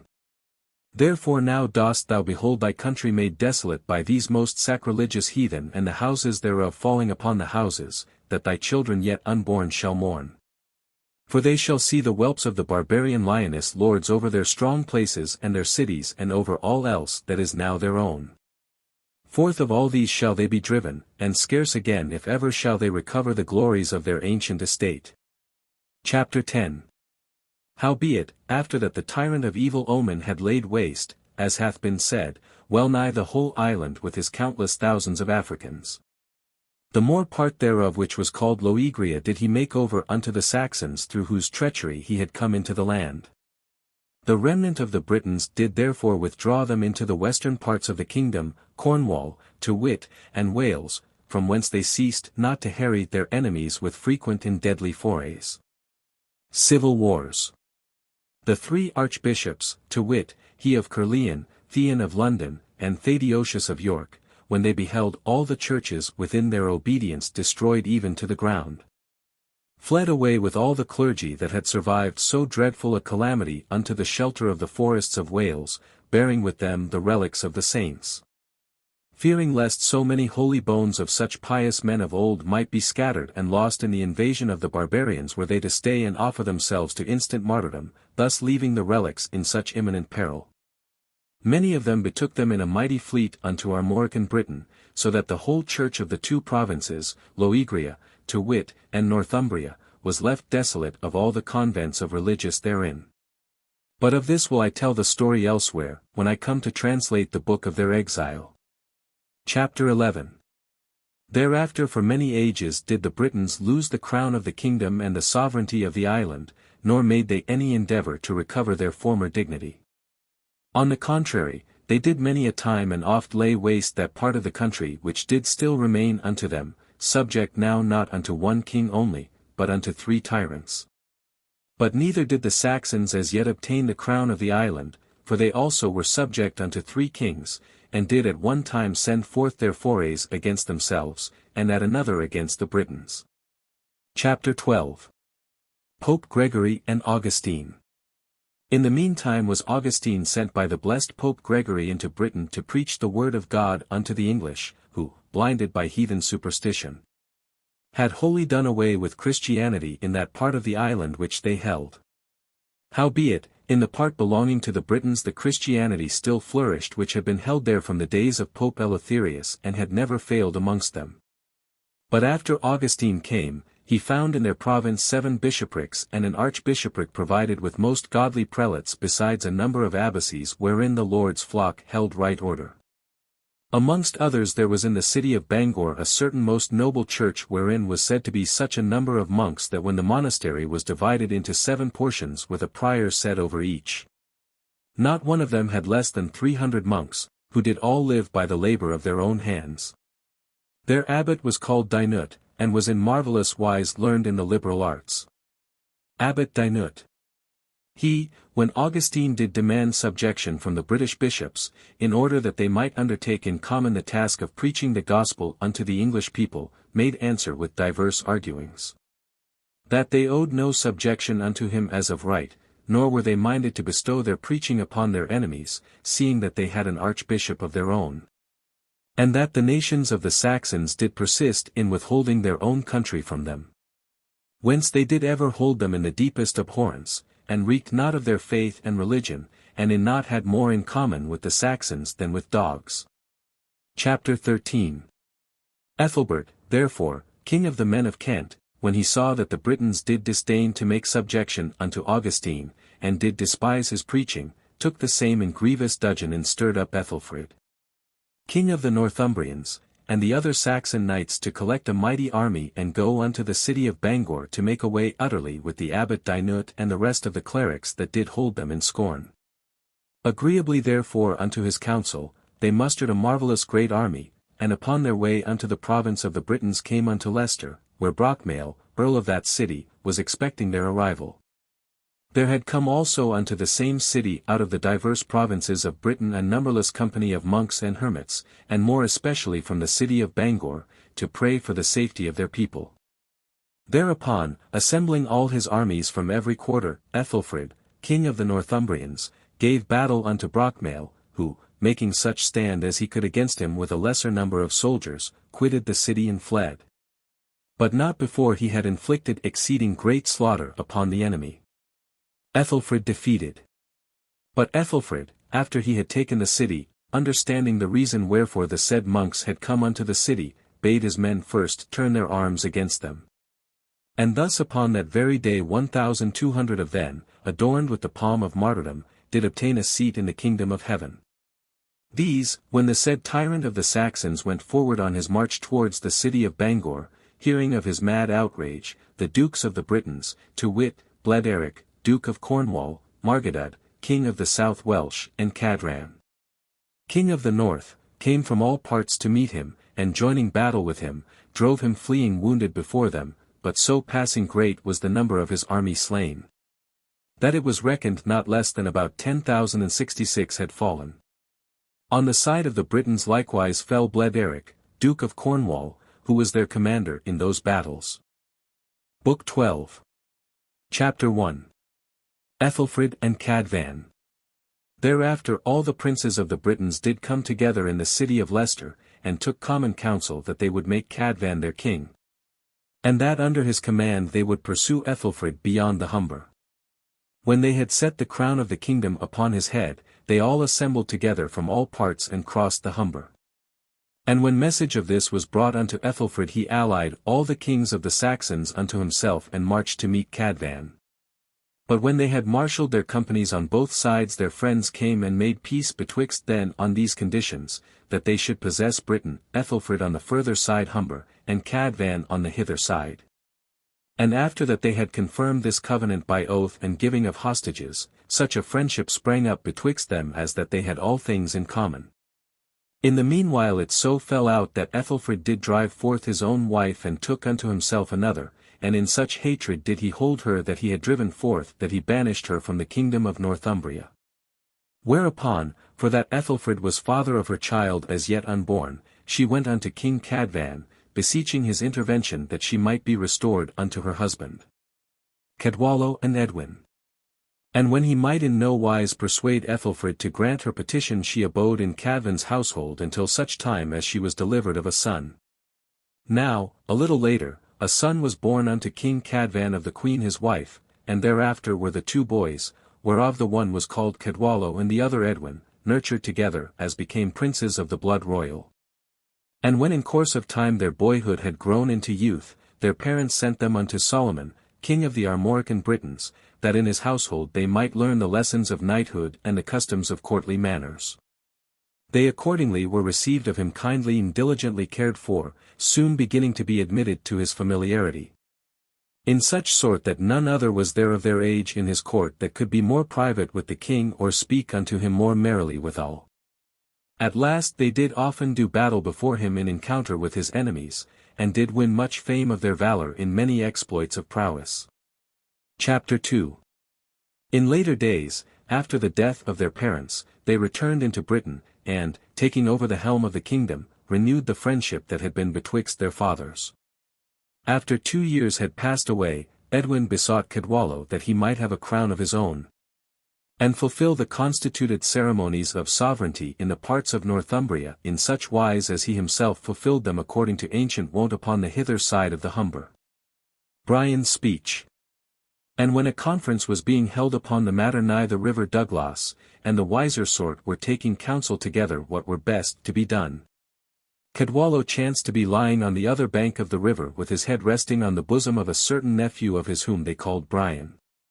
And whilst the messengers brought him word what was being said upon both sides at the conference, Brian wept, and the tears flowing from his eyes did so fall as that they bedewed the king's face and his beard. The king, weening that it was a shower of rain, lifted up his head, and seeing that the youth was all melted in tears, asked him the cause of this sudden sorrow. Unto whom he made answer, "Good cause have I to weep continually, and the British people no less. For that ever since the country was visited by the invasion of these barbarians in the days of Malgo, never hath she known a prince that might avail to restore her unto her ancient dignity. And now even the petty residue of her honor is being minished by thy sufferance, seeing that these Saxon adventurers, who have ever proved traitors unto her, must now begin to share with her the honors of the kingly crown.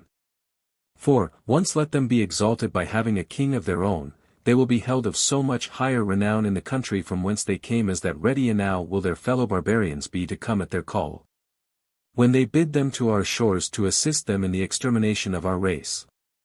Cadwallo refuseth Edwin. For ever hath it been their wont to deal treacherously, nor never keep firm faith with none. Wherefore, say I, by us ought they evermore to be not exalted but cast down. When King Vortigern first took them into his service as retainers, they abode here as under a shadowy show of peace, as though they were ready to fight for our country. But as soon as ever they were strong enough openly to manifest their wickedness and to return evil for good, they did betray him and wrought grievous slaughter upon the people of his kingdom. Next they did betray Aurelius Ambrosius, unto whom, after vowing the most awful sacraments of allegiance, they gave poison as he sat at meat with them at a banquet.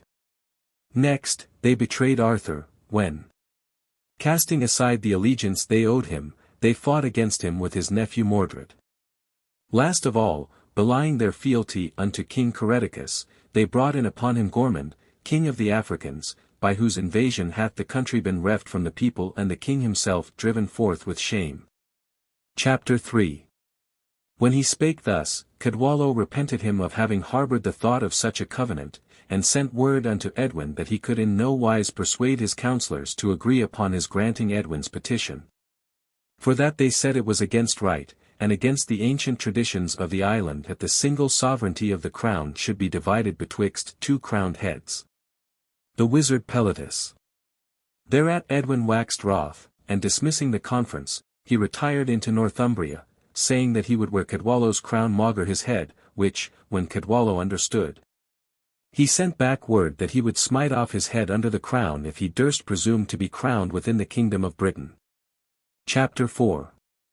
Discord having thus arisen betwixt them, and the men of both having harried the lands of the other in a number of armed forays, both at last met on the further side of Humber.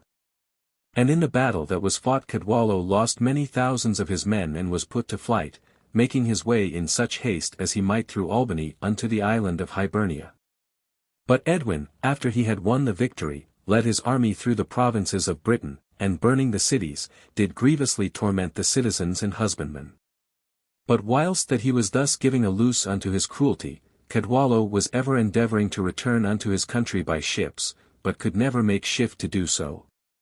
For that unto whatsoever haven he steered his course there was Edwin with his host to meet him and forbid his landing. Now there was come unto him a certain right cunning wizard out of Spain, by name Peletus, who was learned in the flight of birds and the courses of the stars, and did foretell unto him all disaster that might befall. And along of him it was that Edwin had witting of Cadwallo's return, so as thus he was able to meet him, shatter his ships and drown their crews, and close every port against him. Brian's new art. Cadwallo, therefore, not knowing what to do, and well nigh falling into utter despair of ever returning, at last bethought him or going unto Solomon, king of the Armorican Britons, to ask for help and counsel, so that he might be able to return unto his country. And as he was making sail for Armorica, a wild gale arose of a sudden, and the ships of his companions were so scattered thereby, as that in a short space no one of them remained by another. The pilot of the king's ship was smitten with such terror that he let go the rudder and committed the ship to the guidance of hazard. So that all that night they lay in peril of death while she tossed hither and thither upon the heaving of the billows. At dawn upon the morrow they made a certain island that is called Garnery, where with sore travail they made shift to come ashore. Howbeit, Cadwallo was seized of so sore grief for the loss of his shipmates that for 3 days and nights he loathed all food and lay sick abed. But upon the 4th day early he was taken with a mighty longing for venison meat, and calling Brian unto him told him what it was that he did most desire. Brian thereupon took his bow and quiver, and went throughout the island, so that if good luck should bring any deer in his way he might take back meat thereof unto Cadwallo. And when he had searched it from end to end without finding that whereof he was in quest, he was in grievous straits for that he might not fulfill his lord's desire. And sore adread lest his sickness should end in his death were he unable to satisfy his longing. Solomon of Brittany.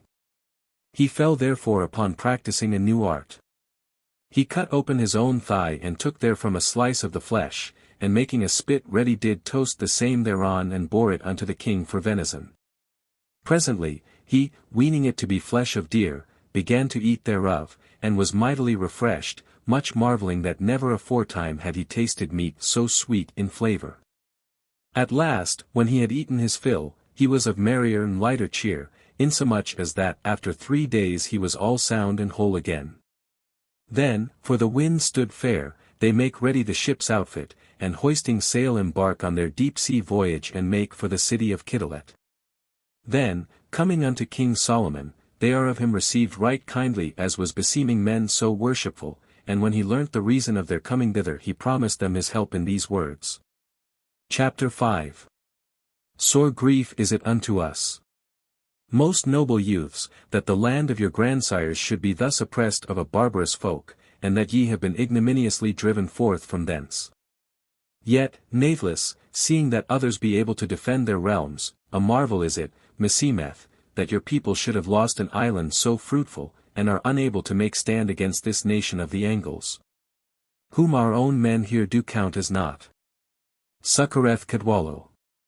For whilst the folk of this my Britain did dwell along with your own folk in your own Britain, they did hold dominion over all kingdoms of the provinces, nor was there a people anywhere, save only the Roman people, strong enow to subjugate them. Nor were the Romans themselves able to do this that I have said of their own might, but through the strife that had arisen amongst the nobles of the island. But the Romans, albeit that they held it subject for a time, yet after their rulers were either lost to the island or slain, did either themselves retire therefrom, or else were driven out with shame. But after the Britons came into the province under their dukes Maximian and Conan, the residue that remained behind have never thereafter enjoyed such privilege as to hold possession of the crown of the kingdom in unbroken succession. For albeit that many of their princes have maintained the ancient dignity of their forefathers, yet a still greater number of feebler heirs have succeeded them who have lost it utterly when their enemies did invade them. Hence do I grieve over the weakness of your country, for that ye be come of the same blood as ourselves, and are therefore called Britons no less than are our own folk, who, as ye see, do hold our own against all our neighbours in arms. Chapter 6. When he had made an end of speaking thus, with more to like purpose, Cadwallo, some little shamed, made answer on this wise. Cadwallo's speech. Manifold thanks do I render unto thee, O king, sprung of grandsires whose great-grandsires were kings, for that thou hast promised to help me to recover my kingdom. Howbeit, this which thou saidst, that it is marvellous my people have not maintained their ancestral dignity sit hence the Britons did come into those provinces meseemeth is in no wise a marvel. For the more noble of the whole realm did follow the dukes thou hast named, and only the ignoble did remain behind and did possess them of their lands and honours. These, thus suddenly raised to noble rank, were puffed up by their new dignities far beyond their predecessors. They were purse-proud by reason of the abundance of their riches, they waxed wanton for that no sense of honour did restrain their lust. Amongst them, moreover, did prevail that which is the overthrow of all that is good, the hatred of truth and of them that assert the truth, the love of a lie and of them that do forge lies, the acceptance of the evil for the good, the reverence of iniquity rather than of charity, the acknowledgement of Satan as an angel of light. Kings were anointed not for God's sake, but for that they were more cruel than others, and were murdered but a brief while thereafter by them that did anoint them, not by examination of the truth of any charge against them, but for that they had chosen others yet more cruel in their stead. If any of them were more merciful or did seem, even were it but a little, to show favour unto truth, against him as the subverter of Britain were hurled all the weapons of their hatred. Lastly, all things whatsoever that were pleasing or displeasing unto God they weighed as of equal account in the balance, if indeed the things that were hateful did not turn the scale. Bretons and Britons. Therefore did they all things that were contrary to the safety of the people, as though the true physician of all men were unwilling to bestow healing upon them. And all this was done not only by worldly laymen, but even by the Lord's own flock and the shepherds thereof without distinction. No cause for marvel, therefore, is it that such degenerate ones, hated of God for sins so grievous, should have lost the country they had on this wise polluted. For God was minded to take vengeance upon them when he suffered a nation of strangers to overrun them and drive us out of the fields that our fathers did possess. Natheless, a worthy deed it were, so God allow, to restore our people unto their ancient dignity, but it should be a lasting reproach unto our race, that we were feeble rulers, who in this our time laboured not to maintain our rights. Moreover, I do with the more confidence beseech thy help for that we had both one great-grandfather's grandfather. For Malgo, that mighty king of Britain who reigned forth after Arthur, begot two sons, whereof the one was called Ennion and the other Runo. Ennion was father of Iago, Iago of Cadvan, my father. But Runo, who after his brother's death was driven forth by the invasion of the Saxons, did come hither into this province, and gave his daughter unto Duke Hol, the son of Hol the Great, who conquered so many kingdoms with Arthur. Unto him was born Alan, the father of thine own father Hol, who, so long as he lived, was no small terror unto the Gauls. Chapter 7. Brian cometh to York. In the meantime, while he was spending the winter with Solomon, they made resolve that Brian should cross over into Britain and by some means or other make away with King Edwin's wizard lest by his wonted craft he should forewarn him of Cadwallo's coming. Accordingly, after he had landed at Hamo's port, he did upon him the garments of a certain poor man, feigning him to be the poor man himself. He wrought him a staff of iron sharp at the end wherewith to slay the wizard in case he should chance to fall in with him, and then made his way to York, in the which city Edwin was at that time sojourning. And when he was come thither he joined him with a company of poor men that waited for alms before the king's door. And whilst that he was pacing to and fro, behold, his sister came forth of the great hall, with an ewer in her hand wherein she was carrying water unto the queen. She had been carried off by Edwin from the city of Worcester what time he was wreaking havoc in the provinces of the Britons after the flight of Cadwallo. When, therefore, she passed in front of Brian, he knew her at once, and with eyes overflowing with tears called unto her in a low voice.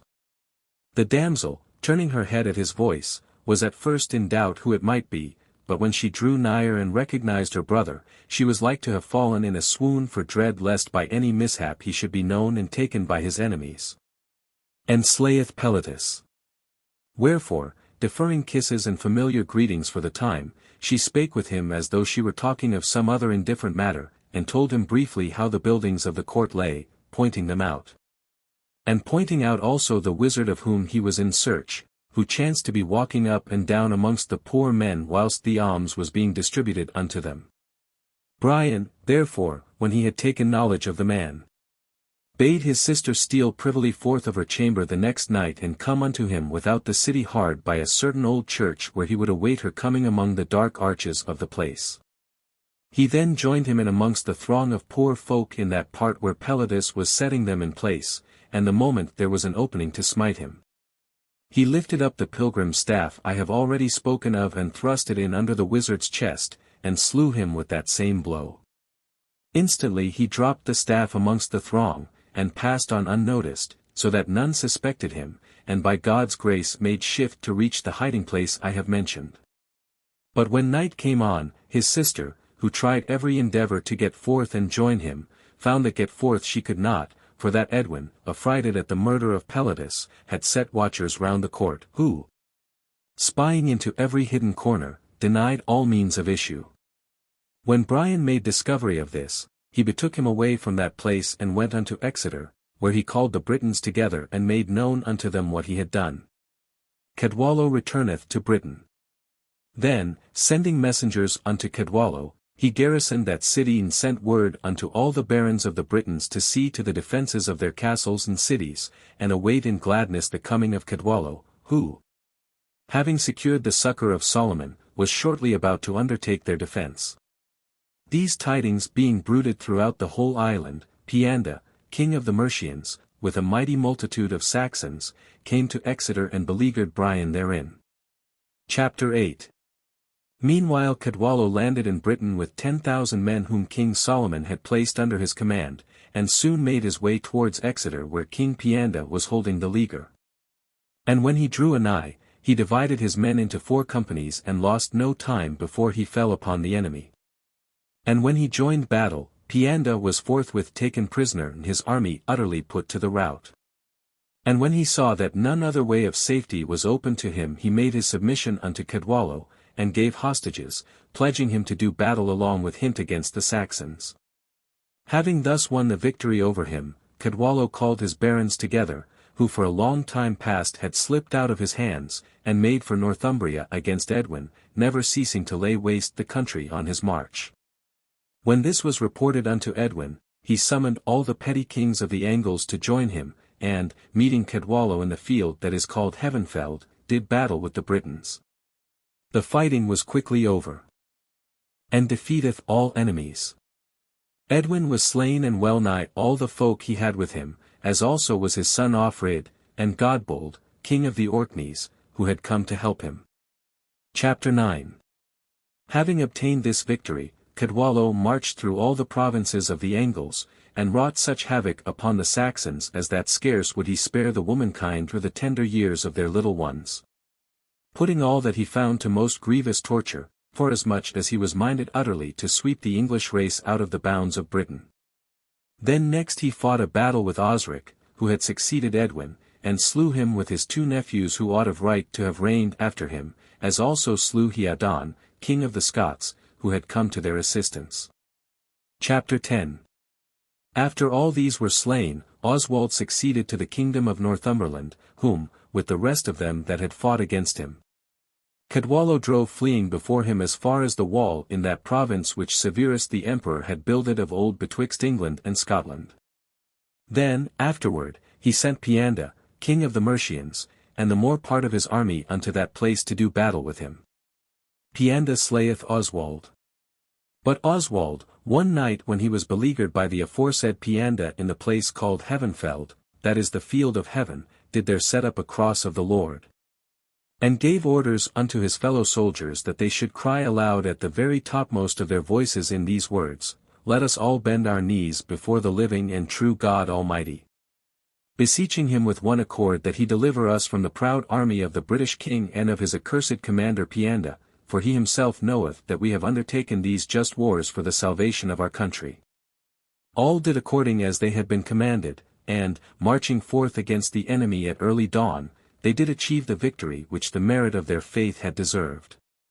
When word of this was brought unto Cadwallo, he, blazing out into fiery wrath, collected his army and followed in pursuit of the holy King Oswald, and in the midst of a battle that was fought at the place called Bourne, Pianda did fall upon him and slay him. Chapter 11. Oswald being thus slain along with many thousands of his men, his brother Oswy succeeded him in the kingdom of Northumbria, and by dint of heavy bribes of gold and silver given to Cadwallo, who now possessed the empire of all Britain, did obtain his peace and became his vassal. Thereupon his brother Alfred, and Ethelwald, his brother's son, raised an insurrection against him. But when they found that they could in no wise stand against him, they fled away unto Pianda, king of the Mercians, imploring him that he would collect an army and go with them to the further side Humber to relieve Oswy of his kingdom. Oswy hatcheth treason. But Pianda, for that he was adread of breaking the peace which King Cadwallo had established throughout the realm of Britain, deferred starting any disturbance without his leave until such time as he could in some way or another work upon him either to march against King Oswy himself, or at least grant him license to do battle with him. When, therefore, King Cadwallo held high court one Whitsuntide and celebrated the festival by wearing the crown of Britain in London, and all of the kings of the Angles save Oswy alone, and all the dukes of the Britons were present, Pianda went unto the king and asked him wherefore Oswy alone was absent when all the rest of the princes of the Saxons were there. And when Cadwallo made answer that it was by reason of a sickness that lay upon him, Pianda went on to tell him that Oswy had sent for Saxons into Germany that he might revenge the death of his brother Oswald upon them both. He added, moreover, that he had broken the king's peace, seeing that he alone had begun the war and contention betwixt them when he had driven Ethelfrid, king of Northumbria, and Ethelwald, his brother's son, forth of their kingdom by levying war against them. He did therefore further beseech leave to be allowed either to slay him or to drive him forth of his kingdom. Chapter 12. Margadud, his speech. The king, therefore, whose own thoughts were somewhat divided betwixt the divers aspects of the matter, called his familiars apart and bade them declare their opinions upon a case of the kind. And after much counsel had been given, Margadud, king of the South Welsh, spake amongst the rest. My lord, seeing that it hath ever been thy purpose to drive the race of the Angles forth of the frontiers of Britain, wherefore shouldst thou now turn aside from thy resolve and suffer them to live in peace in our midst? Go to, now. Give them leave at least to fall out amongst themselves and slaughter one another at will until they shall have exterminated themselves from our land. No faith is to be kept with one that is ever hatching of treason and laying of snares to catch him unto whom of right he oweth fealty. These Saxons, in sooth, ever since they did first set foot in our country, have never done naught but lurk in ambush to betray our folk. What faith ought we to keep with them? Give Pianda leave to make war upon Oswy the swiftest he may, that thus they may kill one another in civil discord to their heart's content and our island be rid of the whole pack of them. Chapter 13. With these and many other words, Cadwallo was prevailed upon to grant Pianda leave to do battle with Oswy. Pianda slain. Pianda accordingly got together a huge army, marched to the Humber, and laying waste that province of the country, began to harass that king in bitter earnest. Oswy, thereby reduced to his last shift, promised him numberless right royal treasures and bribes beyond all belief to put an end to the havoc he was wreaking, abandon the invasion he had begun and go quietly home. And when he found that he could in no wise prevail upon him to grant his entreaties, the king, relying on divine succor, albeit that his army were the smaller, gave him battle nigh the river Wind, and won a victory wherein Pianda, together with 30 dukes, was slain. Pianda being thus killed, Wulfred his son, by grant of Cadwallo, succeeded him in the kingdom. He, leaguing himself with Ebba and Edbert, dukes of the Mercians, rebelled against Oswy, but at the command of Cadwallo made peace with him. At last, at the end of 48 years, Cadwallo, that most noble and puissant king of the Britons, borne down by old age and sickness, departed this life upon the 15th of the calends of December. The Britons embalmed his body with balsams and sweet-scented condiments, and set it with marvellous art within a brazen image cast to the measure of his stature. This image, moreover, in armour of wondrous beauty and craftsmanship, they set upon a brazen horse above the west gate of London in token of the victory I have spoken of, and as a terror unto the Saxons. They did likewise build beneath it a church in honour of Saint Martin, wherein are divine services celebrated for him and the faithful departed. Chapter 14. Cadwallader made king.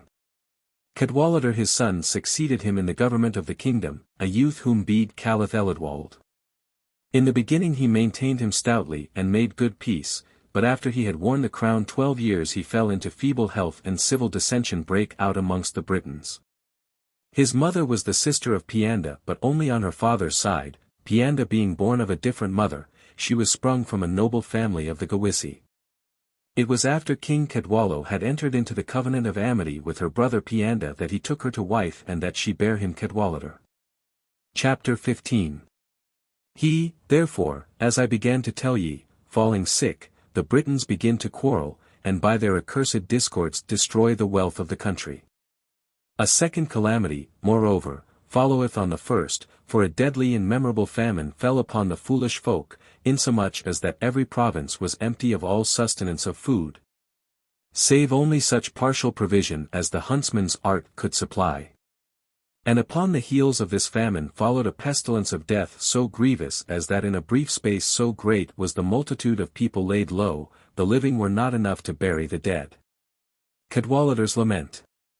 By reason whereof, the miserable remnant of the people forsaking their own country in flocks did make their way unto lands over sea, with mighty lamentation chanting under the folds of the sails, Thou hast given us, O God, even as sheep unto the slaughter, and amongst the nations hast thou scattered us. Yea, even King Cadwallader himself, voyaging with his wretched fleet for Armorica, did make addition unto the lamentation on this wise, Woe unto us, miserable sinners! For our grievous iniquities wherewith we have never ceased to offend against God so long as space was granted unto us for repentance. Wherefore the vengeance of his might lieth thus heavy upon us, and doth uproot us from our native soil.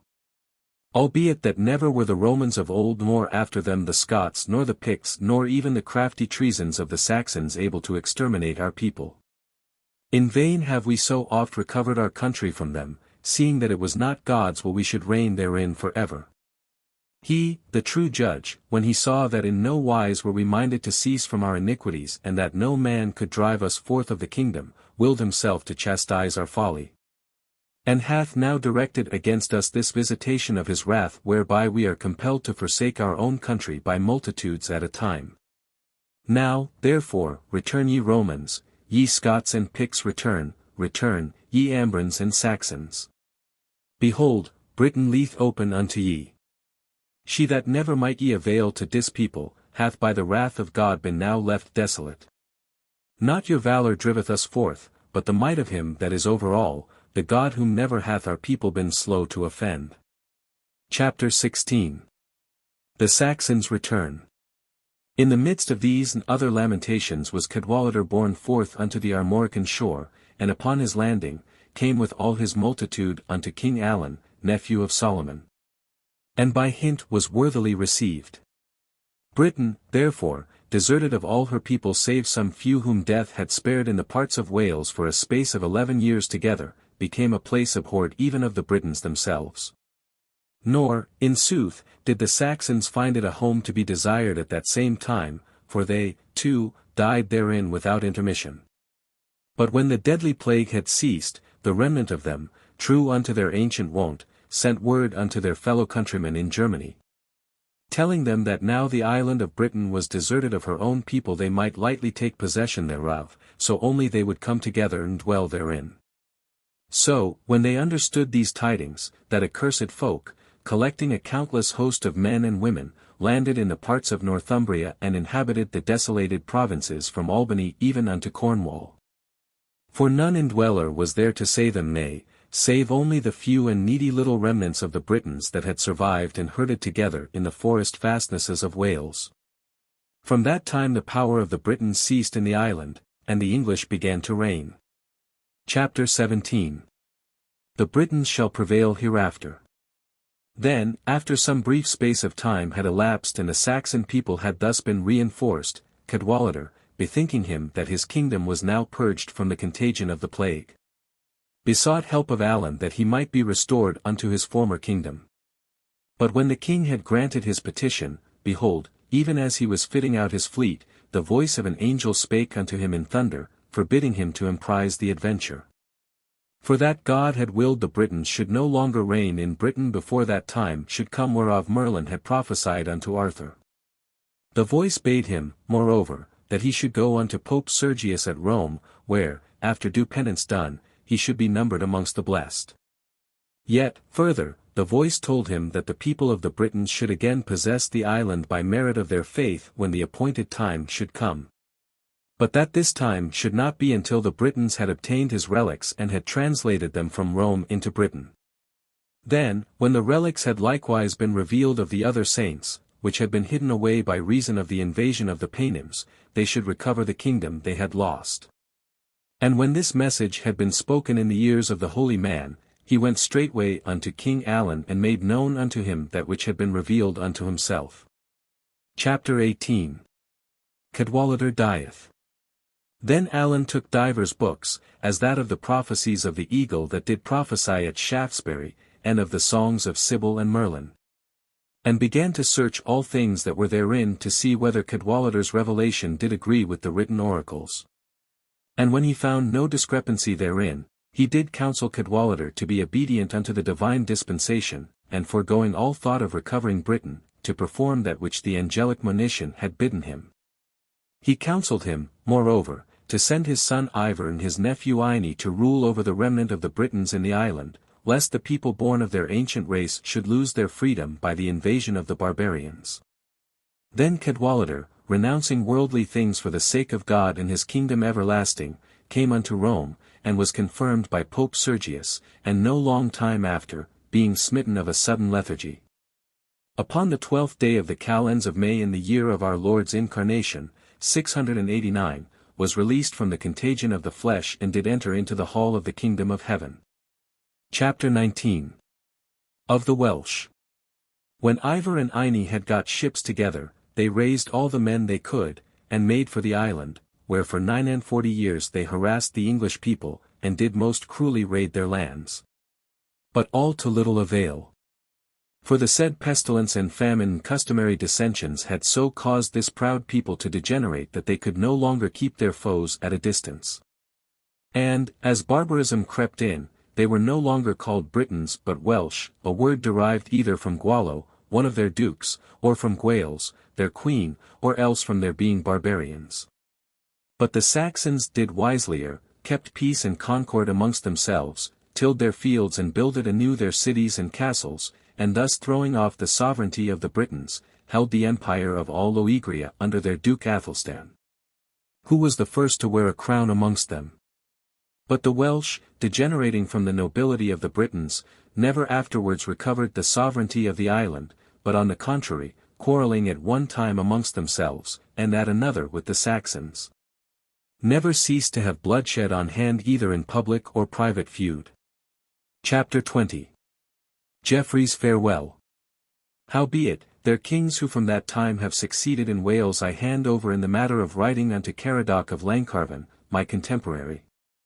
As do I those of the Saxons unto William of Malmesbury and Henry of Huntingdon, whom I bid be silent as to the kings of the Britons, seeing that they have not that book in the British speech which Walter, Archdeacon of Oxford, did convey hither out of Brittany, the which being truly issued in honour of the aforesaid princes, I have on this wise been at the pains of translating into the Latin speech. The present translation of Geoffrey of Monmouth's Histories of the Kings of Britain has been written and prepared for press by Dr. Sebastian Evans, who has added the marginalia and the epilogue. Michaelmas Day, 1903. The Translator's Epilogue. Geoffrey Arthur. In the first and last chapters of his work, Geoffrey of Monmouth tells his readers how deeply he is indebted to Walter, Archdeacon of Oxford, for the original material of his history. And in the preface to his 11th book especially emphasizes the value of the information given by Walter in reference to King Arthur. Strangely enough, the very first authentic record of Geoffrey's existence brackets together the names of Archdeacon Walter and Geoffrey Arthur at a date many years earlier than the publication of the history of the British kings in the form in which it has come down to us. When Osney Abbey, near Oxford, was founded in 1129, the list of witnesses to the foundation charter began with the name of the Archdeacon and ended with that of Geoffrey Arthur.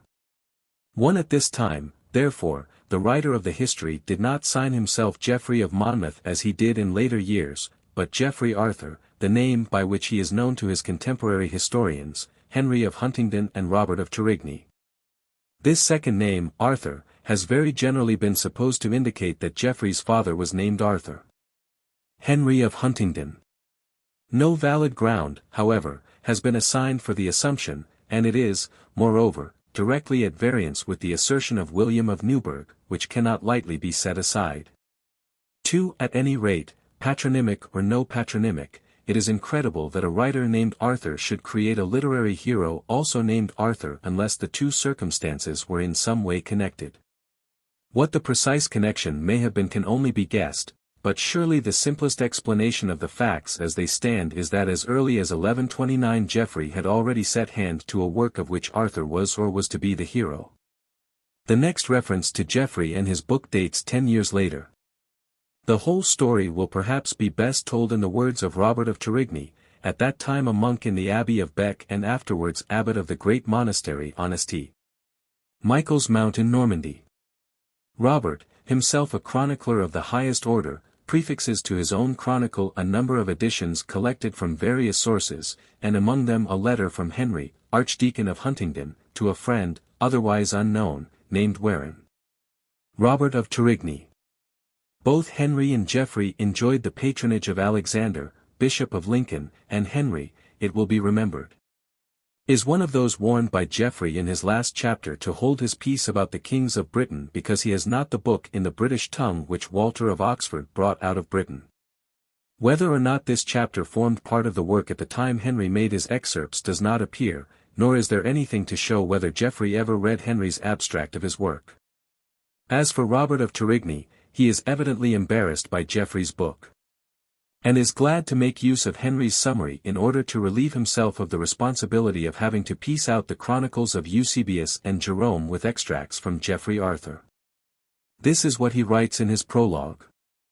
But, for that meseemeth it is unbecoming to make addition of aught extraneous unto the writings of men of so high authority, to wit, Eusebius and Jerome, yet nathless, for the satisfaction of the curious. Will I add unto this prologue a letter of Archdeacon Henry, wherein he doth briefly enumerate all the kings of the Britons from Brutus as far as Cadwallo, who was the last of the puissant kings of the Britons and was father of Cadwallader whom Bede calleth Cedwalla. This epistle, as will be found therein, the said Henry did excerpt at Bec, where I offered him the use of a copy of the whole history of the Britons when he was on his way to Rome. Henry's Abstract. After a paragraph explaining the scope of his own history from Julius Caesar to the death of Henry I. In 1135, and acknowledging his indebtedness to the history of Henry of Huntingdon, Robert proceeds to quote Henry's abstract in full. From the abstract it is clear that the original thus lent was none other than the history of Geoffrey of Monmouth. But it is also clear that it was a version differing in certain respects from the history as it has come down to us and as it has here been translated. The following extracts give all the passages of the abstract which afford any material evidence of its having been made from a version of the history differing from its later form. Here beginneth the epistle of Henry the Archdeacon unto Warren as concerning the kings of the Britons. Thou dost ask of me, Warren the Briton, courteous man as thou art, and witty withal, wherefore, in telling the story of our country, I should have begun with the times of Julius Caesar and omitted those most flourishing reigns that were betwixt Brute and the days of Julius. Mine answer is that albeit I have many a time and oft made inquiry as to those ages, yet never have I found none that could tell me, nor no book wherein was written aught about them. Even thus in the illimitable succession of years doth the destruction of oblivion overshadow and extinguish the glory of mortality. Howbeit, in this very year, which is the 1139th from the incarnation of our Lord, when I was journeying to Rome with Theobald, Archbishop of Canterbury, at Bec, where the said Archbishop had formerly been abbot. To my amazement I found the written record of these events. The Cornish Giants. For there I met with Robert of Torigny, a monk of that place, a most studious searcher after and collector of books both sacred and profane. He, when he had questioned me as to the plan of the history of the kings of the English issued by me, and had eagerly heard what I had to say in answer, offered unto me a book to read as concerning those kings of the Britons who held our island before the English. These extracts therefrom, my best beloved, I do therefore send unto thee, albeit they be of the briefest, as becometh a mere friendly letter. Then follows a very short summary of the earlier chapters, in which Henry quotes the two first lines of Brute's prayer to Diana and the first four of her response, after which he proceeds thus. Brute, therefore, having affiance in this response, came unto this island whereof the name was Albion, and which was inhabited of none save only giants, and they full passing gross of wit, albeit of marvellous bigness and of strength beyond all telling. These, accordingly, came running together into the sea against the ships of Brute, and when they had come into such a depth as that they could get no nigher unto Brute nor yet lightly make their way back again, were slain by slings and arrows. After these were thus overwhelmed or driven off, he made away with the other giants who were not present by slings and other devices, catching them by snares of a night. Lucrin and Gondolovia. He therefore inhabited the land, and divided it amongst his own men by allotment of the rope, and called the land Britain after his own name. He thereafter builded Trinavant as an everlasting memorial, that is, New Troy, which we now call London. The great city of Trinovantum was thus builded therefore in the time of Eli the priest and of Aeneas Silvius. Howbeit Brute, happily reigning and gloriously departing, left his kingdom of Britain unto his eldest born Lucrin, whom after he had reigned most puissantly for 10 years, his wife, Gondolovia, did slay with an arrow in a battle. For that he had put her away. On this wise did Gondolovia punish the adultery of her husband with one of her own waiting women, than whom was none fairer of form nor more comely to look upon. Whence it came that she was exalted to be queen and she that was her lady was put away. Gondolovia, therefore, after the death of her husband, reigned 15 years in the time of Samuel and Homer the poet. In the rest of the earlier books the narrative seems to have been abstracted from an original in all material respects the same as the later edition. The answers of Lear's 3 daughters, however, seem to have varied slightly. Thus Goneril is made to say, "Beneath the moon that marketh the boundaries betwixt things mutable and things eternal, not is there that can ever be so much unto me." And Regan, my love for thee is more precious than all riches, and all things desirable are as naught in comparison therewithal. Cordelia, the only sister named, gives her answer. The passing of Arthur. So much as thou hast, so much art thou worth, and so much do I love thee, without any preface to soften the bluntness of her speech. The moral of the tale is thus rendered, accordingly, hence hath been derived the saying, things moderately said are ever the more to be appreciated, a platitude, perhaps, not altogether destitute of point in the mouth of Geoffrey of Monmouth. Other discrepancies are slight and few. The Allobroges of the later version are the Senans, Brennius is Brennus, the supreme of men, the glory of the brave, the eternal star of Britain, Tenuantius is Themantius, and a few other names are differently spelt. But no significant variant occurs till we come to the time of Uther Pendragon, when we stumble on a remarkable omission. No word is written of Merlin. Uther Pendragon, that is, Dragon's Head, a most excellent youth, the son of Aurelius, to wit, brought from Ireland the dance of giants which is now called Stanhenges. This is all that Henry writes in his abstract about the matter, and it is safe to say all that he found of any interest about it in the original before him. Geoffrey's Merlin evidently, if he existed at all before 1139, had not yet found his way into Geoffrey's Arthurian epic. Beyond this conspicuous absence of Merlin from the story, the most striking point in Henry's summary is the account he gives of the passing of Arthur. When he was about to cross over the Alps, an envoy said unto him, Modred, thy nephew, hath set thy crown upon his own head with the assistance of Keldric, king of the English, and hath taken thy wife unto himself. Arthur not dead. Arthur, thereupon, seething over with wondrous wrath, returning into England, conquered Modred in battle, and after pursuing him as far as into Cornwall, with a few men fell upon him in the midst of many. And when he saw that he could not turn back said, Comrades, let us sell our death dear. I, for my part, will smite off the head of my nephew and my betrayer, after which death will be a delight unto me. Thus spake he, and hewing a way for himself with his sword through the press, dragged Modred by the helmet into the midst of his own men and cut through his mailed neck as through a straw. Natheless, as he went, and as he did the deed, so many wounds did he receive that he fell, albeit that his kinsmen the Britons deny that he is dead, and do even yet solemnly await his coming again. He was, indeed, the very first man of his time in warlike prowess, bounty and wit. In the brief remainder of his narrative Henry summarizes the story in accordance with the later version, and winds up thus. These, then, my best beloved wherein the Briton, are in brief that which I did promise thee. Whereof if thou dost desire to read the whole length, make diligent inquiry after the great book of Geoffrey Arthur which I found at the Abbey of Bec, wherein thou mayst find the aforesaid treated with sufficient fullness and clearness. Fare thee well. Before leaving the Chronicles of Robert of Torigny, it is worth while to quote the following entry under the year 1152. J.R. Sinnersburn M.S. Geoffrey Arthur, who had translated the history of the kings of the Britons out of the British into Latin, is made Bishop of St. Asaph in North Wales. 3. Here, then, we have distinct and unimpeachable evidence that a version of Geoffrey of Monmouth's history of the British kings was extant in the Abbey of Bec early in 1139. And neither Henry nor Robert speak of it as being at that time a novel acquisition. That this version was substantially the same as the later version which has come down to us, with the cardinal exception that it contained no notice of Merlin and his prophecies, is clear enough.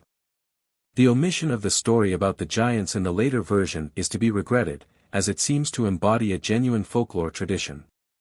And the variation in the account of Arthur's death is certainly significant, whatever its significance may be, but the main lines of the work are identical in both versions. One is an earlier, the other a later edition, that is all. At this point, a difficulty presents itself in reference to the date of both versions. As far back as 1770 J.R. Sinner, the learned librarian of the city of Bern, in his catalogue of the MSS. Then in his charge, called attention to one of Geoffrey of Monmouth's history dedicated to King Stephen of England. Double dedication. The value of Sinner's catalogue was early recognized in England, but this particular entry remained practically unnoticed until 1858, when Sir Frederick Madden published an account of the MS. in the Journal of the Archaeological Institute for that year, in which he gave the text of the dedication and his own conclusions thereupon. After the first paragraph, which is identical with that already translated at the beginning of this volume, the dedication runs in English thus. Unto this little work of mine, therefore, do thou, Stephen, King of England, show favour in such sort that with thee for teacher and adviser it may be held to have sprung not from the poor little fountain of Geoffrey of Monmouth, but from thine own sea of knowledge, and to savour of thy salt. So that it may be said to be thine offspring, thine, whose uncle was Henry the illustrious King of England, whom philosophy hath nurtured in the liberal arts, whom thine own inborn prowess of knighthood hath called unto the command of our armies, and whom the island of Britain doth now in these our days hail with heartfelt affection, as if in thee she had been vouchsafed a second Henry. Do thou, also, Robert, Earl of Gloucester, our other pillar of the realm, lend thine assistance that, under the combined direction of ye both, the issue of my book now made public may shine forth in an even fairer light. For thee, unto whom was sire that same most renowned King Henry, hath thy mother, Philosophy, taken unto her bosom and indoctrinated thee in the subtleties of her sciences and afterward directed thee unto the camps of kings that thou mightest achieve renown in knightly exercises, wherein, valiantly surpassing thy comrades in arms, thou hast learned to stand forth as a terror unto thine enemies and under thy father's auspices as a protection unto thine own people. To Stephen and Robert. Being, therefore, as thou art, the trusty protection of them that are thine own, receive myself, thy prophet bard, and this my book, issued for thine own delectation, under thy protection. So that lying at mine ease beneath the guardianship of so far-spreading a tree, I may be able to pipe my lays upon the reed of mine own muse in safe security even in the face of the envious and the wicked. Such, as nearly as I can render its amazing periods, is Geoffrey's double dedication. The mere pedestrian translator finds it somewhat difficult to keep pace with him when he gets on to his stilts. And both here and in the dedication to Robert alone I have inferred from the context that Geoffrey wished to contrast his own poor little wellspring with a sea of knowledge attributed to his patron. Literally, the phrase runs, not from the little fountain of Geoffrey of Monmouth, but, flavoured by the salt of thy Minerva, may be said, etc. Fortunately here only a question of style is involved. The genuineness and the date of the dedication are of considerably greater importance. Sir Frederick Madden. With regard to the first point, until some good reason for doubting its genuineness is forthcoming, the fair assumption is that it is what it professes to be. A dedication by Geoffrey to King Stephen and Robert of Gloucester at once.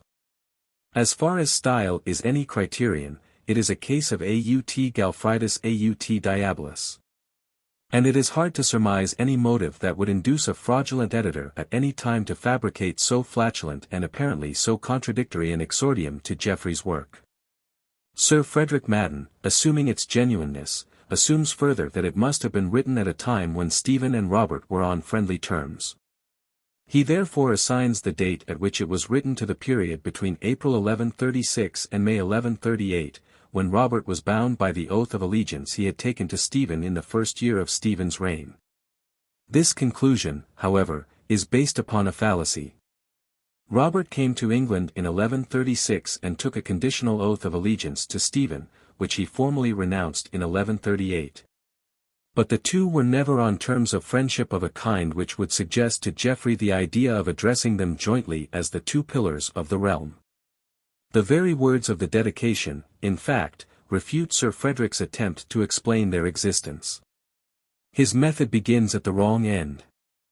The date of the dedication has to be determined first of all by the best evidence attainable before any profitable discussion can be entered into as to the best means of accounting for it. In this case, one limiting date at least has been ascertained with sufficient certainty to render it needless here to quote the authorities on which it rests. This is the death of Alexander, Bishop of Lincoln, in February 1148. Date of Robert's death. Some authorities indeed appear to place it at 1147, but it is only in appearance, the chroniclers dating the years from Easter to Easter instead of from January 1st to January 1st. Now the Burn MS includes the prophecies of Merlin and the introductory chapter to Book 7, in which Geoffrey speaks of Alexander as dead at the time he writes. The date, then, of the original of the Burn MS is certainly not earlier than February 1148. Here, however, we seem to have crossed the frontier of no man's land, for it is equally certain that the dedication was addressed to Robert of Gloucester during his life, and Robert is generally believed to have died in 1147. Obviously no genuine work could have been dedicated to the living Robert of Gloucester if it was written after the death of a man who survived him. Yet the dedication of the Burn MS is clearly addressed to Robert as still living, for he is spoken of as being one of the pillars of the realm and King Stephen as the other. The real date of Robert's death, therefore, becomes crucial for determining the character and credit of the Burn MS. What evidence exists on the point at issue? Gervas of Canterbury places Robert's death in 1146, and his high authority is corroborated by the Annals of Winchester. The Annals of Margan Abbey, which Robert himself founded, give October 31st, 1147, as the date, and, as far as the year goes, are corroborated by those of Tewkesbury and Waverley. John of Hexham gives 1148 as the date. 4. 3 different dates. Which of the 3 years thus recorded is to be accepted as the true date of the event? The day of the month mentioned in the Margan Annals may safely be relied on as accurate, inasmuch as Founder's Day would doubtless be celebrated annually by a special service.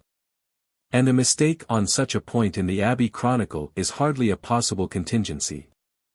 The presumption that the year as well as the day is correctly entered is also strong, though far from being so strong, for the day and not the year was the important point to the inmates of the Abbey. And the entry in this case is far from being contemporary with the event. The form, moreover, in which monastic annals were habitually kept very frequently led to entries being made under a wrong year. The strongest argument in favor of the latest date is the fact that wherever, as in John of Hexham and the Waverley Annals, the deaths of Bishop Alexander and Earl Robert are placed in juxtaposition, the death of the former always precedes that of the latter. Thus the Waverley Annals, which place the death of Alexander in 1147, place the death of Robert in the same year but after the death of Alexander. The death of Alexander is certainly misplaced, and the inference is that the death of Robert is also misplaced as regards the year, although probably correctly entered as regards the true succession of events. 1148 probably correct. The Waverley Annals may therefore be regarded as supporting John of Hexham, who places both events in 1148. Upon the whole evidence, the existence of this joint dedication by Geoffrey seems to turn the scale distinctly in favor of the year 1148 as the date of Robert's death, and, in this case, the date of the original of the Burn MS. Can only be some time between February and the end of October in that year. Within these very narrow limits we have next to search for some adequate reason which can have induced Geoffrey of Monmouth to dedicate his work at once to King Stephen and to Earl Robert, then still on hostile terms, and to address them as the two pillars of the Kingdom of England. The search is far from being so hopeless as it seems at first sight.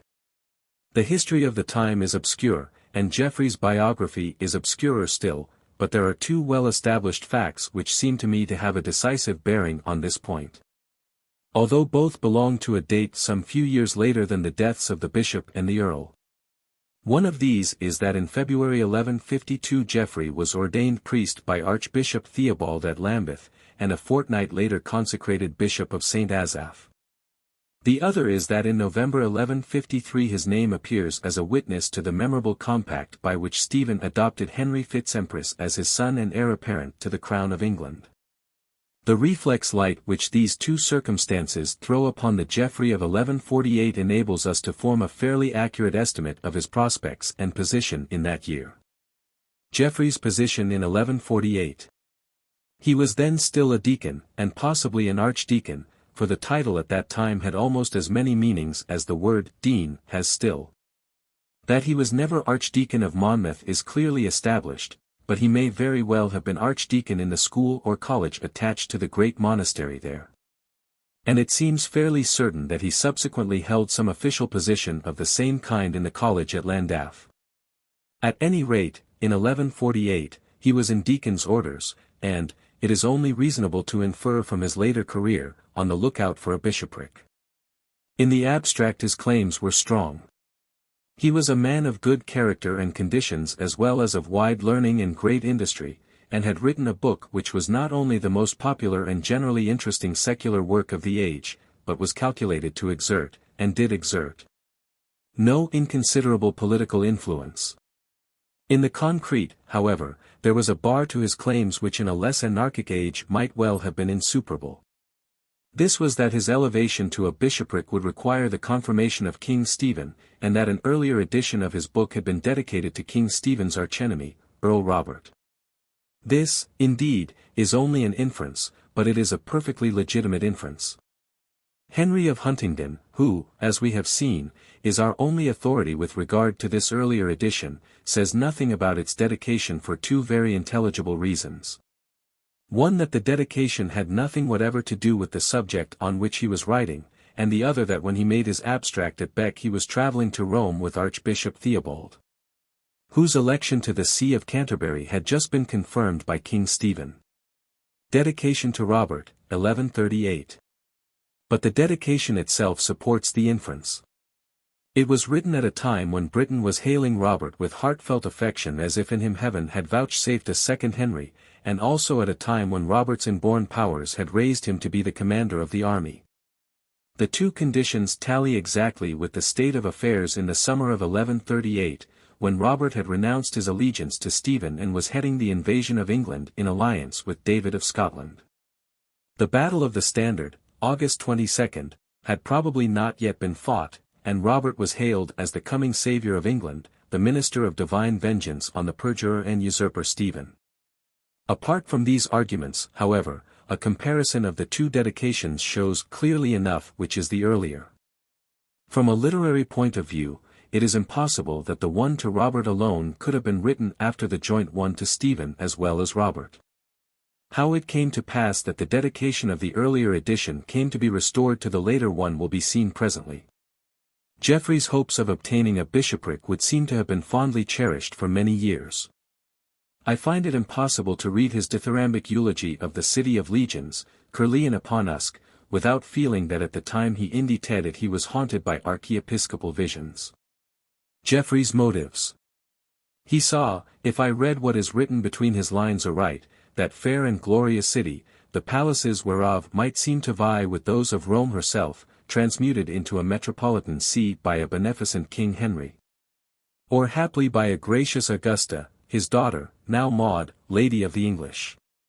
And a certain humble cleric and man of genius, Geoffrey Arthur by name, and celebrated throughout Christendom for his history of the British kings, consecrated metropolitan thereof and primate of all Wales. If Geoffrey ever indulged in such allusions, surely not impossibly extravagant in the later years of Henry's reign, they had vanished into thin air long before the year 1148. But if the archbishopric in Posse had disappeared, there were still English and Welsh bishoprics in Esse not altogether hopelessly beyond his reach. Here was Bishop Alexander of Lincoln just dead, why should not Geoffrey succeed him?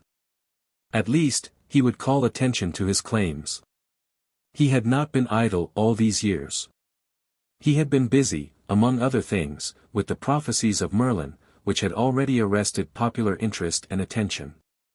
Why not incorporate them in a new edition of his history? Then came the cruel difficulty. To whom could he dedicate the new edition? Clearly, King Stephen in some way or other must be so far propitiated as not to oppose his election if Lincoln or any other see was to be obtained at all. So much was imperative, the rest was a matter of taste and judgment. Anarchy of the time.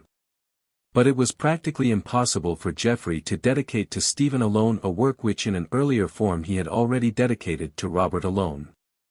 It would be nothing less than to proclaim himself a renegade from the cause of Robert, a traitor to all the principles he had so earnestly advocated, a sneaking Time-serving hypocrite ready to sacrifice all the convictions he had ever professed on the altar of his own personal advancement. Even had he been any of these things, which he certainly was not, he would have been the last to desire to publish the fact to the world at large. But that irksome necessity of obtaining the royal assent still lay between him and what he considered the just reward of his deserts. The case was urgent and the days were evil. The Empress Maud had retired into Normandy more than 3 years before. Robert was still in Bristol, quiescent, probably ill, but expectant. The anarchy in the state was reflected in the anarchy of the Church. If Stephen and Robert were the two pillars of the one, Stephen's brother Henry, Bishop of Winchester and Papal Legate, and Theobald, Archbishop of Canterbury, were the two pillars of the other. Legate Henry's darling ambition was to have the primacy translated from Canterbury to Winchester. Theobald's less daring counter-scheme was to transfer the legatine authority from Winchester to Canterbury in perpetuity. Only the year before, in 1147, Henry had been successful in ousting Theobald for a time from his see and from England. Theobald had retorted by returning to England a few months later and placing all that part of it which owned allegiance Stephen under an interdict. Geoffrey to bishop. Under such malign influences in church and state, what could a poor aspirant to the vacant see of Lincoln do? What one such aspirant actually did, may, I think, be read in Geoffrey's dedication of the Burn MS. He took his courage and his book into both hands and dedicated the new edition with his left hand to King Stephen and with his right to Robert of Gloucester. Appending a post-mortem dedication of the newly incorporated prophecies of Merlin to Bishop Alexander, by way of a hint that the writer of the prophecies would be an excellent and useful successor to the see of Lincoln. This is how I read the dedication.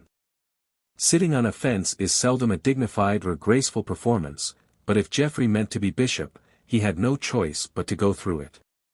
There is a dash of real pathos in the clumsiness of his efforts to flatter one patron without offending the other. We are looking on at the spectacle dear to the gods, the good man struggling with adversity.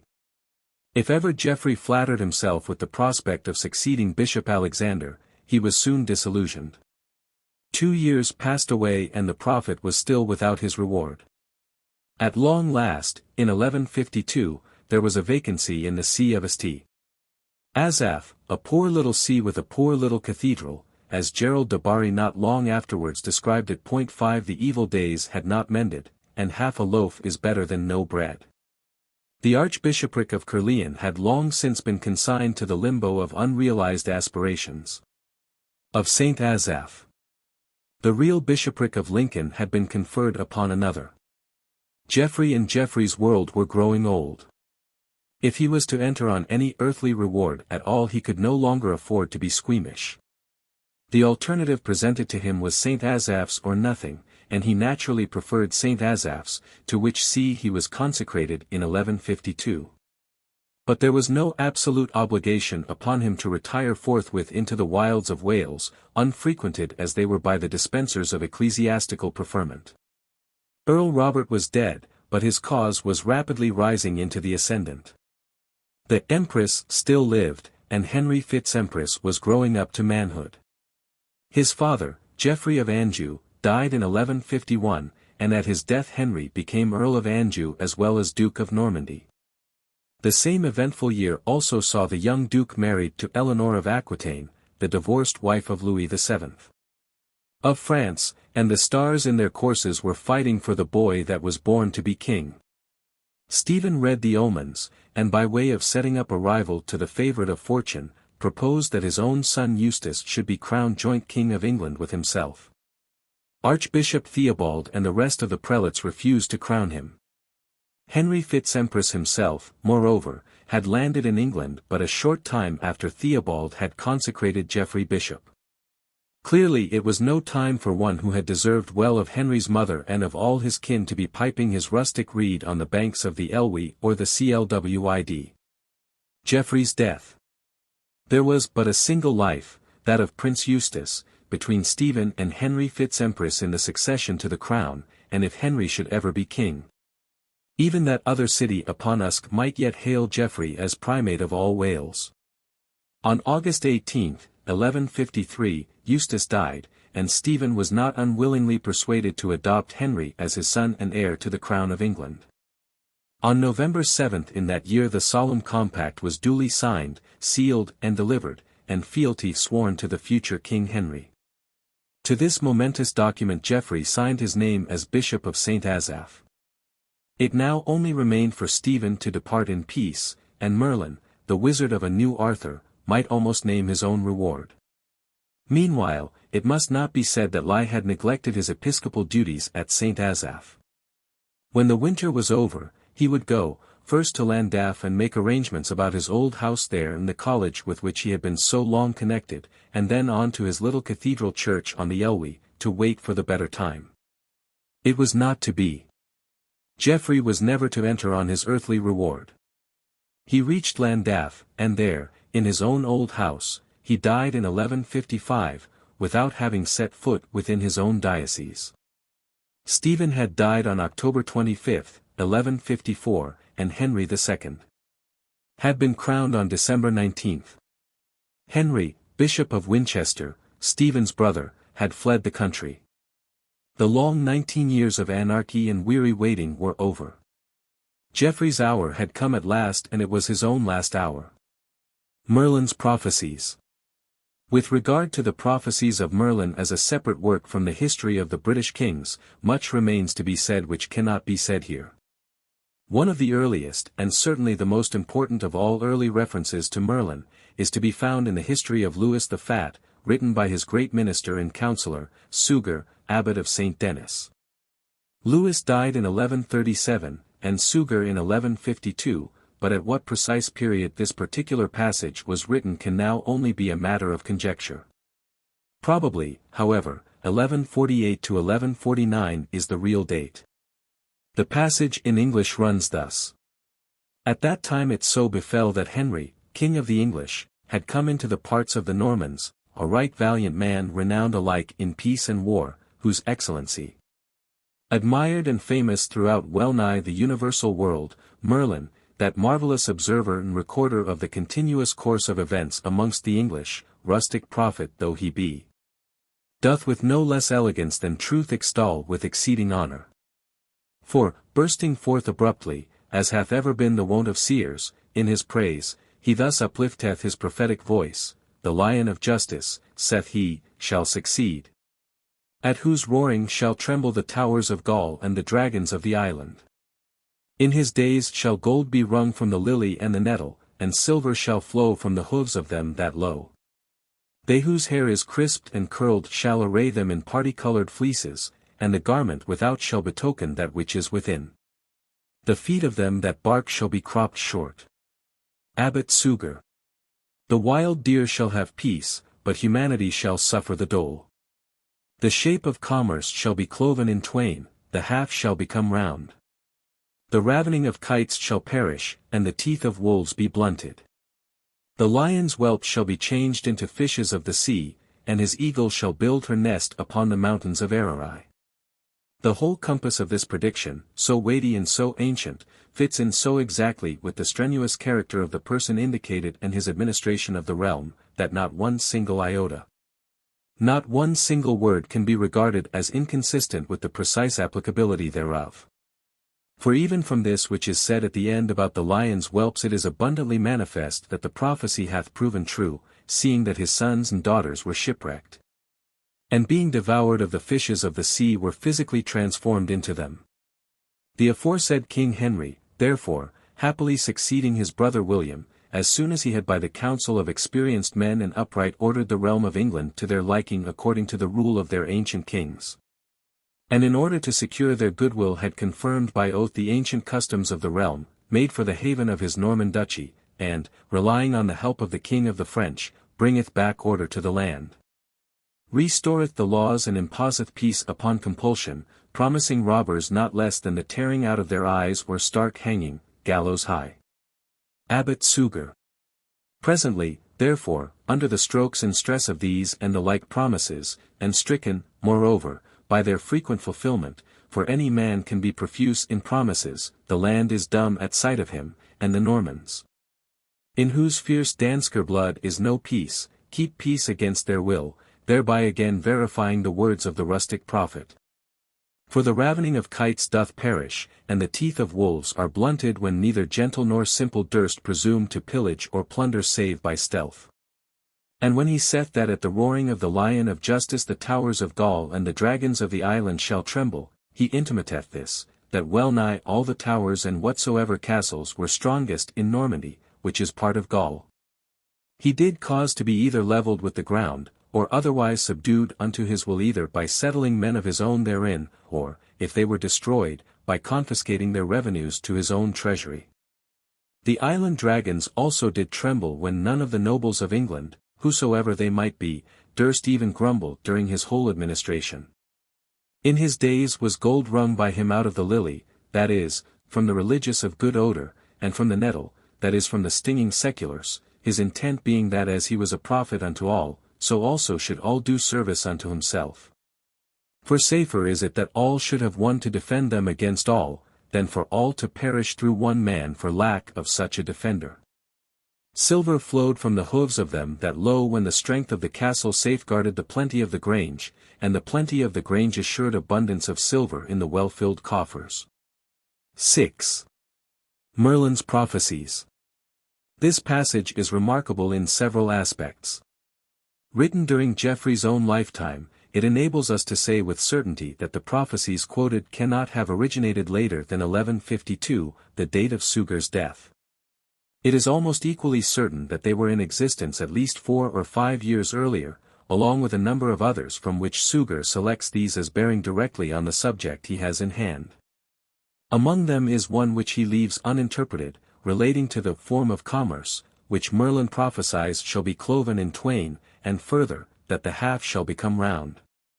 The reference, of course, is to the silver penny, the only currency of the time in England. At what date the practice of cutting the penny in two may have introduced itself for the purpose of creating a supply of halfpence seems exceedingly doubtful.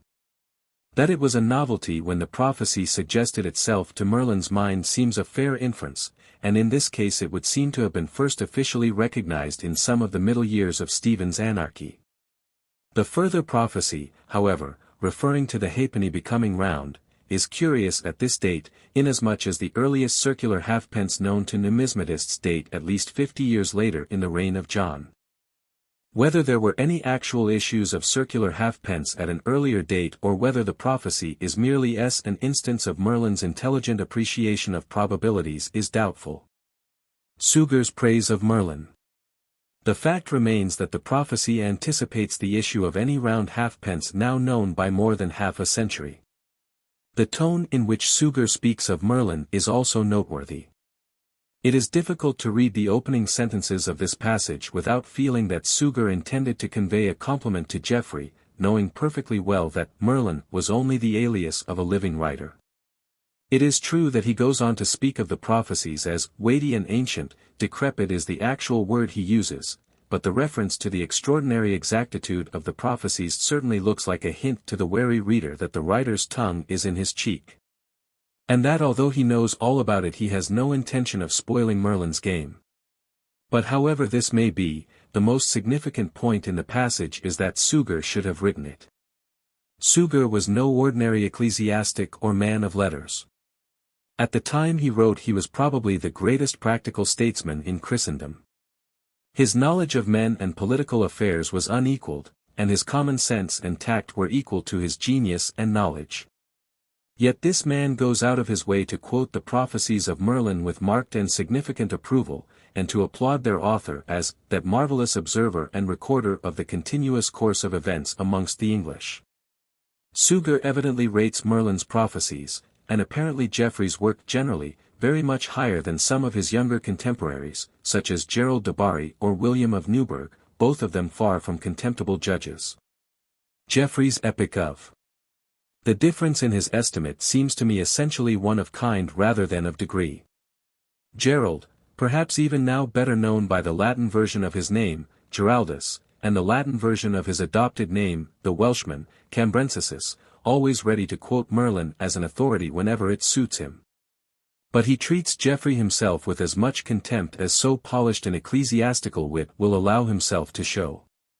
William of Newburgh's frank onslaught upon Geoffrey is well known. He is shocked at Geoffrey's serene indifference to historic truth, and denounces the man as a liar without scruple. Merlin fares no better with him than Geoffrey. Merlin wrote a heap of lies and Geoffrey added to the heap. William is very angry. He himself is eminently sober, honest and judicious, earnestly jealous of the dignity of history. Why should this mountebank pretend to be a historian and publish this pack of lies as if they were eternal verities?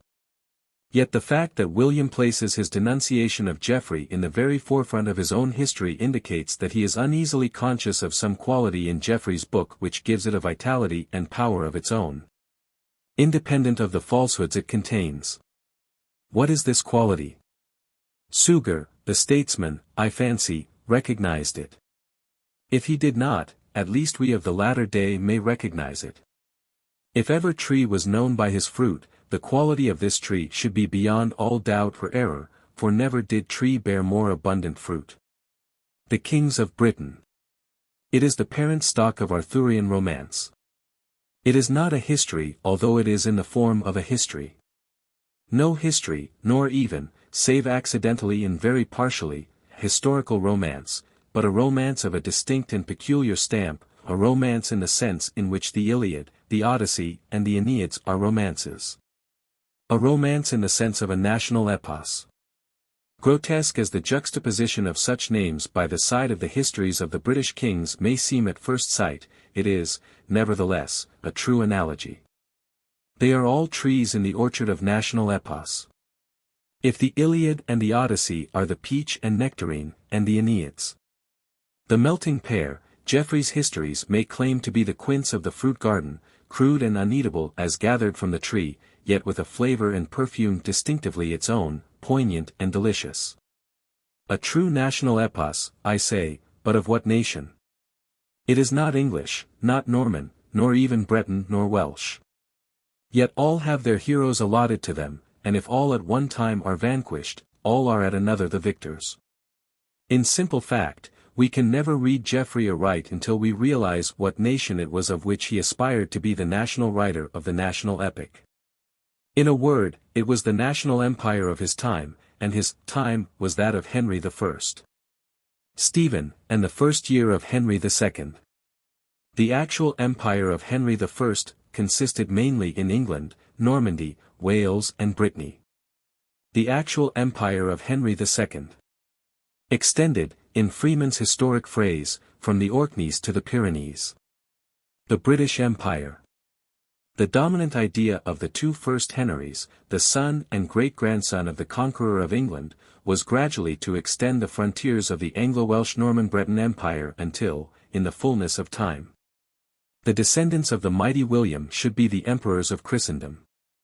When Henry II came to the throne, adding to the dominions so slackly held by Stephen, Normandy, Anjou and Aquitaine, it might well seem that the dynastic dream was in a fair way to be accomplished within a measurable time.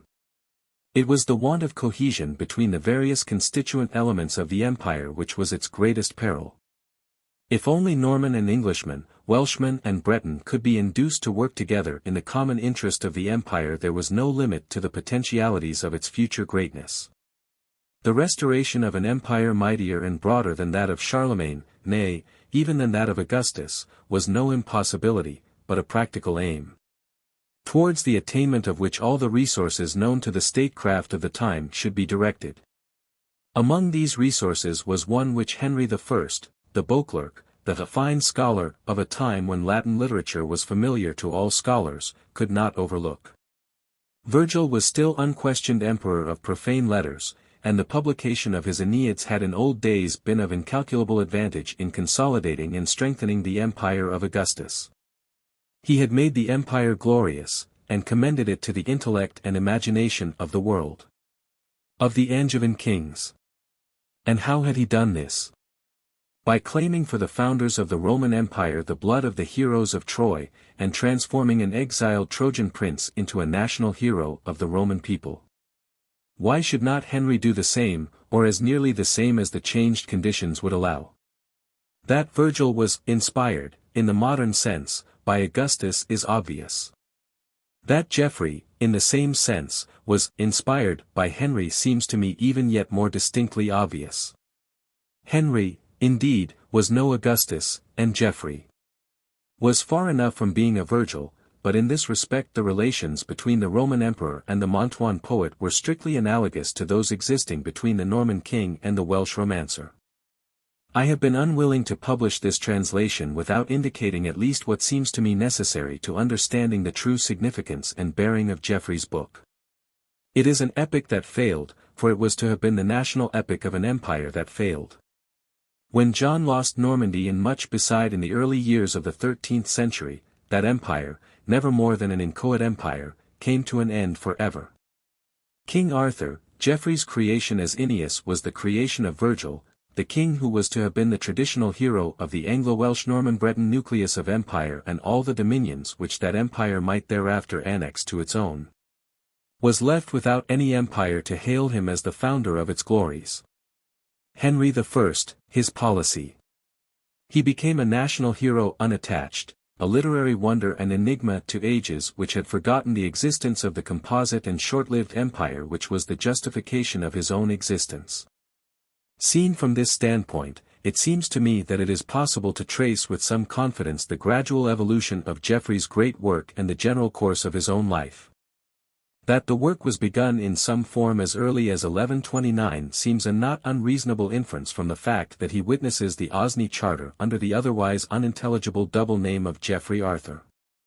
At this time he is in close contact with Walter, Archdeacon of Oxford, and it is at this period that he seems to have received from Walter that exceeding ancient book in the British tongue which he professes to translate. This book has never been run to earth, and it seems most improbable that it ever will be.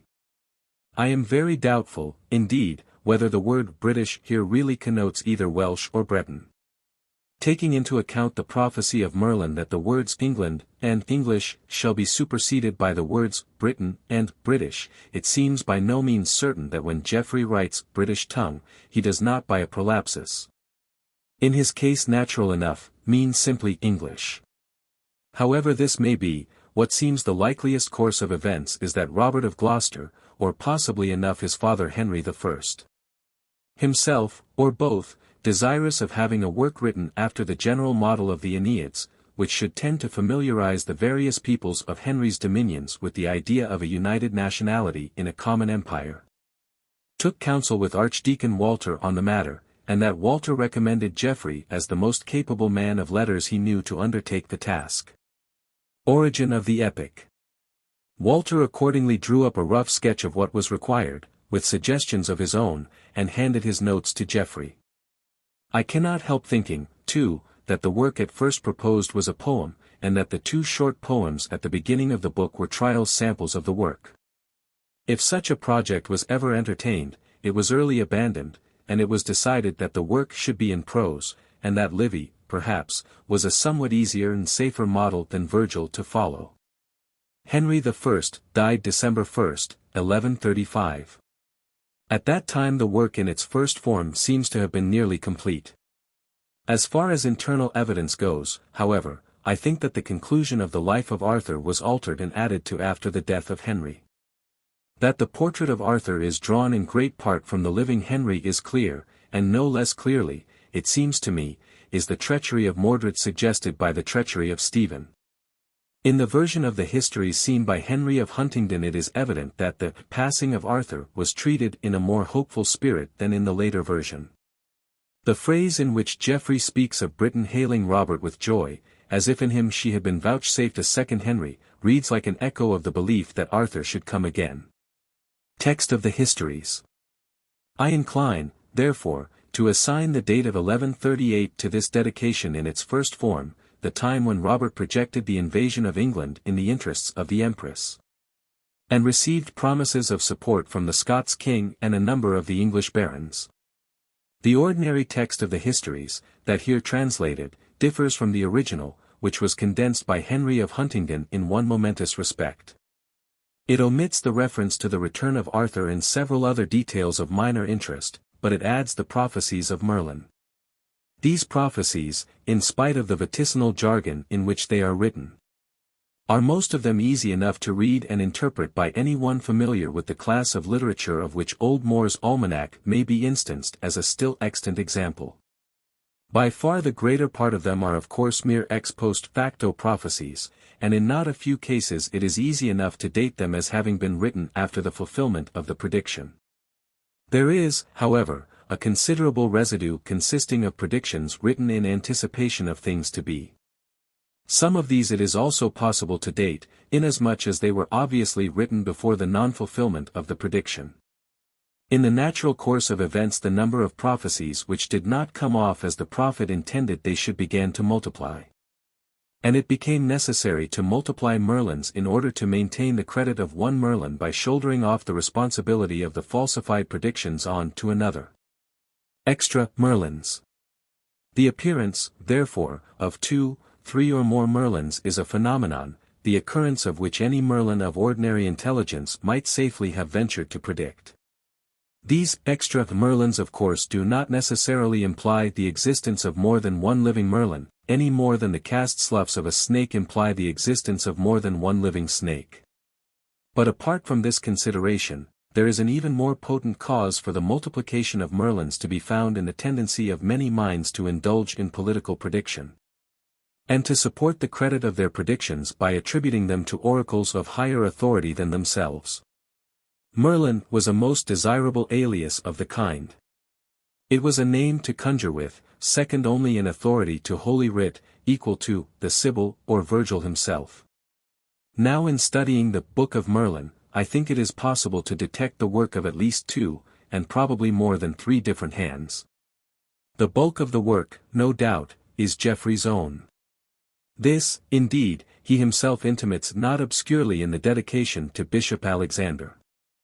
I think, however, it may be shown that some of the prophecies were simply collected and edited, not originally written, by Geoffrey. And here and there I recognize a note suspiciously like that of a certain Merlin who was still gaily chirping some quarter of a century after Geoffrey's death.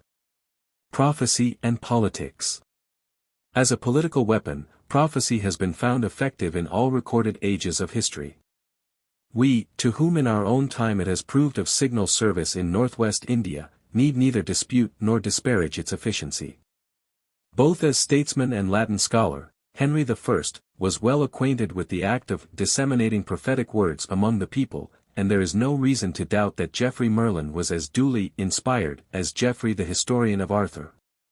Many of the prophecies, however, are of demonstrably later date than the death of Henry, and it seems likely that at that time, although some of them may have been in existence, they were too few to be thought worthy of publication in the history itself.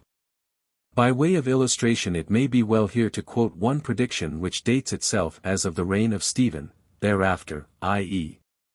after the reigns of the Saxon kings, from the first unto the fourth, from the fourth unto the third, from the third unto the second, shall the thumb be rolled in oil. This last phrase shows that Merlin was acquainted with the ceremony employed in the anointing of kings, in which the officiating archbishop rolls his thumb in the unguent in order to apply it to the person of the king. The first, then, here signifies William the Conqueror. From him the succession passes to the fourth. William Rufus answers to the designation, seeing that his elder brother, Duke Robert of Normandy, and his 2 sons were still alive, all of whom, according to usual feudal custom, would have inherited before William. From the fourth it passes to the third, Henry I, to wit, at whose accession Robert and one son of Robert were still alive. Date of the prophecies. From the third it passes to the second, to wit, Stephen, whose own elder brother was alive when he usurped the crown.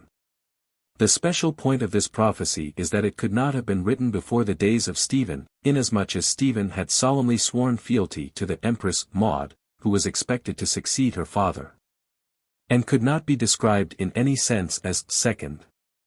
Others of the predictions date themselves as clearly, and Geoffrey seems to have issued more than one edition of them as a separate work during the early years of Stephen's reign. The original of the Burn MS, which I have already assigned to the central months of 1148, seems to me to represent the earliest form in which the entire work as known to us was issued. The dedication of it to Stephen and Robert jointly seems naturally accounted for by the fact that, if Geoffrey was desirous of obtaining a bishopric, he was practically compelled to propitiate Stephen at least to the extent of inducing him not to withhold the royal assent to his promotion. After Stephen's adoption of Henry, and Geoffrey's elevation to the see of St. Asaph, the joint dedication became useless, and possibly mischievous as well as incongruous, and Geoffrey would be glad to restore the dedication as it stood in the first edition of the work before the Merlin editions were made, for two reasons. Robert was then dead, but Robert's cause had triumphed, and the dedication to Robert would at least seem to add some years to the antiquity of Merlin's prophecies. The Burn MS. The text I have followed, the Vulgate text, I therefore take to be founded on MSS. Of about the year 1153, but some few of the Merlin prophecies, which obviously, in their present form at least, relate to events as late as the time of John, can only have crept into the text at a later date. Such then are, I believe, all the facts in relation to Geoffrey and his work that rest on trustworthy authority, and such the interpretation which seems to me to explain and coordinate the facts in the simplest manner. But more light is sadly needed before the enigma presented by the Histories can be fully and satisfactorily solved. Professor W. Lewis Jones, to whose courtesy I am indebted for much information in reference to the Burn MS, and Mr. G. B. Matthews have for some years had in contemplation an edition of that unique document for the Honourable Society of Simradorian, and in the interests of literature it is greatly to be desired that such an edition should be published at an early day. The date assigned to it by Sir Frederick Madden is, as far as I can judge from internal evidence, about 10 years too early, but if the true date is 1148, it is not improbably a direct transcript of the author's own MS. And represents the last recension but one of the entire work. In any case, the spelling of proper names is distinctly more satisfactory than in any of the extant printed editions. Previous translation. Of these, that edited by San Marte in 1854 still remains the last and best, but the half-century that has since elapsed has wrought many revolutions, literary and other. And a new critical edition of Geoffrey's history by Welsh scholars would be nothing less than an invaluable boon to all interested in Arthurian lore. Of previous translations I know only one, the British History, translated into English from the Latin of Geoffrey of Monmouth, with a large preface concerning the authority of the history. By Aaron Thompson, late of Queen's College, Oxon. Dater haec venia antiquitati, ut miscendo humana divinis, primordia urbium Augustiora faciat. Liv, printed by J. Bowyer at the Rose in Ludgate Street, H. Clements at the Half Moon, and W. and J. Innes at the Prince's Arms in St. Paul's Churchyard, MDCCXVI. This was republished by J. A. Giles, Doctor of Laws, late Fellow of Christ Church College, Oxford, in 1842. James Bone, 12, King William Street, Strand. In this edition, says Dr. Giles in his preface, the translation of Thompson has been followed, revised and corrected wherever the phraseology appeared to be unsuited to the more accurate ears of the present day. As I have been under no obligation to either edition, it is perhaps better not to speak further about them. This translation has been made from San Marte's, Albert Schultz's, edition of the original. 2 passages in different parts of the work, amounting to some 6 or 8 lines in all, I have omitted, and 2 or 3 others I have slightly modified for reasons which seem to me sufficient. In the matter of proper names it seemed to me absurd to be fastidious where no fixed standard exists. Translation of names. Walgon and Lear, Cordelia and Genhumra are strangers to many who know and love to read of Gawain and Lear, Cordelia and Guinevere. In cases of this kind, therefore, I have preferred the form of the name consecrated by the usage of our great national poets to that in which it appears in the printed text of Geoffrey. The rest, for the most part, I leave as I find. Sometimes I have struck off a Latin termination and sometimes I have not. Sometimes I have written Ireland or York where Geoffrey has written Hibernia or Cairabroch, and the like. When a critical edition of the original text appears, it will be perhaps worth while to be more particular. In some few instances I have been troubled with scruples. It is quite open to question whether it is better to write Brutus or Brute as the name of the eponymous hero of Britain, and more than once or twice it is doubtful whether Anglis is better rendered by Angle or Englishman, and Francus by Frank or Frenchman. A scruple of another kind came in my way when fealty to Geoffrey seemed to clash with fealty to Milton. I had at first intended to make use of Milton's version of the lines in which Brute addresses the oracle of Diana and Diana gives her response. I found, however, that Milton had deliberately shrunk from translating the main point of the goddess's reply, the promise of universal empire to the descendants of Brute. I was therefore compelled to substitute a translation of my own. These are the words of Milton from the first edition of his History of Britain, 1670. Milton and Geoffrey. Consultation had, Brutus taking with him Geryon his diviner, and 12 of the ancientest. With wonted ceremonies before the inward shrine of the goddess, in verse, as it seems the manner was, utters his request, Diva potens nemo rum, etc. Goddess of shades, and huntress, who at will walk'st on the rolling sphere, and through the deep. On thy third reign the earth look now, and tell. What land, what seat of rest thou bidst me seek? What certain seat? Where I may worship thee. For I, with temples vowed and virgin choirs. To whom, sleeping before the altar, Diana in a vision that night thus answered, Brute sub ocasum solis, etc. Brutus far to the west, in th ocean wide. Beyond the realm of Gaul, a land there lies. Sea-girt it lies, where giants dwelt of old. Now void, it fits thy people. Thither bend thy course, there shalt thou find a lasting seat. There to thy sons another Troy shall rise. And kings be born of thee, whose dread might shall awe the world, and conquer nations bold. These verses, originally Greek, were put in Latin, Seth Virunius, by Gildas, a British poet, and him to have lived under Claudius. Milton on Brute Kings, which granted true, adds much to the antiquity of this fable. And indeed the Latin verses are much better, than for the age of Geoffrey ap Arthur, unless perhaps Joseph of Exeter, the only smooth poet of those times, befriended him. In this, Diana overshot her oracle thus ending, Ipsis totius terrae subditus orbis erit, that to the race of Brute kings of this hand, the whole earth shall be subject. Abbots Barton, Canterbury. September 1903.